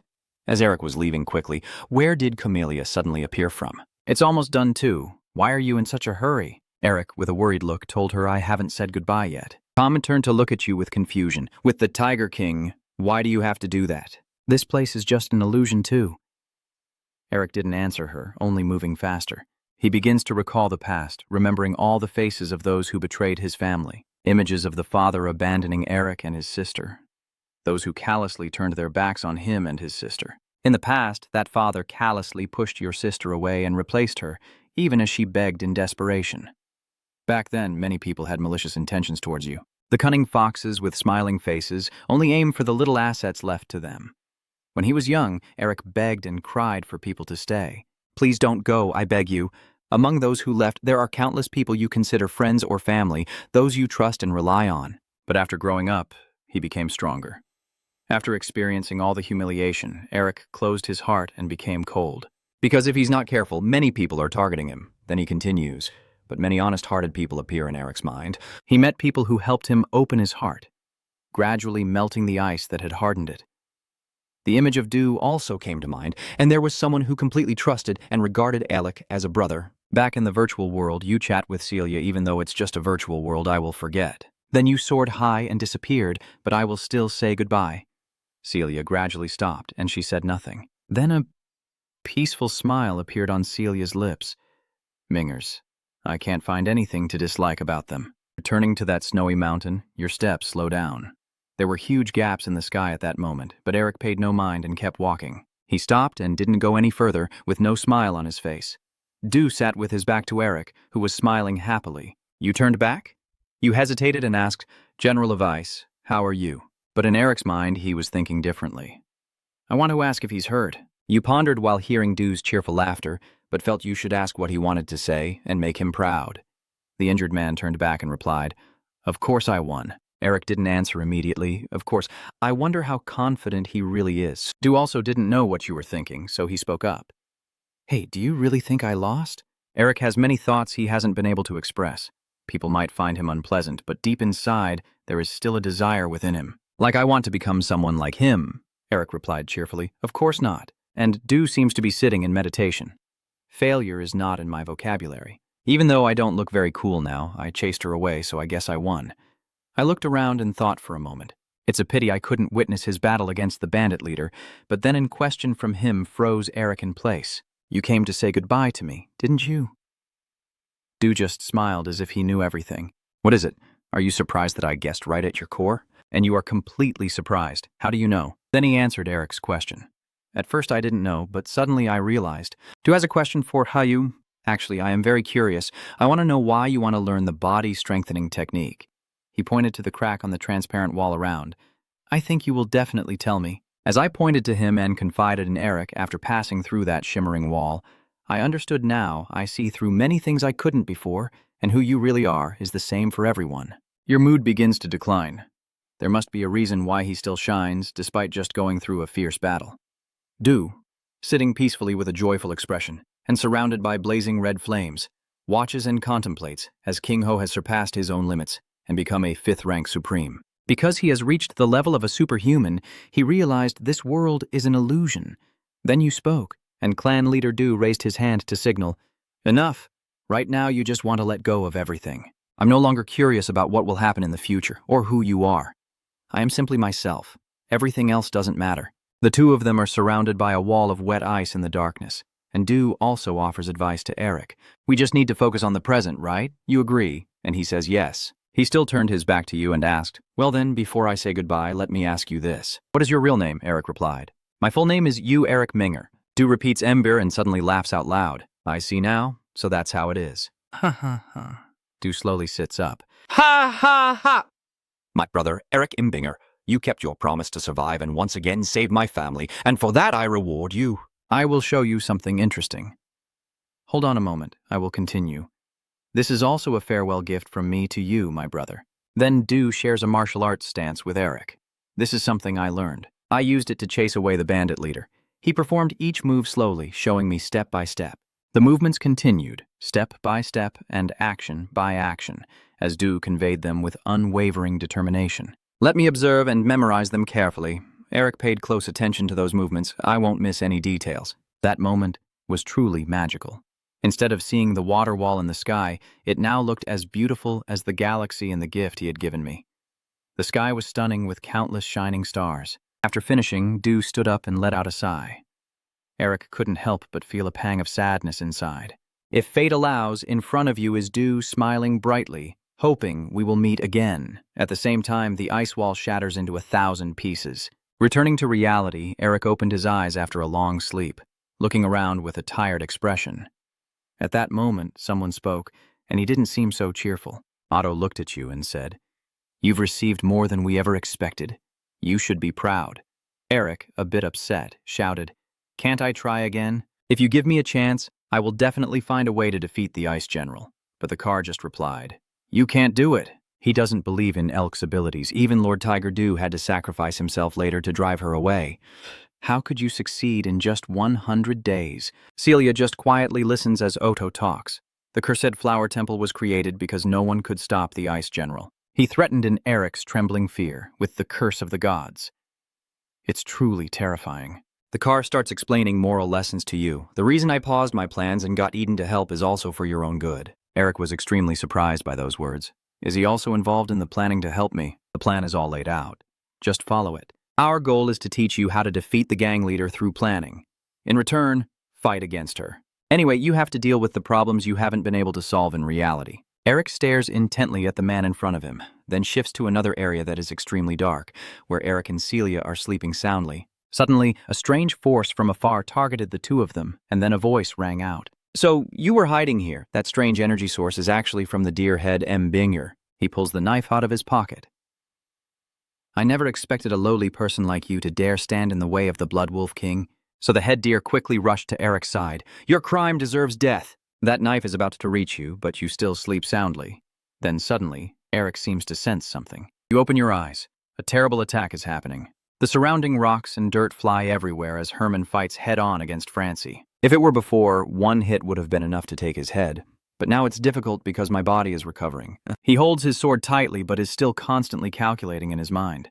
Is that all I can do now? The secret technique caused me to develop a magical reflux disease. Even though it also granted me new visions and powers, Herman's eyes started to become more dangerous.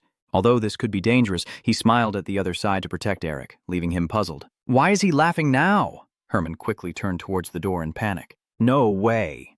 At that moment, the head was also rushing at full speed to attack. You must be executed for your crimes. Eric is still sound asleep, unaware that danger is approaching. Then you seemed to sense something that made you open your eyes. Just as the head was about to touch Eric, you managed to open your eyes in time. His body froze stiff, leaving him unable to do anything. What? Eric snapped his fingers. What do you mean by that? Then he smiled with satisfaction. You're finished. A giant monster with sharp teeth appeared. Dudev stared wide-eyed, and so he was dealt with quite simply, Eric said while looking at the tattoo on his hand. Dew's seal has become stronger after the agreement. At that moment, someone also asked him, Winter wind? Mephi slowly flew over to Eric. After the ice melts, you can also use cold wind. You can also create snow and clouds to bring about winter. You pretend to cover your face playfully. Strange. Why do I feel happy when I see that ugly face of yours? He asked back irritably. What did you say? Eric chuckled and replied. Maybe it's because that ugly Demon King's face looks funny. Carmelia is also flying over and joining in. You have to accept it. Mephi trembles with anger as Eric laughs happily while watching the two people bicker. Suddenly, you notice something else. A giant snowflake in Eric's hand. Why has the ice crystal turned into a snowflake shape? Eric knew Lin sensed something bad was coming, and maybe all three of them turned to look back. What is that? The door suddenly bursts open. You're worried and cursing. Damn it. In front of him is the image of Haman slumped in a desolate scene. Haman still struggles to reassure. Luckily, you're still okay. Eric hurried over to help. You ran over to help him up and asked Han, are you okay? Answer me, yeah. I'm just exhausted from using too much power. Eric saw him smile and wondered, but he looked refreshed. Turning back to ask, do you know what good thing happened to me after meeting you because of my reflux illness? Even though my body is no longer as healthy as before? Eric didn't know what to ask. As you two talked and walked, I moved closer. Then Herman pointed at Francis lying collapsed on the ground and said, one step closer to the place I've always waited for. You make the proposal, I will transfer some mana to him, so stay still. But he refused, saying it would cause internal injuries if it conflicted with other types of energy. Still, Eric still transferred his power to Herman despite his surprise. He looked at the surrounding energy source with surprise.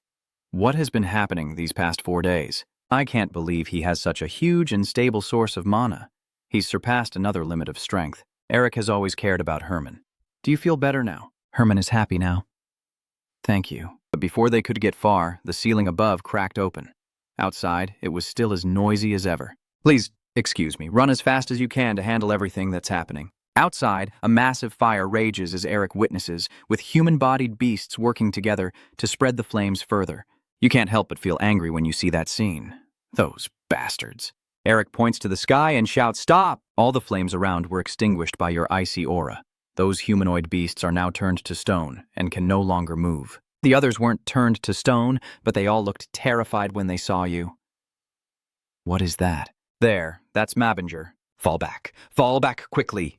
Eric's face is no longer cheerful, but filled with anger. You're like a cat, teasing its prey with them. You can choose to step into this battlefield, but you don't get to decide when to leave. Thousands of sharp ice shards shot out from Eric, causing them to panic even more. Damn it, what is that again? Stop standing there and destroy it. They hadn't had time to leave before they were frozen in place, as Eric was now enveloped by a massive sphere of power. Blood Wolf King, you shout out the name of the spell. Then they all were defeated in an instant. The scars and what others saw were everything. He calls out to Eric. In front of everyone is the sunrise scene with snowy mountains. It's wonderful, so beautiful. The little fairies gazing around also exclaimed in wonder, "It's snow, so white, like snowflakes." They looked around with shining eyes. Truly, isn't it? In front of the fairies, the icy tree sparkled brilliantly.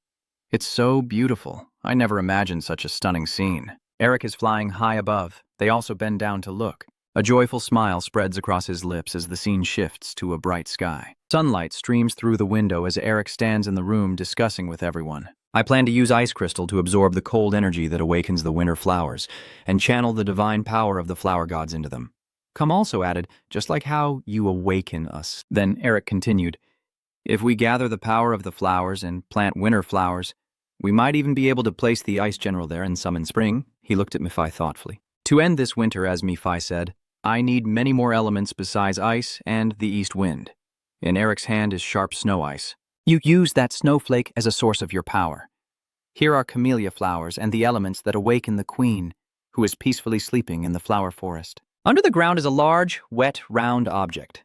If I place everything the queen has dispersed while she rested in the black snowfield. Everyone present there was waiting for what was beneath the ground, hoping that winter would end and spring, long forgotten, would return. At the same time, tiny fairies had just woken up from their sleep in the place where the winter flowers had withered. He also recovered and sat down to chat with those around him, the warm spring breeze. At that moment, Isabel noticed something ahead. A bright smile appeared on her face, and the scent of spring flowers filled the air. A scene of a flower field bathed in golden sunlight appeared, looking so beautiful as she turned toward the grand castle. Eric was arguing with Shin at that moment. He asked, what do you mean by that? I told you we have to kill the ice general, you argued back. I don't mean that we should kill her. I want to explain to you that we shouldn't act impulsively without any information. Eric understands. Don't worry about that. I know where she is. Where are you asking about? Eric smiled brightly and said, The No clan sincerely has no words of regret. You're just like this again. He turned to everyone and asked, so are you all not coming with us? I think everyone else shares my opinion. Everyone is happy with what you said. I'm exhausted and sighing. Damn it, I only helped because everything has turned out like this. I know you like it, so stop pretending to be annoyed. Everyone present is following Eric. It seems everyone agrees. Should we just go now? It's time for the chaos to start. Anger makes the Blood Wolf King slam his hand hard onto the chair, beginning to curse. Stupid fools losing like this. It seems burning down the entire place was not an effective plan after all. Huit Lang Vuong sat and talked with the person opposite, in a place like a flower temple.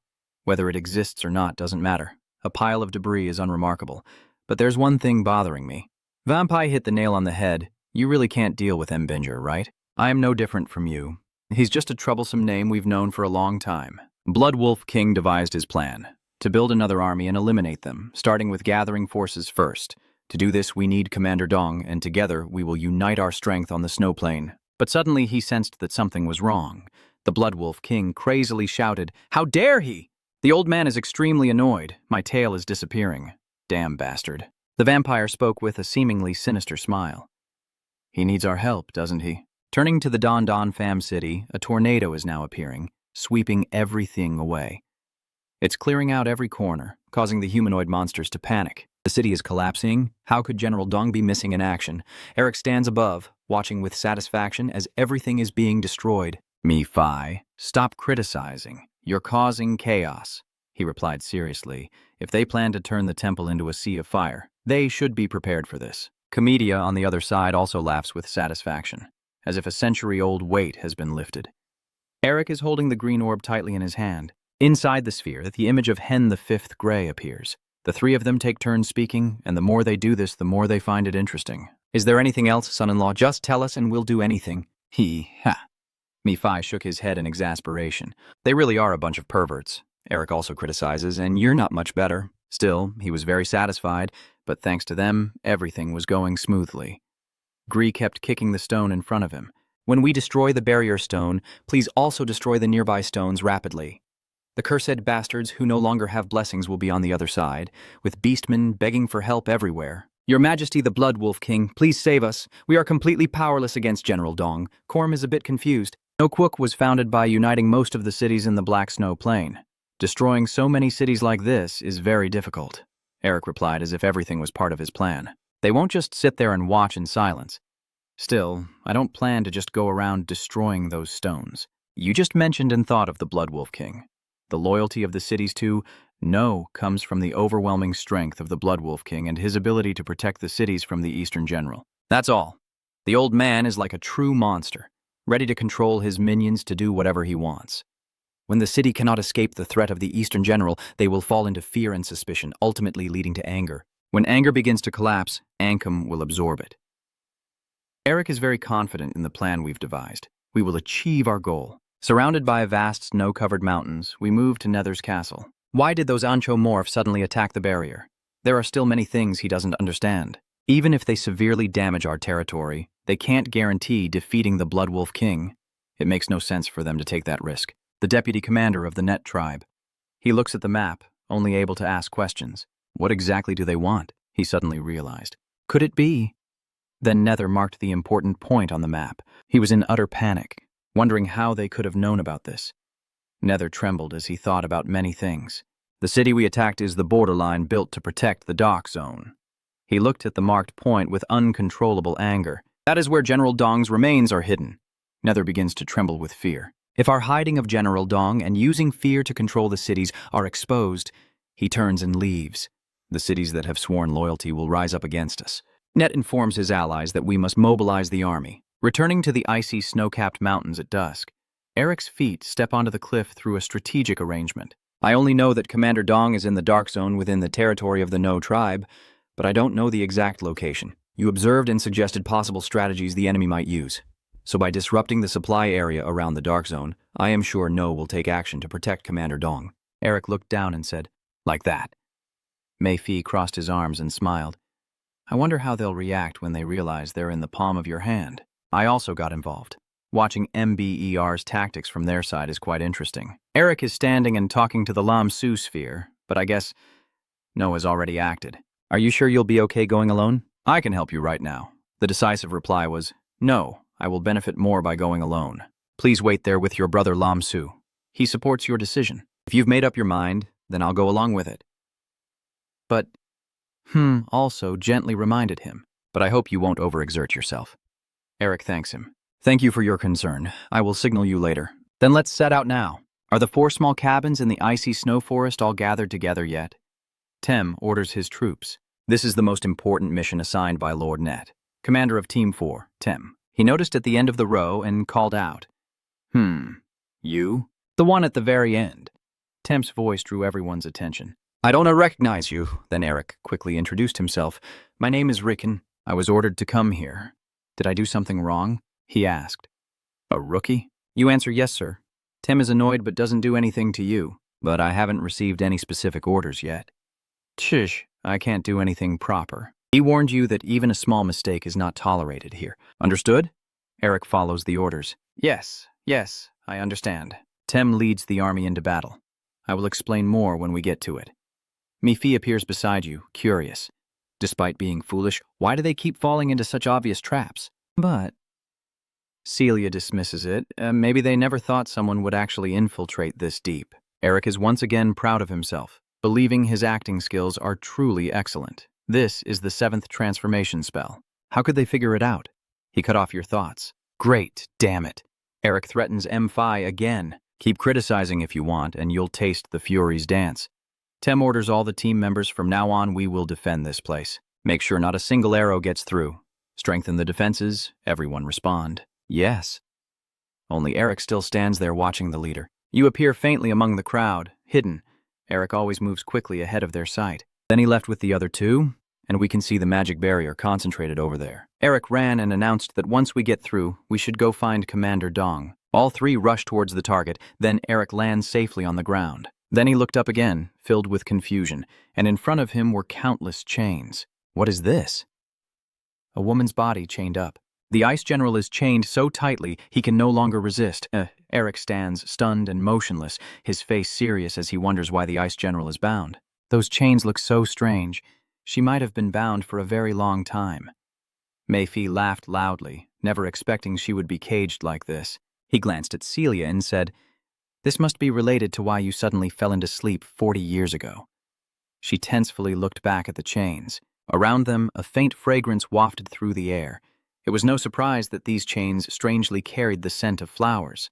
They were created by divine power. Celia's eyes glinted with coldness. Look closely at the scene ahead. 40 years ago, Eden and I were also chained like this. The seal wasn't too strong, but you could see how long it had lasted. The Ice General was chained and hung high, with beams of light rising, everyone witnessing that scene. Someone has revisited it. Eric mentioned the name Vifwak. The swirling smoke forms the face of a fox, Blood Wolf King. Step by step, you approach the Ice General. Yeah, I never thought I would be grateful to the Blood Wolf King. I didn't know how to deal with the Ice General, after all. You smile, holding a snowflake ice crystal in your hand. Since she has been restrained like this, it will be much easier to trap her inside this ice crystal. The Ice General screams in pain as snowflakes float in the air, absorbing it. A black hole appears in the sky, with dark lightning emanating from it, and a cold voice echoes. Is there a rat heading into space? Eric suddenly leapt back as a mysterious figure slowly emerged from the black pond. What kind of monster is here? Mephi stands with his hands on his hips, face grim. Damn, I didn't think I would meet him here. The one standing next to you also spoke up. I thought I had felt that energy many times before. Vampire stepped out of the black hole, with dark energy emanating behind him.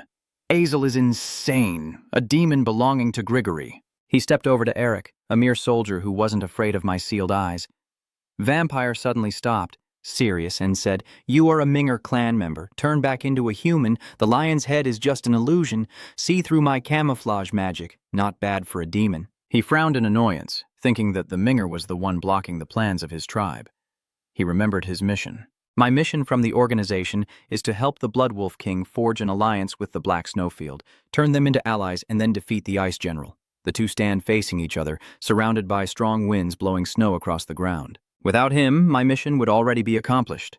Vampire smiled, his sharp teeth baring in a terrifying grin. This is another good opportunity for me. With this, I can gain the support of those who also have enemies among the MBORs. The vampire's hand begins to tighten, and the organization has determined that his level is only comparable to a sorcerer. He raises his hand in front of his face, and thick black mists gather and converge into a tattoo. He is not skilled enough to fight me. A tornado is created. Mephi, who has been watching all along, suddenly spoke. A very strong tornado. I guess he has the bloodline power of the demon race. He smiles and reminds, he won't be an easy opponent. Eric adds, maybe. You seem excited as you step forward confidently. I've caught a big fish. This is a top-tier item that can rival a relic. Mephi, standing nearby, shook her head in dismay. Vampire has been listening to their conversation all along, thinking it's hard to believe he's smiling. Has he gone crazy? He raises his hand high and says, "Smile while you can. It won't be long before you leave." Vampire swings his hand, a dark beam flying toward Eric. You will be torn to pieces by this storm of mine. His body was torn apart by those waves, bleeding continuously. Vampire smiled smugly. Not many enemies can withstand me. But instead of wounds, his body remained intact, protected by a shield, leaving him stunned. Impossible, Eric smirked. He reached out his hand, and streams of blue, yellow, and black light gathered around him. You think I will lose that easily? He counterattacked. a streak of golden light rushing swiftly towards the vampire. Where the light passes, everything is destroyed and shattered. He tries to withstand the attack with thick stone walls. I have to block its attack, but all of it is useless. The beam of light still pierced through the walls rapidly. He was stunned, unable to believe how he possessed the skills of the Ice General. Vampire looked in disbelief. How could he wield North Wind in the snowstorm? At this moment, snow began to fall, a wind swallowing and tearing everything apart. A snowstorm covers the world in white and freezes everything. Vampire recalls Azel's appearance, one of the great powers of the Demon Lord that we need to unleash to destroy the Empire and resurrect Lord Azel. He pondered, the one we need to rescue right now is the Ice General. Watching the fierce whirlwind before him, he doubted that a lowly human could master North Wind and Snowstorm. Even for us demons, it's very difficult to use. A Mbinger, how could he have such power? Eric reminded you, we're fighting right now. What are you so lost in thought about? He said that and rushed at him with the fierce tiger attack from the Quang Than technique, piercing through.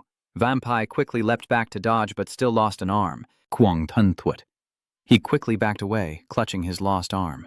Vampire quickly creates a wall to defend himself and hurriedly regenerates his lost arm. He was stunned, thinking that at most he was only at the level of a mage, but this power was completely wrong.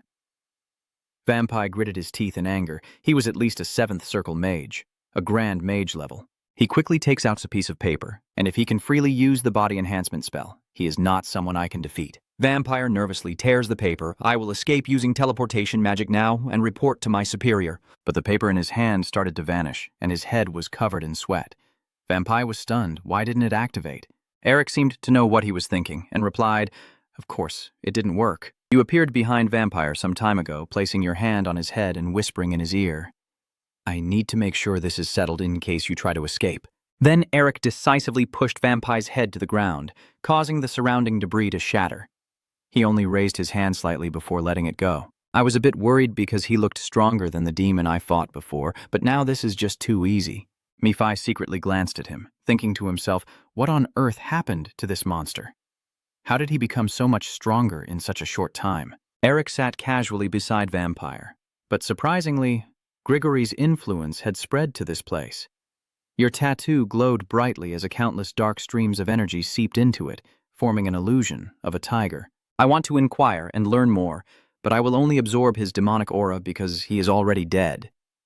Vampire's tattoo suddenly turns red and the black energy gradually dissipates. Suddenly, Dew appears behind you and warns, you should be careful. You open your eyes in shock. Suddenly, a shadow appeared, causing Eric to jump back to dodge. He hit the ground and asked in surprise, what the hell? Vampire's body suddenly stood up, but instead of a head, there was a stream of black smoke. He must be dead. The smoke gathers, and from within it, 5 facial features appear. It is smiling at you. You are the one who killed Siki. Eric froze in fear. A guy with such overwhelming demonic aura. Is he the Demon King? Nephi frowns in fear and says, don't say I am the one who is awakened. Behind the vampire, another face appeared faintly smiling at the 2 Azio. Me recalled the past when humans defeated the demons. The reason humans defeated the demons 30 years ago was because there was no one leading the demon army. But what if the Demon King Ael, known as a resurrected tyrant, is still alive? This is a serious issue that the royal family and the 6 noble families managing the magic tower must intervene in. Eric suddenly interrupted. The strongest wind is blowing, so we must retreat. He turns his head away. No need for a head. Both of them looked towards Vampire. You look suspicious and ask what he means. He frowns and replies, it's just a copy. He continued explaining, a lesser version that cannot become Azel? You might think so, as around Vampire now are streams of black and red light. The surrounding air was thick and suffocating, and Eric clenched his fists as Mephi stared intently at him. All 4 Demon Kings, including myself, have been sealed or died, but as long as our true identities still exist, we will never completely disappear. That's when he finally voiced his question. You think Azel's true identity is out there somewhere? Nephi sneered and glanced over. If that weren't the case, Grigory would never have been able to exist until now. Those people are conducting all kinds of experiments to revive Azel's true identity, thinking about the suffering and despair of the people. Eric silently thought that Grigory is doing all sorts of evil things in the human world. Just like how they used Tatum to take the lives of farmers, right? He looked serious, his eyes shining with determination. This is bad. You stand tall and puff out your chest, saying to Vampire, "Hey, fake, just as you said, I killed Kaza, so I will definitely face Grigory in the future. I won't run anymore." Vampire raises his hand, the air swirling into the tattoo on his arm, and he coldly declares. Then Vampire reached out his hand toward Eric, and 3 tornadoes along with the wind rushed from behind, sweeping everything around. "You will have to die." Everyone is rushing toward you. Kwangfong, even with danger ahead, you still act carefree. Eric lifts us into the sky, a tornado appearing behind him. He exclaims, "Tornado, you can't even speak properly!" 2 tornadoes collide, sparks flying like dice. From the ground, countless chains emerge, writhing like snakes binding the vampire. He sneers, "Don't run so fast." And then he swings his hand to cut the chains. At this moment, Ela was standing behind the vampire. That was a distraction tactic to confuse the bastard. Your hand flashes with a blue light. The white tiger will sharpen its claws. Your attack carries the strength of the tiger. White tiger claw, martial art. Eric punches the vampire hard, causing the ground around them to explode from the force. He grabs your hand, using the Kwang Than technique. You were quite surprised that your attack was so easily blocked by him. Immediately after, Eric grabbed Vampire and launched a devastating attack. His wounds are healing at a speed visible to the naked eye. It's useless. Vampire throws a punch back, ready for the next attack. Go on. Eric couldn't escape from Vampire's arm, which made him worried. It's too dangerous. A loud explosion rang out, blocking the attack. With a bang, I successfully stopped Vampire's assault. Eric feels the tremendous power emanating from his severed arm. He grits his teeth and thinks, is he this strong just after merging his soul? Then I don't know how powerful the real body still is. Eric broke the vampire's arm. The longer we wait, the more the soul will merge with the body. From now on, it will become even stronger. Mi-Fi New, aware of Eric's thoughts, reminded him. He may just be a clone, but he's still a clone of the Demon King. If a kid like you can defeat him easily, it would be embarrassing. You're really angry and grinding your teeth. But Mei-Fi is right. If things go on like this, at worst it will be fire. He turns around quickly, realizing that the more urgent matter is elsewhere, where Tem orders everyone nearby to disperse and surround the area, preventing the intruders from escaping. Eric grits his teeth, knowing that the No tribe is approaching this place, and his secret plan to absorb the Ice General has completely failed. Behind Vampire, countless black holes appeared. It seems I have won. The demons rush out from those holes. The demons land on the ground and say, "You are completely surrounded now. How do you plan to escape?" He calmly replies, "If I use all my mana, I can escape, but it will be very difficult because the clan is still there." Mi-Fi asked, "So what do you plan to do now?" He raised his hand and said, "Mi-Fi, do you know anything?" Eric swung his hand to strike him. Vampire quickly used his shield to defend and also tried to counterattack. "You better stick to our traditions." Suddenly, he shouted in anger, "No way!" Eric launches another attack. If I can't have it, no one else will either. But instead of hitting Vampire, the attack struck the Ice General, breaking the chain wrapped around her body. He incredulously said, You... Mi-Fi clenched his teeth and shouted at Elik's actions. "You're crazy," the Ice General shouted in pain. Ka frowned anxiously, his eyes filled with horror. "I know you're a Minger, but are you really that crazy?" "That's right. Now that's what I call a true Minger. Since signing the contract with you, this is the best you've ever done." She also chimed in. "Weren't you planning to imprison her in ice crystal? Why are you releasing her?" Eric assumes a stance. What more can I do? He stomps hard on the ground and then leaps up to head level with the 2 closest demons. Eric reached back with his hand, clenched his fist, and it was time to run. Vampire orders the demons to chase after him. The general follows his command. Mi-Fi says, "We must capture the general again because we can't predict where she will attack from." Eric rushes forward. Behind him, 2 demons are chasing. If they lose that name, he will become an obstacle to our future plans. Vampire sat down, ready to launch after him, determined to cut off Mingo before he grew stronger. Suddenly, Vampire clutched his chest and coughed up a mouthful of blood. He angrily thought, "Damn it, I didn't expect this body's vitality to run out right now." The Ice General is approaching Eric and the others. Me and Celia turn in a different direction. He wondered why she was only chasing after Eric. She sighed and replied, "Because she only reacts strongly to the mana of the Minger family, the thing used to seal her." He continued, "The monster tribe, those who have enhanced the seal, are the same. Why did she only chase after Eric while so angry?" Celia looked back, watching the furious Ice General pursue Ek, and wondered why. It's strange, the Ice General has never discriminated against any form of life. She had never shown anger towards anyone in particular. Her face now darkened, and despite being tired, she still chased after Eric. Hey, did you do something to the Ice General? You look at her and say, not exactly. Then a broken arrow appears in your hand as I open the seal for her, and the arrow in Eric's hand swiftly shoots forward. Each arrow shot directly into the Ice General's forehead, making her furious. I accidentally shot an ice arrow into her forehead. Scared, she stammered, "Shoot!" She shouted in anger, "Are you crazy? Why did you do that?" I had to do it to lure her to the place I wanted. At this moment, the Ice General has shifted underground and everyone is terrified. Someone shouts, "The Ice General has been freed." A demon orders the capture of Minger. The Ice General moves forward, smashing everything in her path. Eric calmly continued, "But at the same time, I can also use her to deal with the pesky flies." All three still fly forward, behind them the screams of terror. Run. It really is chaos. So what are you going to do now? Hearing that, he replies, "At this point, I might as well open hell." He burst into loud laughter and said, "I really like you for the first time." You also smiled. Then suddenly, a questioning voice rang out. "Eric, what is going on? You have a communication orb in your hand." The orb shows three men, one worriedly asking, "The cold wave is getting stronger. Are you hurt?" You respond, "I caused this chaos, so don't worry." Gray holds the sphere, closes his eyes, and sighs softly. "Eric, be careful. If you get hurt, my granddaughter will blame me." Why do you ask, what did you do to get into this situation? I calmly reply, "Nothing. I just freed the Ice King." After hearing that, all three were surprised, and Haman was so stunned he couldn't speak. Day slung his arm around Gray's shoulder and excitedly said, "I knew it. You're even crazier than us. You already have a plan, right?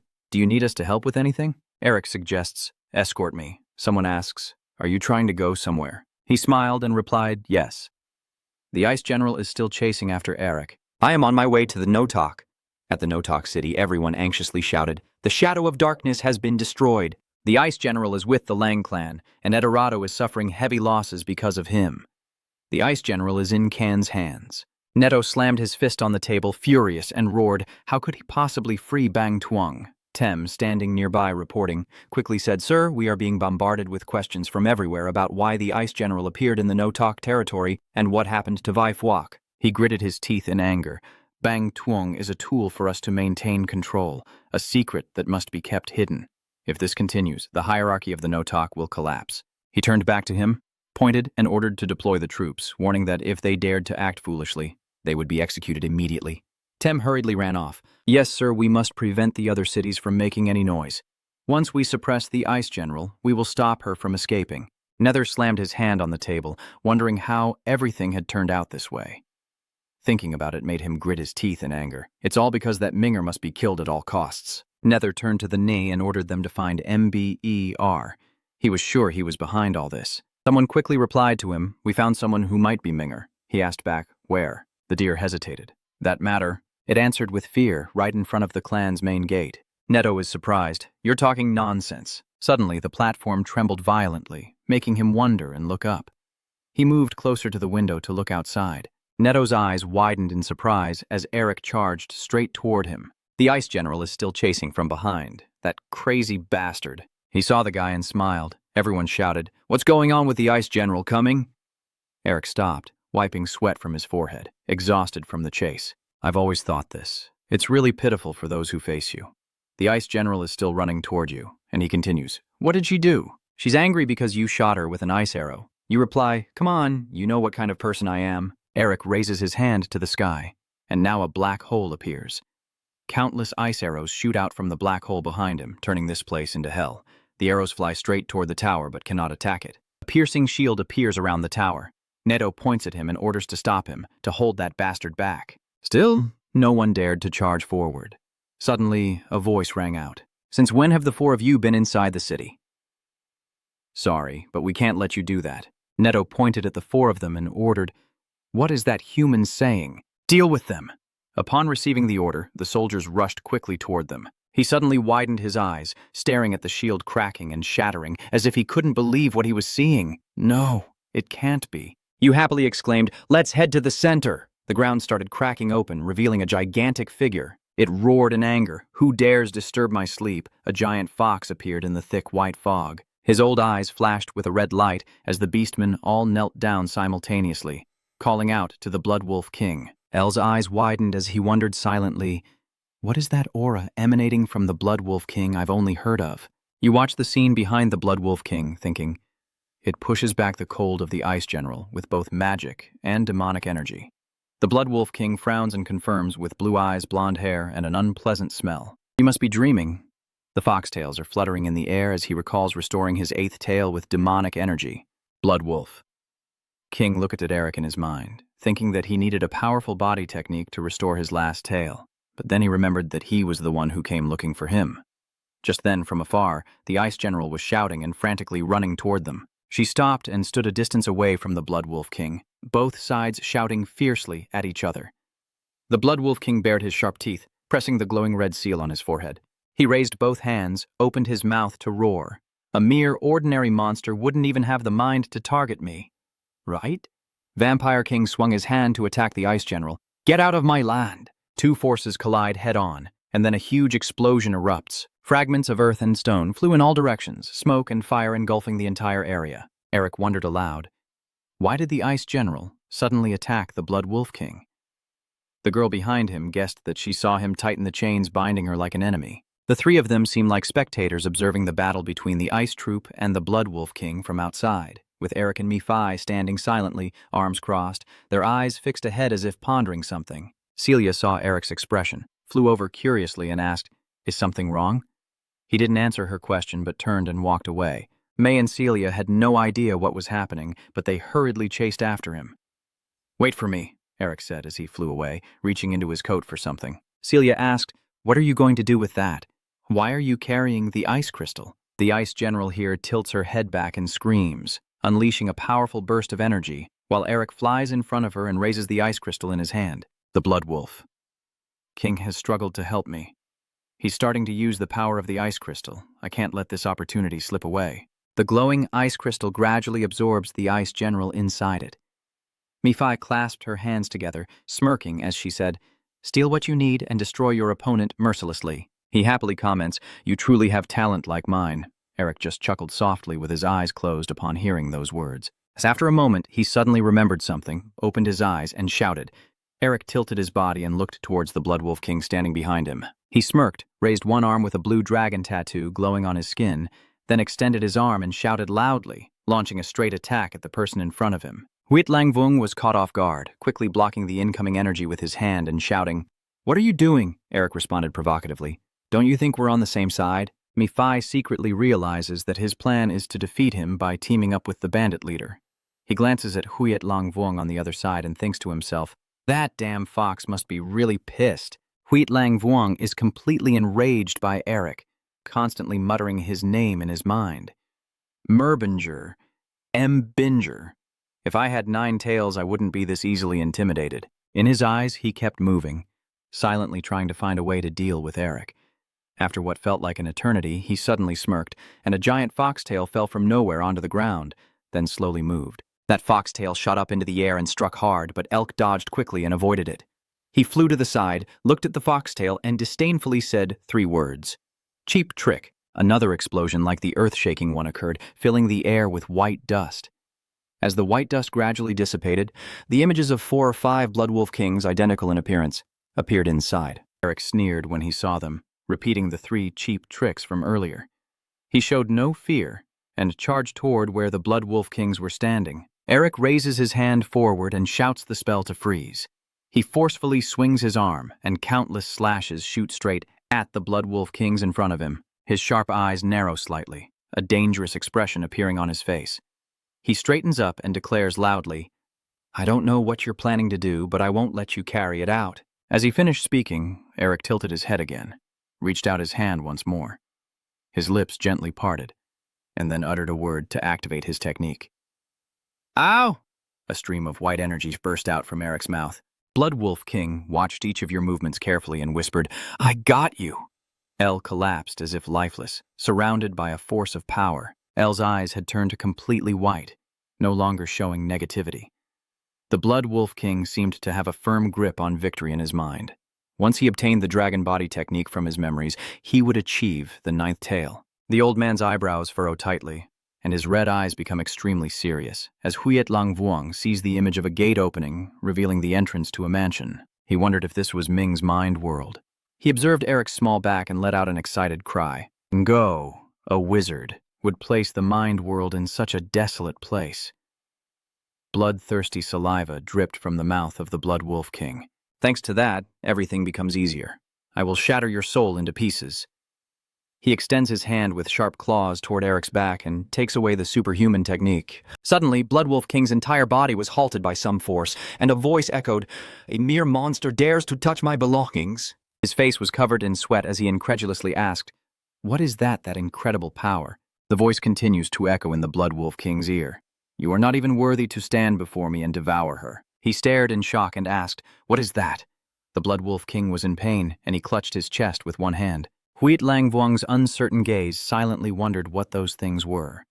While Eric, on this side, with a confused face and beads of sweat, gasped, "What's inside my soul?" You glance at the person beside you and ask what just happened to me.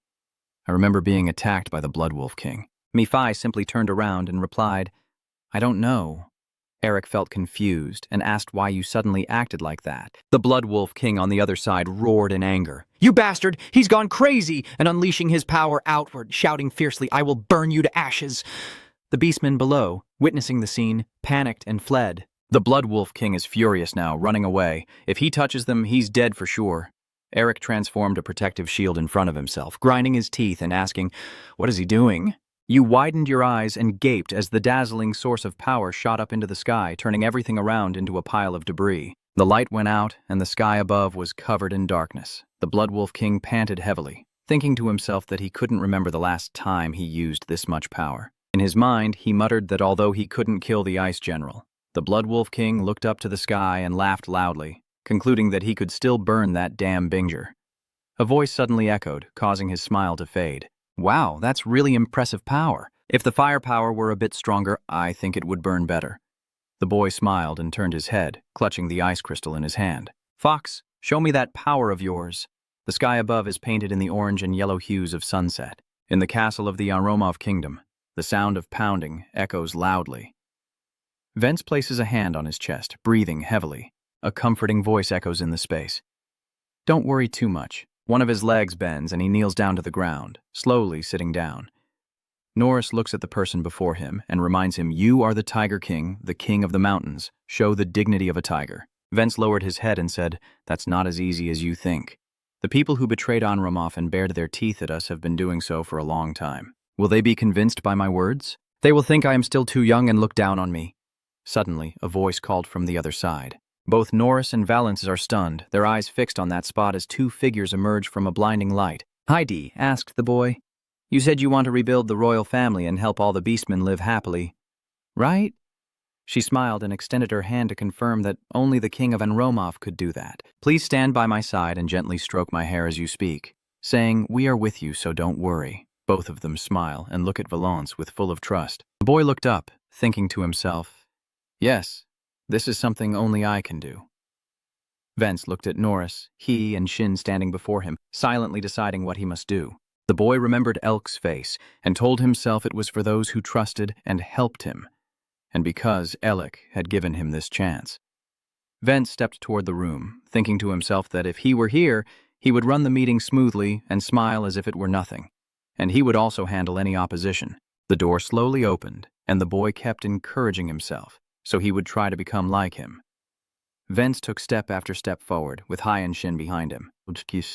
A notification sounded, announcing that the king was entering the room, with a row of people including mice, buses, and several ministers waiting on the left, and similarly on the right, where beastmen serving as ministers stood upright, awaiting. As Valence brushed past them, the ministers all stared with wide eyes and open mouths, then simultaneously closed their eyes and bowed deeply in extreme respect to the boy. Vence approached the throne and, turning back, his eyes shone with sharpness and intimidation. On this side, a hand is holding a piece of ice crystal, continuously drawing the power into it. Eric watched the ice power being continuously absorbed by the ice crystal fragment and smiled in admiration, saying, "This is so good," Com called out worriedly. "Eric, just because you absorb the Ice General's power doesn't mean we're weaker."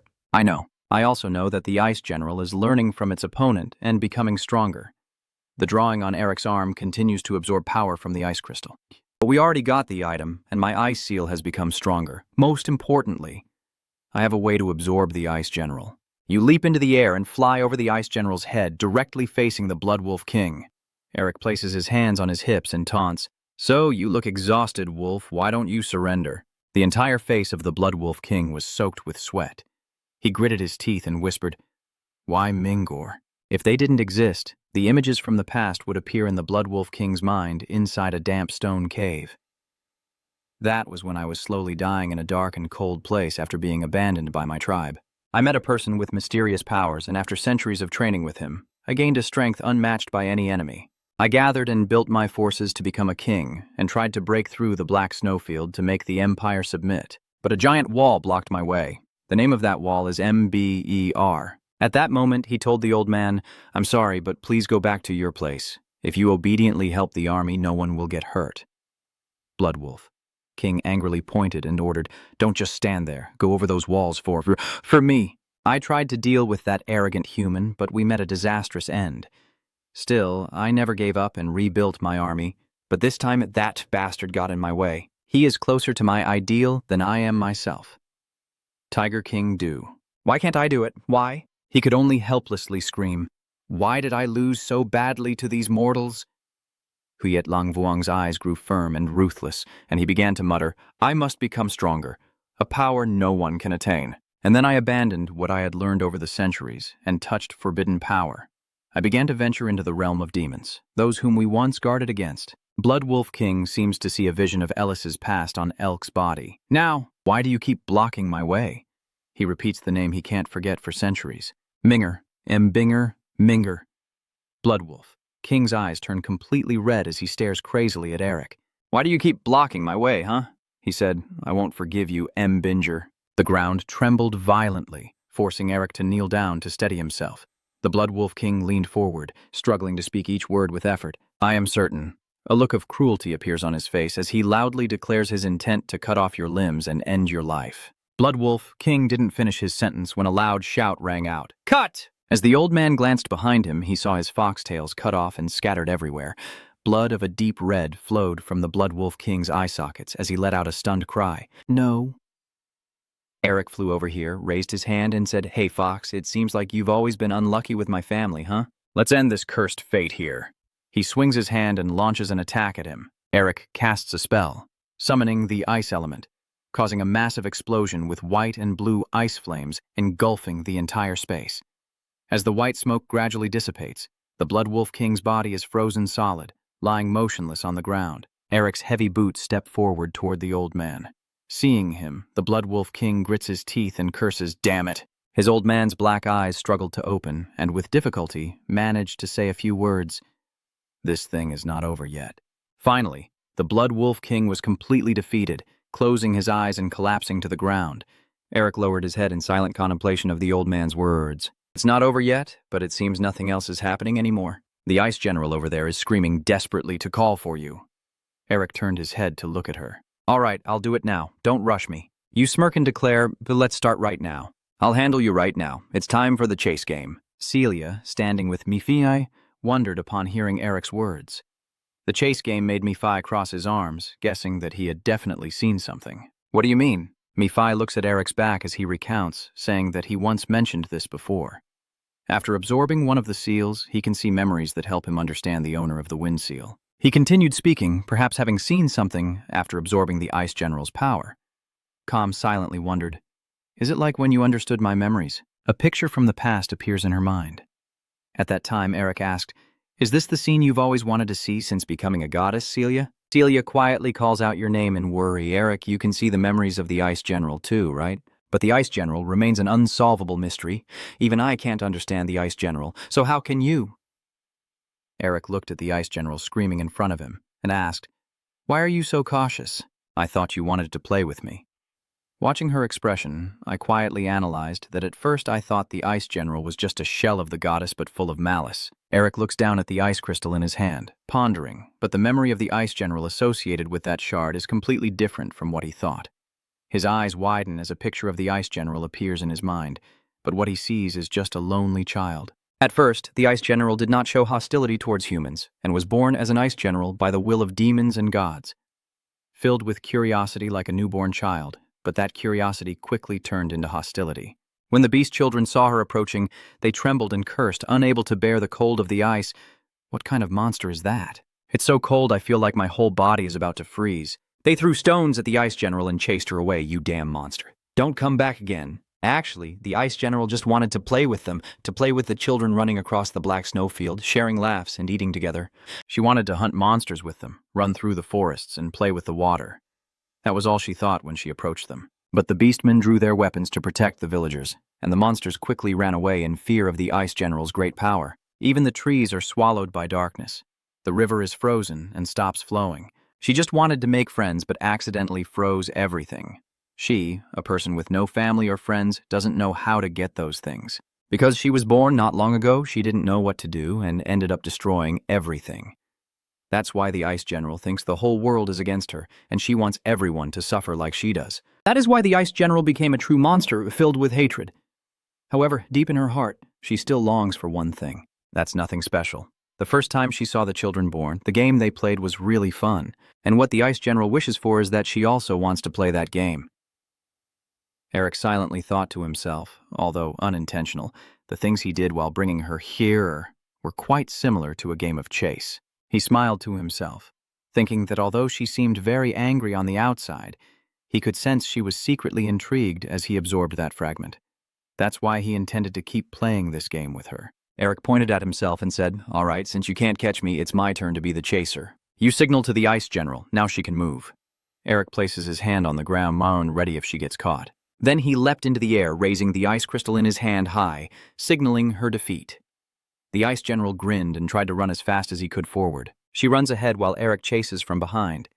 Fi crosses her arms and sighs in disbelief, unable to believe she just wanted to play such a simple game. This is pathetic. Calm looks at Eric and the Ice General chasing each other below, thinking to herself, I never expected this to be the solution to protect the fields and the temple. What I've struggled so long to find is just a simple game. She bowed her head, feeling unable to understand. It shouldn't have been this obvious. Was she born from my mistake? Calm remembers her past self. She probably was just as lonely as I once was. She must have felt very lonely too. Like Winter, she looked up at the scene before her, and as a result, the Ice General was extremely happy and immersed in the game, running fast to escape. And Eric patiently chases after her.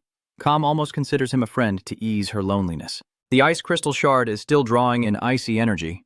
Eric exclaimed in praise. Oh, you're quite fast. It seems the giant body of the Ice General is gradually shrinking. I don't know how much time has passed, but her size has shrunk back to that of an ordinary person. And the speed of the Ice General's escape is gradually slowing down. The figure gradually faded away.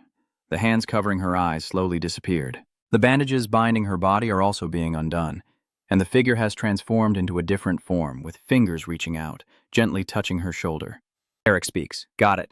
The figure in front of you now is a girl with long, wavy, pinkish-brown hair, and the Ice General has reverted to Celia's childhood form. She turned back and smiled innocently at him as her image began to shatter and fade into the air. The shards with glowing drawings on Eric's hand are absorbed. Before disappearing completely, young Celia left him a message. I had so much fun. Eric holds the ice crystal in his hand, the drawing on his arm fading back to normal after absorbing the fragments. He raises his arm with the drawing to the sky, recites the spell, and disperses. A stream of pink light shoots into the sky. The scent of flowers disperses into the falling snowflakes carried by the winter wind and spreads everywhere. The scent passes through the flying cities into the black snowfield to push back the darkness covering the world and melt the frozen lands. It has awakened all the sleeping lives, and although the air is still a bit cold, the breeze blowing through feels incredibly refreshing. The feeling of vitality eases the suffocation everyone has felt all this time.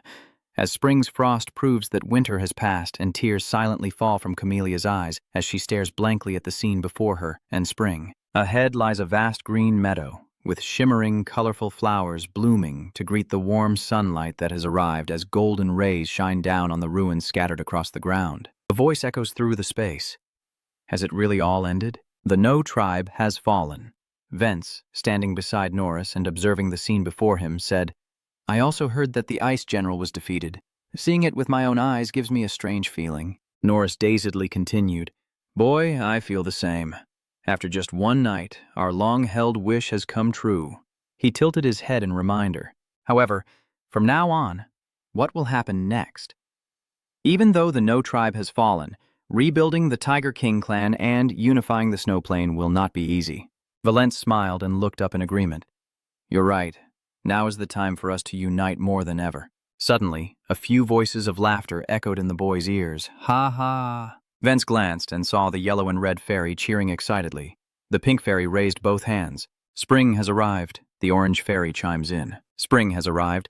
The purple fairy has also appeared. She points and shouts loudly, making Valence turn around. Look over there! Over there, Eric, Celia. Eric, leading Nephi and Celia, approached them slowly and asked, We're here already. Ducam feels curious and directly asks him, How are you able to do that?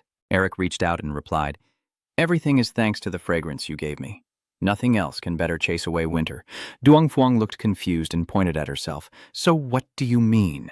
The pink fairy beside her also looked completely confused.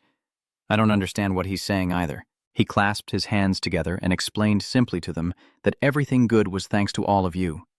And if they still didn't understand, just accept the thanks. He clapped his hands with the others, happily spinning around. We've driven away winter. The pink fairy exclaimed. We helped Eric chase away winter.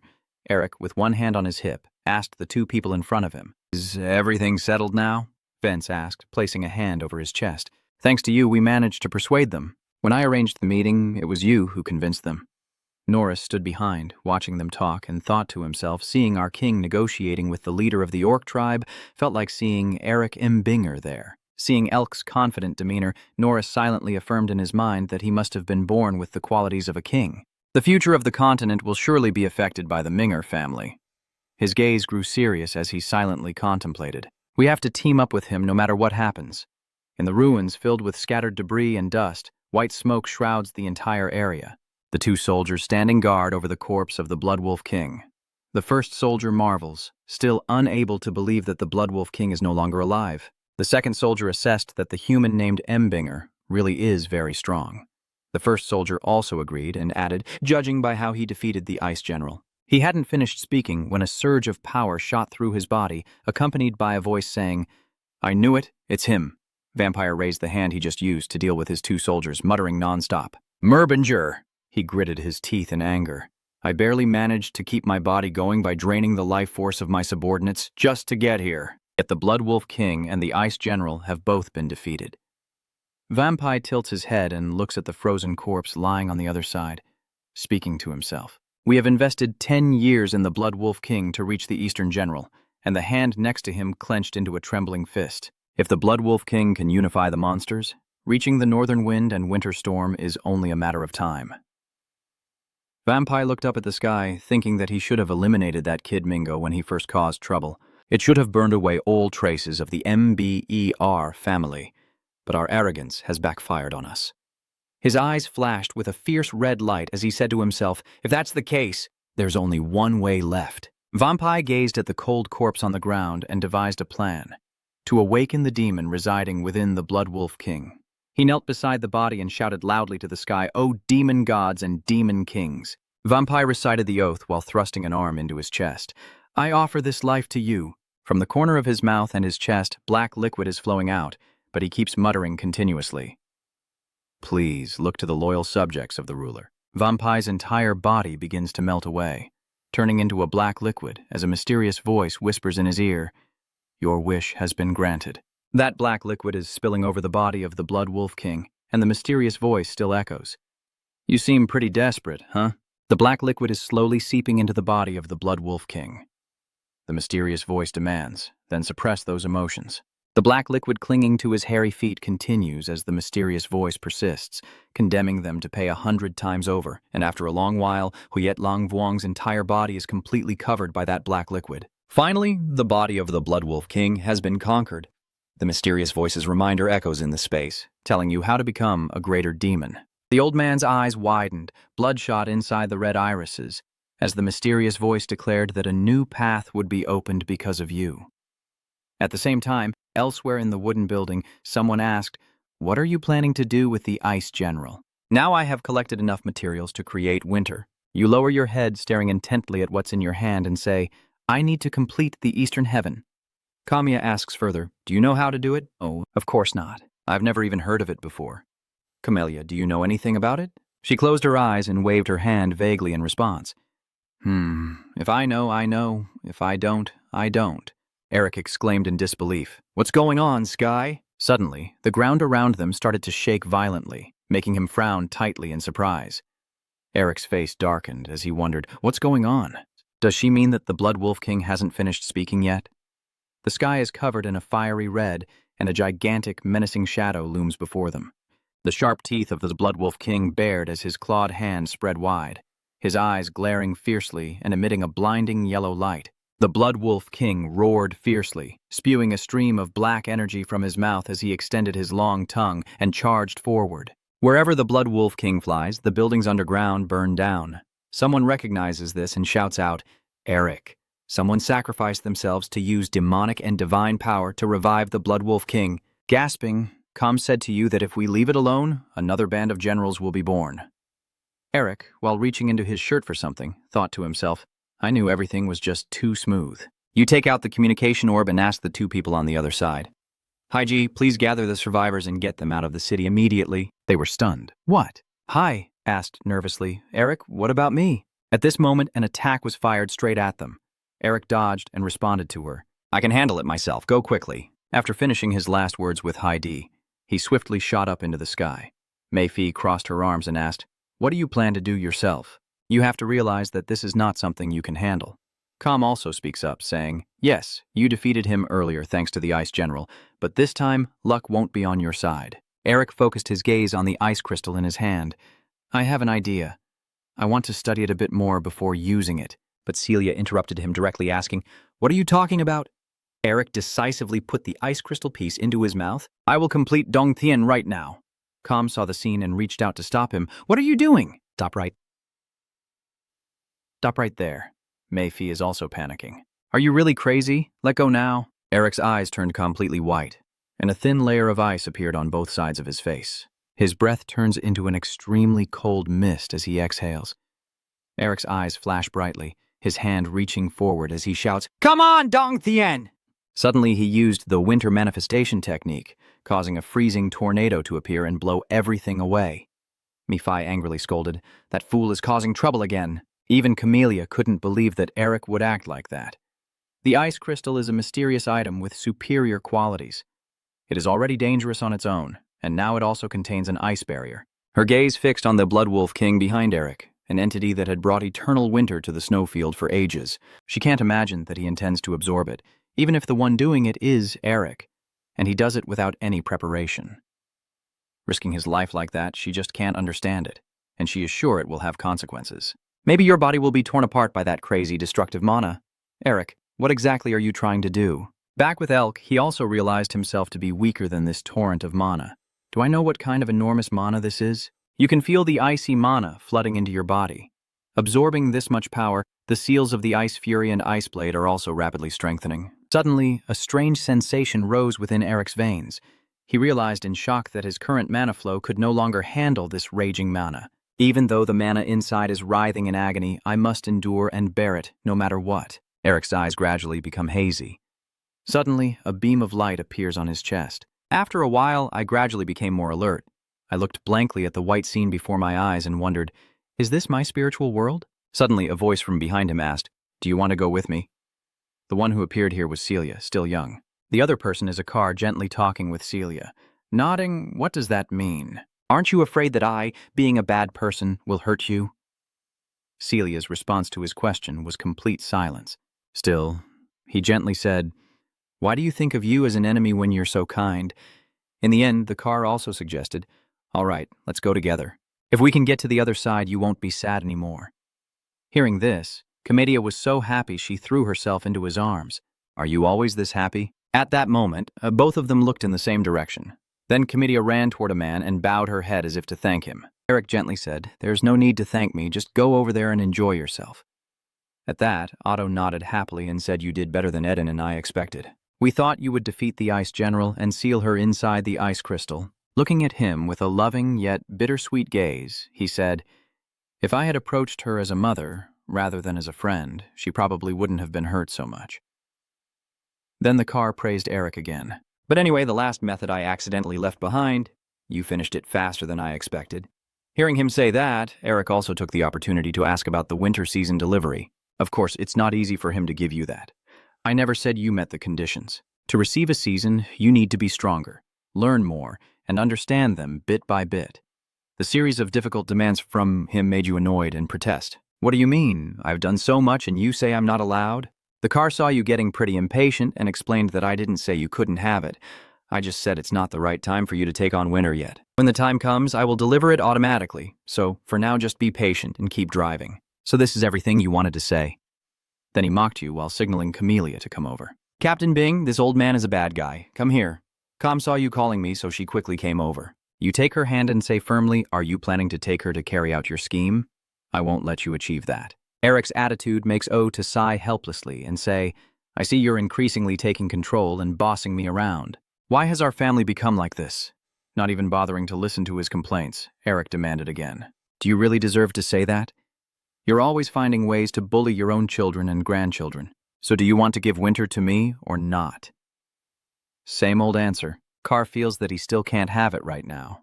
I was just joking. But right now, holding on to it doesn't benefit you. First, you need a solid foundation. Being rejected twice by him made Eric a bit confused, and he replied, well, I've wanted to for a long time too, but the situation outside isn't very good. Back in the real world, everyone saw him floating motionless in the air and immediately called out anxiously, trying to wake him up. He needs to wake up quickly. The moment she screamed, a huge, pure-blood wolf king appeared in front of Elle.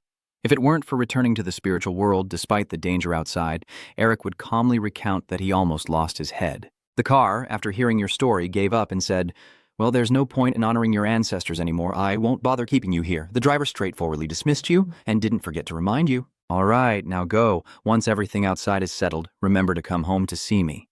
And before you really leave, I also want to tell you that all the materials needed to prepare for winter are gathered there. Back to reality, Celia tries to call out to the unconscious Eric, but no matter how urgently she calls, he remains motionless. Hurry up, her desperate cry echoes everywhere. Open your eyes. Just at the moment when Comedelia, in despair, thought Huyet Lang Vuong would send Eric on his way. Otherwise, surprisingly, a voice suddenly spoke from nearby you. Winter will find you in a terrifying and ruthless form. I hope you won't be swallowed by the demons. The tattoo on your hand begins to glow. The light seeps through every crack in the monster's hand, gripping Eric tightly, followed by a deafening explosion. It seems Eric has awakened his power. Melfi has noticed this and is somewhat impressed. Even with the help of O Tuhan, his ability to absorb the general-level seal is truly the talent of a real demon. Right now, the Blood Wolf King is attacking Ek fiercely, but he doesn't hesitate to counterattack. Winter, huh? He has truly gained control over Winter and is now free to manipulate it. The Blood Wolf King is furious and swipes at him, but Shu, whom he considers an enemy, remains unharmed while he himself gets injured. Greetings. Eric is currently attacking with great enthusiasm. My magic energy is on an entirely different level, so this is what it looks like when the elements of winter are combined. A snowflake-shaped seal and a wolf-shaped seal appear. They are called the Seals of Winter. At that moment, the Blood Wolf King was struggling to break free from Eric's ice chains. Just as he was about to counterattack, surprisingly he was hit again by Eric. You even scolded, "You're too noisy." Without hesitation, you used the silence skill. Suddenly, a bunch of ice chains lock tightly around the mouth of the Blood Wolf King. Seeing him chained like that, Eric speaks with satisfaction. Would staying silent make things easier? The Blood Wolf King is desperately trying to break free from the chains, but no matter what he does, he can't succeed because Eric has strengthened his binding skills. Immediately, the Blood Wolf King was even more tightly bound by the ice chains. He is now trapped with no way out. Taking this opportunity, Eric rushed towards him when he finally delivered a powerful blow and shouted, "It's over!" However, life is not a dream, and when the Blood Wolf King can't use his limbs, he uses his mouth instead. As a result, he escapes Elk's restraints before you can finish him off. This situation makes Eric quite displeased, as he even becomes stronger. Seeing the Blood Wolf King swallowing his own ice, he is a bit surprised, and even the East Barrier can't withstand that energy. To save time, you quickly use your Divine Eye to check. After a moment of inspection, he realized that the old man was absorbing demon energy from the air to become stronger. Eric's gaze focused on the core in the middle of the Blood Wolf King's chest and made his decision. To kill him, I have to destroy that core. But because of the fire lake, approaching it is very difficult. At this moment, the Blood Wolf King was furious, muttering bloody words of death. "I will kill you, Minger. I will kill you, Minger." Given the situation, Eric said seriously, if we leave it be, another demon king will be born again. However, at this moment, I still haven't figured out a way to deal with it. If something were to happen, I might be able to do something, but there's nothing at all. Just then, Du chuckled and asked, "Do you need my help?" Seeing the beast he raised offering to help, Eric sneered and asked sarcastically, "Huh? Help? You look like you want to eat that, old man." That comment made Du pretend to be hurt and reply, still refusing to ask for help. Your pride is really high. Of course, I don't have time to play with him, so I just chase him away. If you don't like it, don't do it." Your coldness forced him to take things seriously. Of course, he wouldn't, Du calmly said as his mana seeped closer to the Blood Wolf King, urging him not to miss this chance to devour him. As soon as he finished speaking, he appeared with a body 3 times larger than the Blood Wolf King and completely overwhelmed him. Unable to let himself suffer a loss, he delivered a blow so fierce it bled. Eric quickly realized this was his chance while Du was suppressing him. He quickly devised a plan, knowing a sudden, powerful attack wouldn't be enough. Once he made his final decision, he charged at the Blood Wolf King with determination, willing to burn all his mana to end him with a single final blow. Eric knew which move to use, and he would employ the final enlightenment that Lord Du had taught him. His eyes now filled with mana and fierce intent. And then the final move you use is the body strengthening technique. 10,000 tiger claws. 10,000 tiger claws. Immediately, deep gouges are all over the Blood Wolf King. The old man's limbs bled after a scream of pain. His eyes also caught in the attack, yet within that gaze still burned with hatred. Seeing Blood Wolf King like that, Eric thought it was working and smiled happily. Suddenly, his heart pounded. This causes him to painfully clutch his left chest and curse silently, "Damn Long Tam's mana na." In the end, he falls into freefall, returning to Du alongside the Blood Wolf King. At this moment, the old man counterattacked with a claw swipe and escaped from Du. The current situation made Eric feel more panicked than ever. No, if I miss this chance, it will be the end. The symbol on your hand suddenly shines brightly. You don't care because you're still busy wondering why Mephi's demonic energy suddenly reacted like this. It didn't even react when I absorbed a lower tier barrier. At that moment, Mephi appeared and said that my remnants seem to be suppressed by that damn Shin's energy and are reacting to the absorbed demonic aura from the lower tier barrier. He said seriously, "Even so, it's only a small part of my power." Hearing this, Eric felt suspicious. Was Mephi's demonic aura rising because his mana core had run out? Suddenly, the beast inside him sneered confidently, saying this amount of energy was enough. Hearing this, Eric didn't hesitate for a second and prepared to send the Blood Wolf King to the afterlife. Damn fox, never meet again. He clenched his fists and shouted loudly, shattering the core of the Blood Wolf King's power, which then cracked and finally shattered. A sky-shaking explosion erupts, drawing the attention of Vence and Norris. The devastating explosion shattered everything, even catching Valence's attention from afar, causing the boy to panic and exclaim. No, the scene before my eyes surprises me. Spring has finally returned, and I can see with my own eyes a scene that seemed to have faded into the past. If a hot wind rises, the east ice snow will face drought, and the environment will become harsh due to the heat. And at that very moment, suddenly Aunt Mia appears. He stands in front of Vence and shouts loudly, commanding the royal knights and warriors to protect His Majesty. The reason he did that is because a remaining fragment of the Blood Wolf King's mana is rushing toward this place.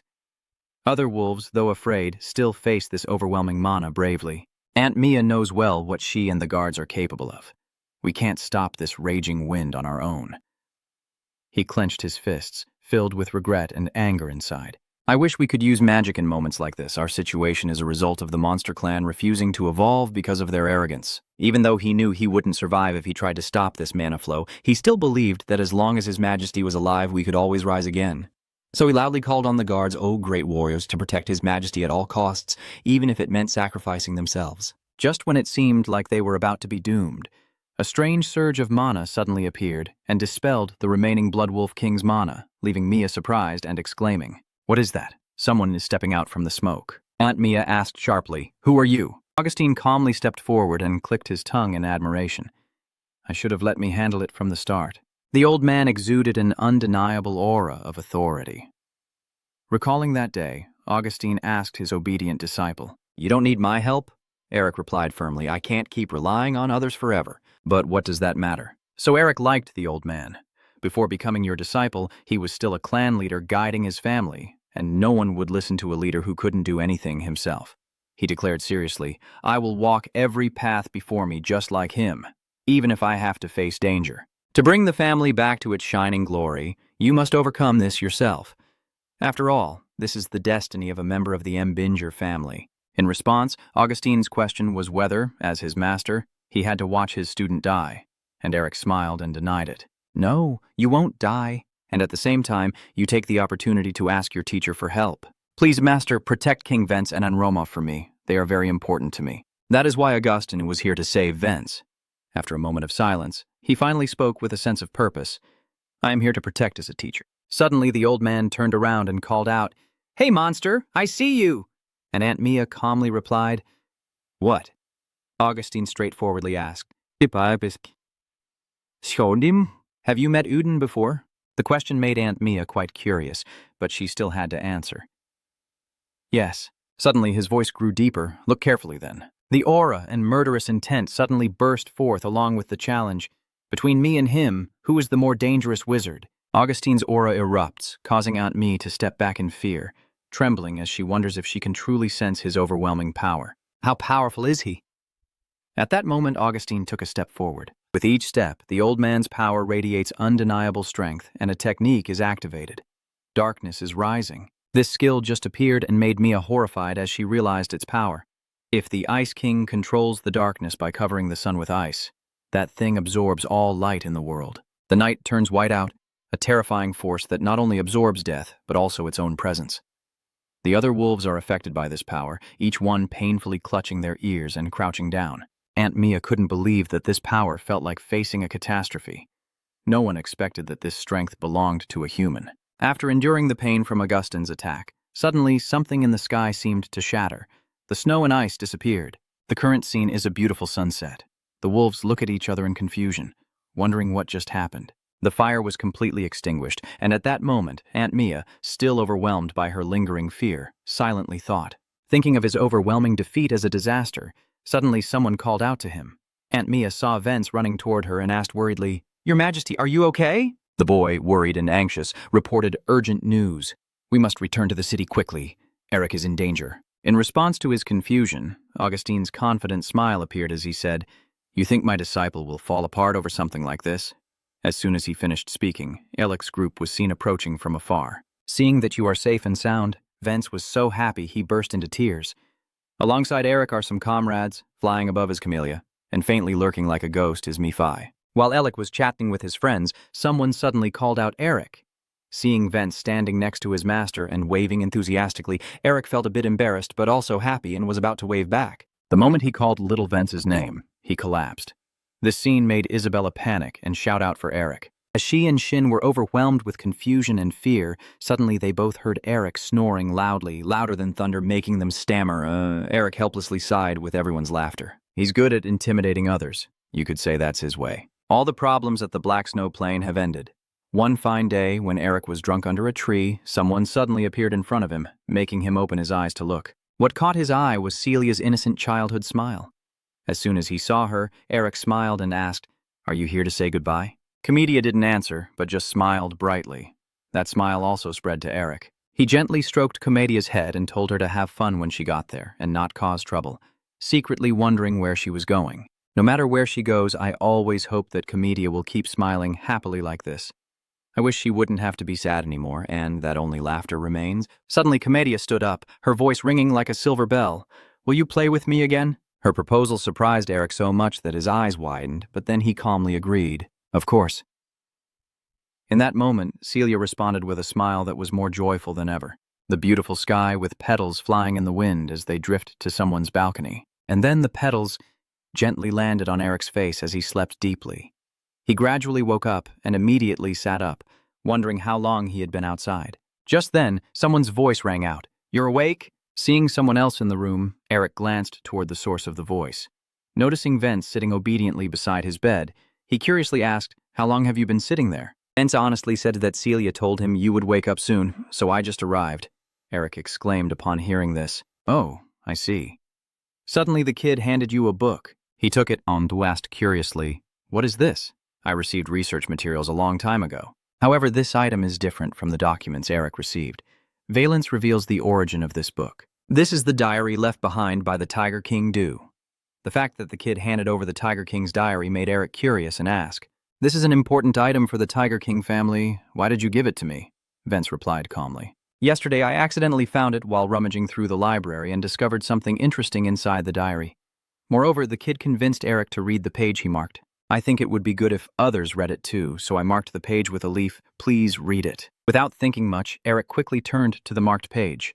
The content inside made him gasp in surprise. This is the record of, the first day Du met Eric. On the 14th, I discovered an interesting person and brought him to the tribe.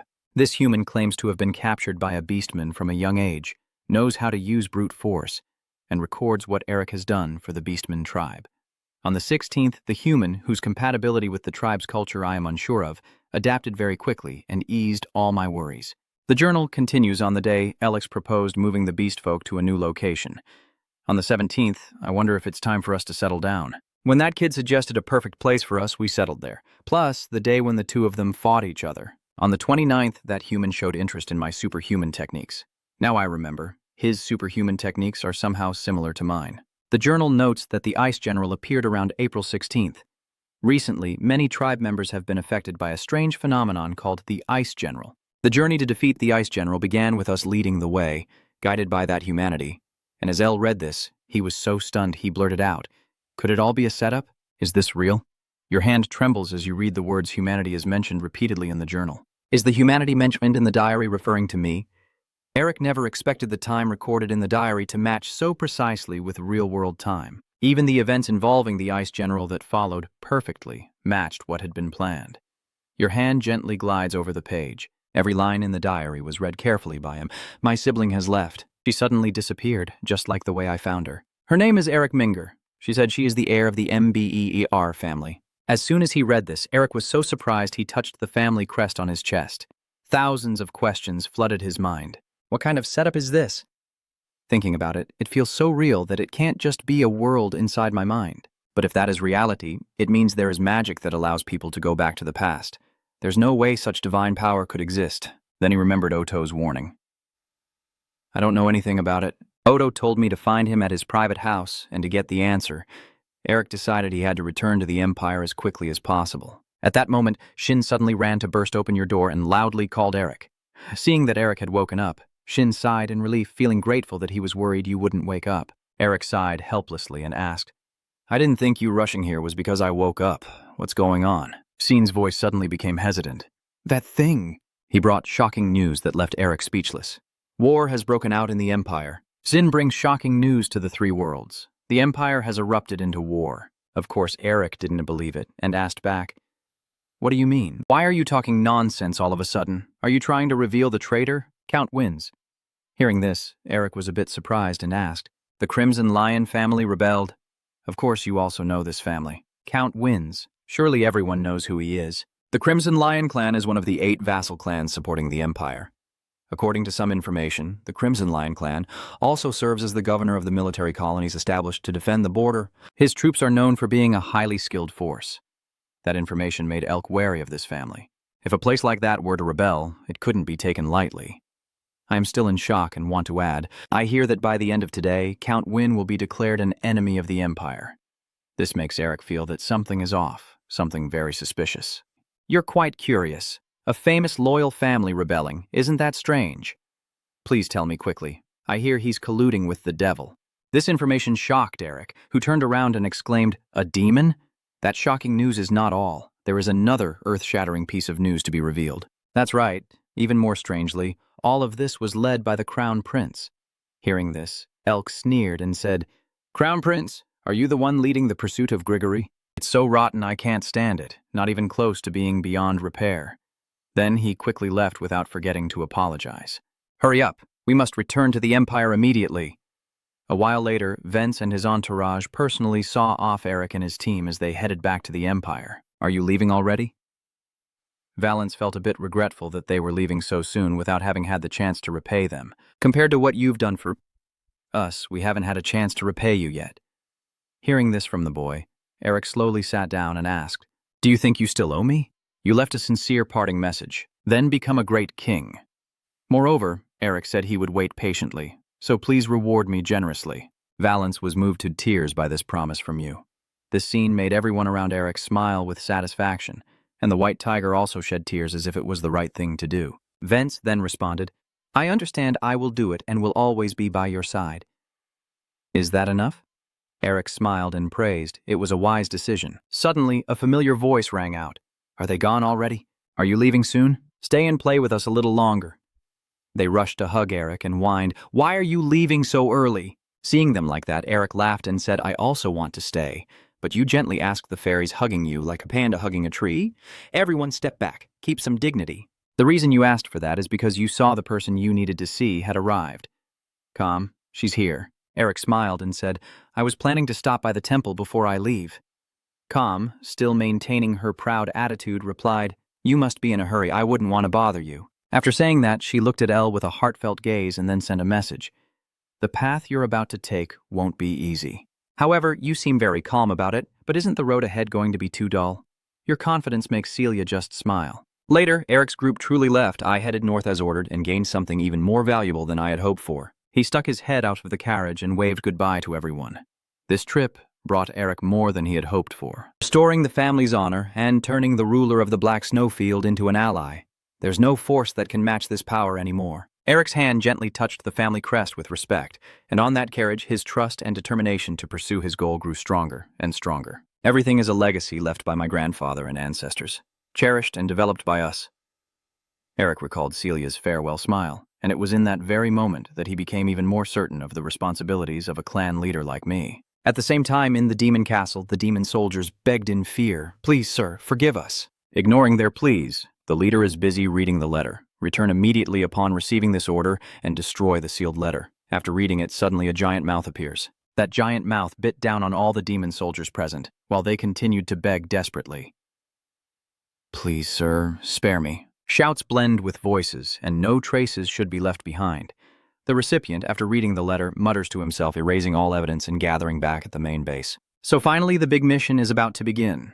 Lucifer is furious and filled with rage over Eric's interference. If it weren't for that damn Minger interfering, we could have presented Bakfong and Tuit Bao Dong Thien to Lord Owl already. To save time, he quickly left, even though he had to retreat for now. However, his burning rage still blazed within him. Next time he meets him, he vows to deal with Elic then. I will personally present your head to Lord Alo. Now, Elic's group has returned to the city. Tired, I stretch and ask, so we have to leave this place too. Suddenly a scream rang out, causing the carriage to stop abruptly and everyone inside to be startled. Stop! I don't know why the coachman suddenly stopped. Inside the carriage, a voice asked, What's going on? They stammered, I think you should go out of the carriage yourself. So Eric also asked to step out of the carriage. Immediately, soldiers on the wall warned them, If you do not comply, we will consider you intruders and open fire. Seeing the weapons in the soldiers' hands, Eric immediately recognized that they had deployed bows to shoot stones from the wall, which is only used during wartime due to the Shichsu clan's rebellion. At that moment, the soldiers on the wall demanded they declare their identities and the number of people with them, then loudly announced their family name while snapping their fingers. We are a convoy that passed through here 2 months ago from the Nerister family. Immediately, the emblem of your family appeared on the top of the carriage. Without hesitation, he grew impatient and ordered the soldiers to open the gate. The soldiers were a bit surprised to see the Nerister family crest. Have they really come back? We thought everyone had died since we hadn't heard from them for 2 months. Seeing they kept hesitating and not opening the gate, Shin got annoyed and shouted, Open the gate now! As a result, the carriage and the 2 people, Shin and Thong, slowly entered the city. In the Lord's office, the city lord respectfully introduced himself. I am Vanin. He expressed his remorse for daring to block the Nerister family's carriage. Please forgive our rudeness and mistakes. Your understanding in return is appreciated. It's okay. Moreover, you are even satisfied to praise. Seeing you all steadfastly guarding the Empire's borders, as a citizen, I can only feel proud. Your compliment made Vanin laugh happily, recognized for my contributions by the 3rd young master of the Nerister family. I've only felt this moved after being here for the first time in 30 years. Then suddenly he said something confusing. But today is very strange. Why do so many distinguished guests keep coming to such a remote place? That made me curious and ask, Besides us, has anyone else come? Quickly, Van confirms. Yes. Then he reveals the identity of the other distinguished guest. Now that the 4th prince is here, do you want to meet him? This is beyond doubt. He's definitely waiting for us, right? Deep down, Eric also wondered why a prominent figure like the 4th prince would personally come to the border station at such a critical moment. At the same time, in another room, the 4th prince was growing impatient and tapping his finger hard on the armrest of the chair. Eric wondered what scheme Dromhen was planning, what he was contemplating. In another room, the prince grew impatient as someone rambled on. Your Highness, since childhood, Eric Mbinger and I have had a very special relationship, a young man trying to prove his worth to Drum. If I personally step in to persuade him, I believe he will side with us. He is Rodeo Frank. Drum. He simply snorted coldly in thought after hearing that, his emotionless face making Rodeo feel a bit nervous. But he still forced himself to seize this opportunity at all costs. The reason he flattered Dromhen was because of the fourth prince, Dromhen, a genius of the royal family, who was once recognized for his swordsmanship by the Golden Eagle. Although he is still young, he has already been granted the title and bestowed the title of Black Sage. Thanks to his own talent, he is being wagered by the nobility to become the successor. He is one of the 3 people leading the empire. If he can win the favor of the person rumored to become the next emperor. After a moment of silence, Dromhen also spoke up and said, I will try to trust you. Receiving his approval, Rodeo happily bowed and replied, Thank you, sir. Deep down, he was extremely proud, thinking he would become the next head of the Frank family. In the guest meeting room, Shin was quite surprised by Eric's decision and asked loudly, Are you really planning to meet him? You usually hate getting involved with the royal family. Eric calmly replied, I've decided I won't care anymore. This answer shocked Shin into exclaiming, What? Then he asked sharply, sharply, You bastard, what are you planning this time? Of course, Eric wouldn't easily tell the truth. You just made up a reason that sounds reasonable. What are you planning? Not at all. I realize I can't just sit still any longer. I will restore my family's honor. This reason makes Shin doubt and ask again, relying on the fourth prince to rise once more. However, that's just Eric's current words because he hasn't truly made a decision yet. So, you're planning to take to the skies on the battlefield then? Eric silently contemplated, just as Shin said, The quickest way to revive the family is to achieve great deeds in war, or become the king's successor. You have already calculated that since you separated from the crown prince, the fourth prince could be a valuable pawn. Suddenly, the door opens, and a man walks in and asks, Are you looking for me? You're here already? I've been waiting for you. Ho M looks disappointed and says, I was hoping you'd come to continue sword training. But judging by this situation, it probably won't happen. Eric laughs and politely invites him in. Let's talk about that another time. Please have a seat. As soon as he sat down, Herman asked directly, So, why do you want to meet me? Eric didn't hesitate to answer. I want to ask you about this. There is one thing I want to know about how Hak-Soo really is. Your question made Han ponder. Hak-Soo. Then he said that everyone outside thinks he is a man full of ambition. They say he's like that, but I see it differently. He considers the Black Master someone who lives fully with passion. He is just a lion passionate about swordsmanship and martial arts. At this point, Haman added that you might or might not be a good fit for him, but if you meet him in person, maybe you'll find he's not so bad after all. Eric responded with gratitude. Thank you. Thanks to you, I now know how to approach him. Suddenly, Haman hesitated a bit. Additionally, this made Eric stare at him curiously. Then he said something unrelated to the Dark Master, as if you had changed quite a lot. In that moment, Mephi appeared and revealed Haman's true intention behind that statement. I can tell he's itching to have a match with you. Eric chuckled softly and whispered, Actually, I also wanted to test my martial skills. Without hesitation, you quickly asked if you wanted to spar a match. Of course, Haman has no reason to refuse a fight. That's exactly what I was hoping for. A moment later, he led Eric somewhere and looked at the group of soldiers in front of him. Eric, helpless, asked, Did you call these people here? He forced a nervous smile and denied it, saying, I don't understand what you're talking about. Mephi, seeing this, burst into loud laughter and also took the opportunity to mock Eric. His performance is also on par with yours. Eric simply sighed in helpless admiration. This was just a spur-of-the-moment decision on our part. I don't know why this news spread so quickly. Your gaze spots Isabella hiding behind Herman and recognizing the culprit. Probably Isabella. Mephi also holds her in high regard. As expected, that girl is not an ordinary person. Her political mind and strategic thinking are very sharp. Even Elk has to admit she is truly different. She proved her abilities to the Border Defense Forces herself. You also have to acknowledge Isabella's skills and raise your own value before meeting the fourth prince. At that moment, Elk was ready to have a real showdown with Herman. It seemed that both he and his daughter intended to give me wings, so I will also fly high to respond. Since he's a tough old guy, Herman is playing hard too. Don't expect me to go easy on you. You'd better focus. Neither of them was willing to admit defeat. In a flash, they rushed at each other, exchanging blows rapidly and fiercely. the soldiers watching in admiration, surprised that they fought hand-to-hand without using mana or aura. They didn't expect El to be able to duel Herman. The master of a prestigious mage clan is evenly matched with Lam Su, just using his bare hands. It's ridiculous. If mages are this strong, then what are we supposed to do? The two of them fought so fiercely that they forgot everything else, dust and sand flying everywhere. At this moment in the fight, Eric was pushed back forcefully, causing the ground beneath his feet to be shattered. I don't mind giving praise to Eric. His movements have become much more precise. However, he still notices weaknesses in each of Eric's gestures, and there are still quite a few unnecessary actions. Hearing that, Eric sighed in reflection, realizing he still needed to continue training under his guidance. Just then, the two of them suddenly saw someone. That person appeared among the soldiers. That person was none other than Drumhin. He is giving a round of applause for Herman and Eric's match. As soon as Eric saw him, he recognized him. So that is the fourth Prince Droman. Immediately, he and Herman respectfully bowed their heads to greet Droman. It was already late outside, and Eric was on his way to someone's room when suddenly he unexpectedly saw Rodeo. He just saw Eric and greeted him enthusiastically as if they knew each other from a past life. "Oh, Elk, it's been so long since we last met, my friend." Nephi immediately shows disapproval of this Rodeo guy. "What's with that smug, annoying face?" "Do you know him?" Eric whispered. "He is the official heir of the Frank family." Nephi immediately realized after hearing that. Frank, that infamous secretive family? Eric quickly confirms. "That's right." Suddenly, Mephi laughed and said that he was the traitor. At that moment, the unshaken Rodeo dared to approach El and ask why everyone was so silent, casually assuming that maybe you're feeling a bit shy after all these years of not seeing each other. I don't know where he got the confidence to claim he knows he hates my family, but because Mbinger's assets are with us, he can't see us as enemies. Rodeo seems deluded, thinking Elk won't smash him to pieces. Furthermore, now our family is not only a vassal of MBER, but also a major power in the court.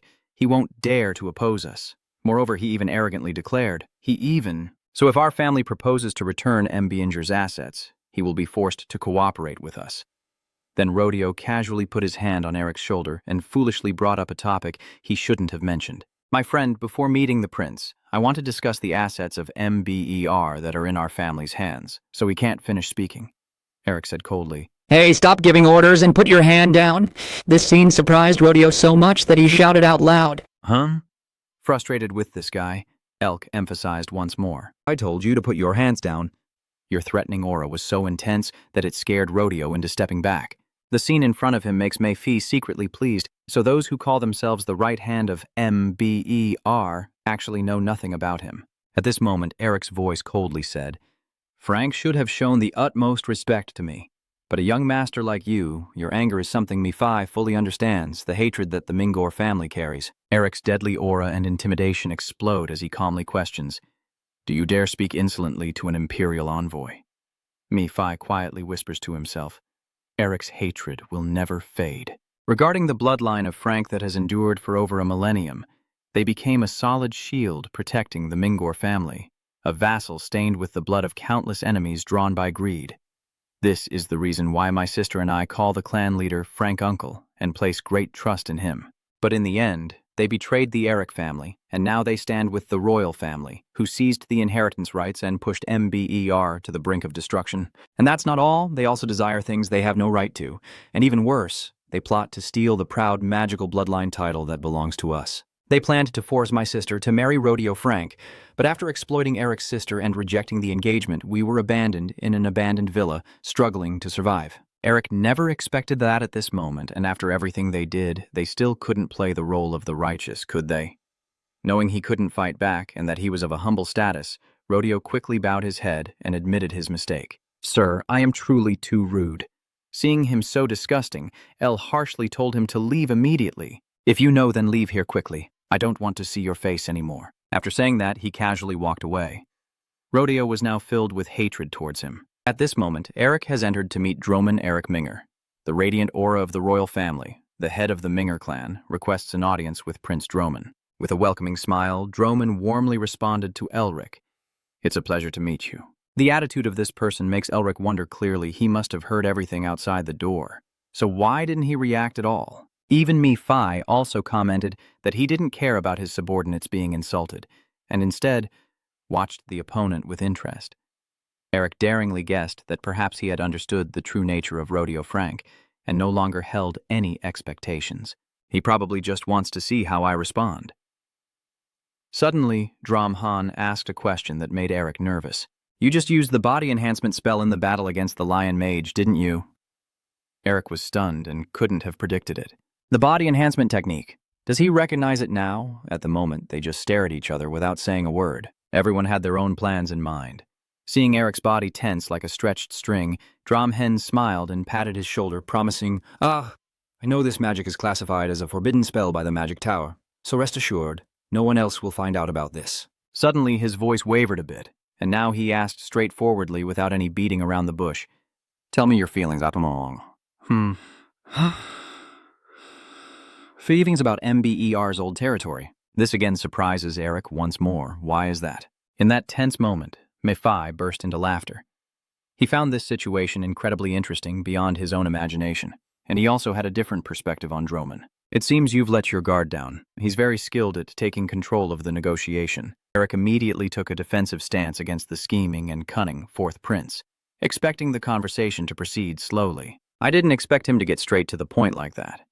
If I'm not careful, I could lose complete control of this negotiation. Your hand clenched into a fist, then you asked, "Excuse me, but what do you mean?" Dromhen prefers to be direct rather than play games. I am used to being straightforward and dislike roundabout negotiations.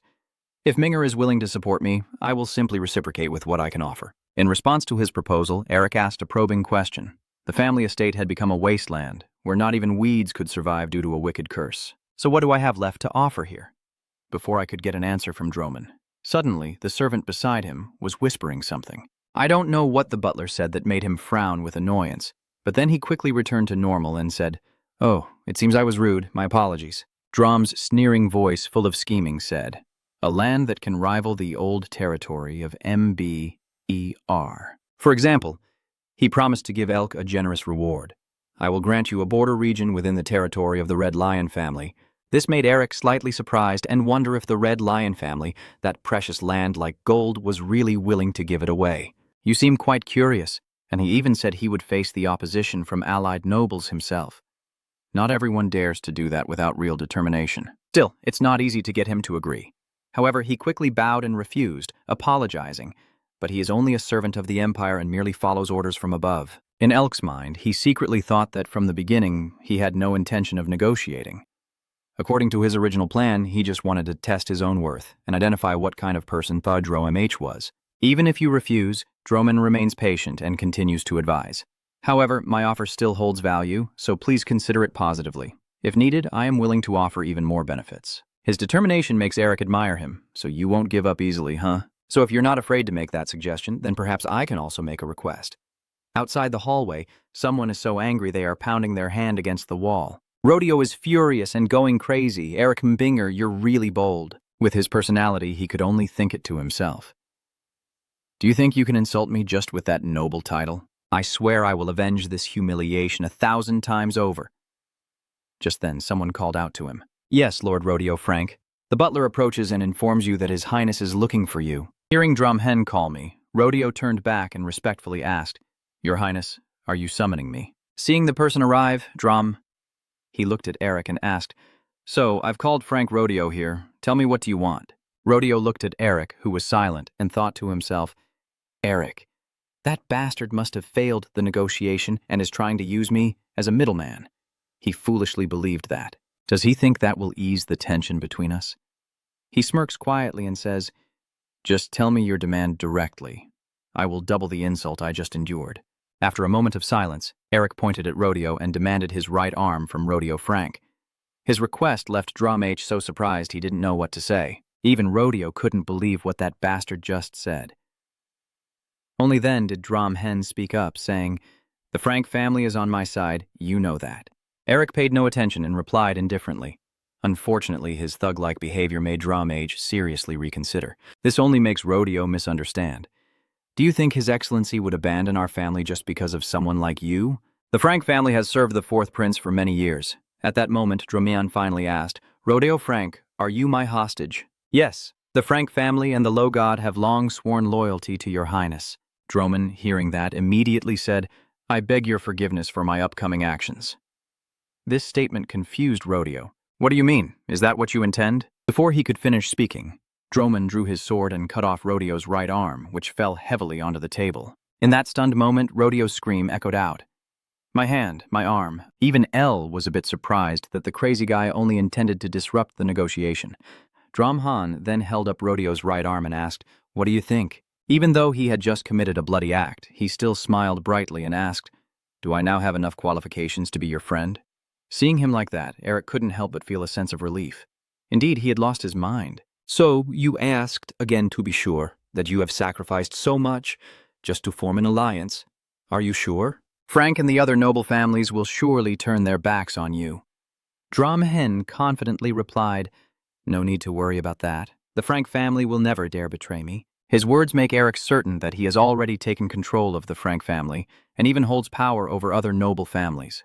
Instead of being afraid of Drum, he's actually quite interested in him. If he could have him as a friend, it would definitely be very exciting. Seeing Eric silent all this time, Droman asked again, "At least I've shown my sincerity. What do you think?" Just as Eric was about to answer, suddenly, for some reason, he quickly turned to look out the window. Even Droman turned his gaze in that direction. The window was shattered, and shards flew everywhere. The butler outside, hearing the loud noise, rushes into the room and calls out, "Your Highness!" The moment he shouted, the assassins rushed towards Drum and Eric. "Your Highness, please leave here immediately." One attacker tried to ambush Eric, but he quickly dodged, and a quick glance at them revealed they were assassins.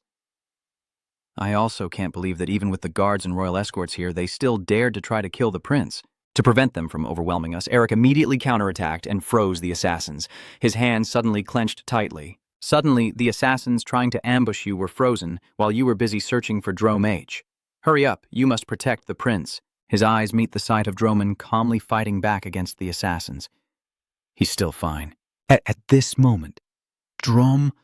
He lifted his foot and stomped hard on the ground, causing the assassins to fall backward. Not stopping there, he quickly advanced and used his skilled swordsmanship to kill the assassins. Dromhen's technique was both decisive and fierce, sending anyone who dared stand in his way straight to their doom, as Droman's inner killing intent erupted and spread everywhere. Right now, Elk can rest assured about this fourth prince. Yes, he's the Dark Knight, so I have nothing to worry about. At that moment, a few more assassins burst into the room. It's the prince. Eric saw these fools daring to rush in and helplessly exclaimed, "Do they want to die?" Before any of the assassins could strike, suddenly a scream rang out. Who dares to attack the prince? This scream drew their attention, and as soon as they turned around, everyone exclaimed, "Are they really going this far?" Alec's team arrived and charged to fight the assassins, blocking them to protect the prince. After a fierce fight, the royal army has arrived. The scene is now stained with blood, with the bodies of the assassins scattered everywhere. The support team has arrived in full. The royal army and the Lamsu are here, Mo. The remaining assassins couldn't tell left from right and kept advancing blindly, forcing Eric to attack without knowing what he was facing. Herman and Dromhen nodded at each other in agreement. Immediately, both of them charged forward at the same time. Droman swung his sword once, Hamon struck again. Seeing them fight so fiercely, Eric felt quite relaxed and hummed to himself. Now I feel sorry for them. Facing two lions at once, suddenly his eyes looked in one direction. So I realize he noticed the mages playing hide-and-seek in the room and will deal with those still hiding. Eric has been watching these little rats all along. One of them whispers a warning. "Don't touch the blue mages, just target the prince." Seeing the opportunity, he raised his hand and signaled with a wave, and immediately the others received the order to rush forward. Before they could do anything, suddenly a barrage of ice arrows shot towards them. The leader saw his team members being killed and let out a terrified scream. Wow! That's when he was focused on finding the person responsible for causing that trouble. Then Eric took notice of him. He smirked mischievously and ruthlessly sent that sneakiest rat on his way to break through and die. After finishing those things, Eric smugly blew on his finger. Mephi wondered what kind of pose that was. He shrugged casually and replied, I don't know, I just felt I had to do it. Then, his gaze turned toward the assassins, filled with admiration. These poor guys, they seem skilled, but unfortunately their nemesis is right here. Now El's face darkened as he wondered, who are these guys? Going this far just to assassinate a fourth prince. After thinking for a while, he decided that first he must catch a few of them and get his father to question them. Before he could do anything, someone stopped him, saying it was impossible to catch them. Hearing the familiar voice, Eric immediately stopped and called out in surprise. Huh? Your sister wondered and asked Haidai, "So you mean you couldn't catch them?" Haidi coldly replied, "They have been trained to this level." She looked around at the assassins and explained that if they do not surrender voluntarily, a mind control procedure will be activated to kill them. Seeing how knowledgeable she is, Eric quickly asked, "Do you know who they are?" She simply uttered 2 words, SEMA. This name surprised and puzzled Eric. Is the organization called SEMA real? Recently, they've been very mysterious. Her knowledge made Eric curious. "So, how do you know that?" Her eyes suddenly sharp with suspicion, she glances at the demon horde and says sharply, "Because your mercenary team leader is their enemy, it's a long story." Her attitude just made Elric smile helplessly. Then, as he was muttering to himself, a previously unseen organization suddenly signaled loudly, and everyone retreated. Seeing them about to leave, a calculating smile appeared on Eric's face. "Planning to run? If you decide to let your subordinates follow these Shichma, I will send my men after them. Just as you're smugly thinking they won't expect it, right?" Suddenly, a strange aura and a deep voice from someone else made him startle. "Well, if I abandon the mission like this, the core members of the organization will be exposed." Eric was stunned and thought to himself, "No way, I can't believe it. How could there be someone like this?" You notice a masked man made of wood who has appeared out of nowhere, with no aura at all. Huyan-an draws his sword and asks, "So this is your game?" The sword is drawn with full power, and so Elk secretly attached those insects to the bodies of the red demons that Huyan-an had killed, which made Elric a little angry. Does he really care about his subordinates? Dromhen also noticed his presence at that moment and asked, "So you're the leader. What kind of monster are you?" "Who sent you here?" Huyan-an calmly replied, "I don't think you expected me to say that." The prince didn't bother asking further, so Dromhen decided to cut Huyan-an down right away. "That's right, if you spit out everything, it would be pretty boring." Is right behind him. The 2 of them team up to attack Huyan-an together. After taking their 2 strikes, Huyan-an remains calm and reflective. But being surrounded by lions is not good at all. Mon and Dromhand were a bit surprised to see that Huyan-an was not hurt at all after their attack. This time, he took the opportunity to strike back at them. Watching them retreat after the attack, he calmly said, "I also enjoy playing, but today is not suitable. No need to waste more time." He quickly left the place. "I must go now." Before he could let Huyan-an leave, he was suddenly blocked, distracted, and overwhelmed, causing him to panic and exclaim, "What?" A voice exclaimed, surprising Huyan-an, "You can come here whenever you want." Eric rushes to punch Huyan-an, but he doesn't just go anywhere he pleases. He uses 2 techniques, enhanced physicality and heavenly crane slash, to attack Huyan-an, yet Huyan-an still dodges and even comments in amazement. "I still thought you were just a mage." It seems Elk's attack was so powerful that it tore apart several walls in the mansion. Huyan-an, seeing this, could only marvel and say, "Just a quick pass and danger already so close," while Eric seized the moment of his distraction to use his paralyzing move. The red ice immediately appeared and charged forward. Without any hesitation, Huyan-an easily cut through the ice chain and even contemptuously said that wanting some silence was impossible. Seeing that too much time has passed, he hurriedly tried to climb over the balcony to leave. But before he could go, he was pierced by El's attack. Every arrow he shot was easily cut apart by Huyan-an. Not sure who he saw at that moment, but he burst out laughing. It turned out Huyan-an saw He-ji rushing at him, ready to smash him with a hammer, the only woman in Black Lair. He stepped back to avoid Hai-ji's attack and asked aloud, "Are you teaming up with Minger's master again?" As Huyan-an was sighing, the 2 sisters, Eric, charged at him. This was unexpected. No one could see his face because it was hidden behind a wooden mask. On the other side, he saw Herman and Droman rushing towards him at the same time. Things are getting even more complicated now. He was surrounded by experts from 4 directions, leaving Huyan-an with no choice but to decide. Suddenly, an explosion erupts, knocking back the 4 experts, leaving Eric amazed and wondering. He just blocked the coordinated attack of the 4. Now, Huyan-an confidently appears after the explosion. His image suddenly appeared blurry and faint, which surprised Eric a little. What is this? The aura has changed. He notices the strange change in the illusion. It was just a gentle breeze before. Now it's completely silent, and the air feels frozen, as if facing an invisible ghost. Not realizing the danger, he hurriedly shouted a warning, "Get back quickly!" Suddenly, the illusion disappeared somehow, which left Dromhen a bit shocked. They were both stunned. Eric was just as surprised. He frowned, looking around to find him. Where is he? Eric used the divine being to find someone, but couldn't locate them. Not even the divine being recognized them. At that moment, Du appeared and taunted, "How could you be so foolish?" It seems that someone warned him, so Eric quickly dodged the fatal blow. Huyanan sighed and said, "Dodge? Not bad." After saying that, his image faded into a blurry haze. That made Eric nervous again, relying on his instincts to dodge.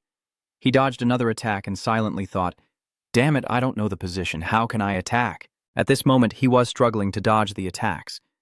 The illusionary image, unaware that Du had helped Eric, suddenly spoke as if sensing that you could read my every move. He gritted his teeth and demanded, "Are you the reason this assassination failed?" Suddenly, a soldier's agonized scream made Eric turn in shock to look. The other soldiers were shocked and exclaimed, "Karen, what just happened?" At that moment, others were also attacked unexpectedly. Even the royal knights were caught off guard. This situation forced the knights to quickly gather around to protect Droman and the prince. Shouts echoed everywhere as the guards formed a circle and tightened their defenses. But before they could do anything, they were cut down. This scene makes Eric feel both worried and furious, thinking we need to find a way to deal with him and gather information about him. Then he turned to Heidi and asked, "Do you know anything more about him? Are we supposed to find a ghost that can't be seen with the naked eye?" Mephi also appeared and said he's not an easy opponent, even I can't see him. Suddenly, Eric thought of something. Wait a minute. A ghost? What's wrong? You didn't answer, only confirmed that something is definitely it. Eric closed his eyes and thought that no matter how much he resembled a ghost, the surrounding ice and snow, and his own pride in having a thought, didn't mean he was truly a spirit like Phi. So he used a spinning attack, and ice and snow began to cover everything. If he still has a body, then definitely. The snow-covered ground will show the footprints left by Huyan An. The footprints just appeared, causing everyone to talk excitedly. We've seen those footprints, he's right there. Realizing he can no longer play the ghostly game, Huyan An appears and says, "So you used this method to track my direction and suddenly charges at Droman. Still, the outcome didn't change." Just as he was about to strike, Eric acted first and stopped Huyan An. A surge of internal energy. Unfazed, Huyan An strikes and shatters the ice wall. Being blocked by Eric made him furious, and the person he glared at was the One. So he decided to deal with Eric first. "First, I have to take down that damn Minger." Suddenly, Han appeared and said coldly, "How dare you look down on me?" Han attacked Huyan An and shouted, "I'm extremely angry while fighting him." Huyan An felt something was wrong. Damn it, facing the Lion Lord head-on isn't easy. Even though he's one-on-one with Homan, Huyan An still keeps an eye on Eric behind him. And because of that guy, I couldn't use my invisibility spell either.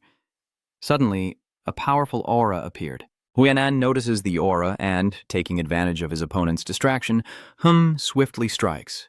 Ignoring Hamon, he focuses solely on the new, overwhelming, and brutal pressure that is impossible to resist. That pressure comes from Augustin, the one Huyan An calls White Knight. Just appearing, Augustin already scolds in annoyance, criticizing how a bunch of cowards have to struggle just because of one weakling. As soon as they saw the old man, everyone let out a sigh of relief, thinking we were saved. Augustine's appearance left Huyan An helpless. "With this group, I won't be able to do anything." Eric silently told himself that no matter how strong he was, he wouldn't dare to act recklessly in front of the master. At that moment, Huyan An respectfully spoke. "Long time no see." He addressed Augustine with those two words, "Master." This shocked Eric so much he was gaping. "Master." Augustine coldly questions, "Who are you calling master with those two words?" Illusions calmly replied, "From the beginning, my disciple has always regarded you as a master. Could it be that you never thought so?" The old man didn't bother arguing with him, and simply issued a cold command. "What does that have to do with me? Stop bothering me and get lost." However, before truly leaving, he looked at Eric and said, "Congratulations on finally finding a disciple to pass on your martial arts." Seeing how verbose this guy was, Augustine lost patience and threatened him. "I told you it's none of your business. If you didn't hear me clearly, do you need me to carve new ears for you?" "No need. I will take my leave now. Just remember, never let me see your face again." Huyan An calmly said as he disappeared, "I will respectfully greet you when the opportunity arises." Seeing that, Eric thought to himself that if the master had made up his mind, even the prince would find it hard to stop him. He was a bit curious about Augustine and the illusion. Who is the masked figure also called Master? And what is their true relationship? The sky is already bright. Droman hesitated for a moment before speaking. "It's a pity. I wish we could have a little more time to talk." Eric calmly replied, "Next time we meet, I believe we will have a long conversation." His next words surprised Droman a little. That's when we will strengthen this friendship. Realizing that your words mean you agree to cooperate, Drumhen was overjoyed and said, Wang Kwang, your technique is truly impressive. Next time we meet, I want to have a fight with you.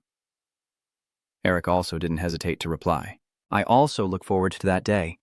And so, a friendship was formed. Seeing that there was nothing else, Drumhen quickly left. Well then, I'll be going. After saying that, he turned and left. Eric watched his figure and smiled. Just then, Shin from somewhere ran over and called out loudly to Eric. Seeing him in such a rush, Eric asked curiously, Huh? What's going on? He just sighed and said that father wants to see us urgently. Soon after, everyone gathered together. In Eric's mind, he was only worried about Drum, wondering if they would return safely. After seeing him off at the gate, Herman bid farewell. Maybe now is the time for us to part ways. Eric agreed, thinking it was a pity, but Lamb the lion going to Hagram would face big trouble, so separating here was the best choice. Isabella smiled and told him to take care of his health. Eric also smiled and replied, So do I. Isabella. Their eyes met, and those around them chuckled with sly smiles. Even Mephi let out a mischievous laugh. So it turns out Eric has been thinking all sorts of wrong things in his head. So he decisively shakes those thoughts away. He lets out a faint, helpless sigh. When he returned to reality, Eric boldly asked, Sir, may I ask about your relationship with the masked assassin? This question surprised Augustine a little. The old man remained silent and then said, You don't need to know about that. His refusal to answer Eric's question surprised both him and Hai. However, Augustine only left a promise that there would be an answer someday. A little later, they all left in a carriage. At that castle, a figure was walking leisurely down the corridor. Just as they were about to open a door, they heard someone inside say, You left with confidence. The man inside the room sneers, now truly pitiful. He is the Red Lion, Andrew Wynn. Ignoring this guy, Huyan An simply slumps down in his chair exhausted. At this moment, Andre stood up and asked, but more importantly, where is the head of the fourth prince? Don't tell me you returned empty-handed. Come on, you must be joking, right? You set out with such great momentum. His mocking tone made it clear Huyan An couldn't be fooled. The one who claimed to be able to stuff everything into his bag ended up empty-handed. Then he sat next to Huyan An and asked, Where did you hide it? Do you want to surprise me? Seeing how loud this guy is, Huyan An pushed Andre's hand away and shouted loudly, Shut up! His attitude makes Andre realize, Oh, so you really failed. So he laughed heartily. You once said assassinating the fourth prince outside the palace was as easy as flipping a hand. Tired of his nonsense, Huyan An could only helplessly lament. Damn it, your mouth is the problem. Now Andre asked, So why did you fail? Suddenly, Huyan An uttered the name Eric Imbinger. So the clan leader Ember is really that powerful? Even though he's called the successor of Baida, isn't he just a mage? The illusionary image coldly states that our information is all outdated now. He seems to hold Eric in high regard. The Ember I met is a failed wizard, but his skills are quite impressive. Andre then sighed and asked, Merbinger, is it true that he's still Minger after all? When did everything start to go wrong? His mind was filled with questions. Is it because I refused the prince's request for my support? Is it because I turned down the prince's offer to support him? The current situation has left him in a dilemma. No matter what, I am branded as a rebel leader and I cannot defend myself. The reason Andre wanted to capture the fourth prince was to exchange him for a new deal with the crown prince, or to use him as a hostage to force the royal family to withdraw their troops, but life didn't go as planned, and all my plans fell apart. Suddenly, Huyan An's voice rang out, drawing Andre's attention. Just as his deep voice echoed, a figure appeared right outside the door, leaving only one choice, didn't it? A pair of siblings appear and ask, So you have failed? Will you now answer me? As soon as he saw them, Andre quickly stood up and thought to himself that, because of his decision, thousands of loyal subordinates might have to die. He approached the two sisters, but now was not the time to weigh the pros and cons. He knew full well that the real reason for accusing us of rebellion was the charge of colluding with demons. So Andre's eyes were full of determination, and I had no choice but to give them what they wanted. It's already night at the estate. Why speak seriously? I know you must be tired after the long journey, but the reason I summoned you urgently is this. He handed me a scroll carefully sealed with a stamp. As I unrolled it, Eric exclaimed in shock, This is why. Trammack states that the Emperor himself issued the imperial decree. The contents of the letter cause Elk's expression to turn serious. The Minger family is forced to go to war, and any orders from the Emperor against them will be punishable by death. At the same time, the contents of the imperial decree appear. The imperial decree stamped with gold is sent to the Minger family, the empire's subjects, and longtime friends of the royal family. I personally issue the order. To prevent abuse, high noble clans are only allowed to use it very rarely. For MBER, they are only allowed to be issued a maximum of 2 such edicts. That is why the royal family has not used the imperial seal for hundreds of years to maintain control over Minger, yet now they are using it. After reading everything, Eric gritted his teeth and thought to himself that the smell of conspiracy was too obvious to ignore. Phi quickly crossed his arms and spoke, as if he had already dug a pit for us to jump into. Aren't they openly declaring that they want to harm us? The next second, he angrily slammed the table and stood up. What on earth is this thing? Binger isn't even a family that serves Narister. I can't help but question. Father, are you going to ignore this matter? Nevertheless, Y remained calm and responded quietly, asking him to explain gently. I'm not pleased either that the royal family looks down on us so much. There's no way they don't know about our marriage agreement with Binger. It's unclear whether they intend to break the relationship between the two houses or have other plans. But one thing is certain. This order is too lenient, making me suspect whether it was actually signed by the Emperor himself. Now, let's ask the question. It seems the master of Binger has also realized. What do you think, Father? Before W could respond, Eric spoke up. If we resist, they can easily kill us for insulting the royal family or push us to the front lines and then fabricate an accident. At this point, he smirked as if he had already guessed the royal family's intentions. Whatever the outcome, the royal family wouldn't suffer any loss. Upon hearing L's laughter, he angrily said, In this situation, how can you still laugh when you're about to walk into a trap yourself? Without hesitation, he eagerly replied, We were already planning to enlist anyway. Besides, why wouldn't I be smiling? Eric continued in a low, dark tone. You're planning to bury that damn prince alive. That name instantly made Shin's face darken. It was that crazy guy again.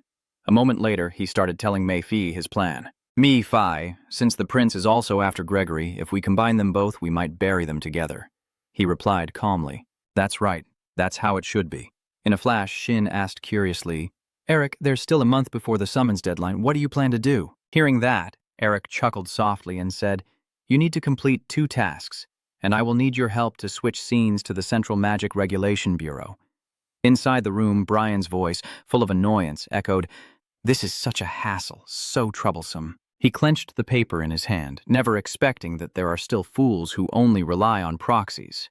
At the same time, the content of the letter appeared. A letter of recommendation for the Nestor Region's priority Mage exam. The next second, Brian aggressively turned to the next page. As soon as he saw Eric's name, he harshly read out Eric Minger on the carriage. Shin, do you really need to get your wizard's license right now, Eric? Seeing that, I immediately explained that having a wizard's license would allow me to take on an important role in the war. However, he still remained confused. Under Duke Chan Song's protection, they will naturally give you command authority, so why go through the trouble? Eric continued to answer Shin's question. If that's the case, I would definitely be restricted to what I want to do. Moreover, I have another reason too. You didn't need to hear the whole sentence, I already knew, and you didn't intend to tell me that reason either. The boy gently apologized. Sorry, that's a family matter. I suddenly wanted to check in, but are you sure you can cram in time? That exam won't be easy. With a very confident tone, Eric firmly said that even though I always failed at the academy because of my embolism, he forgot that I was always top in theory, right? His nonchalance only makes him more anxious. Hey, do you think the academy exam is the same as a mage trial? After a brief pause of about 2 seconds, let me explain. Each judge will give a different question, especially that Judge Brian, with only a 0.1% chance of passing. Even though he's still worried, Eric calmly replies that it just proves all the other candidates are useless. Isn't the exam supposed to last 8 hours? Please answer quickly. Yeah, that's what they say. After hearing the answer, he slowly spoke up. Take a rest for a bit. Next, Eric confidently tells Shin that he will finish within 30 minutes with a perfect score. This scene shifts to the Magic Regulation Bureau, where Brian introduces himself seriously. I am Brian, a 5th-level judge of the Central Magic Regulation Bureau. Are you Eric Minger, the candidate? Eric immediately replied, Yes, I can start the exam now. He decisively turned away and said, We will begin immediately after verifying your identity according to regulations. At the same time, Mei-Fi, floating in the air, spoke up. So he is the person your brother mentioned. Having only been in contact for a short time, Alec also seems to not be very clear. After a while, gentle sunlight began to shine into your exam room. Brian just brought the exam paper and explained the test content. The first section covers elements, physical magic, spirit words, alchemy, ancient techniques, dark magic, and literary arts. A written exam with a total of 600 questions. Note that using magic will be considered cheating. Eric casually itched his ear as if he didn't care about the exam at all. Is there really a need to use magic? His attitude secretly annoyed him. Brian knows that Eric has recovered from his illness and become a hero in Len, but his arrogant attitude is intolerable. Thinking of this, he grits his teeth, and even if it's just applying through connections to restore the Sangha family's honor, don't think Brian doesn't understand. The next split second, he slowly announced the start. Without hesitation, Eric opened the exam paper and began working. Brian immediately confirmed in his mind when he saw his relaxed demeanor. As expected, it was just a pretense. It seems he can't hide his disgust for Eric. Even Tasa, the only one to score a perfect mark, hesitated for a long time before giving his answer. As soon as Brian finished thinking, he had already completed the exam. Was he even pretending anymore during those 15 minutes? Or was he just giving up? Did he used to respect the Minger family, but now he's just bringing shame to them? Immediately, Brian's shocked scream rang out. An absolute score that seems impossible to believe with his own eyes. He was panicked. What is going on? How is that possible? Ignoring Brian's surprise, Eric calmly asked, "Can we move on to the next section?" Hearing that, he hesitated. All right, fine. In a flash, Brian suddenly remembered. That's right. He's always been the top in theory at the academy. Clearly, Eric has pondered theory for thousands of years.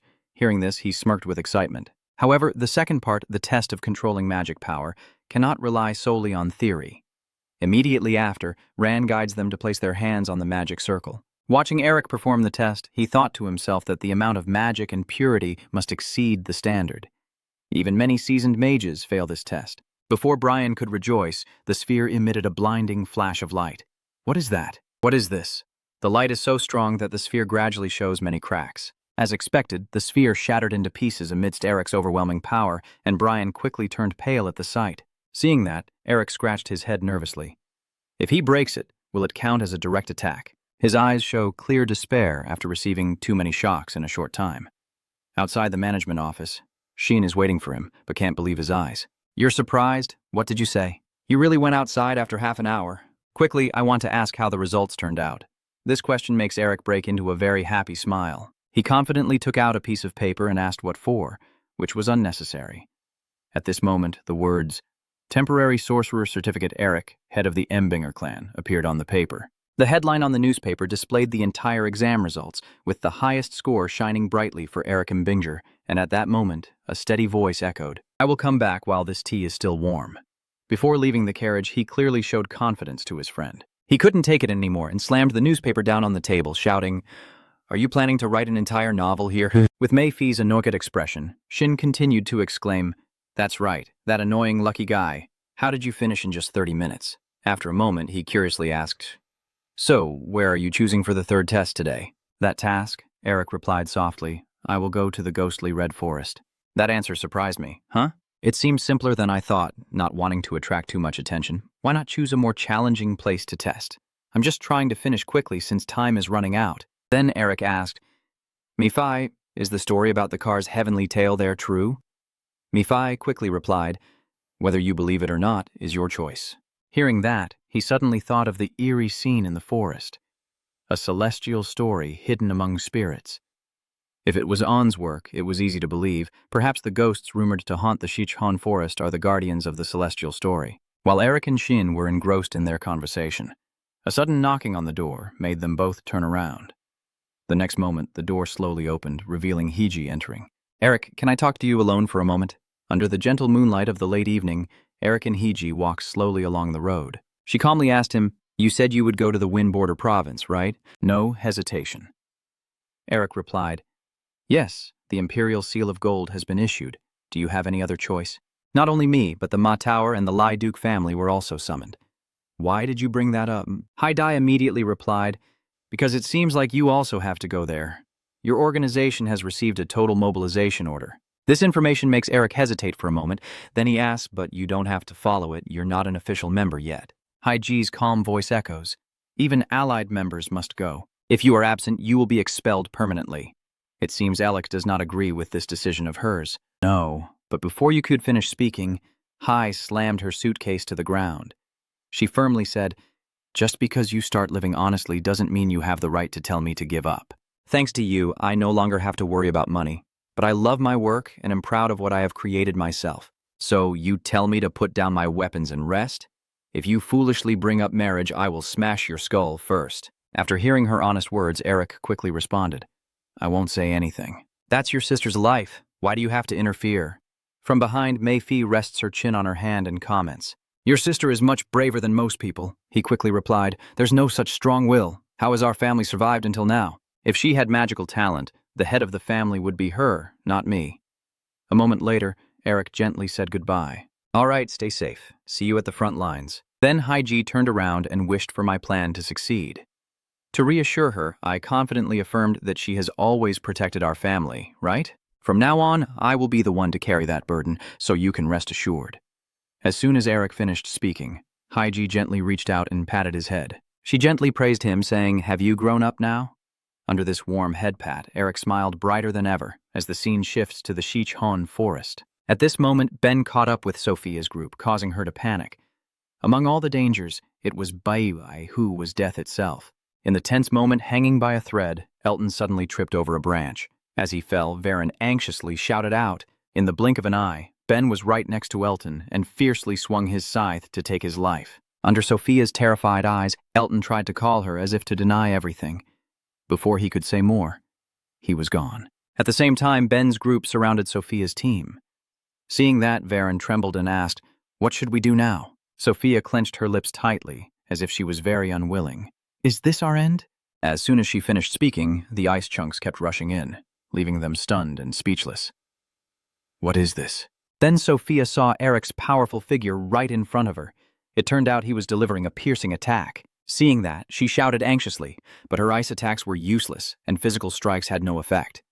While Sophia was still speaking, Bensie's group was taken down by Eric's shards of ice. "Wait a minute, so what exactly is this?" Your cold power stream quickly rushes straight into Ben's chest at the end. This move instantly pierced through its body. With this strike, Ben landed a fatal blow. From its corpse, dark mists gradually rise. This scene leaves Sophia, Varen, and Joe stunned in disbelief, still staring blankly. Eric hurriedly gathers his strength into his arm, sighs in relief that he finally caught one, then laments to do that it was all because of that human causing the ghosts to stir, and he couldn't complete his mission. "I need to collect 10 ghost souls, and I only have 2 now," the man quickly replied. "I want to help, but you know I can't. Beside you is Mephi giving instructions. Didn't this king already say so? Not having contact with him will be better for your mental state." Do, unwilling to back down, only a dragon's shell, and if you become bait, even the ghost won't bother with you. Angrily provoked, he shouted without even looking up. How could a bunch of insignificant fools understand the greatness of my lord? Despite their loud argument, Eric remained lost in thought. Suddenly, he became curious.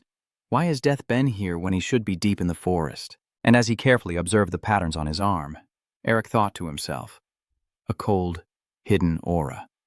That means the heavenly affair of the car could be very close by. While he was lost in thought, Sophia suddenly spoke up. "Oh, sorry." A group of allies gratefully bows their heads. "You saved us." Eric immediately said, "I only did what I had to do." The next second, he curiously asked,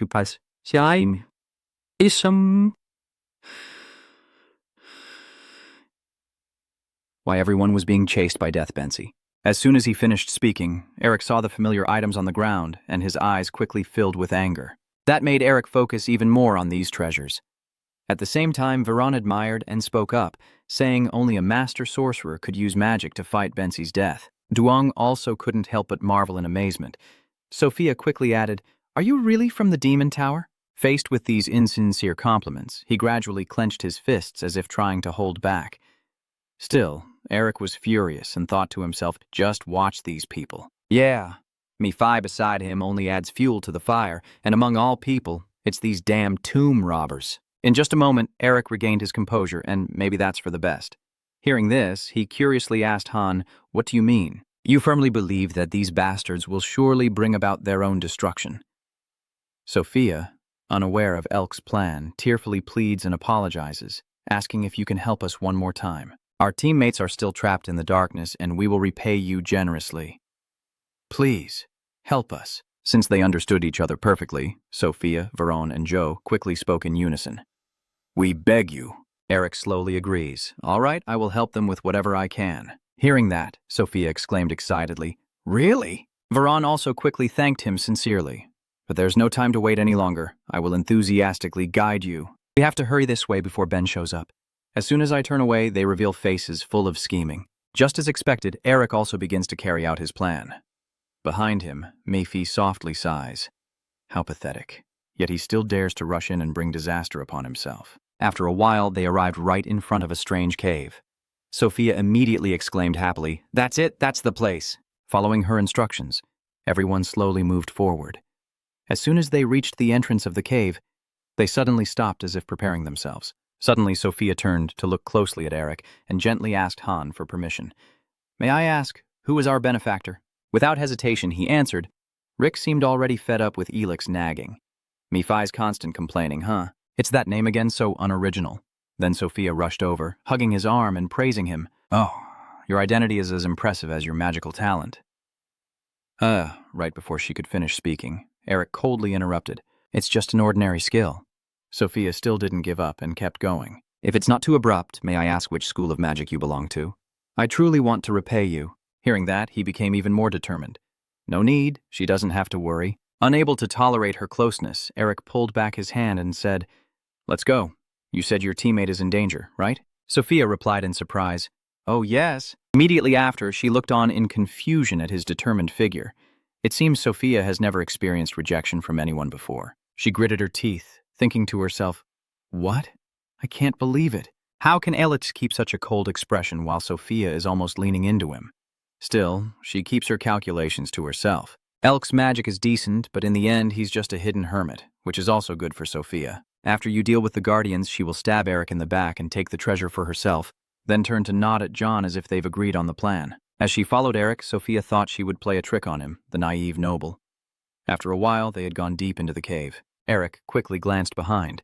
Where are her teammates? Hearing that, Sophia replied, They are still inside while we leave, if they are safe.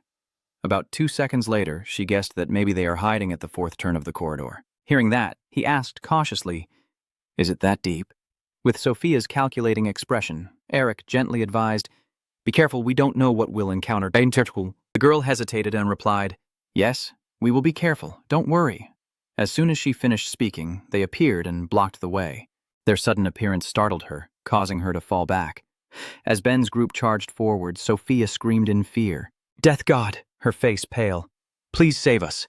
In an instant, Eric was already raising his hand, ready to unleash his attack. Immediately after, the icy aura from your attack shot straight at the Benny. Enwea, trembling and hugging herself from the cold, wondered silently, What is Eric doing? Are you freezing them? Don't you know that Ben the Death God is immune to these attacks? As if she couldn't believe her eyes. She was stunned. How could they be frozen already? No way.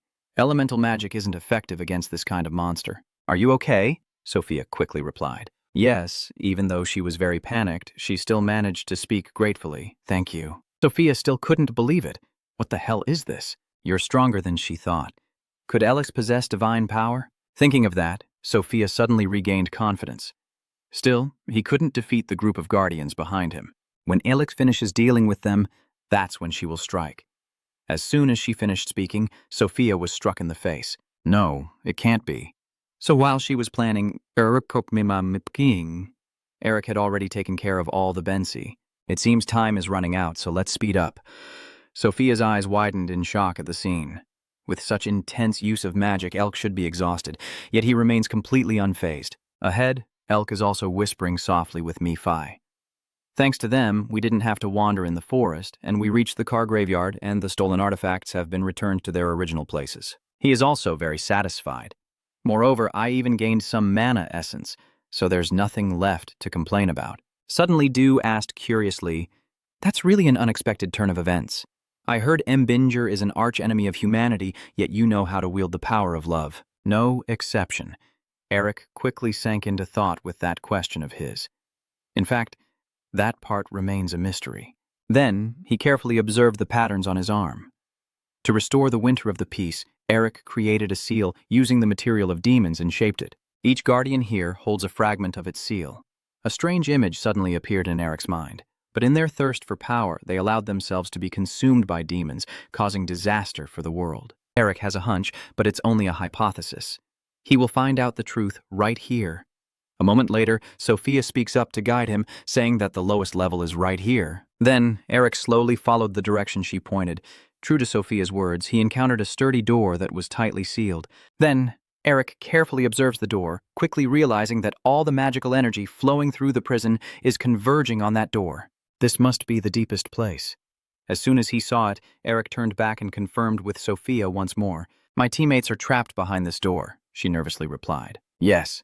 And inside there is something very frightening, so please be careful. Without hesitation, you told me you would open the door right away." The mysterious door gradually opens, emitting blinding beams of light from inside. Both Eric and Mei-Fi seem very surprised by what they see inside. In front of them appeared strange experimental tools, and the guardians guarding the car's tomb also began to move. Inside the room, the images of Sophia's two accomplices had already faded away. Suddenly, the guardians all turned their gaze sharply toward Eric. Sophia panicked and stepped back, and everyone reacted. She bit her lip in frustration, thinking that last time, when they came here, only one creature responded, and that single creature wiped out the entire team. Immediately after, Sophia glanced at Veron and Joe as if giving a signal.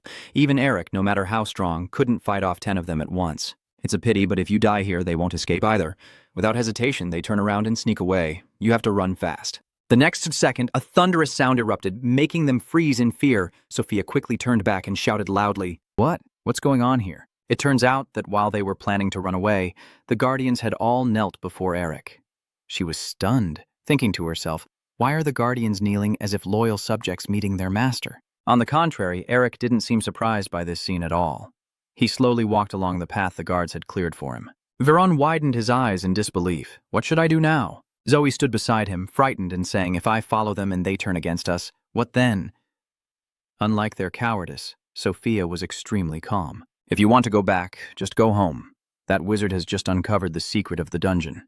Are you excited and smiling like you're about to achieve your goal? Are you crazy to give up now? Hearing that, Joe and Varen quickly ran after him. All right, we'll go too.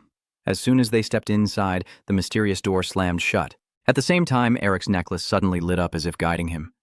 Eric calmly moved forward, following its guidance. As he walked, he glanced back at the guardians behind him. These are the guardians of Hanzhao's car. After their death, servants still protect their master's achievements. When Eric rebuilds the family, will he find loyal and trustworthy allies like this? After a moment, he suddenly stopped. It turned out that Eric had seen a mysterious magic circle. This magic is also similar to the one placed at the entrance of King Tuyet-san's tomb. As soon as he realized, he put his necklace on the magic circle. In an instant, the secret door appeared, and the scene inside left Eric and Mei-Fi stunned, with their mouths agape. Here it is.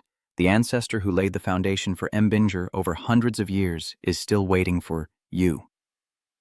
Their descendants. I'm here. Stop for about 2 seconds. Then you reply, Otto, look here, you seem like an old man. Wait, how many years have you been like this? Then suddenly, Mei-Fi burst out laughing while Eric was still marveling. He couldn't help but laugh like a madman. The next moment, Mei-Fi gritted his teeth and called out, Ooh, Han, I've wondered about this, but in the end, you're just a human. Even you, the one people think will imprison us forever. Even you, a strange-looking person, are still human. I have sworn many times that if I come back to life, I will personally take revenge on you and your followers. As he spoke, he suddenly lowered his voice, but in the end those words were just a fleeting thought. These words from Mei-Fi made Eric suddenly think. Mei-Fi's reaction is understandable. Then the guy, unwilling, rushed forward and shouted, It can't be. It can't end like this. Seeing that, your thoughts still continue. The demons and the 4 great demon kings tried to swallow the continent, but they couldn't break through the Embinger wall led by the creator and the car. At the same time, Mei-Fi grew even more furious as he received no response. If you are the only one to close your eyes and smile contentedly, what should I do with the hatred in my heart? These cries of suffering, what am I supposed to do? Eric also told himself that the reason he wanted to be resurrected was simply to break through the wall that he could no longer endure. He screams in pain, Say something, answer me! Eric's eyes revealed curiosity. What secret is the car holding? Immediately after, the mark on his arm suddenly shone brightly. What is the seal and what is the true secret of the Eric family? Then, the body of the car suddenly dissolved into the air. At this sight, he was even more amazed. Strangely, a strange magic aura suddenly enveloped Eric's entire body. This is the mana of the car. As if trying to take him somewhere else, the energy grew denser and denser. They quickly merged into his body, causing Eric to scream in pain. After a short while, he returned to his normal state. Looking around, Eric wondered, "Where are you?" Suddenly, a familiar voice spoke from behind him. "I bet you have many questions." So, it turns out the car brought you into his private space. With the knowledge you have now, there are definitely many things you still can't understand. In the blink of an eye, Eric regained his composure and asked, "What exactly is Merbinger?" As I suspected this question, the car gently replied, "I cannot answer all your questions, but since you have come this far, I will tell you a few things. Consider it a reward for you." Then, he clapped his hands boldly, and the magnificent image of the primordial being from the past suddenly appeared before Eric. He opened his eyes wide in surprise, and immediately Elk recognized the creator. He hadn't recognized him earlier, but now Eric could feel it. The overwhelming power of the creator gave rise to Merbinger. "Behind you," Christina's annoyed voice rang out, chirping like a sparrow. "It's too noisy, I'm going to die. Can't you just be quiet?" It made me dizzy. Even when he was young, Otto would get annoyed and tease back, "I told you I was monologuing. Is something wrong with you?" Hearing that, she angrily rushed over and hit him a few times. "Go ahead, keep talking." Carr just held his head and gave up. "All right, I'm quiet. Can I be quiet now?" This scene makes Eric ponder.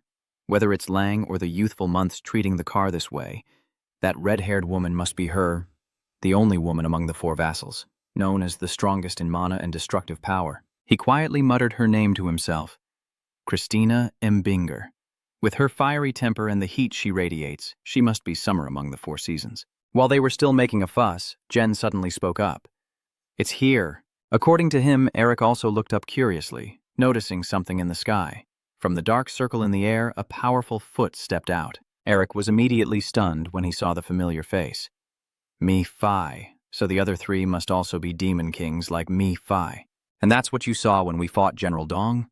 Thinking of that, Eric watched the demon god above carefully. The battle between the gods and spirits, the creators and the four seasons, the gods and the demon kings begins.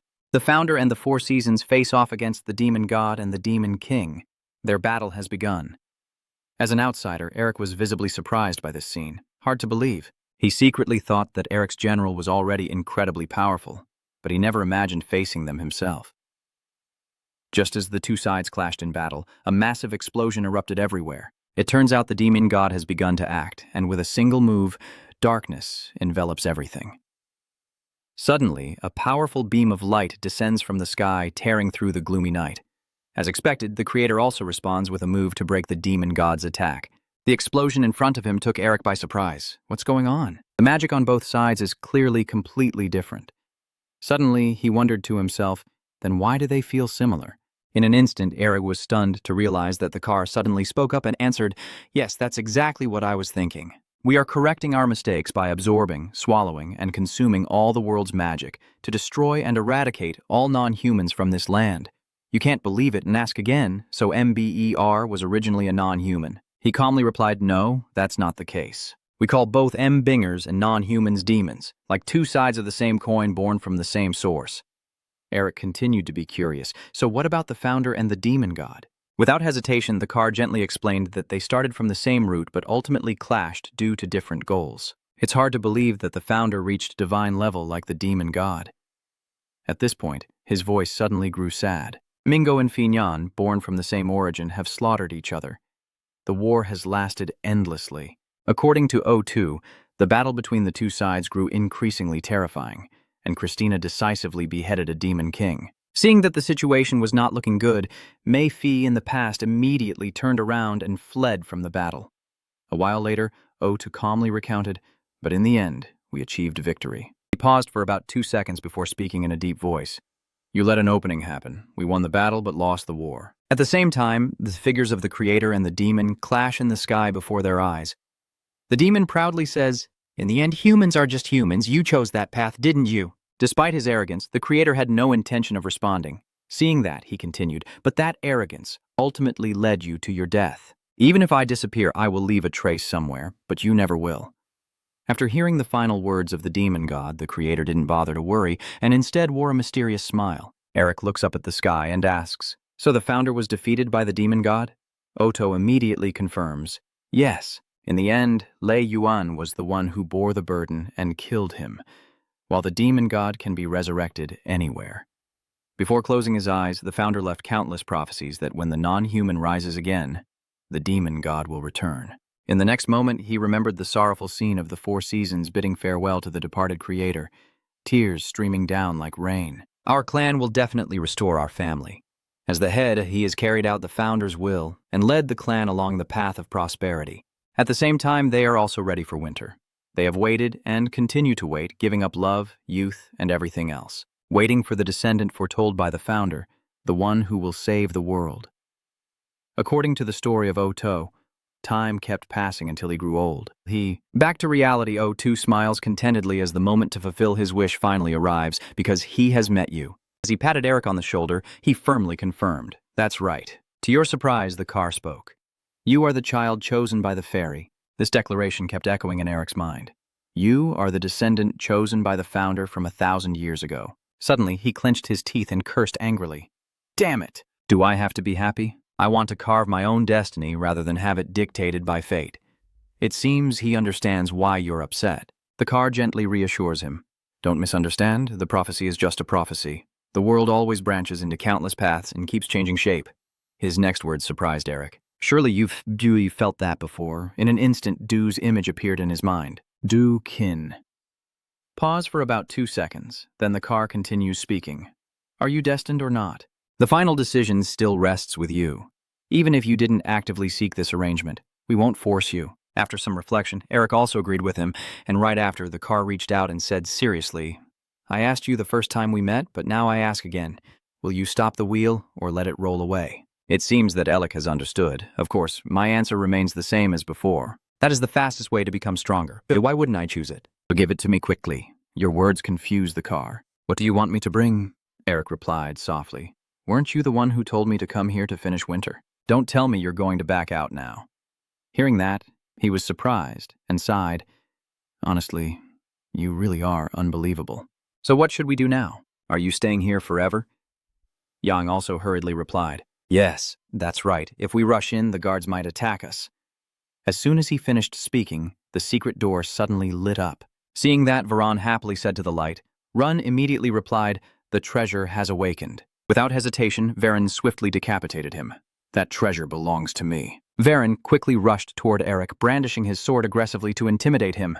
Don't regret dying like a dog here, wizard. As Varen was shouting loudly, he suddenly coughed up blood. I will use everything you have for a better purpose. Turns out Sophia secretly took action to kill him. She frowns in disapproval, blinded by greed, her judgment clouded, and you even fail to recognize the terrifying aura emanating from that wizard. At this point, Sophia quickly pulls out the dagger from Varan's body and silently thinks, without Elic, we won't escape this dungeon either. Just pick up the stuff the two of you left behind and follow him to escape. As Sophia was lost in her thoughts, Eric suddenly spoke. Not bad, he's quite capable. She quickly turned her head towards the direction of the voice. Fortunately, you woke up, and for the grave robber, he's not too bad. Sophia was so panicked that her hands trembled. Huh? How do you know about that? Are you surprised? You revealed yourself so clearly from the start. How could I not recognize? In an instant, she broke out in a cold sweat in fear. Damn it, it wasn't them who set the trap but you. Eric deliberately lured them here. Indeed, the wise one is Trong Tuan Kiet. Sophia quickly burst into tears and begged, Please, Sir Wizard, forgive us. Without hesitation, he calmly asked back, Why should I do that? Then Eric suddenly spoke in a deep voice. You planned to kill me, but I'm not allowed to kill you. She still tried to cry and beg. We will do anything you want. Just tell us your demands. Please be merciful to us. After a while, he spoke again with a bored tone. Adding a few more corpses here would be a hassle.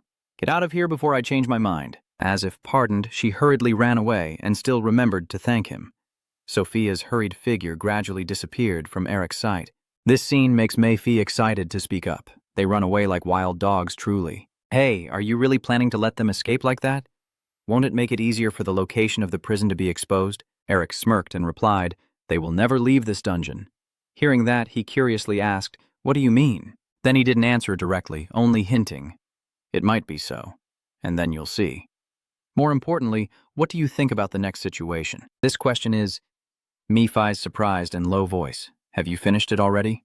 While he was still probing, Eric unleashed his power in place of the winter answer, returning to his conversation with the winter seal car. In terms of magic, Ta has reached the level of a war king, and that is also my true identity, used to destroy the demon king.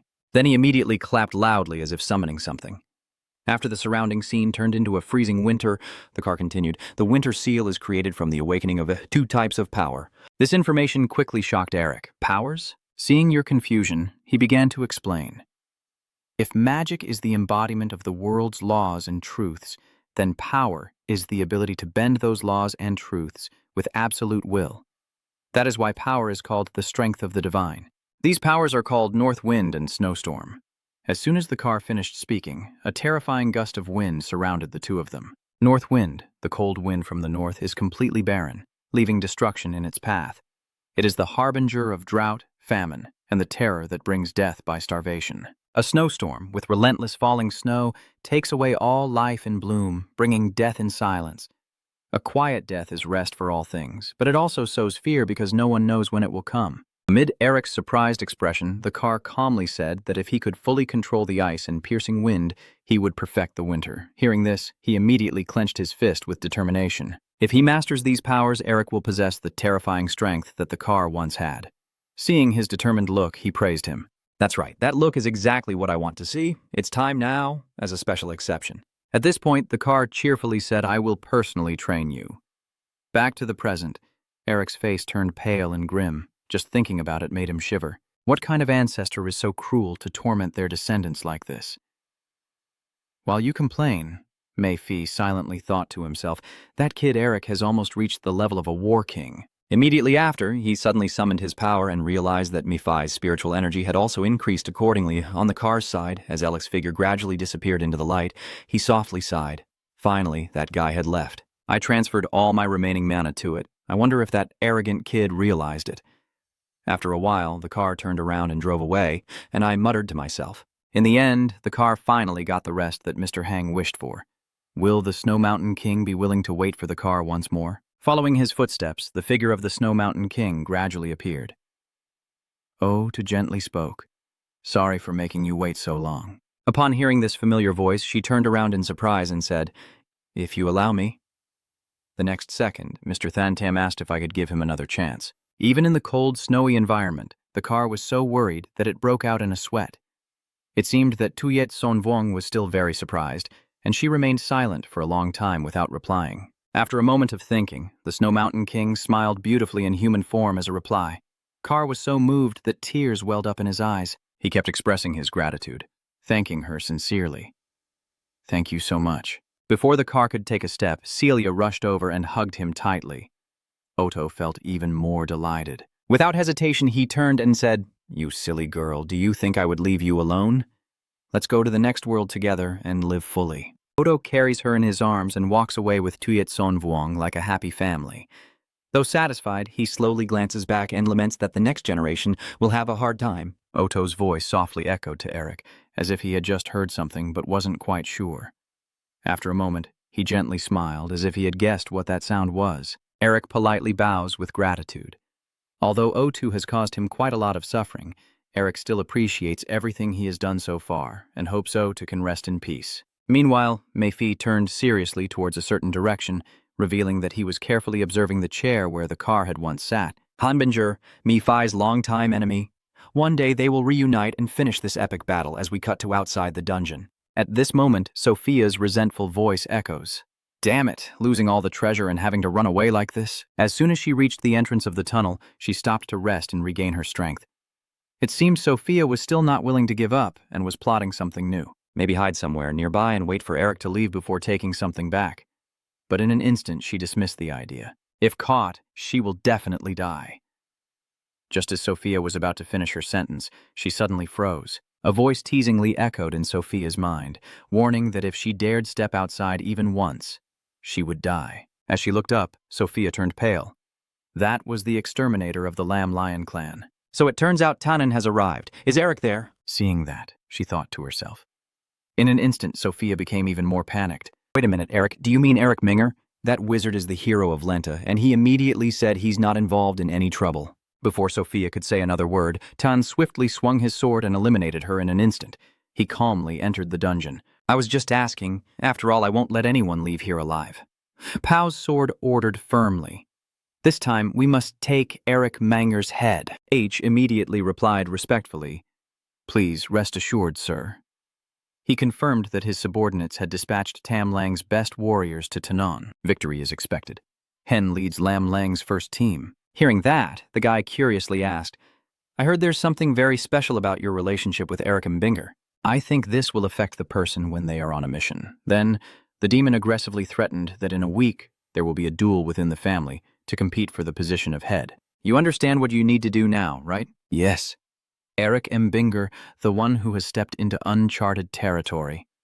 With a confident look on his face, he continued, saying he would have to die due to an unexpected accident. Outside the camp, the full moon had risen into the dark, foggy sky. At this moment, Hum's panicked voice rang out. What? Lam Lang has left the Imperial City with a large force. Isabel. Kay calmly announced, No, uncle. The vial has already sent Tanon. Looking towards the troop movement, it's clear that Elk is their target.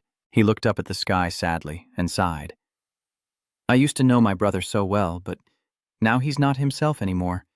I wish I could share a drink with him one more time. Hearing that, she quietly thought to herself that Herman has always been too soft-hearted with family. Isabel Quay will need to make him tougher. As soon as she finished thinking, she suggested that the guards temporarily lead Lam Ma and Lam Duong's troops to pursue and support him. Herman immediately regained his composure and responded. Tanon is a dangerous threat known as Paul's sharp sword.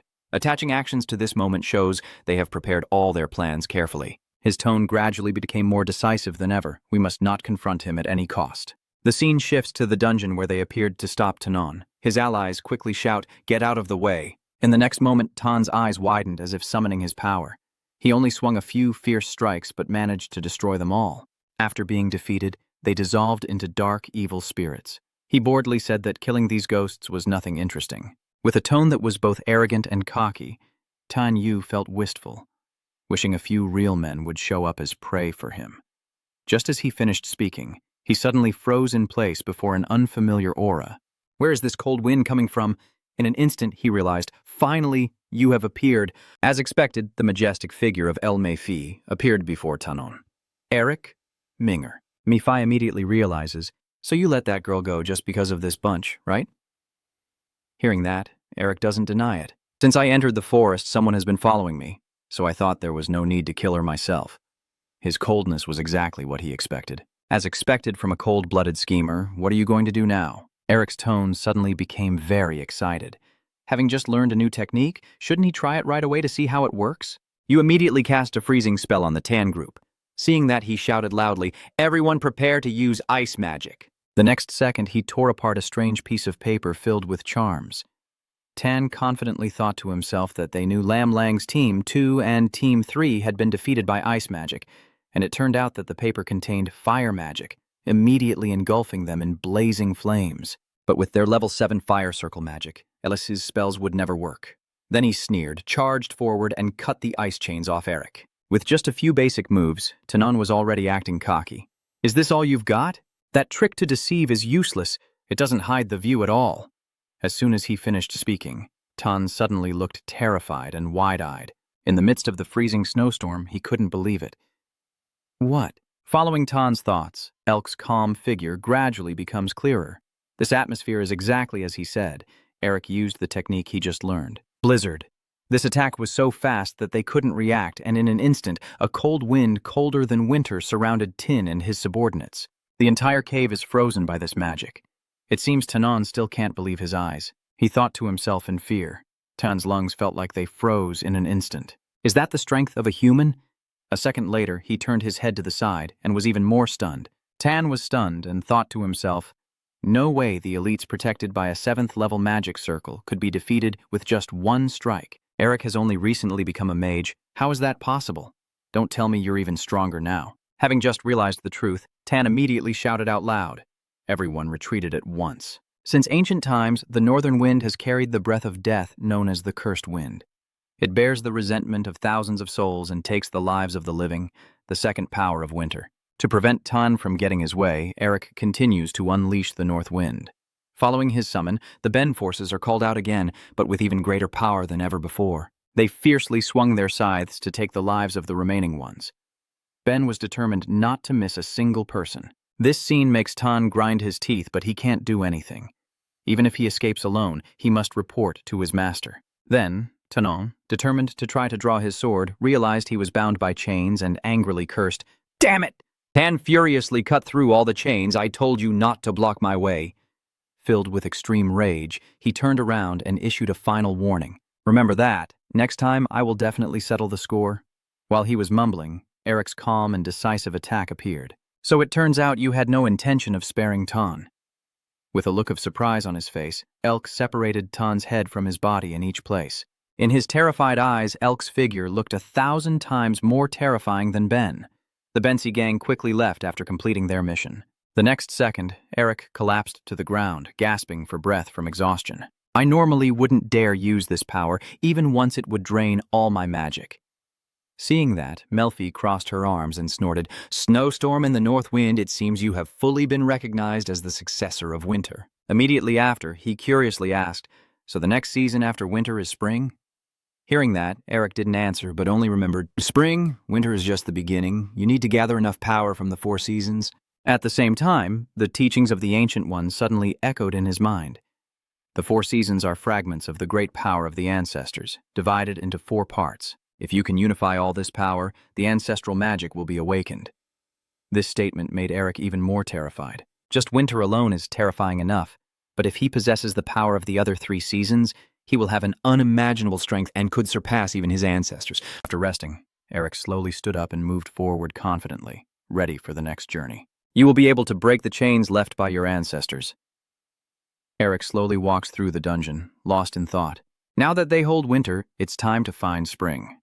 The next moment, he wondered to himself, where could spring be? Where is it? Suddenly, Eric remembered the warning from the car. He must have revealed the location when assigning you the task of completing the 4 seasons. Why can't Eric remember now? Following his train of thought, the image of the car also gradually faded. Spring.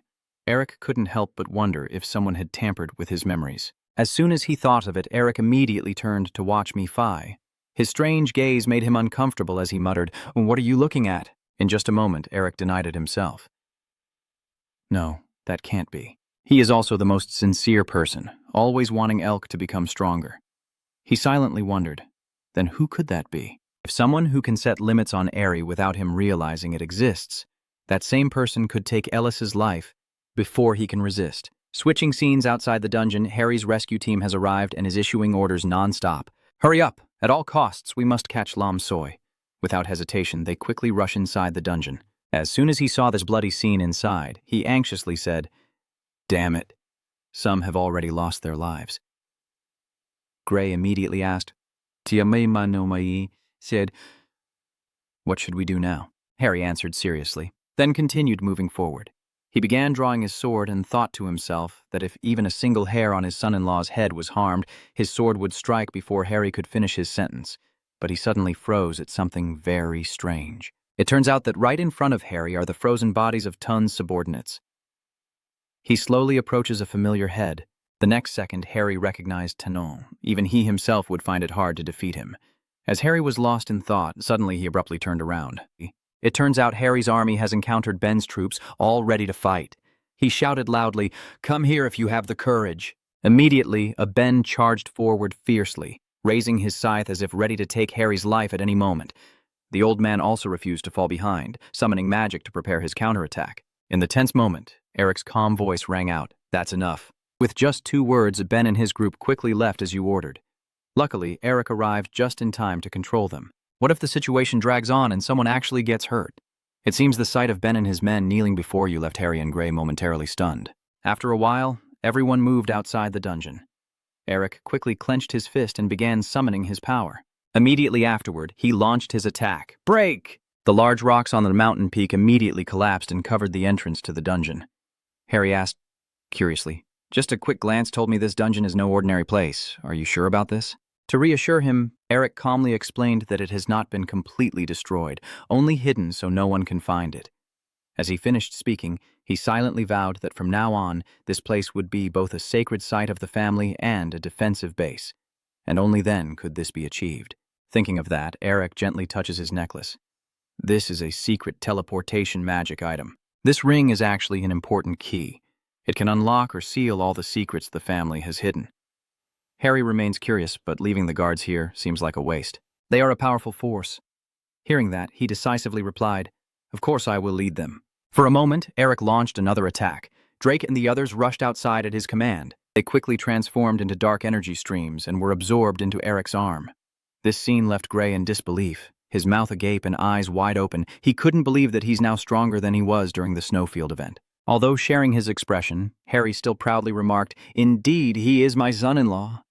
After gathering strength from Bessie, Eric gradually clenched his fist. With an extremely confident attitude, he completed mastering all the winter magic. Next to him, Mephi calmly spoke. "One, he truly has given you something incredibly terrifying." Still, Eric remains humble. No matter how strong the Guardians are, they are not invincible. He shouted in anger, his words foolish. "You don't understand." At this point, Mayfei suddenly remembered the heroic image of Otto in the past. You don't know what level Han Otto reached when summoning winter and controlling spirits. Otto possesses extraordinary abilities, able to manipulate souls at will. Even the spirits you are controlling now seem reluctant to revisit the past, and he angrily turns away. Forget it. After hearing this, Eric secretly wondered if the people who served the Car Lord when he was alive were all outstanding figures. If they are guided by the true Lord Car, leading the Mbinger family to its peak, then they fully deserve to be called heroes. You decide in your heart that if Eric can master their control, he can restore the glory of the Mbinger family once more. Now he has inherited all of your legacy, and winter has returned to this land after 2,000 years. Soon after, Eric confidently continues on the path he has chosen. It is time to announce to the world that the Mbinger family has returned. The scene shifts to the Central Magic Management Bureau, where journalists are now curious, wondering why they suddenly agreed to send reporters here. What's going on? It must be to announce that Eric Mbinger has received the title of Archmage. But completing the mission in just 3 days, is that even possible? Even Tasa Nerester couldn't do it that quickly, so he must have had another reason. Suddenly, a reporter turned around and saw something strange. He immediately announced loudly that it was the carriage of the Lion Mage. The carriage slowly stopped in front of the Central Management Office, and everyone, curious, began to discuss. The next second, Eric elegantly stepped down from the carriage. The reporters immediately rushed forward, bombarding him with questions. Recently, the public has been paying close attention to your achievements. Is it true that you, Eric Mbinger, have completed the mission? If that's true, it means you have broken the records of both your grandfather, Eden Ember, and Tasa Nerester. What's your secret? Some say it's not Tam, but Tutan Tin. Do you have any comments on this? As Eric stepped forward, Brian's proud voice rang out. I've been waiting for this moment for a long time. The official announcement was made seriously that the Central Magic Management Bureau officially recognized Eric Mbinger as a mage, which only fueled the reporter's curiosity. It has been over 30 years since the Mbinger family, a renowned magic family, had a certified wizard. How do you feel about that? Mr. Eric Mbinger, please share your thoughts. Unable to wait any longer, Eric begins to speak. I will speak, but before I do, let me say something. During the mission, I was ambushed by a group of strangers. With everyone's shocked expressions, I continued to reveal shocking news and nearly lost my life. Thanks to the support of the Quayo family, I was able to survive. But after careful reflection, I have come to the conclusion that this insult cannot be ignored. Therefore, I declare the start of a territorial war. This announcement from Alec immediately shocks the journalists. A territorial war. Isn't it true that this kind of war only ends when one side is completely destroyed? But the Mbinger family now has fewer than 2 members left. How can they declare war? A journalist asked loudly. Who dares to plot against the head of such a powerful magic family? It seems this question hits right at your intention, with Pawo as the target.